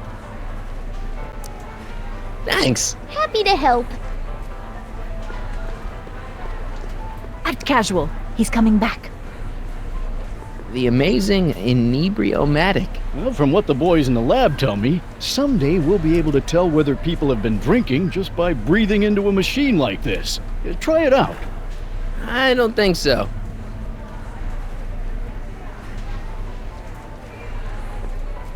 Now. A potted plant? What's this got to do with law enforcement? A potted plant? What's this got to do with law enforcement? It's a bug. No, a plant, but it's got a wire recorder hidden inside, see? If we could have got one of these into Tannen's speakeasy, and if he's the kind of guy who talks to plants, we could have busted him a lot earlier. Shh, he's approaching. Hey, Danny, could I have a word with you? Comrade Smirnoff, come to turn yourself in? In private? With pleasure. You've got to let Emmett demonstrate his invention. His whole future depends on it. Well, I'd love to, kid, but Miss Strickland thinks it's dangerous. And unless you've got something on her, her word is pretty much law. Any idea where Emmett is? Well, he was working over by his booth, but by the time Edna got done haranguing me, he was gone. I hope he comes back soon so we can get this mess cleared up. What's a newly promoted detective like you doing hanging out at a science expo anyway? Are you kidding me? This is a great assignment. I get to sit around all day playing with nifty new crime-fighting gadgets, like this. What does that do? Hell if I know. Since when does anyone in Hill Valley listen to what Edna has to say? Ever since she helped take down Kid Tannen, she's had the mayor and the city council eating out of her hand. I'd be an idiot to ignore her, especially with my, alcohol-heavy background. Boy, I wish I could catch her jaywalking or something. I'd throw the book at her. Yeah, but you never catch a dame like that breaking the law, darn it. You haven't seen Carl Sagan around here, have you? Nah. Isn't he still a wanted man? Nah. All those arson charges got dropped weeks ago. Judge Brown said there wasn't enough evidence for a trial. You know how you said you'd defy Edna if I could dig up some dirt on her? Yeah? You got some? She kidnapped a friend of mine and she tried to erase his brain. That's terrible. But when did this happen? In, the future. Stick to the facts, kid. I have enough people come to me with cock and bull stories. You know how you said you'd defy Edna if I could dig up some dirt on her? Yeah? You got some?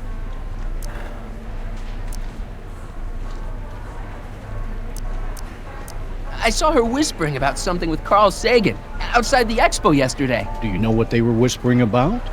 No, but she looked really guilty. I need something more solid than that, I'm afraid. Thanks. I'll be back. Well, I hope so. You've got to get this albatross off my neck. Well, did you put the screws to him? Did he confess? Well, speak of the devil. Danny, can I talk to Edna for a minute? Be my guest. I'd like a couple minutes of quiet. What's this about? What'd you do with Emmett, Edna? What are you talking about? You're the one who's trying to ruin his life. Believe it or not, I'm the one trying to save it. From what? From you, mostly. You really don't know where Emmett is? I haven't the foggiest. If he's smart, he's run far away from whatever dangerous shenanigans you talked him into perpetrating today. Shenanigans? Why are you still involved in Emmett's life? I thought you broke up with him. I did, but then your friend Mr. Sagan told me about your scheme to interfere with our romance. Not a very nice thing to do, Comrade Smirnoff. You don't really think Emmett's gonna want you back after you crushed his heart and tried to stop his demonstration at the expo, do you? Not at first, no. But eventually he'll realize I've got his best interests at heart, and he'll come running back to me like one of those dogs he loves so much. But you hate dogs. Yes, ironic, isn't it? Why'd you go and get Emmett's invention sealed up like that? I had no choice. Once Mr. Sagan told me about your attempts to radicalize my poor Emmett, I knew I had to stop him from going through with your dangerous invention. But it's his invention, and it's not dangerous. Okay, maybe it's a little dangerous, but only to him. That's for the authorities to decide. Any chance you could talk Parker into letting Emmett go ahead with his demonstration? None whatsoever. And as long as I'm here, that contraption of yours is grounded. Have you seen Mr. Sagan around here anywhere? No, and I wouldn't tell you if I had. He's more than a little scared of your anarchistic tendencies. Did you see? Trixie Trotter got her old job back. Oh, I know! I tried to have it out with Arthur McFly, but he refuses to explain himself. Apparently, he discovered some sort of loophole that allows that Canadian to retain her position. Well, the Ladies' Decency Society shall hear about this. Make no mistake. Why is Parker so willing to do your bidding? Well, the good detective knows that he owes his current rise through the ranks to my reporting on his behalf. Oh.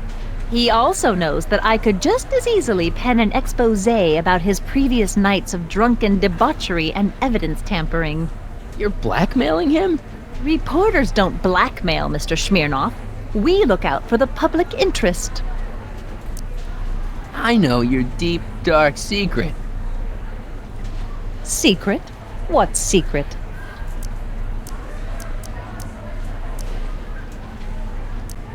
You know, what you were whispering about with Carl Sagan yesterday. You overheard? Sure I did. And you did a really lousy job at, burying the body. Oh, you didn't hear a thing. What I was talking about with Carl Sagan is between me and Carl Sagan. Okay, this is pointless. I've got to find Emmett. Stay away from him, you anarchist hooligan.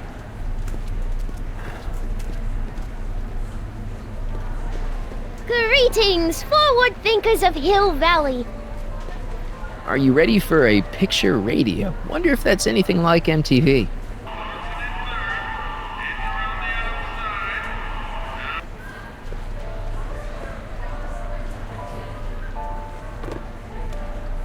Hey, don't walk off with the recording plant. It's the only one I got.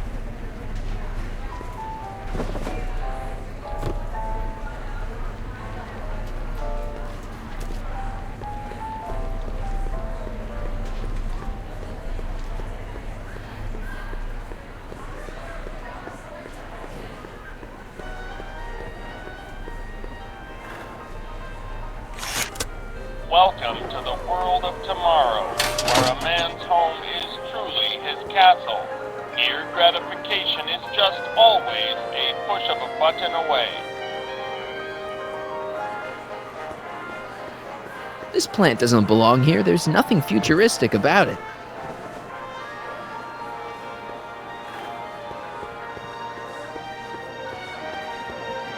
A fully equipped home entertainment center. So, where's the ColecoVision?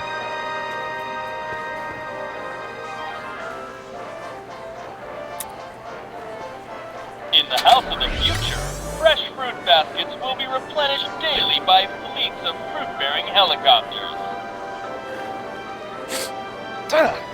It's wax.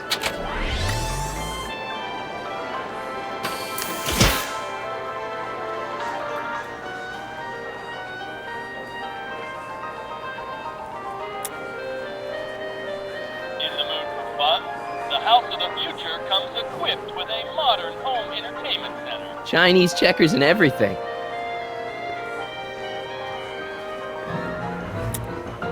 In the house of the future, phone conversations will be completed in the privacy of the personal phone helmet. Hey! Please recite the phone number you wish to dial, or say hang up to terminate your phone helmet experience. Klondike 4385. Brown residence. Hey, Hampton. How's it hanging? This is Marty, Emmett's friend. Is he there? Not at the moment. I'm afraid he's off on one of his little adventures. Thanks. Bye. Farewell. Conversation terminated. Greetings again, mortals! This is Techne, Muse of Progress. Hoping you're all having a swell time taking in all the exhibits. Don't forget, you can purchase tickets to our main attractions right here at the information booth.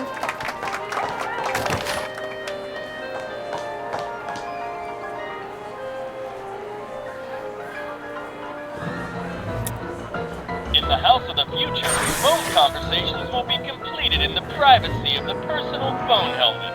Please recite the phone number you wish to dial, or say hang up to terminate your phone helmet experience.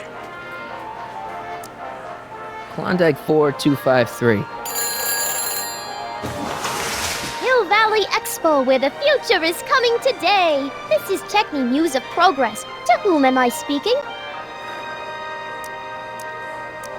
Hi, Trixie. It's me, Michael. Oh, hi. What can I do for you?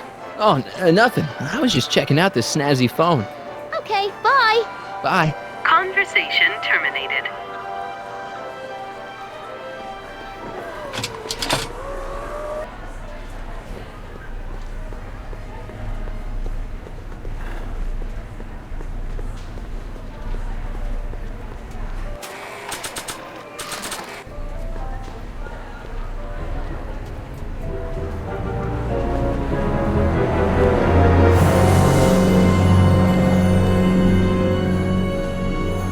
Why?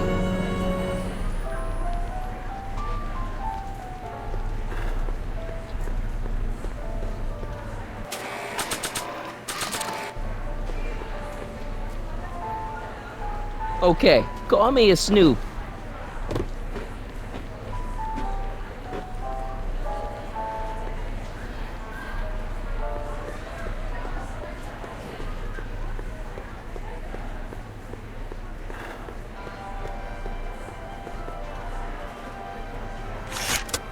Welcome to the world of tomorrow, where a man's home is truly his castle. Here, gratification is just always a push of a button away.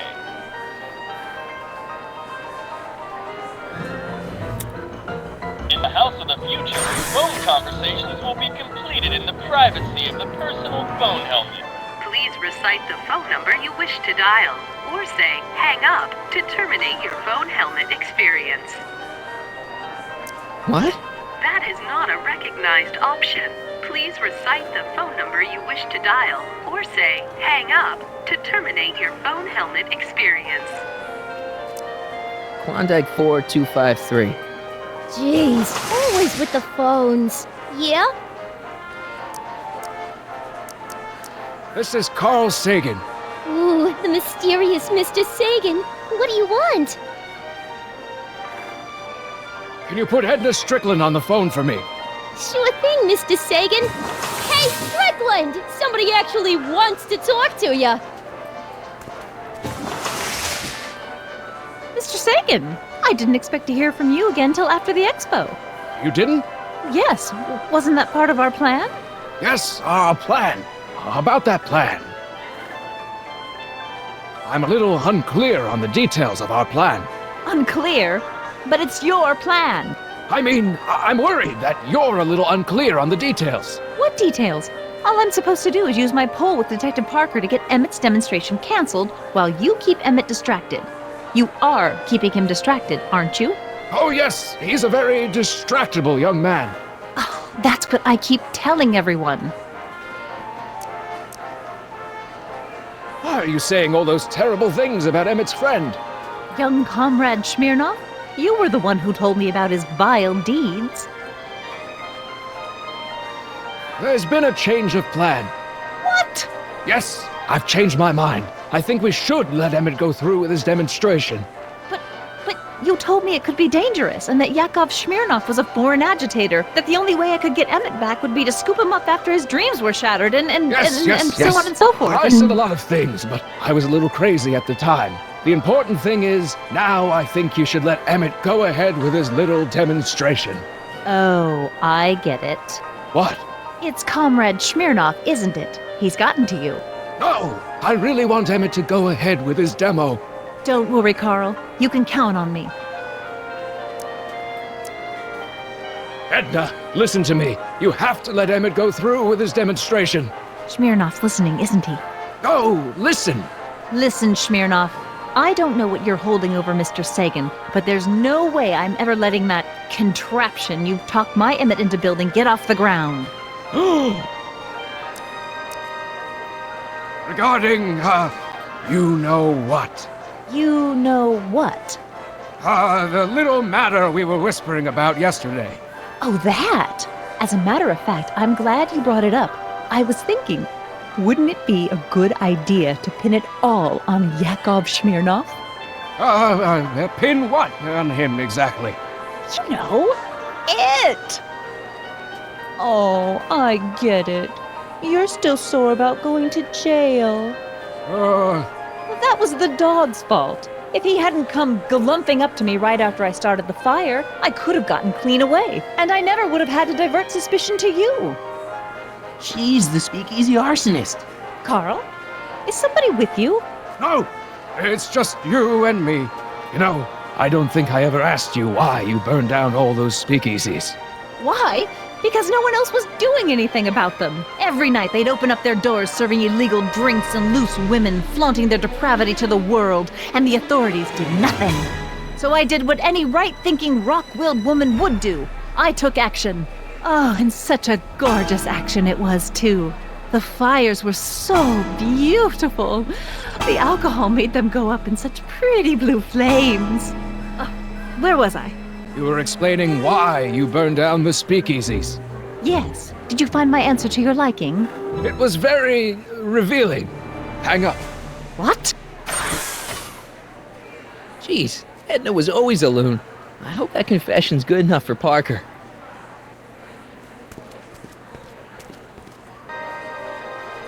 Next up on our roster, a man who saw the possibilities in pond scum. Welcome, Ernest Philpott! Thanks, Trixie, Technique. I'm truly honored to be here today among all you pointy-headed type people. Like the lady said, I labor in the field of pond scum. Algae, ladies and gentlemen, is a mysterious and little-known biological entity. You know, I don't think I ever asked you why you burned down all those speakeasies. I think a lot of people are going to be interested in that answer. And I am here to present my discoveries to a disbelieving world. Algae cakes, ladies and gentlemen, is the next wave in the agricultural revolution of the 20th century. Hey, Danny. Do you mind, comrade? We're busy trying to protect the expo from the likes of you. This'll only take a minute. Our plant recorder. It's not a good idea to steal police property, you know. Listen. You know, I don't think I ever asked you why you burned down all those speakeasies. Why?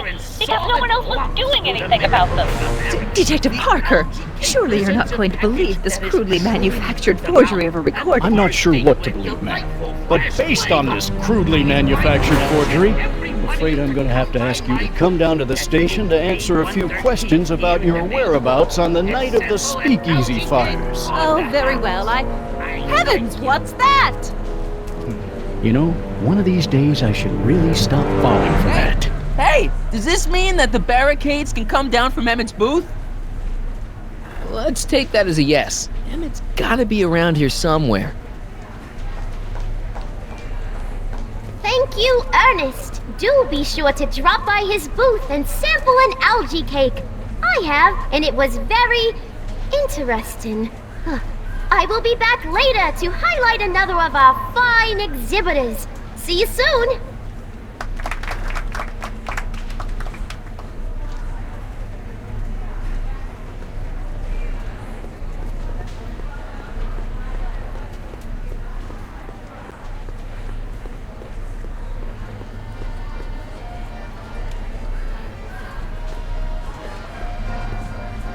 Here's my ticket. Give me a ride in that thing. Thank you, monsieur. I hope you will find your trip to the bottom of the sea most delightful.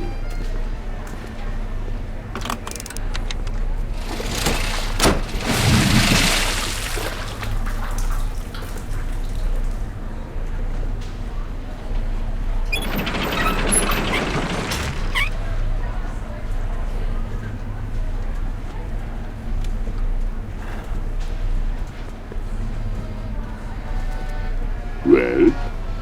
Heavy. Monsieur has a way with words. Mr. Duteau? Oui? I'm looking for a friend of mine, Emmett Brown. Tall young guy, reddish-brown hair. A distracted look? That's him. Any idea where he went? He just passed by here with an older gentleman. I think they were headed into the House of Glass. Great, thanks.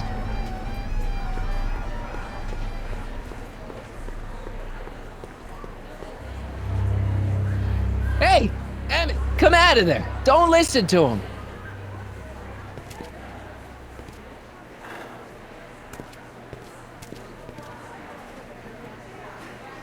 Perfect.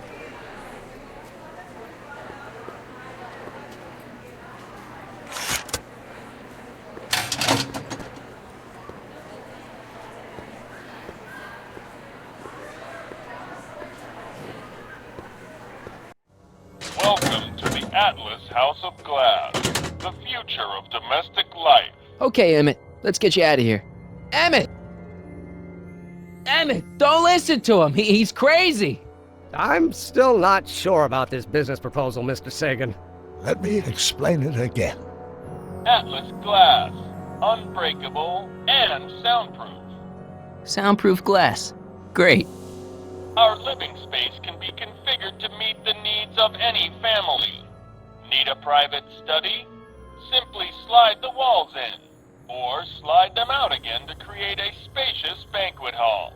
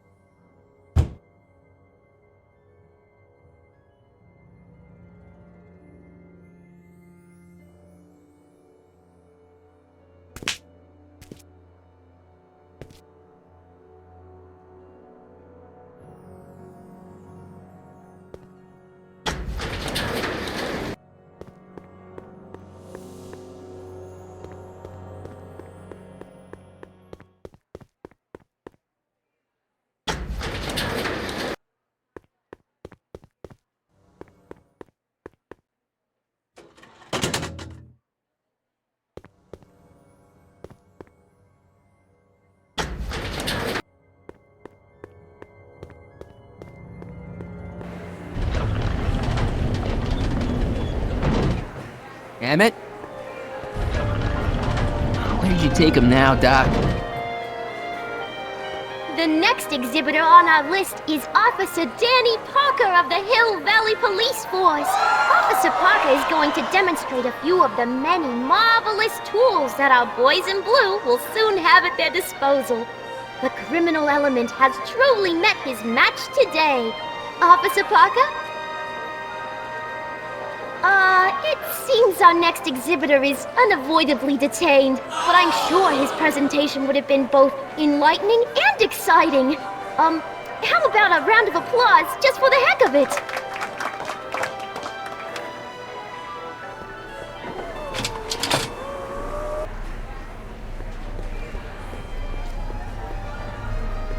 Excuse me, sir. I'm looking for a tall, thin, older gentleman. He might have been with a tall, thin, younger gentleman.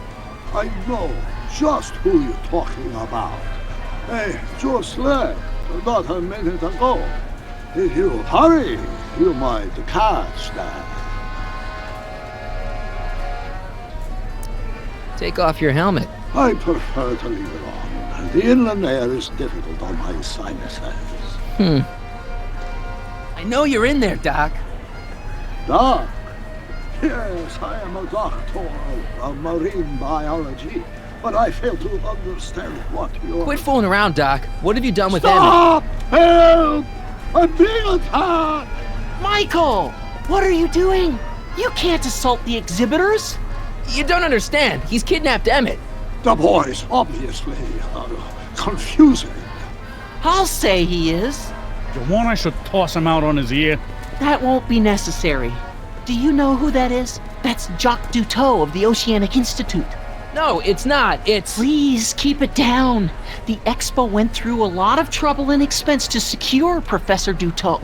We can't afford to antagonize him. But if you've got a complaint against him, we can straighten it out after the show. But if you make another scene like that, I'm afraid I'm gonna have you expelled from the hall.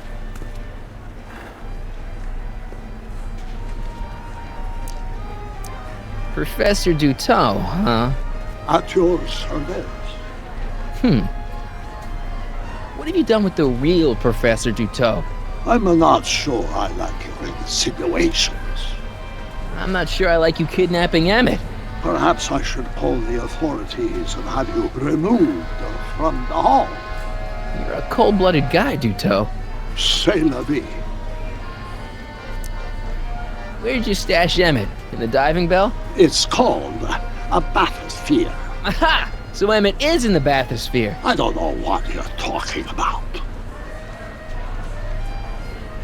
I think I'm gonna take a closer look at that bathysphere. Not without a ticket, I'm afraid, sir. Hey! Is this guy trying to bum a free ride? No. See that you don't.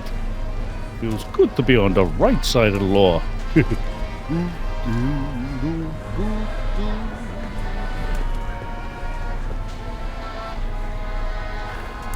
Take a ride in a bathysphere.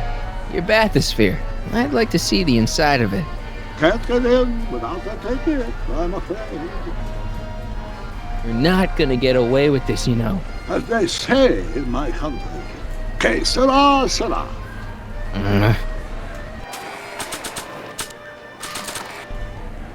Here's my ticket. I want to see inside that bathysphere. I don't think so. What do you mean? I've got a ticket. You have to honor my ticket. It's the wrong kind of ticket. Sorry. Oh, give me a break.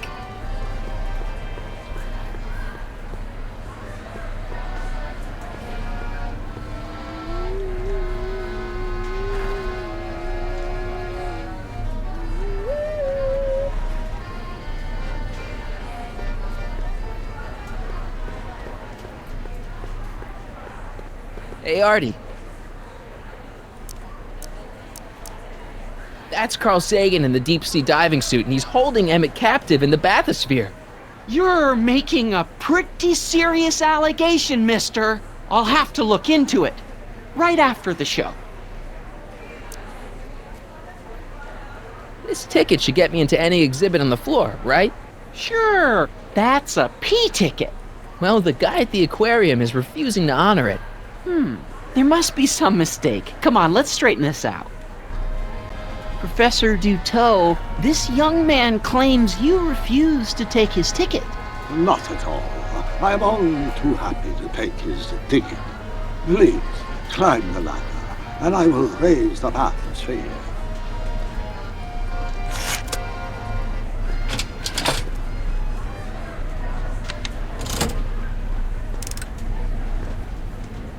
Mon Dieu!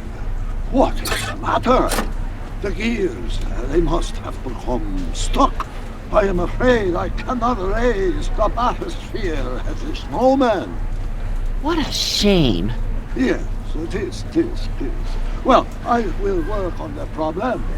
Perhaps if you come back later.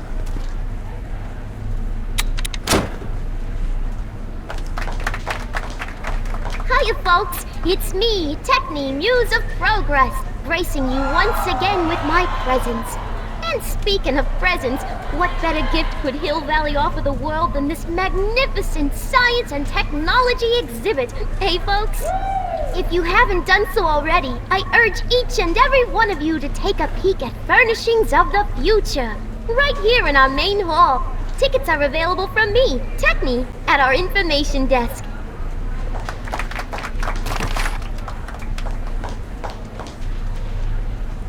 Come down, please.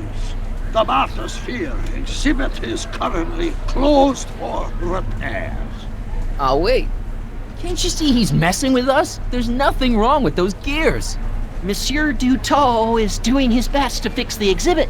Hovering over him like that doesn't help the situation any. I'm still here. Yes? Drop the act, Doc. You may be a great scientist, but you're a lousy actor. Ah, you are the expert on acting?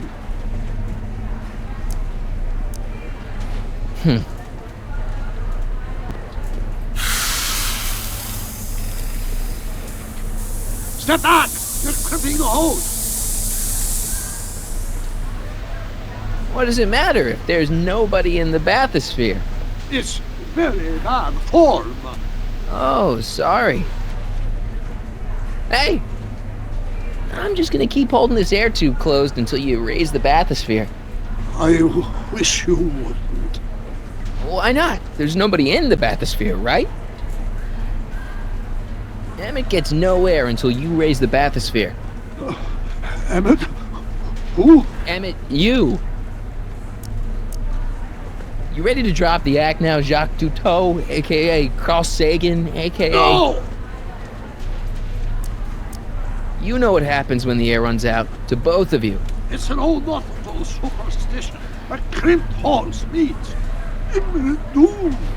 It does if there's somebody inside the bathysphere, but I thought you said there wasn't anybody in the bathysphere. There's not.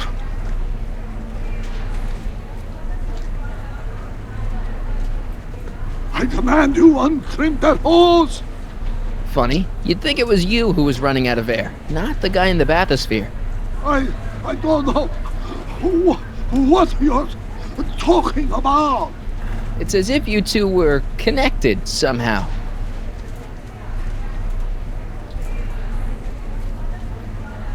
Step off the hose! Raise the bathysphere, Doc. I won't do it! Then neither will I.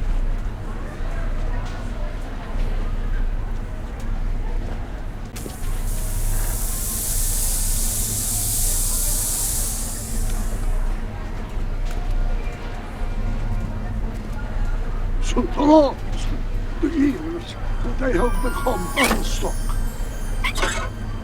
There, see? It was just a malfunction after all.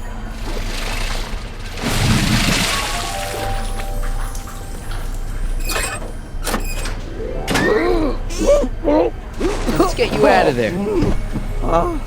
Emmett Brown? Then it was true. Hey, you! Hey, he just took that guy's wallet! I think he took his wallet! Oh, remind me not to become an oceanographer. I guess I must have a touch of claustrophobia. Never should have gone in there. Well, we've all got problems. Now, you'd better get back to your booth Funny before... thing is, I don't even remember going in there. Last thing I recall, I was in the glass house talking to Carl Sagan.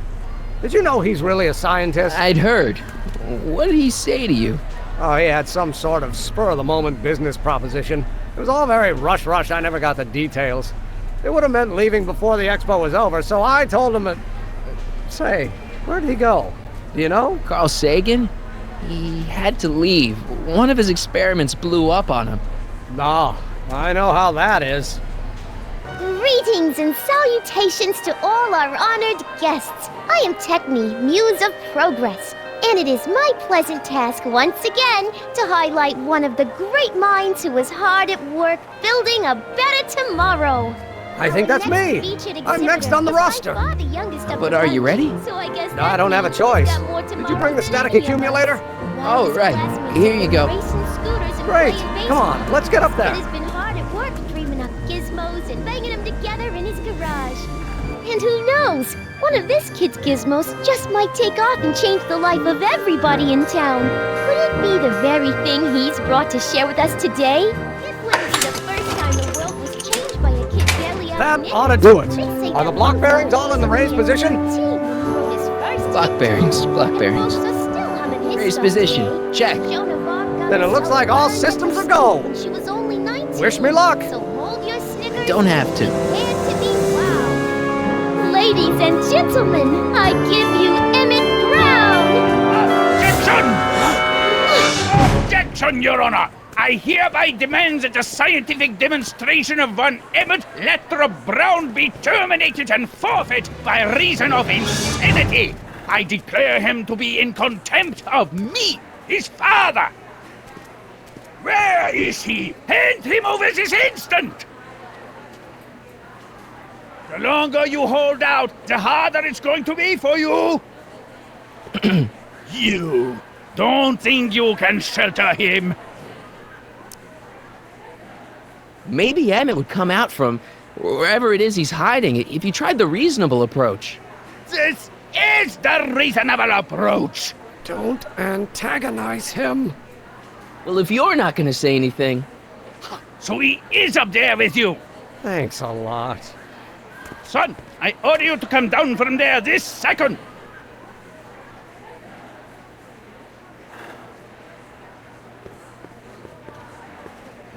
I want to speak to my son. Emmett's not ready to talk to you directly. Oh, God. I suppose you're his mouthpiece? I guess so, yeah. You can't talk him out of it. His mind is made up. So, if talking won't work, there's always threshing. If I can say so, sir, the problem is you're coming on too strong. You intimidate him. I don't intimidate him enough. That's the problem. Can't you two have it out later? You mean after he's gone through with this ridiculous stunt? Yeah? No! Stay right there. I'm not going anywhere. Fear! Emmett. I'm not talking to him. There's no point. Maybe he'll give you a fair chance to explain yourself. He is a judge, after all. Yes, a judge who's already passed sentence. He won't listen to me. He never has. I'll be right back. So, is your client prepared to make a statement? He says it's no use talking to you. You never listen? That only shows how pig-headed he is. Of course I'll listen. If he can justify his craziness, I'll be only too happy to indulge it. Stay right there. I'm counting to 5. 1, 2, 3. Emmett. I'm not talking to him. There's no point. Just go deal with him. What have you got to lose? That's what they said to Custer. So, what's your plan? I just stand here like this indefinitely. After a few centuries, the process of petrification will set in, and that'll be that. Okay, that is a plan. You heard him. He said he'll listen to you. Well... At least give it a shot. Father? Son? You've never understood the first thing about me. All you want to do is step on me, squelch my natural instincts. You don't know what it's like to be young. You don't know what it's like to have dreams, to have ambitions so great and so powerful that they've got a life of their own. And it's all you can do to hang on for dear life while they gallop where they must. This is America, Pop. And in America, a person doesn't have to do what his father did. Isn't that why you came to America? To live where there wouldn't be so many rules? Well, we talked. Are you happy? Emmett? Here to play peacemaker again, Pollyanna?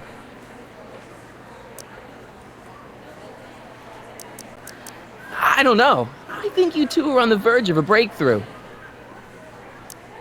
Okay, so he's got a strong personality. Strong personality.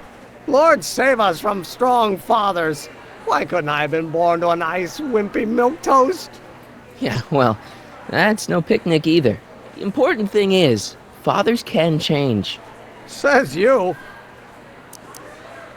Deep down, he's just worried about you hurting yourself. No amount of physical pain could equal the pain he's already inflicted to my spirit.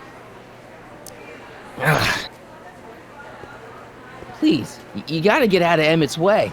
I have yet to hear a compelling or even coherent reason why. See, Your Honor, it's just that this demo is so important to Emmett. A childish kerfuffle. He'll forget all about it in 2 weeks' time. That's what I'm afraid of. Emmett's just... stubborn, willful, single-minded, incorrigible, and obsessed. Okay, But if you look at it from the right angle, those traits are kinda good. That may be your angle, Sonny, but I'm not so sure it's the right one. Make no mistake, those are traits that lead to trouble. He gets them from his mother. Look, Your Honor, you don't see it, but there's an awful lot riding on Emmett's demonstration. All the more reason why I've got to put a stop to it. Look me in the eyes, young man. I expect you know my son pretty well by now. Do you seriously think his exhibition is going to be a success? Sure. Sure it will. Ha! You know as well as I how it'll end. Disaster! Maybe, and maybe not, but even if it does, I mean, isn't Emmett entitled to make a few mistakes? Emmett has exceeded his quota for one lifetime. It's my job as his father to see to it there are no more mistakes. Emmett's just trying to make a name for himself. Maybe things were different when you were a kid, but nowadays you gotta take chances. What do you know about taking chances? Try moving to a strange country where you don't speak the language with only $2 to your name. You? You bet your socks, me! And I made out all right, too. How'd your dad feel about it at the time? Papa? He was fit to be tied. He called me a disobedient little... So your father didn't approve of you coming to America? Well, Papa never really understood the younger generation. He came around a bit in the end, but by then it was too late to. Tell him I'll listen to him. I want to listen to him. If he wants to talk. Emmett?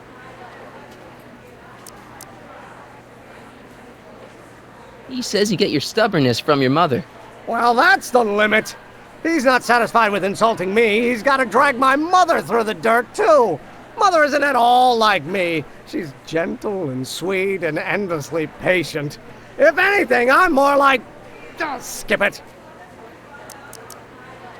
You were starting to say that you're like... Skip it. Can it be that you and your dad? No. Next subject. Emmett, stop being a dope.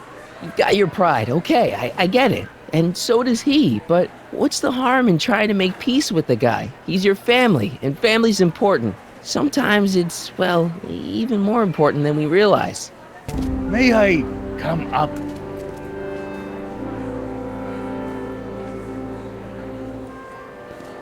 So, you think my new invention is a disaster waiting to happen? Yes, I do.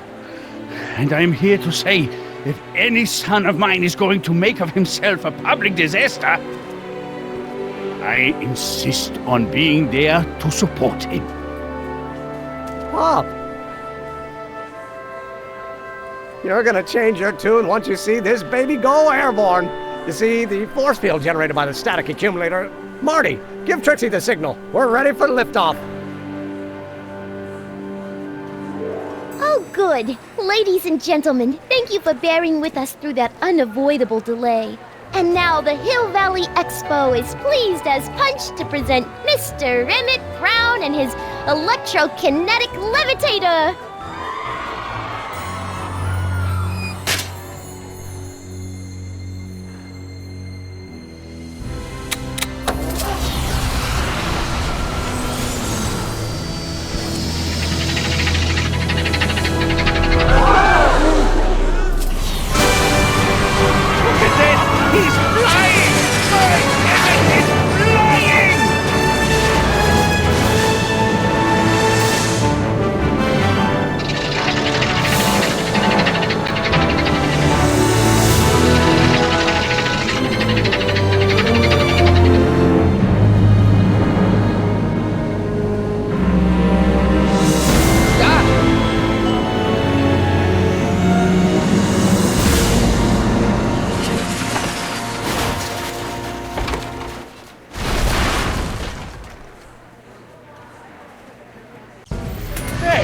Hey, stop! Get back here!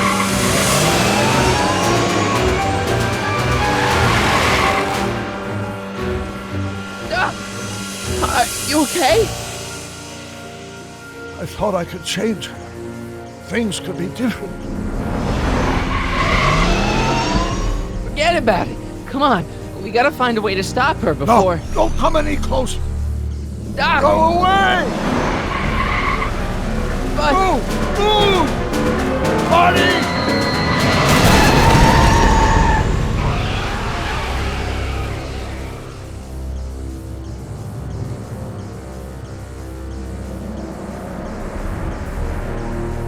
Oh my God! Doc! Say something. Chromium, lithium, potassium, iridium, titanium, ruthenium. I'll get help. Newspaper. What? You mean...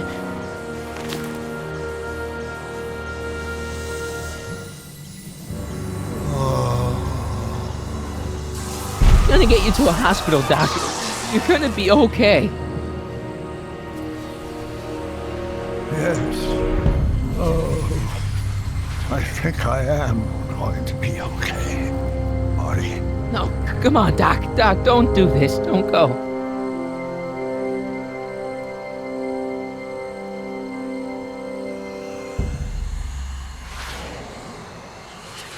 Doc, come back.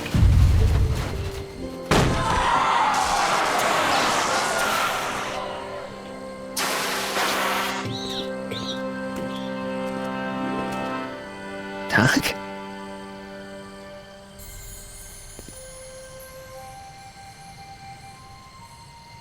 Marty, have you been out here the whole time? Damn it. Is it over already? Oh, it's over all right. You missed a very wild party. I'm afraid I've been banned from the expo for the next 50 years. And if I were you, I wouldn't go back in either. At least not until all the broken glass is swept up. Oh, what was I thinking? Naturally, the ionic wind generated by an electromagnet of that size would play havoc with a merely mechanical steering mechanism. We need a much more advanced control system. I wonder if we could find a way to translate the body's own gravitational field into electrokinetic force. One might be able to direct the ionic current simply by shifting one's weight. Oh, great Scott, that's it! And you're not discouraged? Discouraged? By what? You mean what happened in there? Oh, that was a learning experience. The way I see it, it's those little mistakes along the way that advance us along the pathway of knowledge. Come on, there's no time to lose. Let's get back to the lab and... I'm sorry, is something wrong? It's a long story. Let's just say I lost somebody. Oh, how sad. Anyone I know?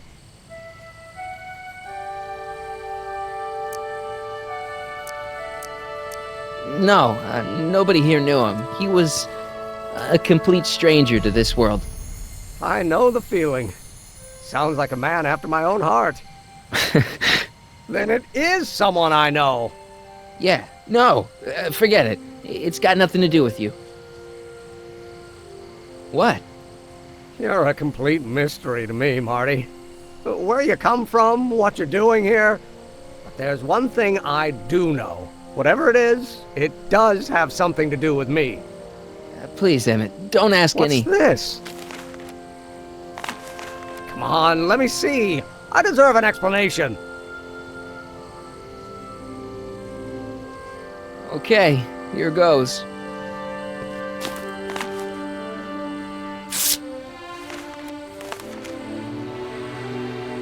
What's that? An explanation. But you've got to promise me, don't look at it until you get the key to the city. Huh? Emmett!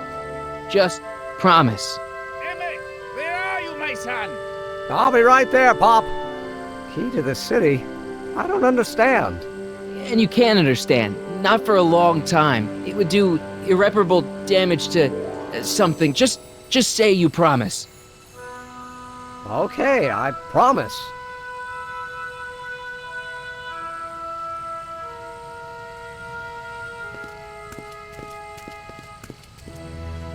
Wait, I will see you again, right? I guarantee it.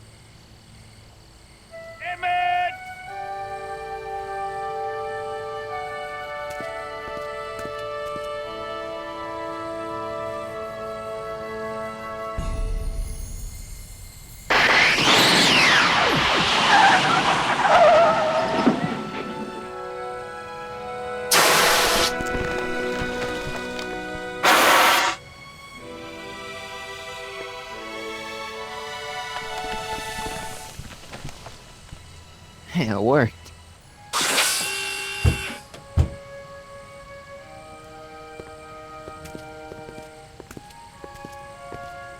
So, you were the same Marty.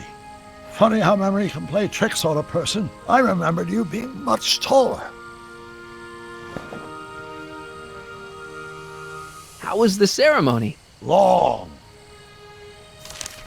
You've got a theatrical way of sending messages. Only way I could do it without messing up your timeline. Very clever. But what are you doing in 1931? I came to rescue you. Teenage me? No, you. But then teenage you got mixed up in it. See, you were in jail and... Never mind, it's better I don't know. Let's just get back to 1986. That is, unless your presence has caused any other time anomalies. Me? Nah, no. Well, I'm still a little confused about my...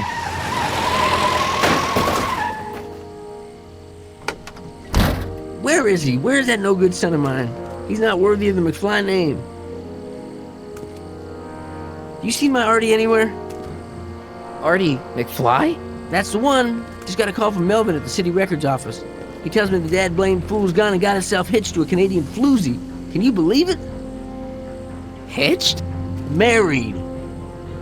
I swear, that boy's gonna put his papa in an early grave.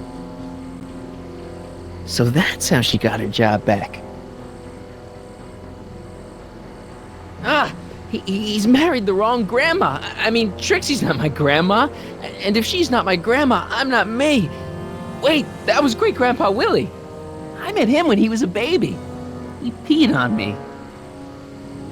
Holy crap, Doc, I'm gonna disappear again. Calm down, Marty. You seem reasonably solid right now. Whatever the problem is, I'm sure we can undo it with the help of... That car! Oh, great. How the hell did she get back here? She? You? You're not Edna. What's going on here? Is this some plot to put me in the nut house? No, it's all very simple, Danny. Oh, I'm sure it is. Tell me, did I or did I not just chase Edna Strickland off in this car? Not this exact car, but a car just like it. A car with a nasty habit of disappearing into thin air? Well... Wait, Edna Strickland just disappeared in the DeLorean? If that's what you call it. It made a loud noise, and then wham! Nothing! Great Scott! Marty, do you have any notion what date she might have jumped to? None at all, Doc. See, that DeLorean's time circuits are out of whack. They could jump to any date at all. Oh, this is bad. This is very bad. Let's just hope she jumped into the future. The far future. If she's jumped into the past... You think she might mess up the time stream? Wait a minute. This is Edna. Of course she would mess up the time stream. Guys, you mind telling me what the hell you're...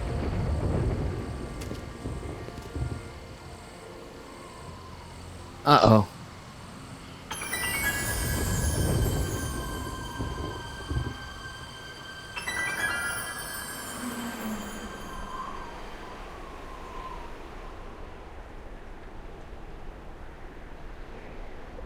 Doc? Did we just leave Hill Valley? No, I believe Hill Valley just left us. How? Something must have happened to it. A long time ago.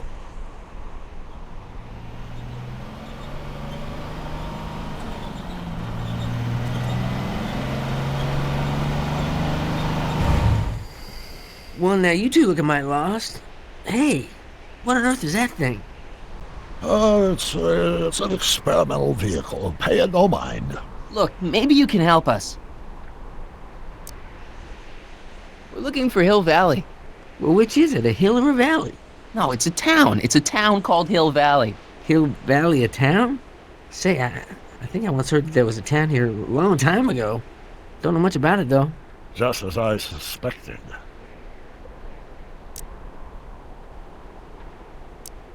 What happened to Hill Valley? Oh, heck, I don't know. That was all before I was born. Then whatever it was must have happened at least 45 years ago. Nobody much cares to settle around here nowadays. My dad tried to buy a farm in this area years ago, but he got run off by Scary Mary. Scary Mary? Well, that's what we all call her. Lives a couple miles from here. I make a monthly drop at her place. She's a fiend for news. Takes all the papers in the county, never throws one away. Say, if there's anybody who can tell you what happened to Hill Valley, it's her. Can you direct us to her? It's imperative that we talk to her. Sorry, fellas, but I'm pretty sure she won't talk to you.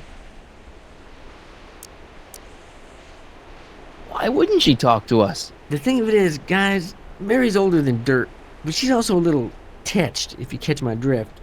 She doesn't like strangers. I'm sure we can handle her. We'll be very polite. Please, we gotta see her. Well, okay, if you insist.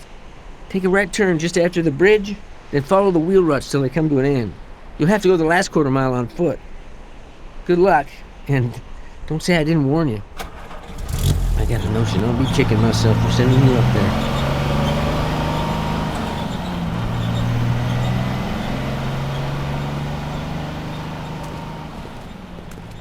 Can I drive?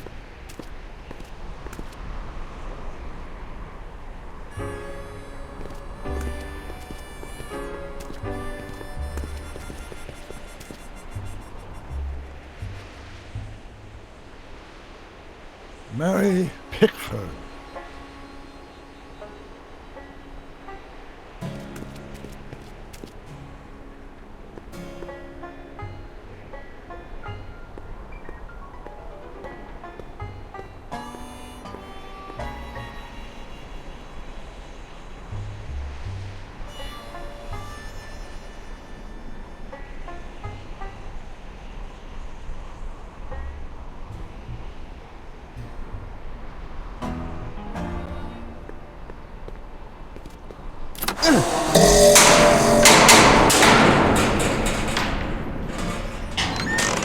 Step away from the cabin!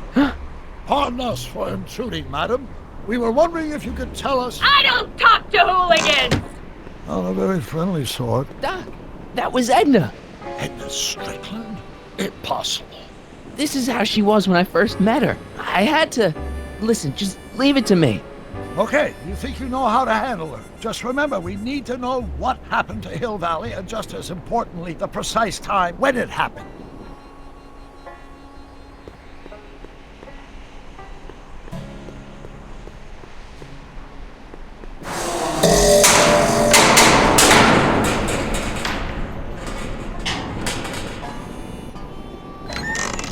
Hey, Miss Strick... Who are you?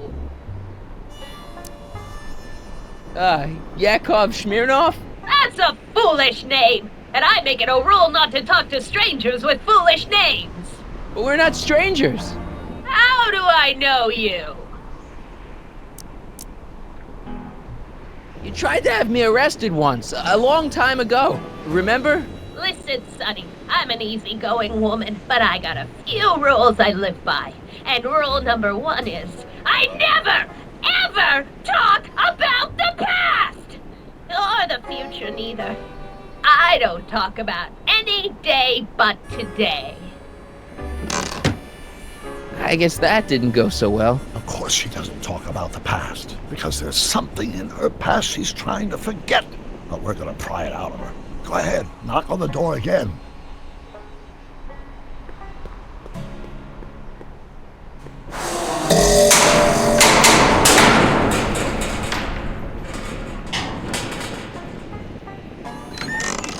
What? It's me again, your old friend. How do I know you? We spent the day together. We did? Where? At the expo. That's crazy. I've been here all... What day is it? Tuesday, October 13th, 1931. October 13th, 1931. October 13th. Something funny about that date. Well, what are you here for?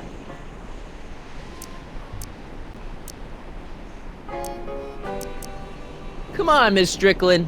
Miss who? Strickland. You're Edna Strickland. Take a look at the mailbox, Sonny. Name's Pickford. Mary Pickford. And it has been for as long as I care to remember. And like I told you, I don't care to remember! I brought something for you. What is it? Let me see.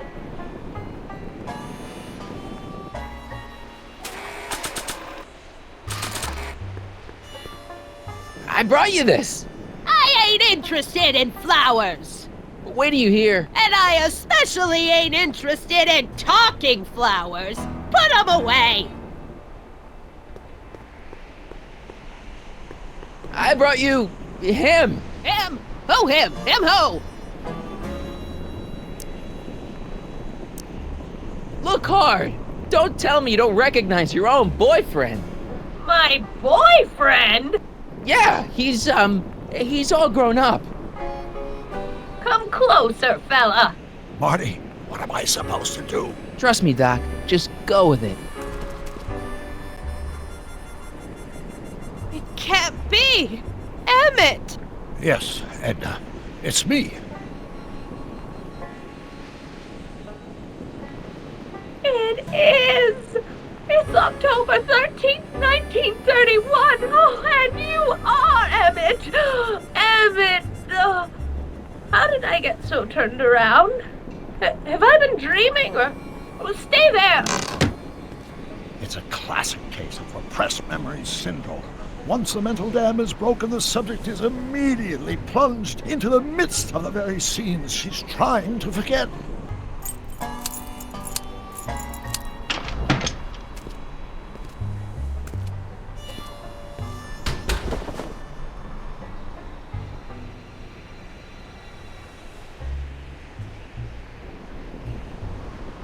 Darling, you've come back. Of course I knew you would. An intelligent boy like you wouldn't be one to throw away true love all because of a silly quarrel. I've already forgotten about last night's little tiff. I trust you've done the same? Of course I have. Of course I have. What?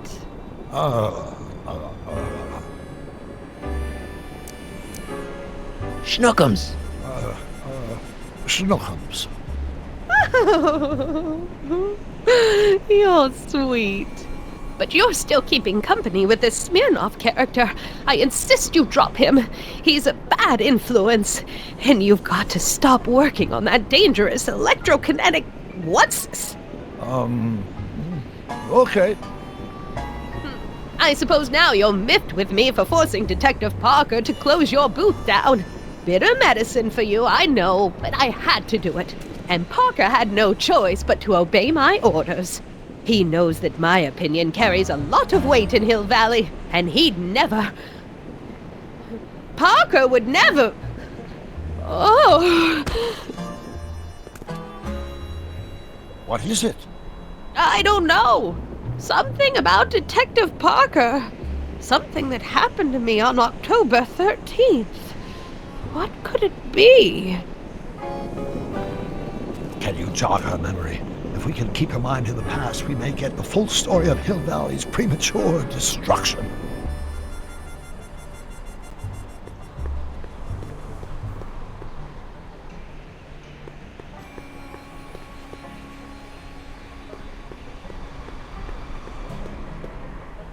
A blacksmith sign. I wonder if it's from Doc's old shop.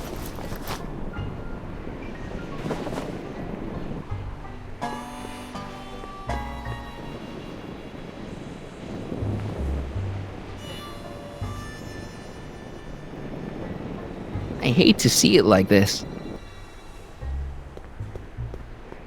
Mary Pickford. Now where would she pick up a fake name like that? Help me out here, Danny. Don't talk to him. I won't have you spreading stories about me.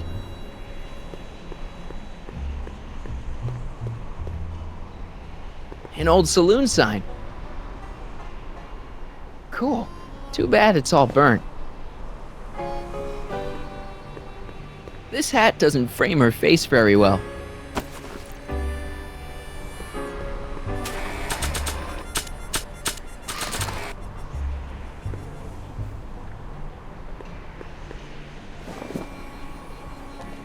You know, I don't think I ever asked you why you burned down all those speakeasies. Why? Because no one else was doing anything about them. No! Turn it off, you imbecile! If Parker hears that, he'll...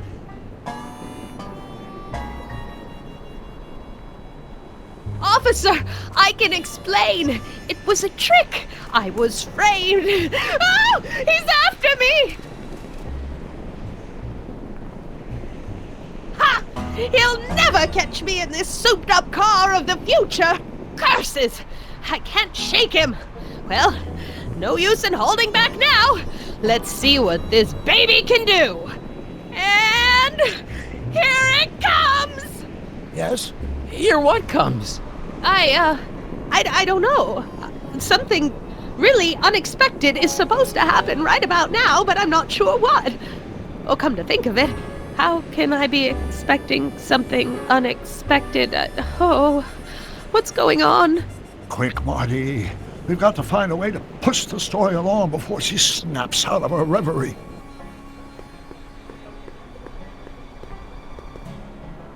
Here they come!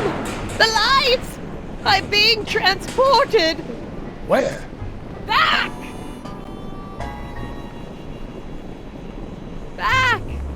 To the past! What do you see? Hill Valley! But it's all different. It's so small and primitive. Heavens! Can it be? It is! Is what? Grandfather! Big as life! Marshal James Strickland came to Hill Valley in 1869, shot by... I know, Doc. We met him in 1885, remember? No! I must be mistaken. Grandfather didn't look like that. That man is an imposter! I'm not even sure it is a man! This is all very confusing. Where am I? Why am I thinking about the past? Get off my lawn, you kids! Better find a way to bring back Marshal Strickland quick. We've got to bring this story to a climax. Edna's grandfather, Marshal Strickland. That's the same picture I saw in Edna's apartment, way back, in the future.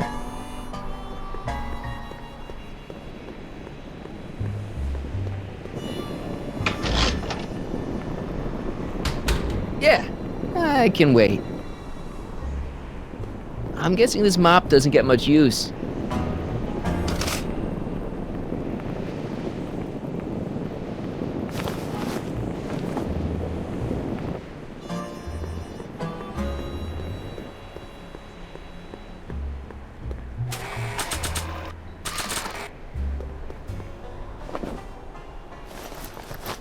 It looks a bit like Grandfather now, but he would never have walked around bareheaded.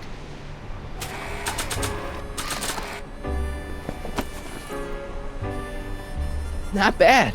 Oh, Grandfather, how well you look. How well everything looks. How does everything look? Tell me.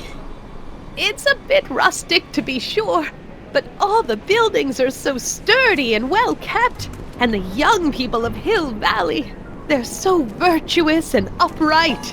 So unlike the degenerate specimens from the 20th century. And I know the reason why. Why? They haven't yet fallen prey to the vices of booze and debauchery. They are still in a state of innocence. I think I could learn to like living here. But who's this? Who? This big lout swaggering up the street, lips curled in an insolent sneer. He's a newcomer to Hill Valley, Beauregard. Beauregard... Tannen. Yes! Good guess. Look at him. Acting like a big shot. Throwing his money around. Stolen money, no doubt. Why can't they see through him? The two-bit phony! And now his plan becomes clear. He's bought a plot of land in town. He's going to put up a what? I don't know. It's something I don't like. Something evil. This is the key to our mystery. We've got to get her memory back in the groove.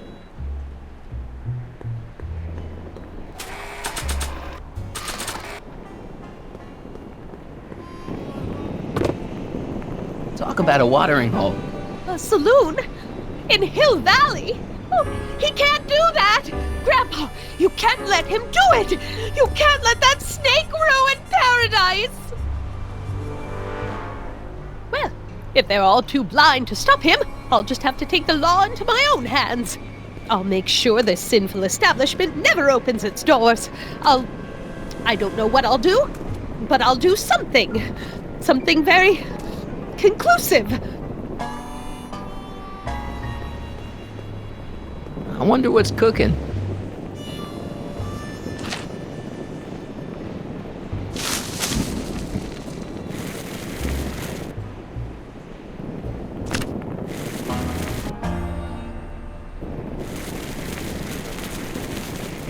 Young man, you've just given me an idea. First, we'll need some kerosene. Apply it liberally to the building site. No sense in being parsimonious. And now, watch.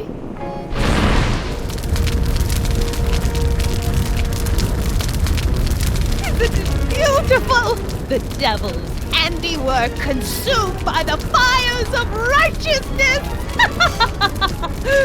Burn, you sucker! Burn! She was never this passionate when we were dating. Oh. What is it then? Is it the fire? Turn away! Don't look! It's not staying in the saloon, is it? It's spreading to the other buildings in Hill Valley. My intentions were pure. It wasn't supposed to happen like this. But it did happen like this. And you've been repressing it all these years because you can't stand to admit that you're... A hooligan! I'm a hooligan!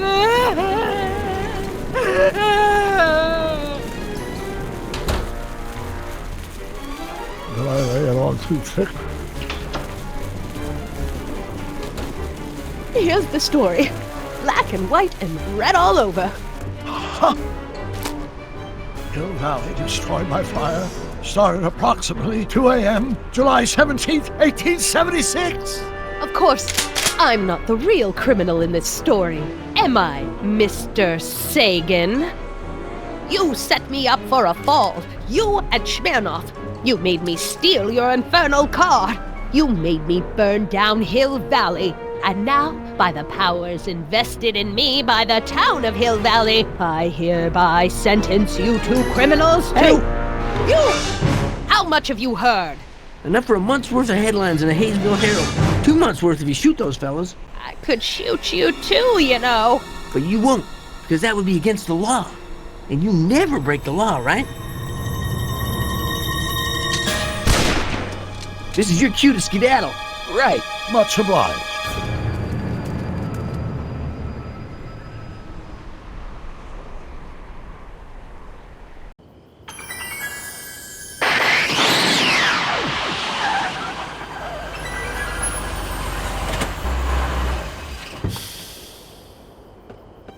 There's Beauregard Tannen's half-finished saloon.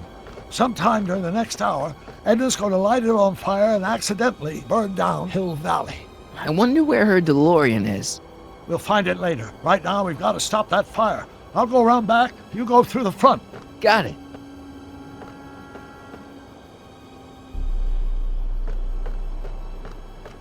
I think I liked it better on the outhouse door.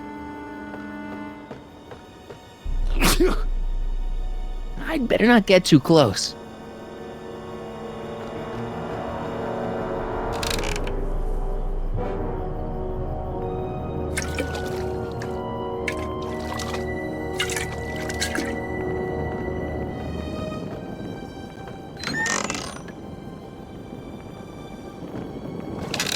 Who's there?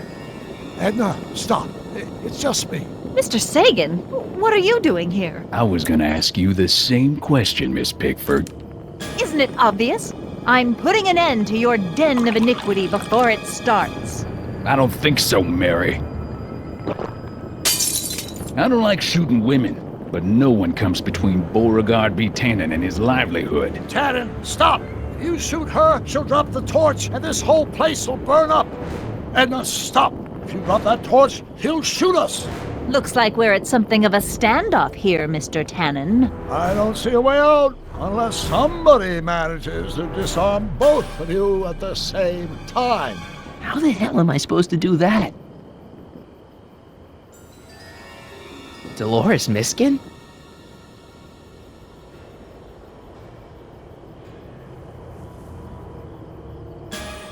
Pickle juice. That ought to be handy for putting out torches. It's too heavy to lift. I wonder what's in these. Oh, stop, quiet! God. What the hell? Oh, cow crap! There goes all my pickled pig's feet!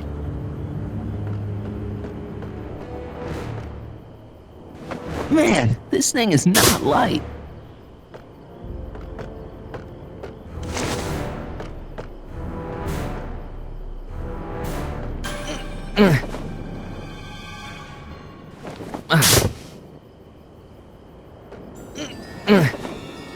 Maybe we can come to a more peaceable solution, Mr. Tannen. Keep your distance, fancy pants. I don't know you from Adam, but that won't stop me from putting you in a box next to your crazy girlfriend. I'm not his girlfriend. Ha!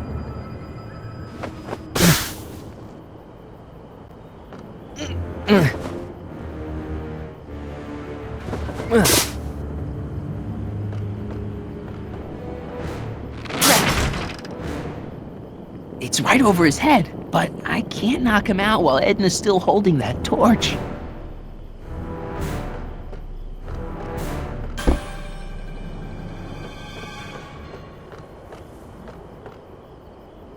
Are you here to haul me back to 1931 for my supposed crimes? Or is there some sort of time court for that kind of thing? Time court? What in the name of Ulysses S. Grant is she talking about?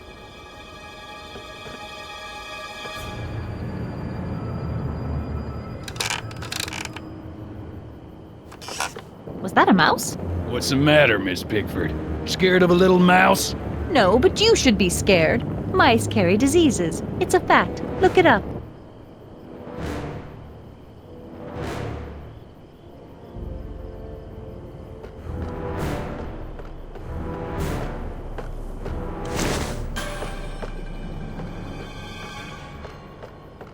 Going down. Looks like your torch is getting a little dim there, Miss Pickford. It's still hot enough to bring down this little bit of Gomorrah, Tannen.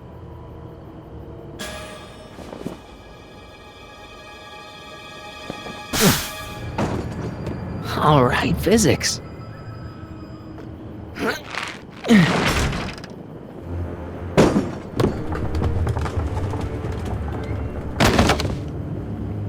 What was that noise? What noise? I didn't hear noise. Why are you so hellfire determined to meddle in my affairs, woman? You've been a-burring my behind for over a month now. You're the source of the hellfire around here, Tannen. I'm just fanning the flames a little. Lady, I'm just giving the hard-working folk of Hill Valley a place to play some cards, look at some dancing girls, and knock back a few drinks. Exactly.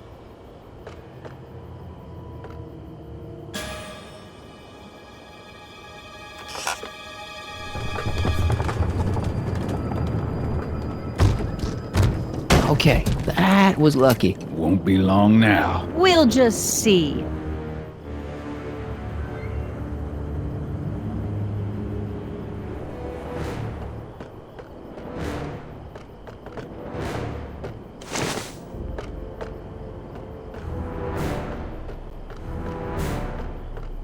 The sandbag's right over Tannen's head.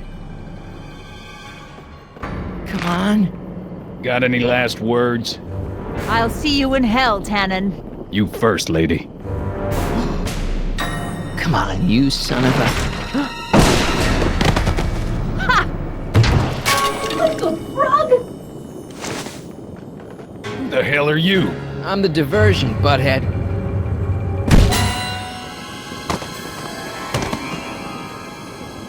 Nice one, Doc. Don't tell Clara. She thinks fisticuffs set a bad example for the boys. Now, where's Edna? Doc, she's gone. Edna's DeLorean. We gotta stop her before she hits 88 miles per hour. Come on!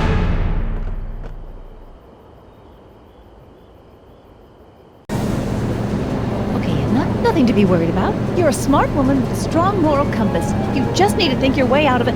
Oh, fudge!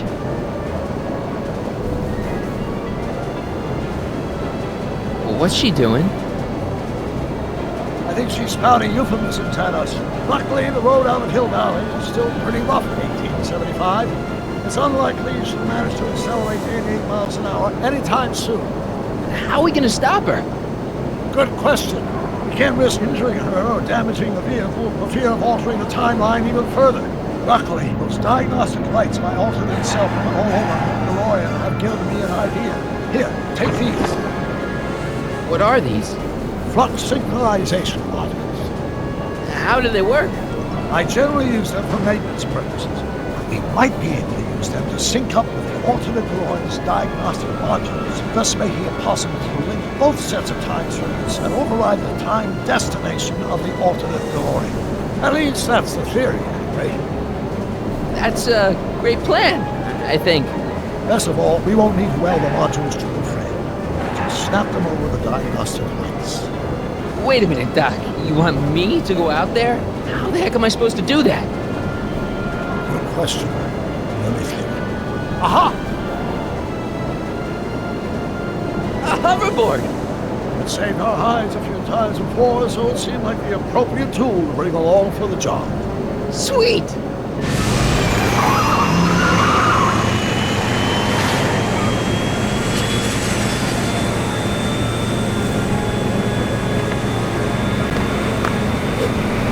You okay? It's just like riding a bike. You ready to make the jump? Ready, Doc. 1, 2, 3, jump! Whoa! Nice form, buddy. How's the reception on the wireless? Great. Where'd you get these? From Bird's cache of 21st century video game consoles. Now remember, all you've got to do is attach the flux sync modules to those diagnostic lights. Will do, Doc. Mr. Fusion, should I disable it? Leave it alone. It's not a good idea to monkey with nuclear reactors. Is that one of the flux emitters? Yes. Now plug in the flux sync.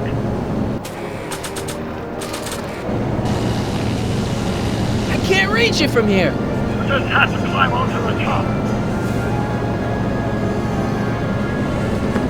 It's locked.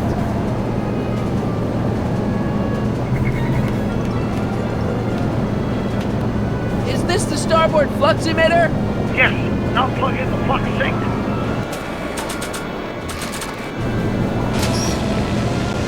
All right. Nicely done. Now aim the sync toward the receiving dish. I'll try, but it's getting a little bumpy out here.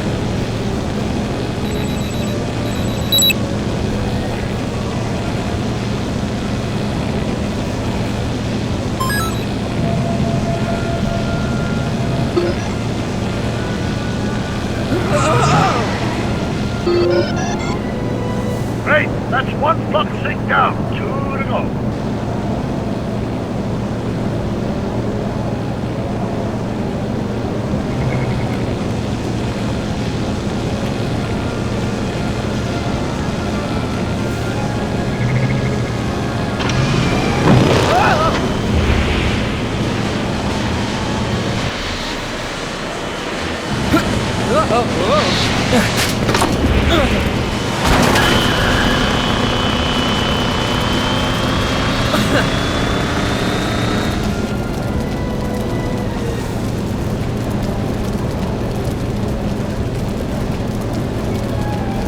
Don't cross those flames. They may be radioactive. I don't even like crossing through normal flames.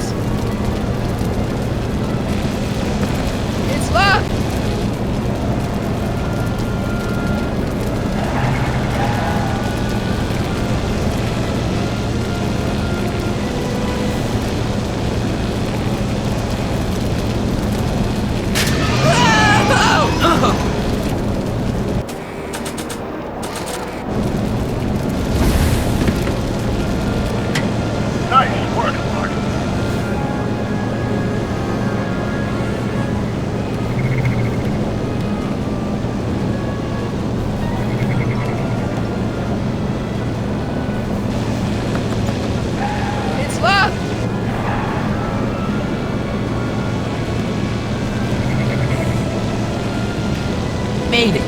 Excellent. Now let's get that flexible right mouse off before she starts making life difficult. She's been making it easy up till now? Is that the port flux emitter? Yes. Now plug in the flux sink. Well, here goes nothing, Doc. Whoa! Perfect! Now, aim the flux sink towards the receiving dish on my DeLorean. Receiving dish, check!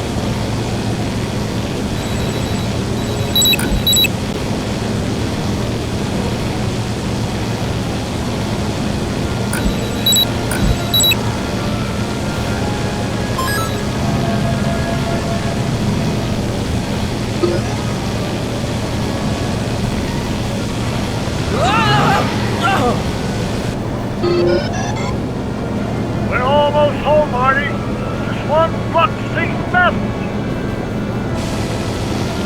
Get off my car, you hooligan!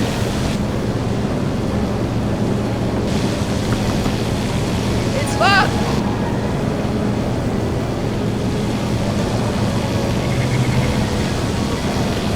I better not touch it now that it's synced.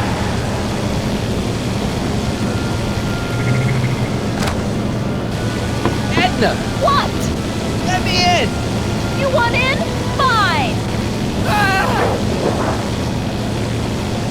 Marty, are you all right? Not really.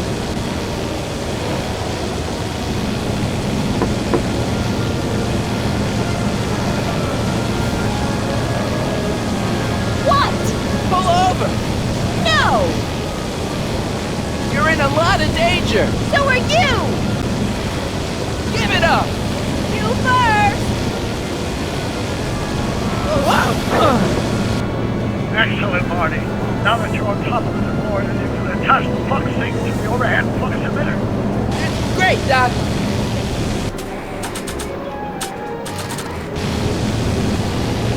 Ha!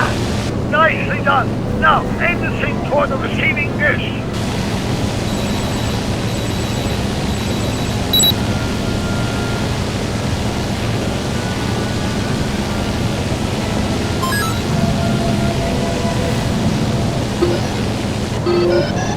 That's it!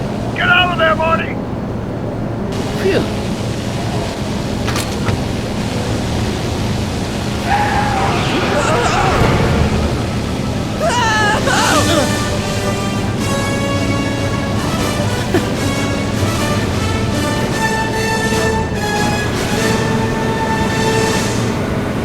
Now what? Now we take control of Edna's DeLorean with the flux synchronizers, and that's strange. What? According to these readings, the temporal cohesion of Edna's DeLorean is decaying at an alarming rate. English, Doc. We've got to get Edna home, now!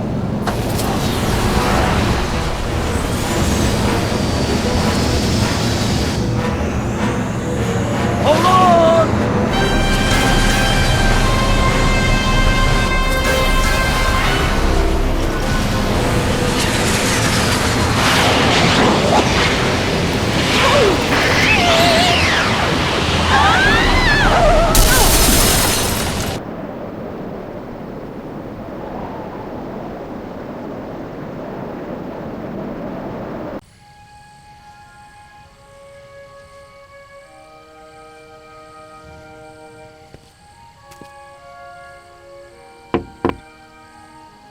Parker?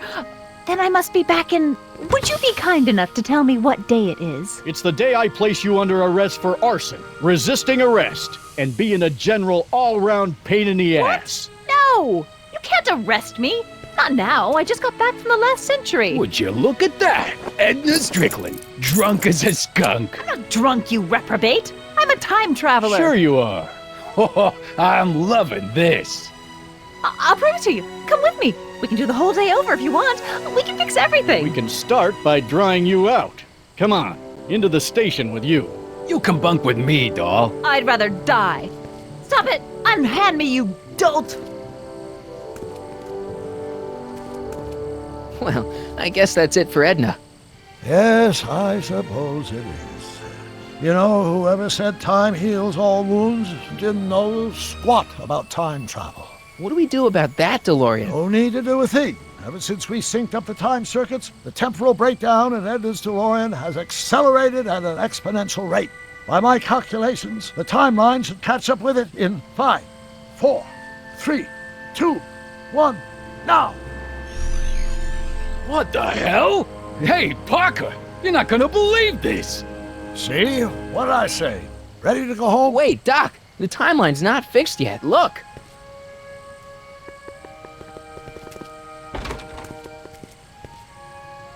Michael, you missed all the fireworks at the expo.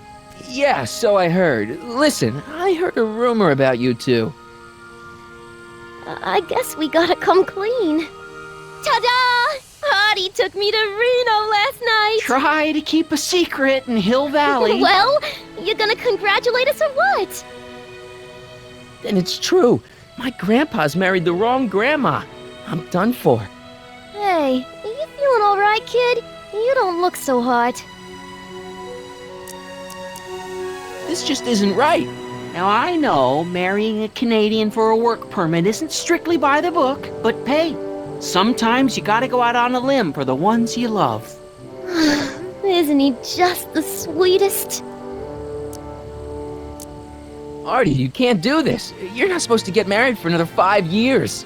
Well, I know Trixie and I were taking things slow.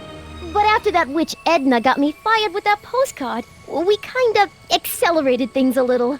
The postcard? Oh, man. Can you see through me? Nope, never could figure you out. I thought you'd be thrilled for us. You don't understand. You're supposed to marry Sylvia Miskin. But I did marry Sylvia Miskin. What? You didn't think my real name was Trixie Trotter, did ya?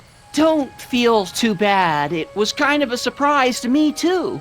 Wait a minute, you're Grandma Sylvie? Grandma? Hey, how old do you think I am, kiddo? But you're so skinny and blonde and... Huh. Yeah, You know, it's I amazing think what Oh a my God. you as a she'll do for I've ya. seen you naked. You're Sylvia? You okay, pal? Yeah, I'm fine. Great. You kids go off and have yourself a wonderful honeymoon. And don't worry about your dad, Artie. I'm sure he'll come around. Come around to what? To approving your marriage. You seem kind of mad about it back at the high school. Well, that was before I got a look at her. Besides, as my dear old father Seamus used to say, no sense in getting riled up over something I can't do nothing about. And honestly, now that I met her, I can't imagine a better daughter-in-law than the charming Miss Sylvie here. Aw, thank you, Dad. As for you, stranger, I'll thank you to not go poking your nose in McFly family business.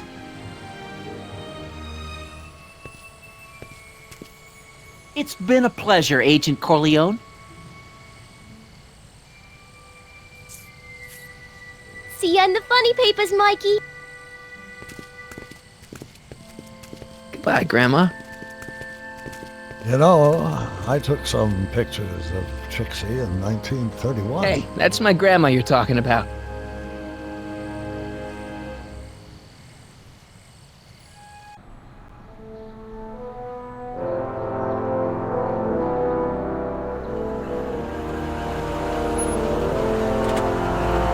Here we are, back in good old 1986. May 14th? 15th. Best to build in a little lag time. Gives you a chance to catch up. Looks like the estate sale is still going on. Hey, don't you want to stay, Doc? You gotta stop the bank from selling off all your old stuff. What are you talking about? Estate sale? Bank? I'm not dead, Marty. Clara and I are having a little garage sale, that's all. Garage sale? You mean... Marty, you're back from your trip. Hello, Doc. Selling off the family treasures, eh? Not quite, but I hope you find something you like. Speaking of which, did you find what you were looking for? Yeah, I sure did. Great! Hey, is that a box of Asimov? Let me get this straight. Are you telling me you live here now? In 1986? Well, naturally. Claire and I maintain a part-time residence here. Wasn't that the case when you left? No. Strange.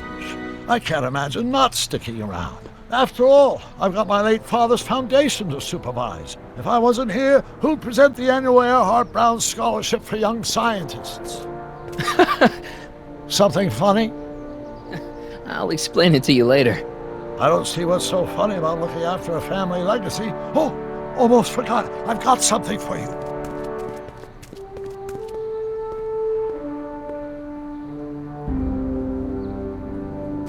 Happy graduation. Graduation? But that's not for another...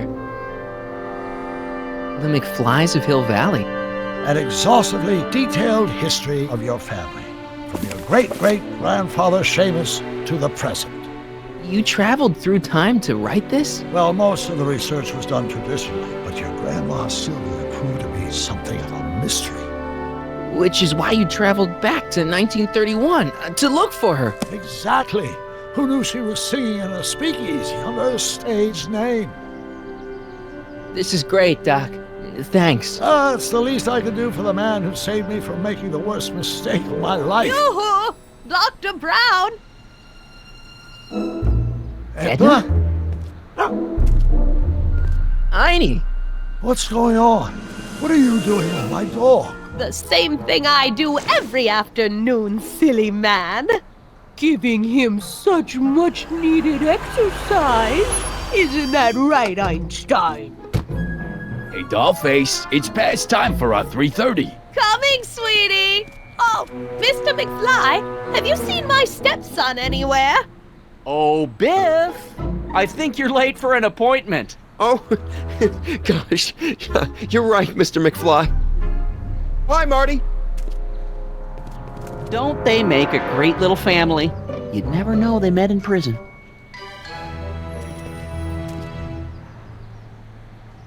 Don't say anything. Let's just walk quietly into the lab and hope there are no more surprises.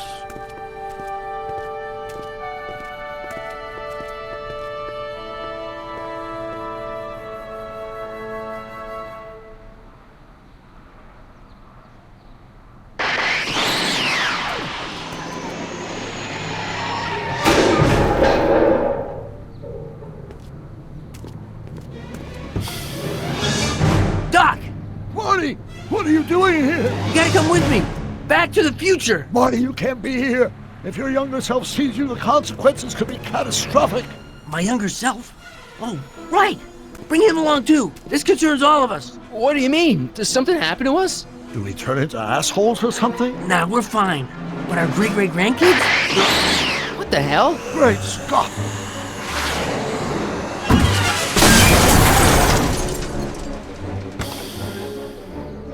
Doc, you gotta come back with me. Don't listen to him, Doc. It's me you gotta help. If you want to save Jennifer and our 12 kids. What? That timeline was overwritten 5 jumps back. Doc, Jennifer's out of how can there be 2 more of me here? I have no idea. My all rights of space-time continuum should be tearing apart like a cheap dish rag right now. It already is. What my evil twin and I are trying to say is the future is totally jacked up, and you gotta come with me to save it. No, me! So, we meet at last. You've altered my timeline once too often. What's going on, Doc? Well, we do seem to have a conundrum on our hands. Or 3. Yeah, Doc, but which one is the real me? Isn't it obvious, Marty?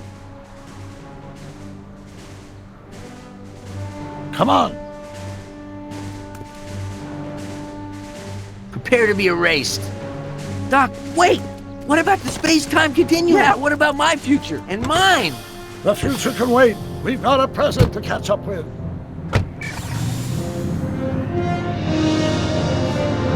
Where to, Doc? Mr. McFly, thrill me.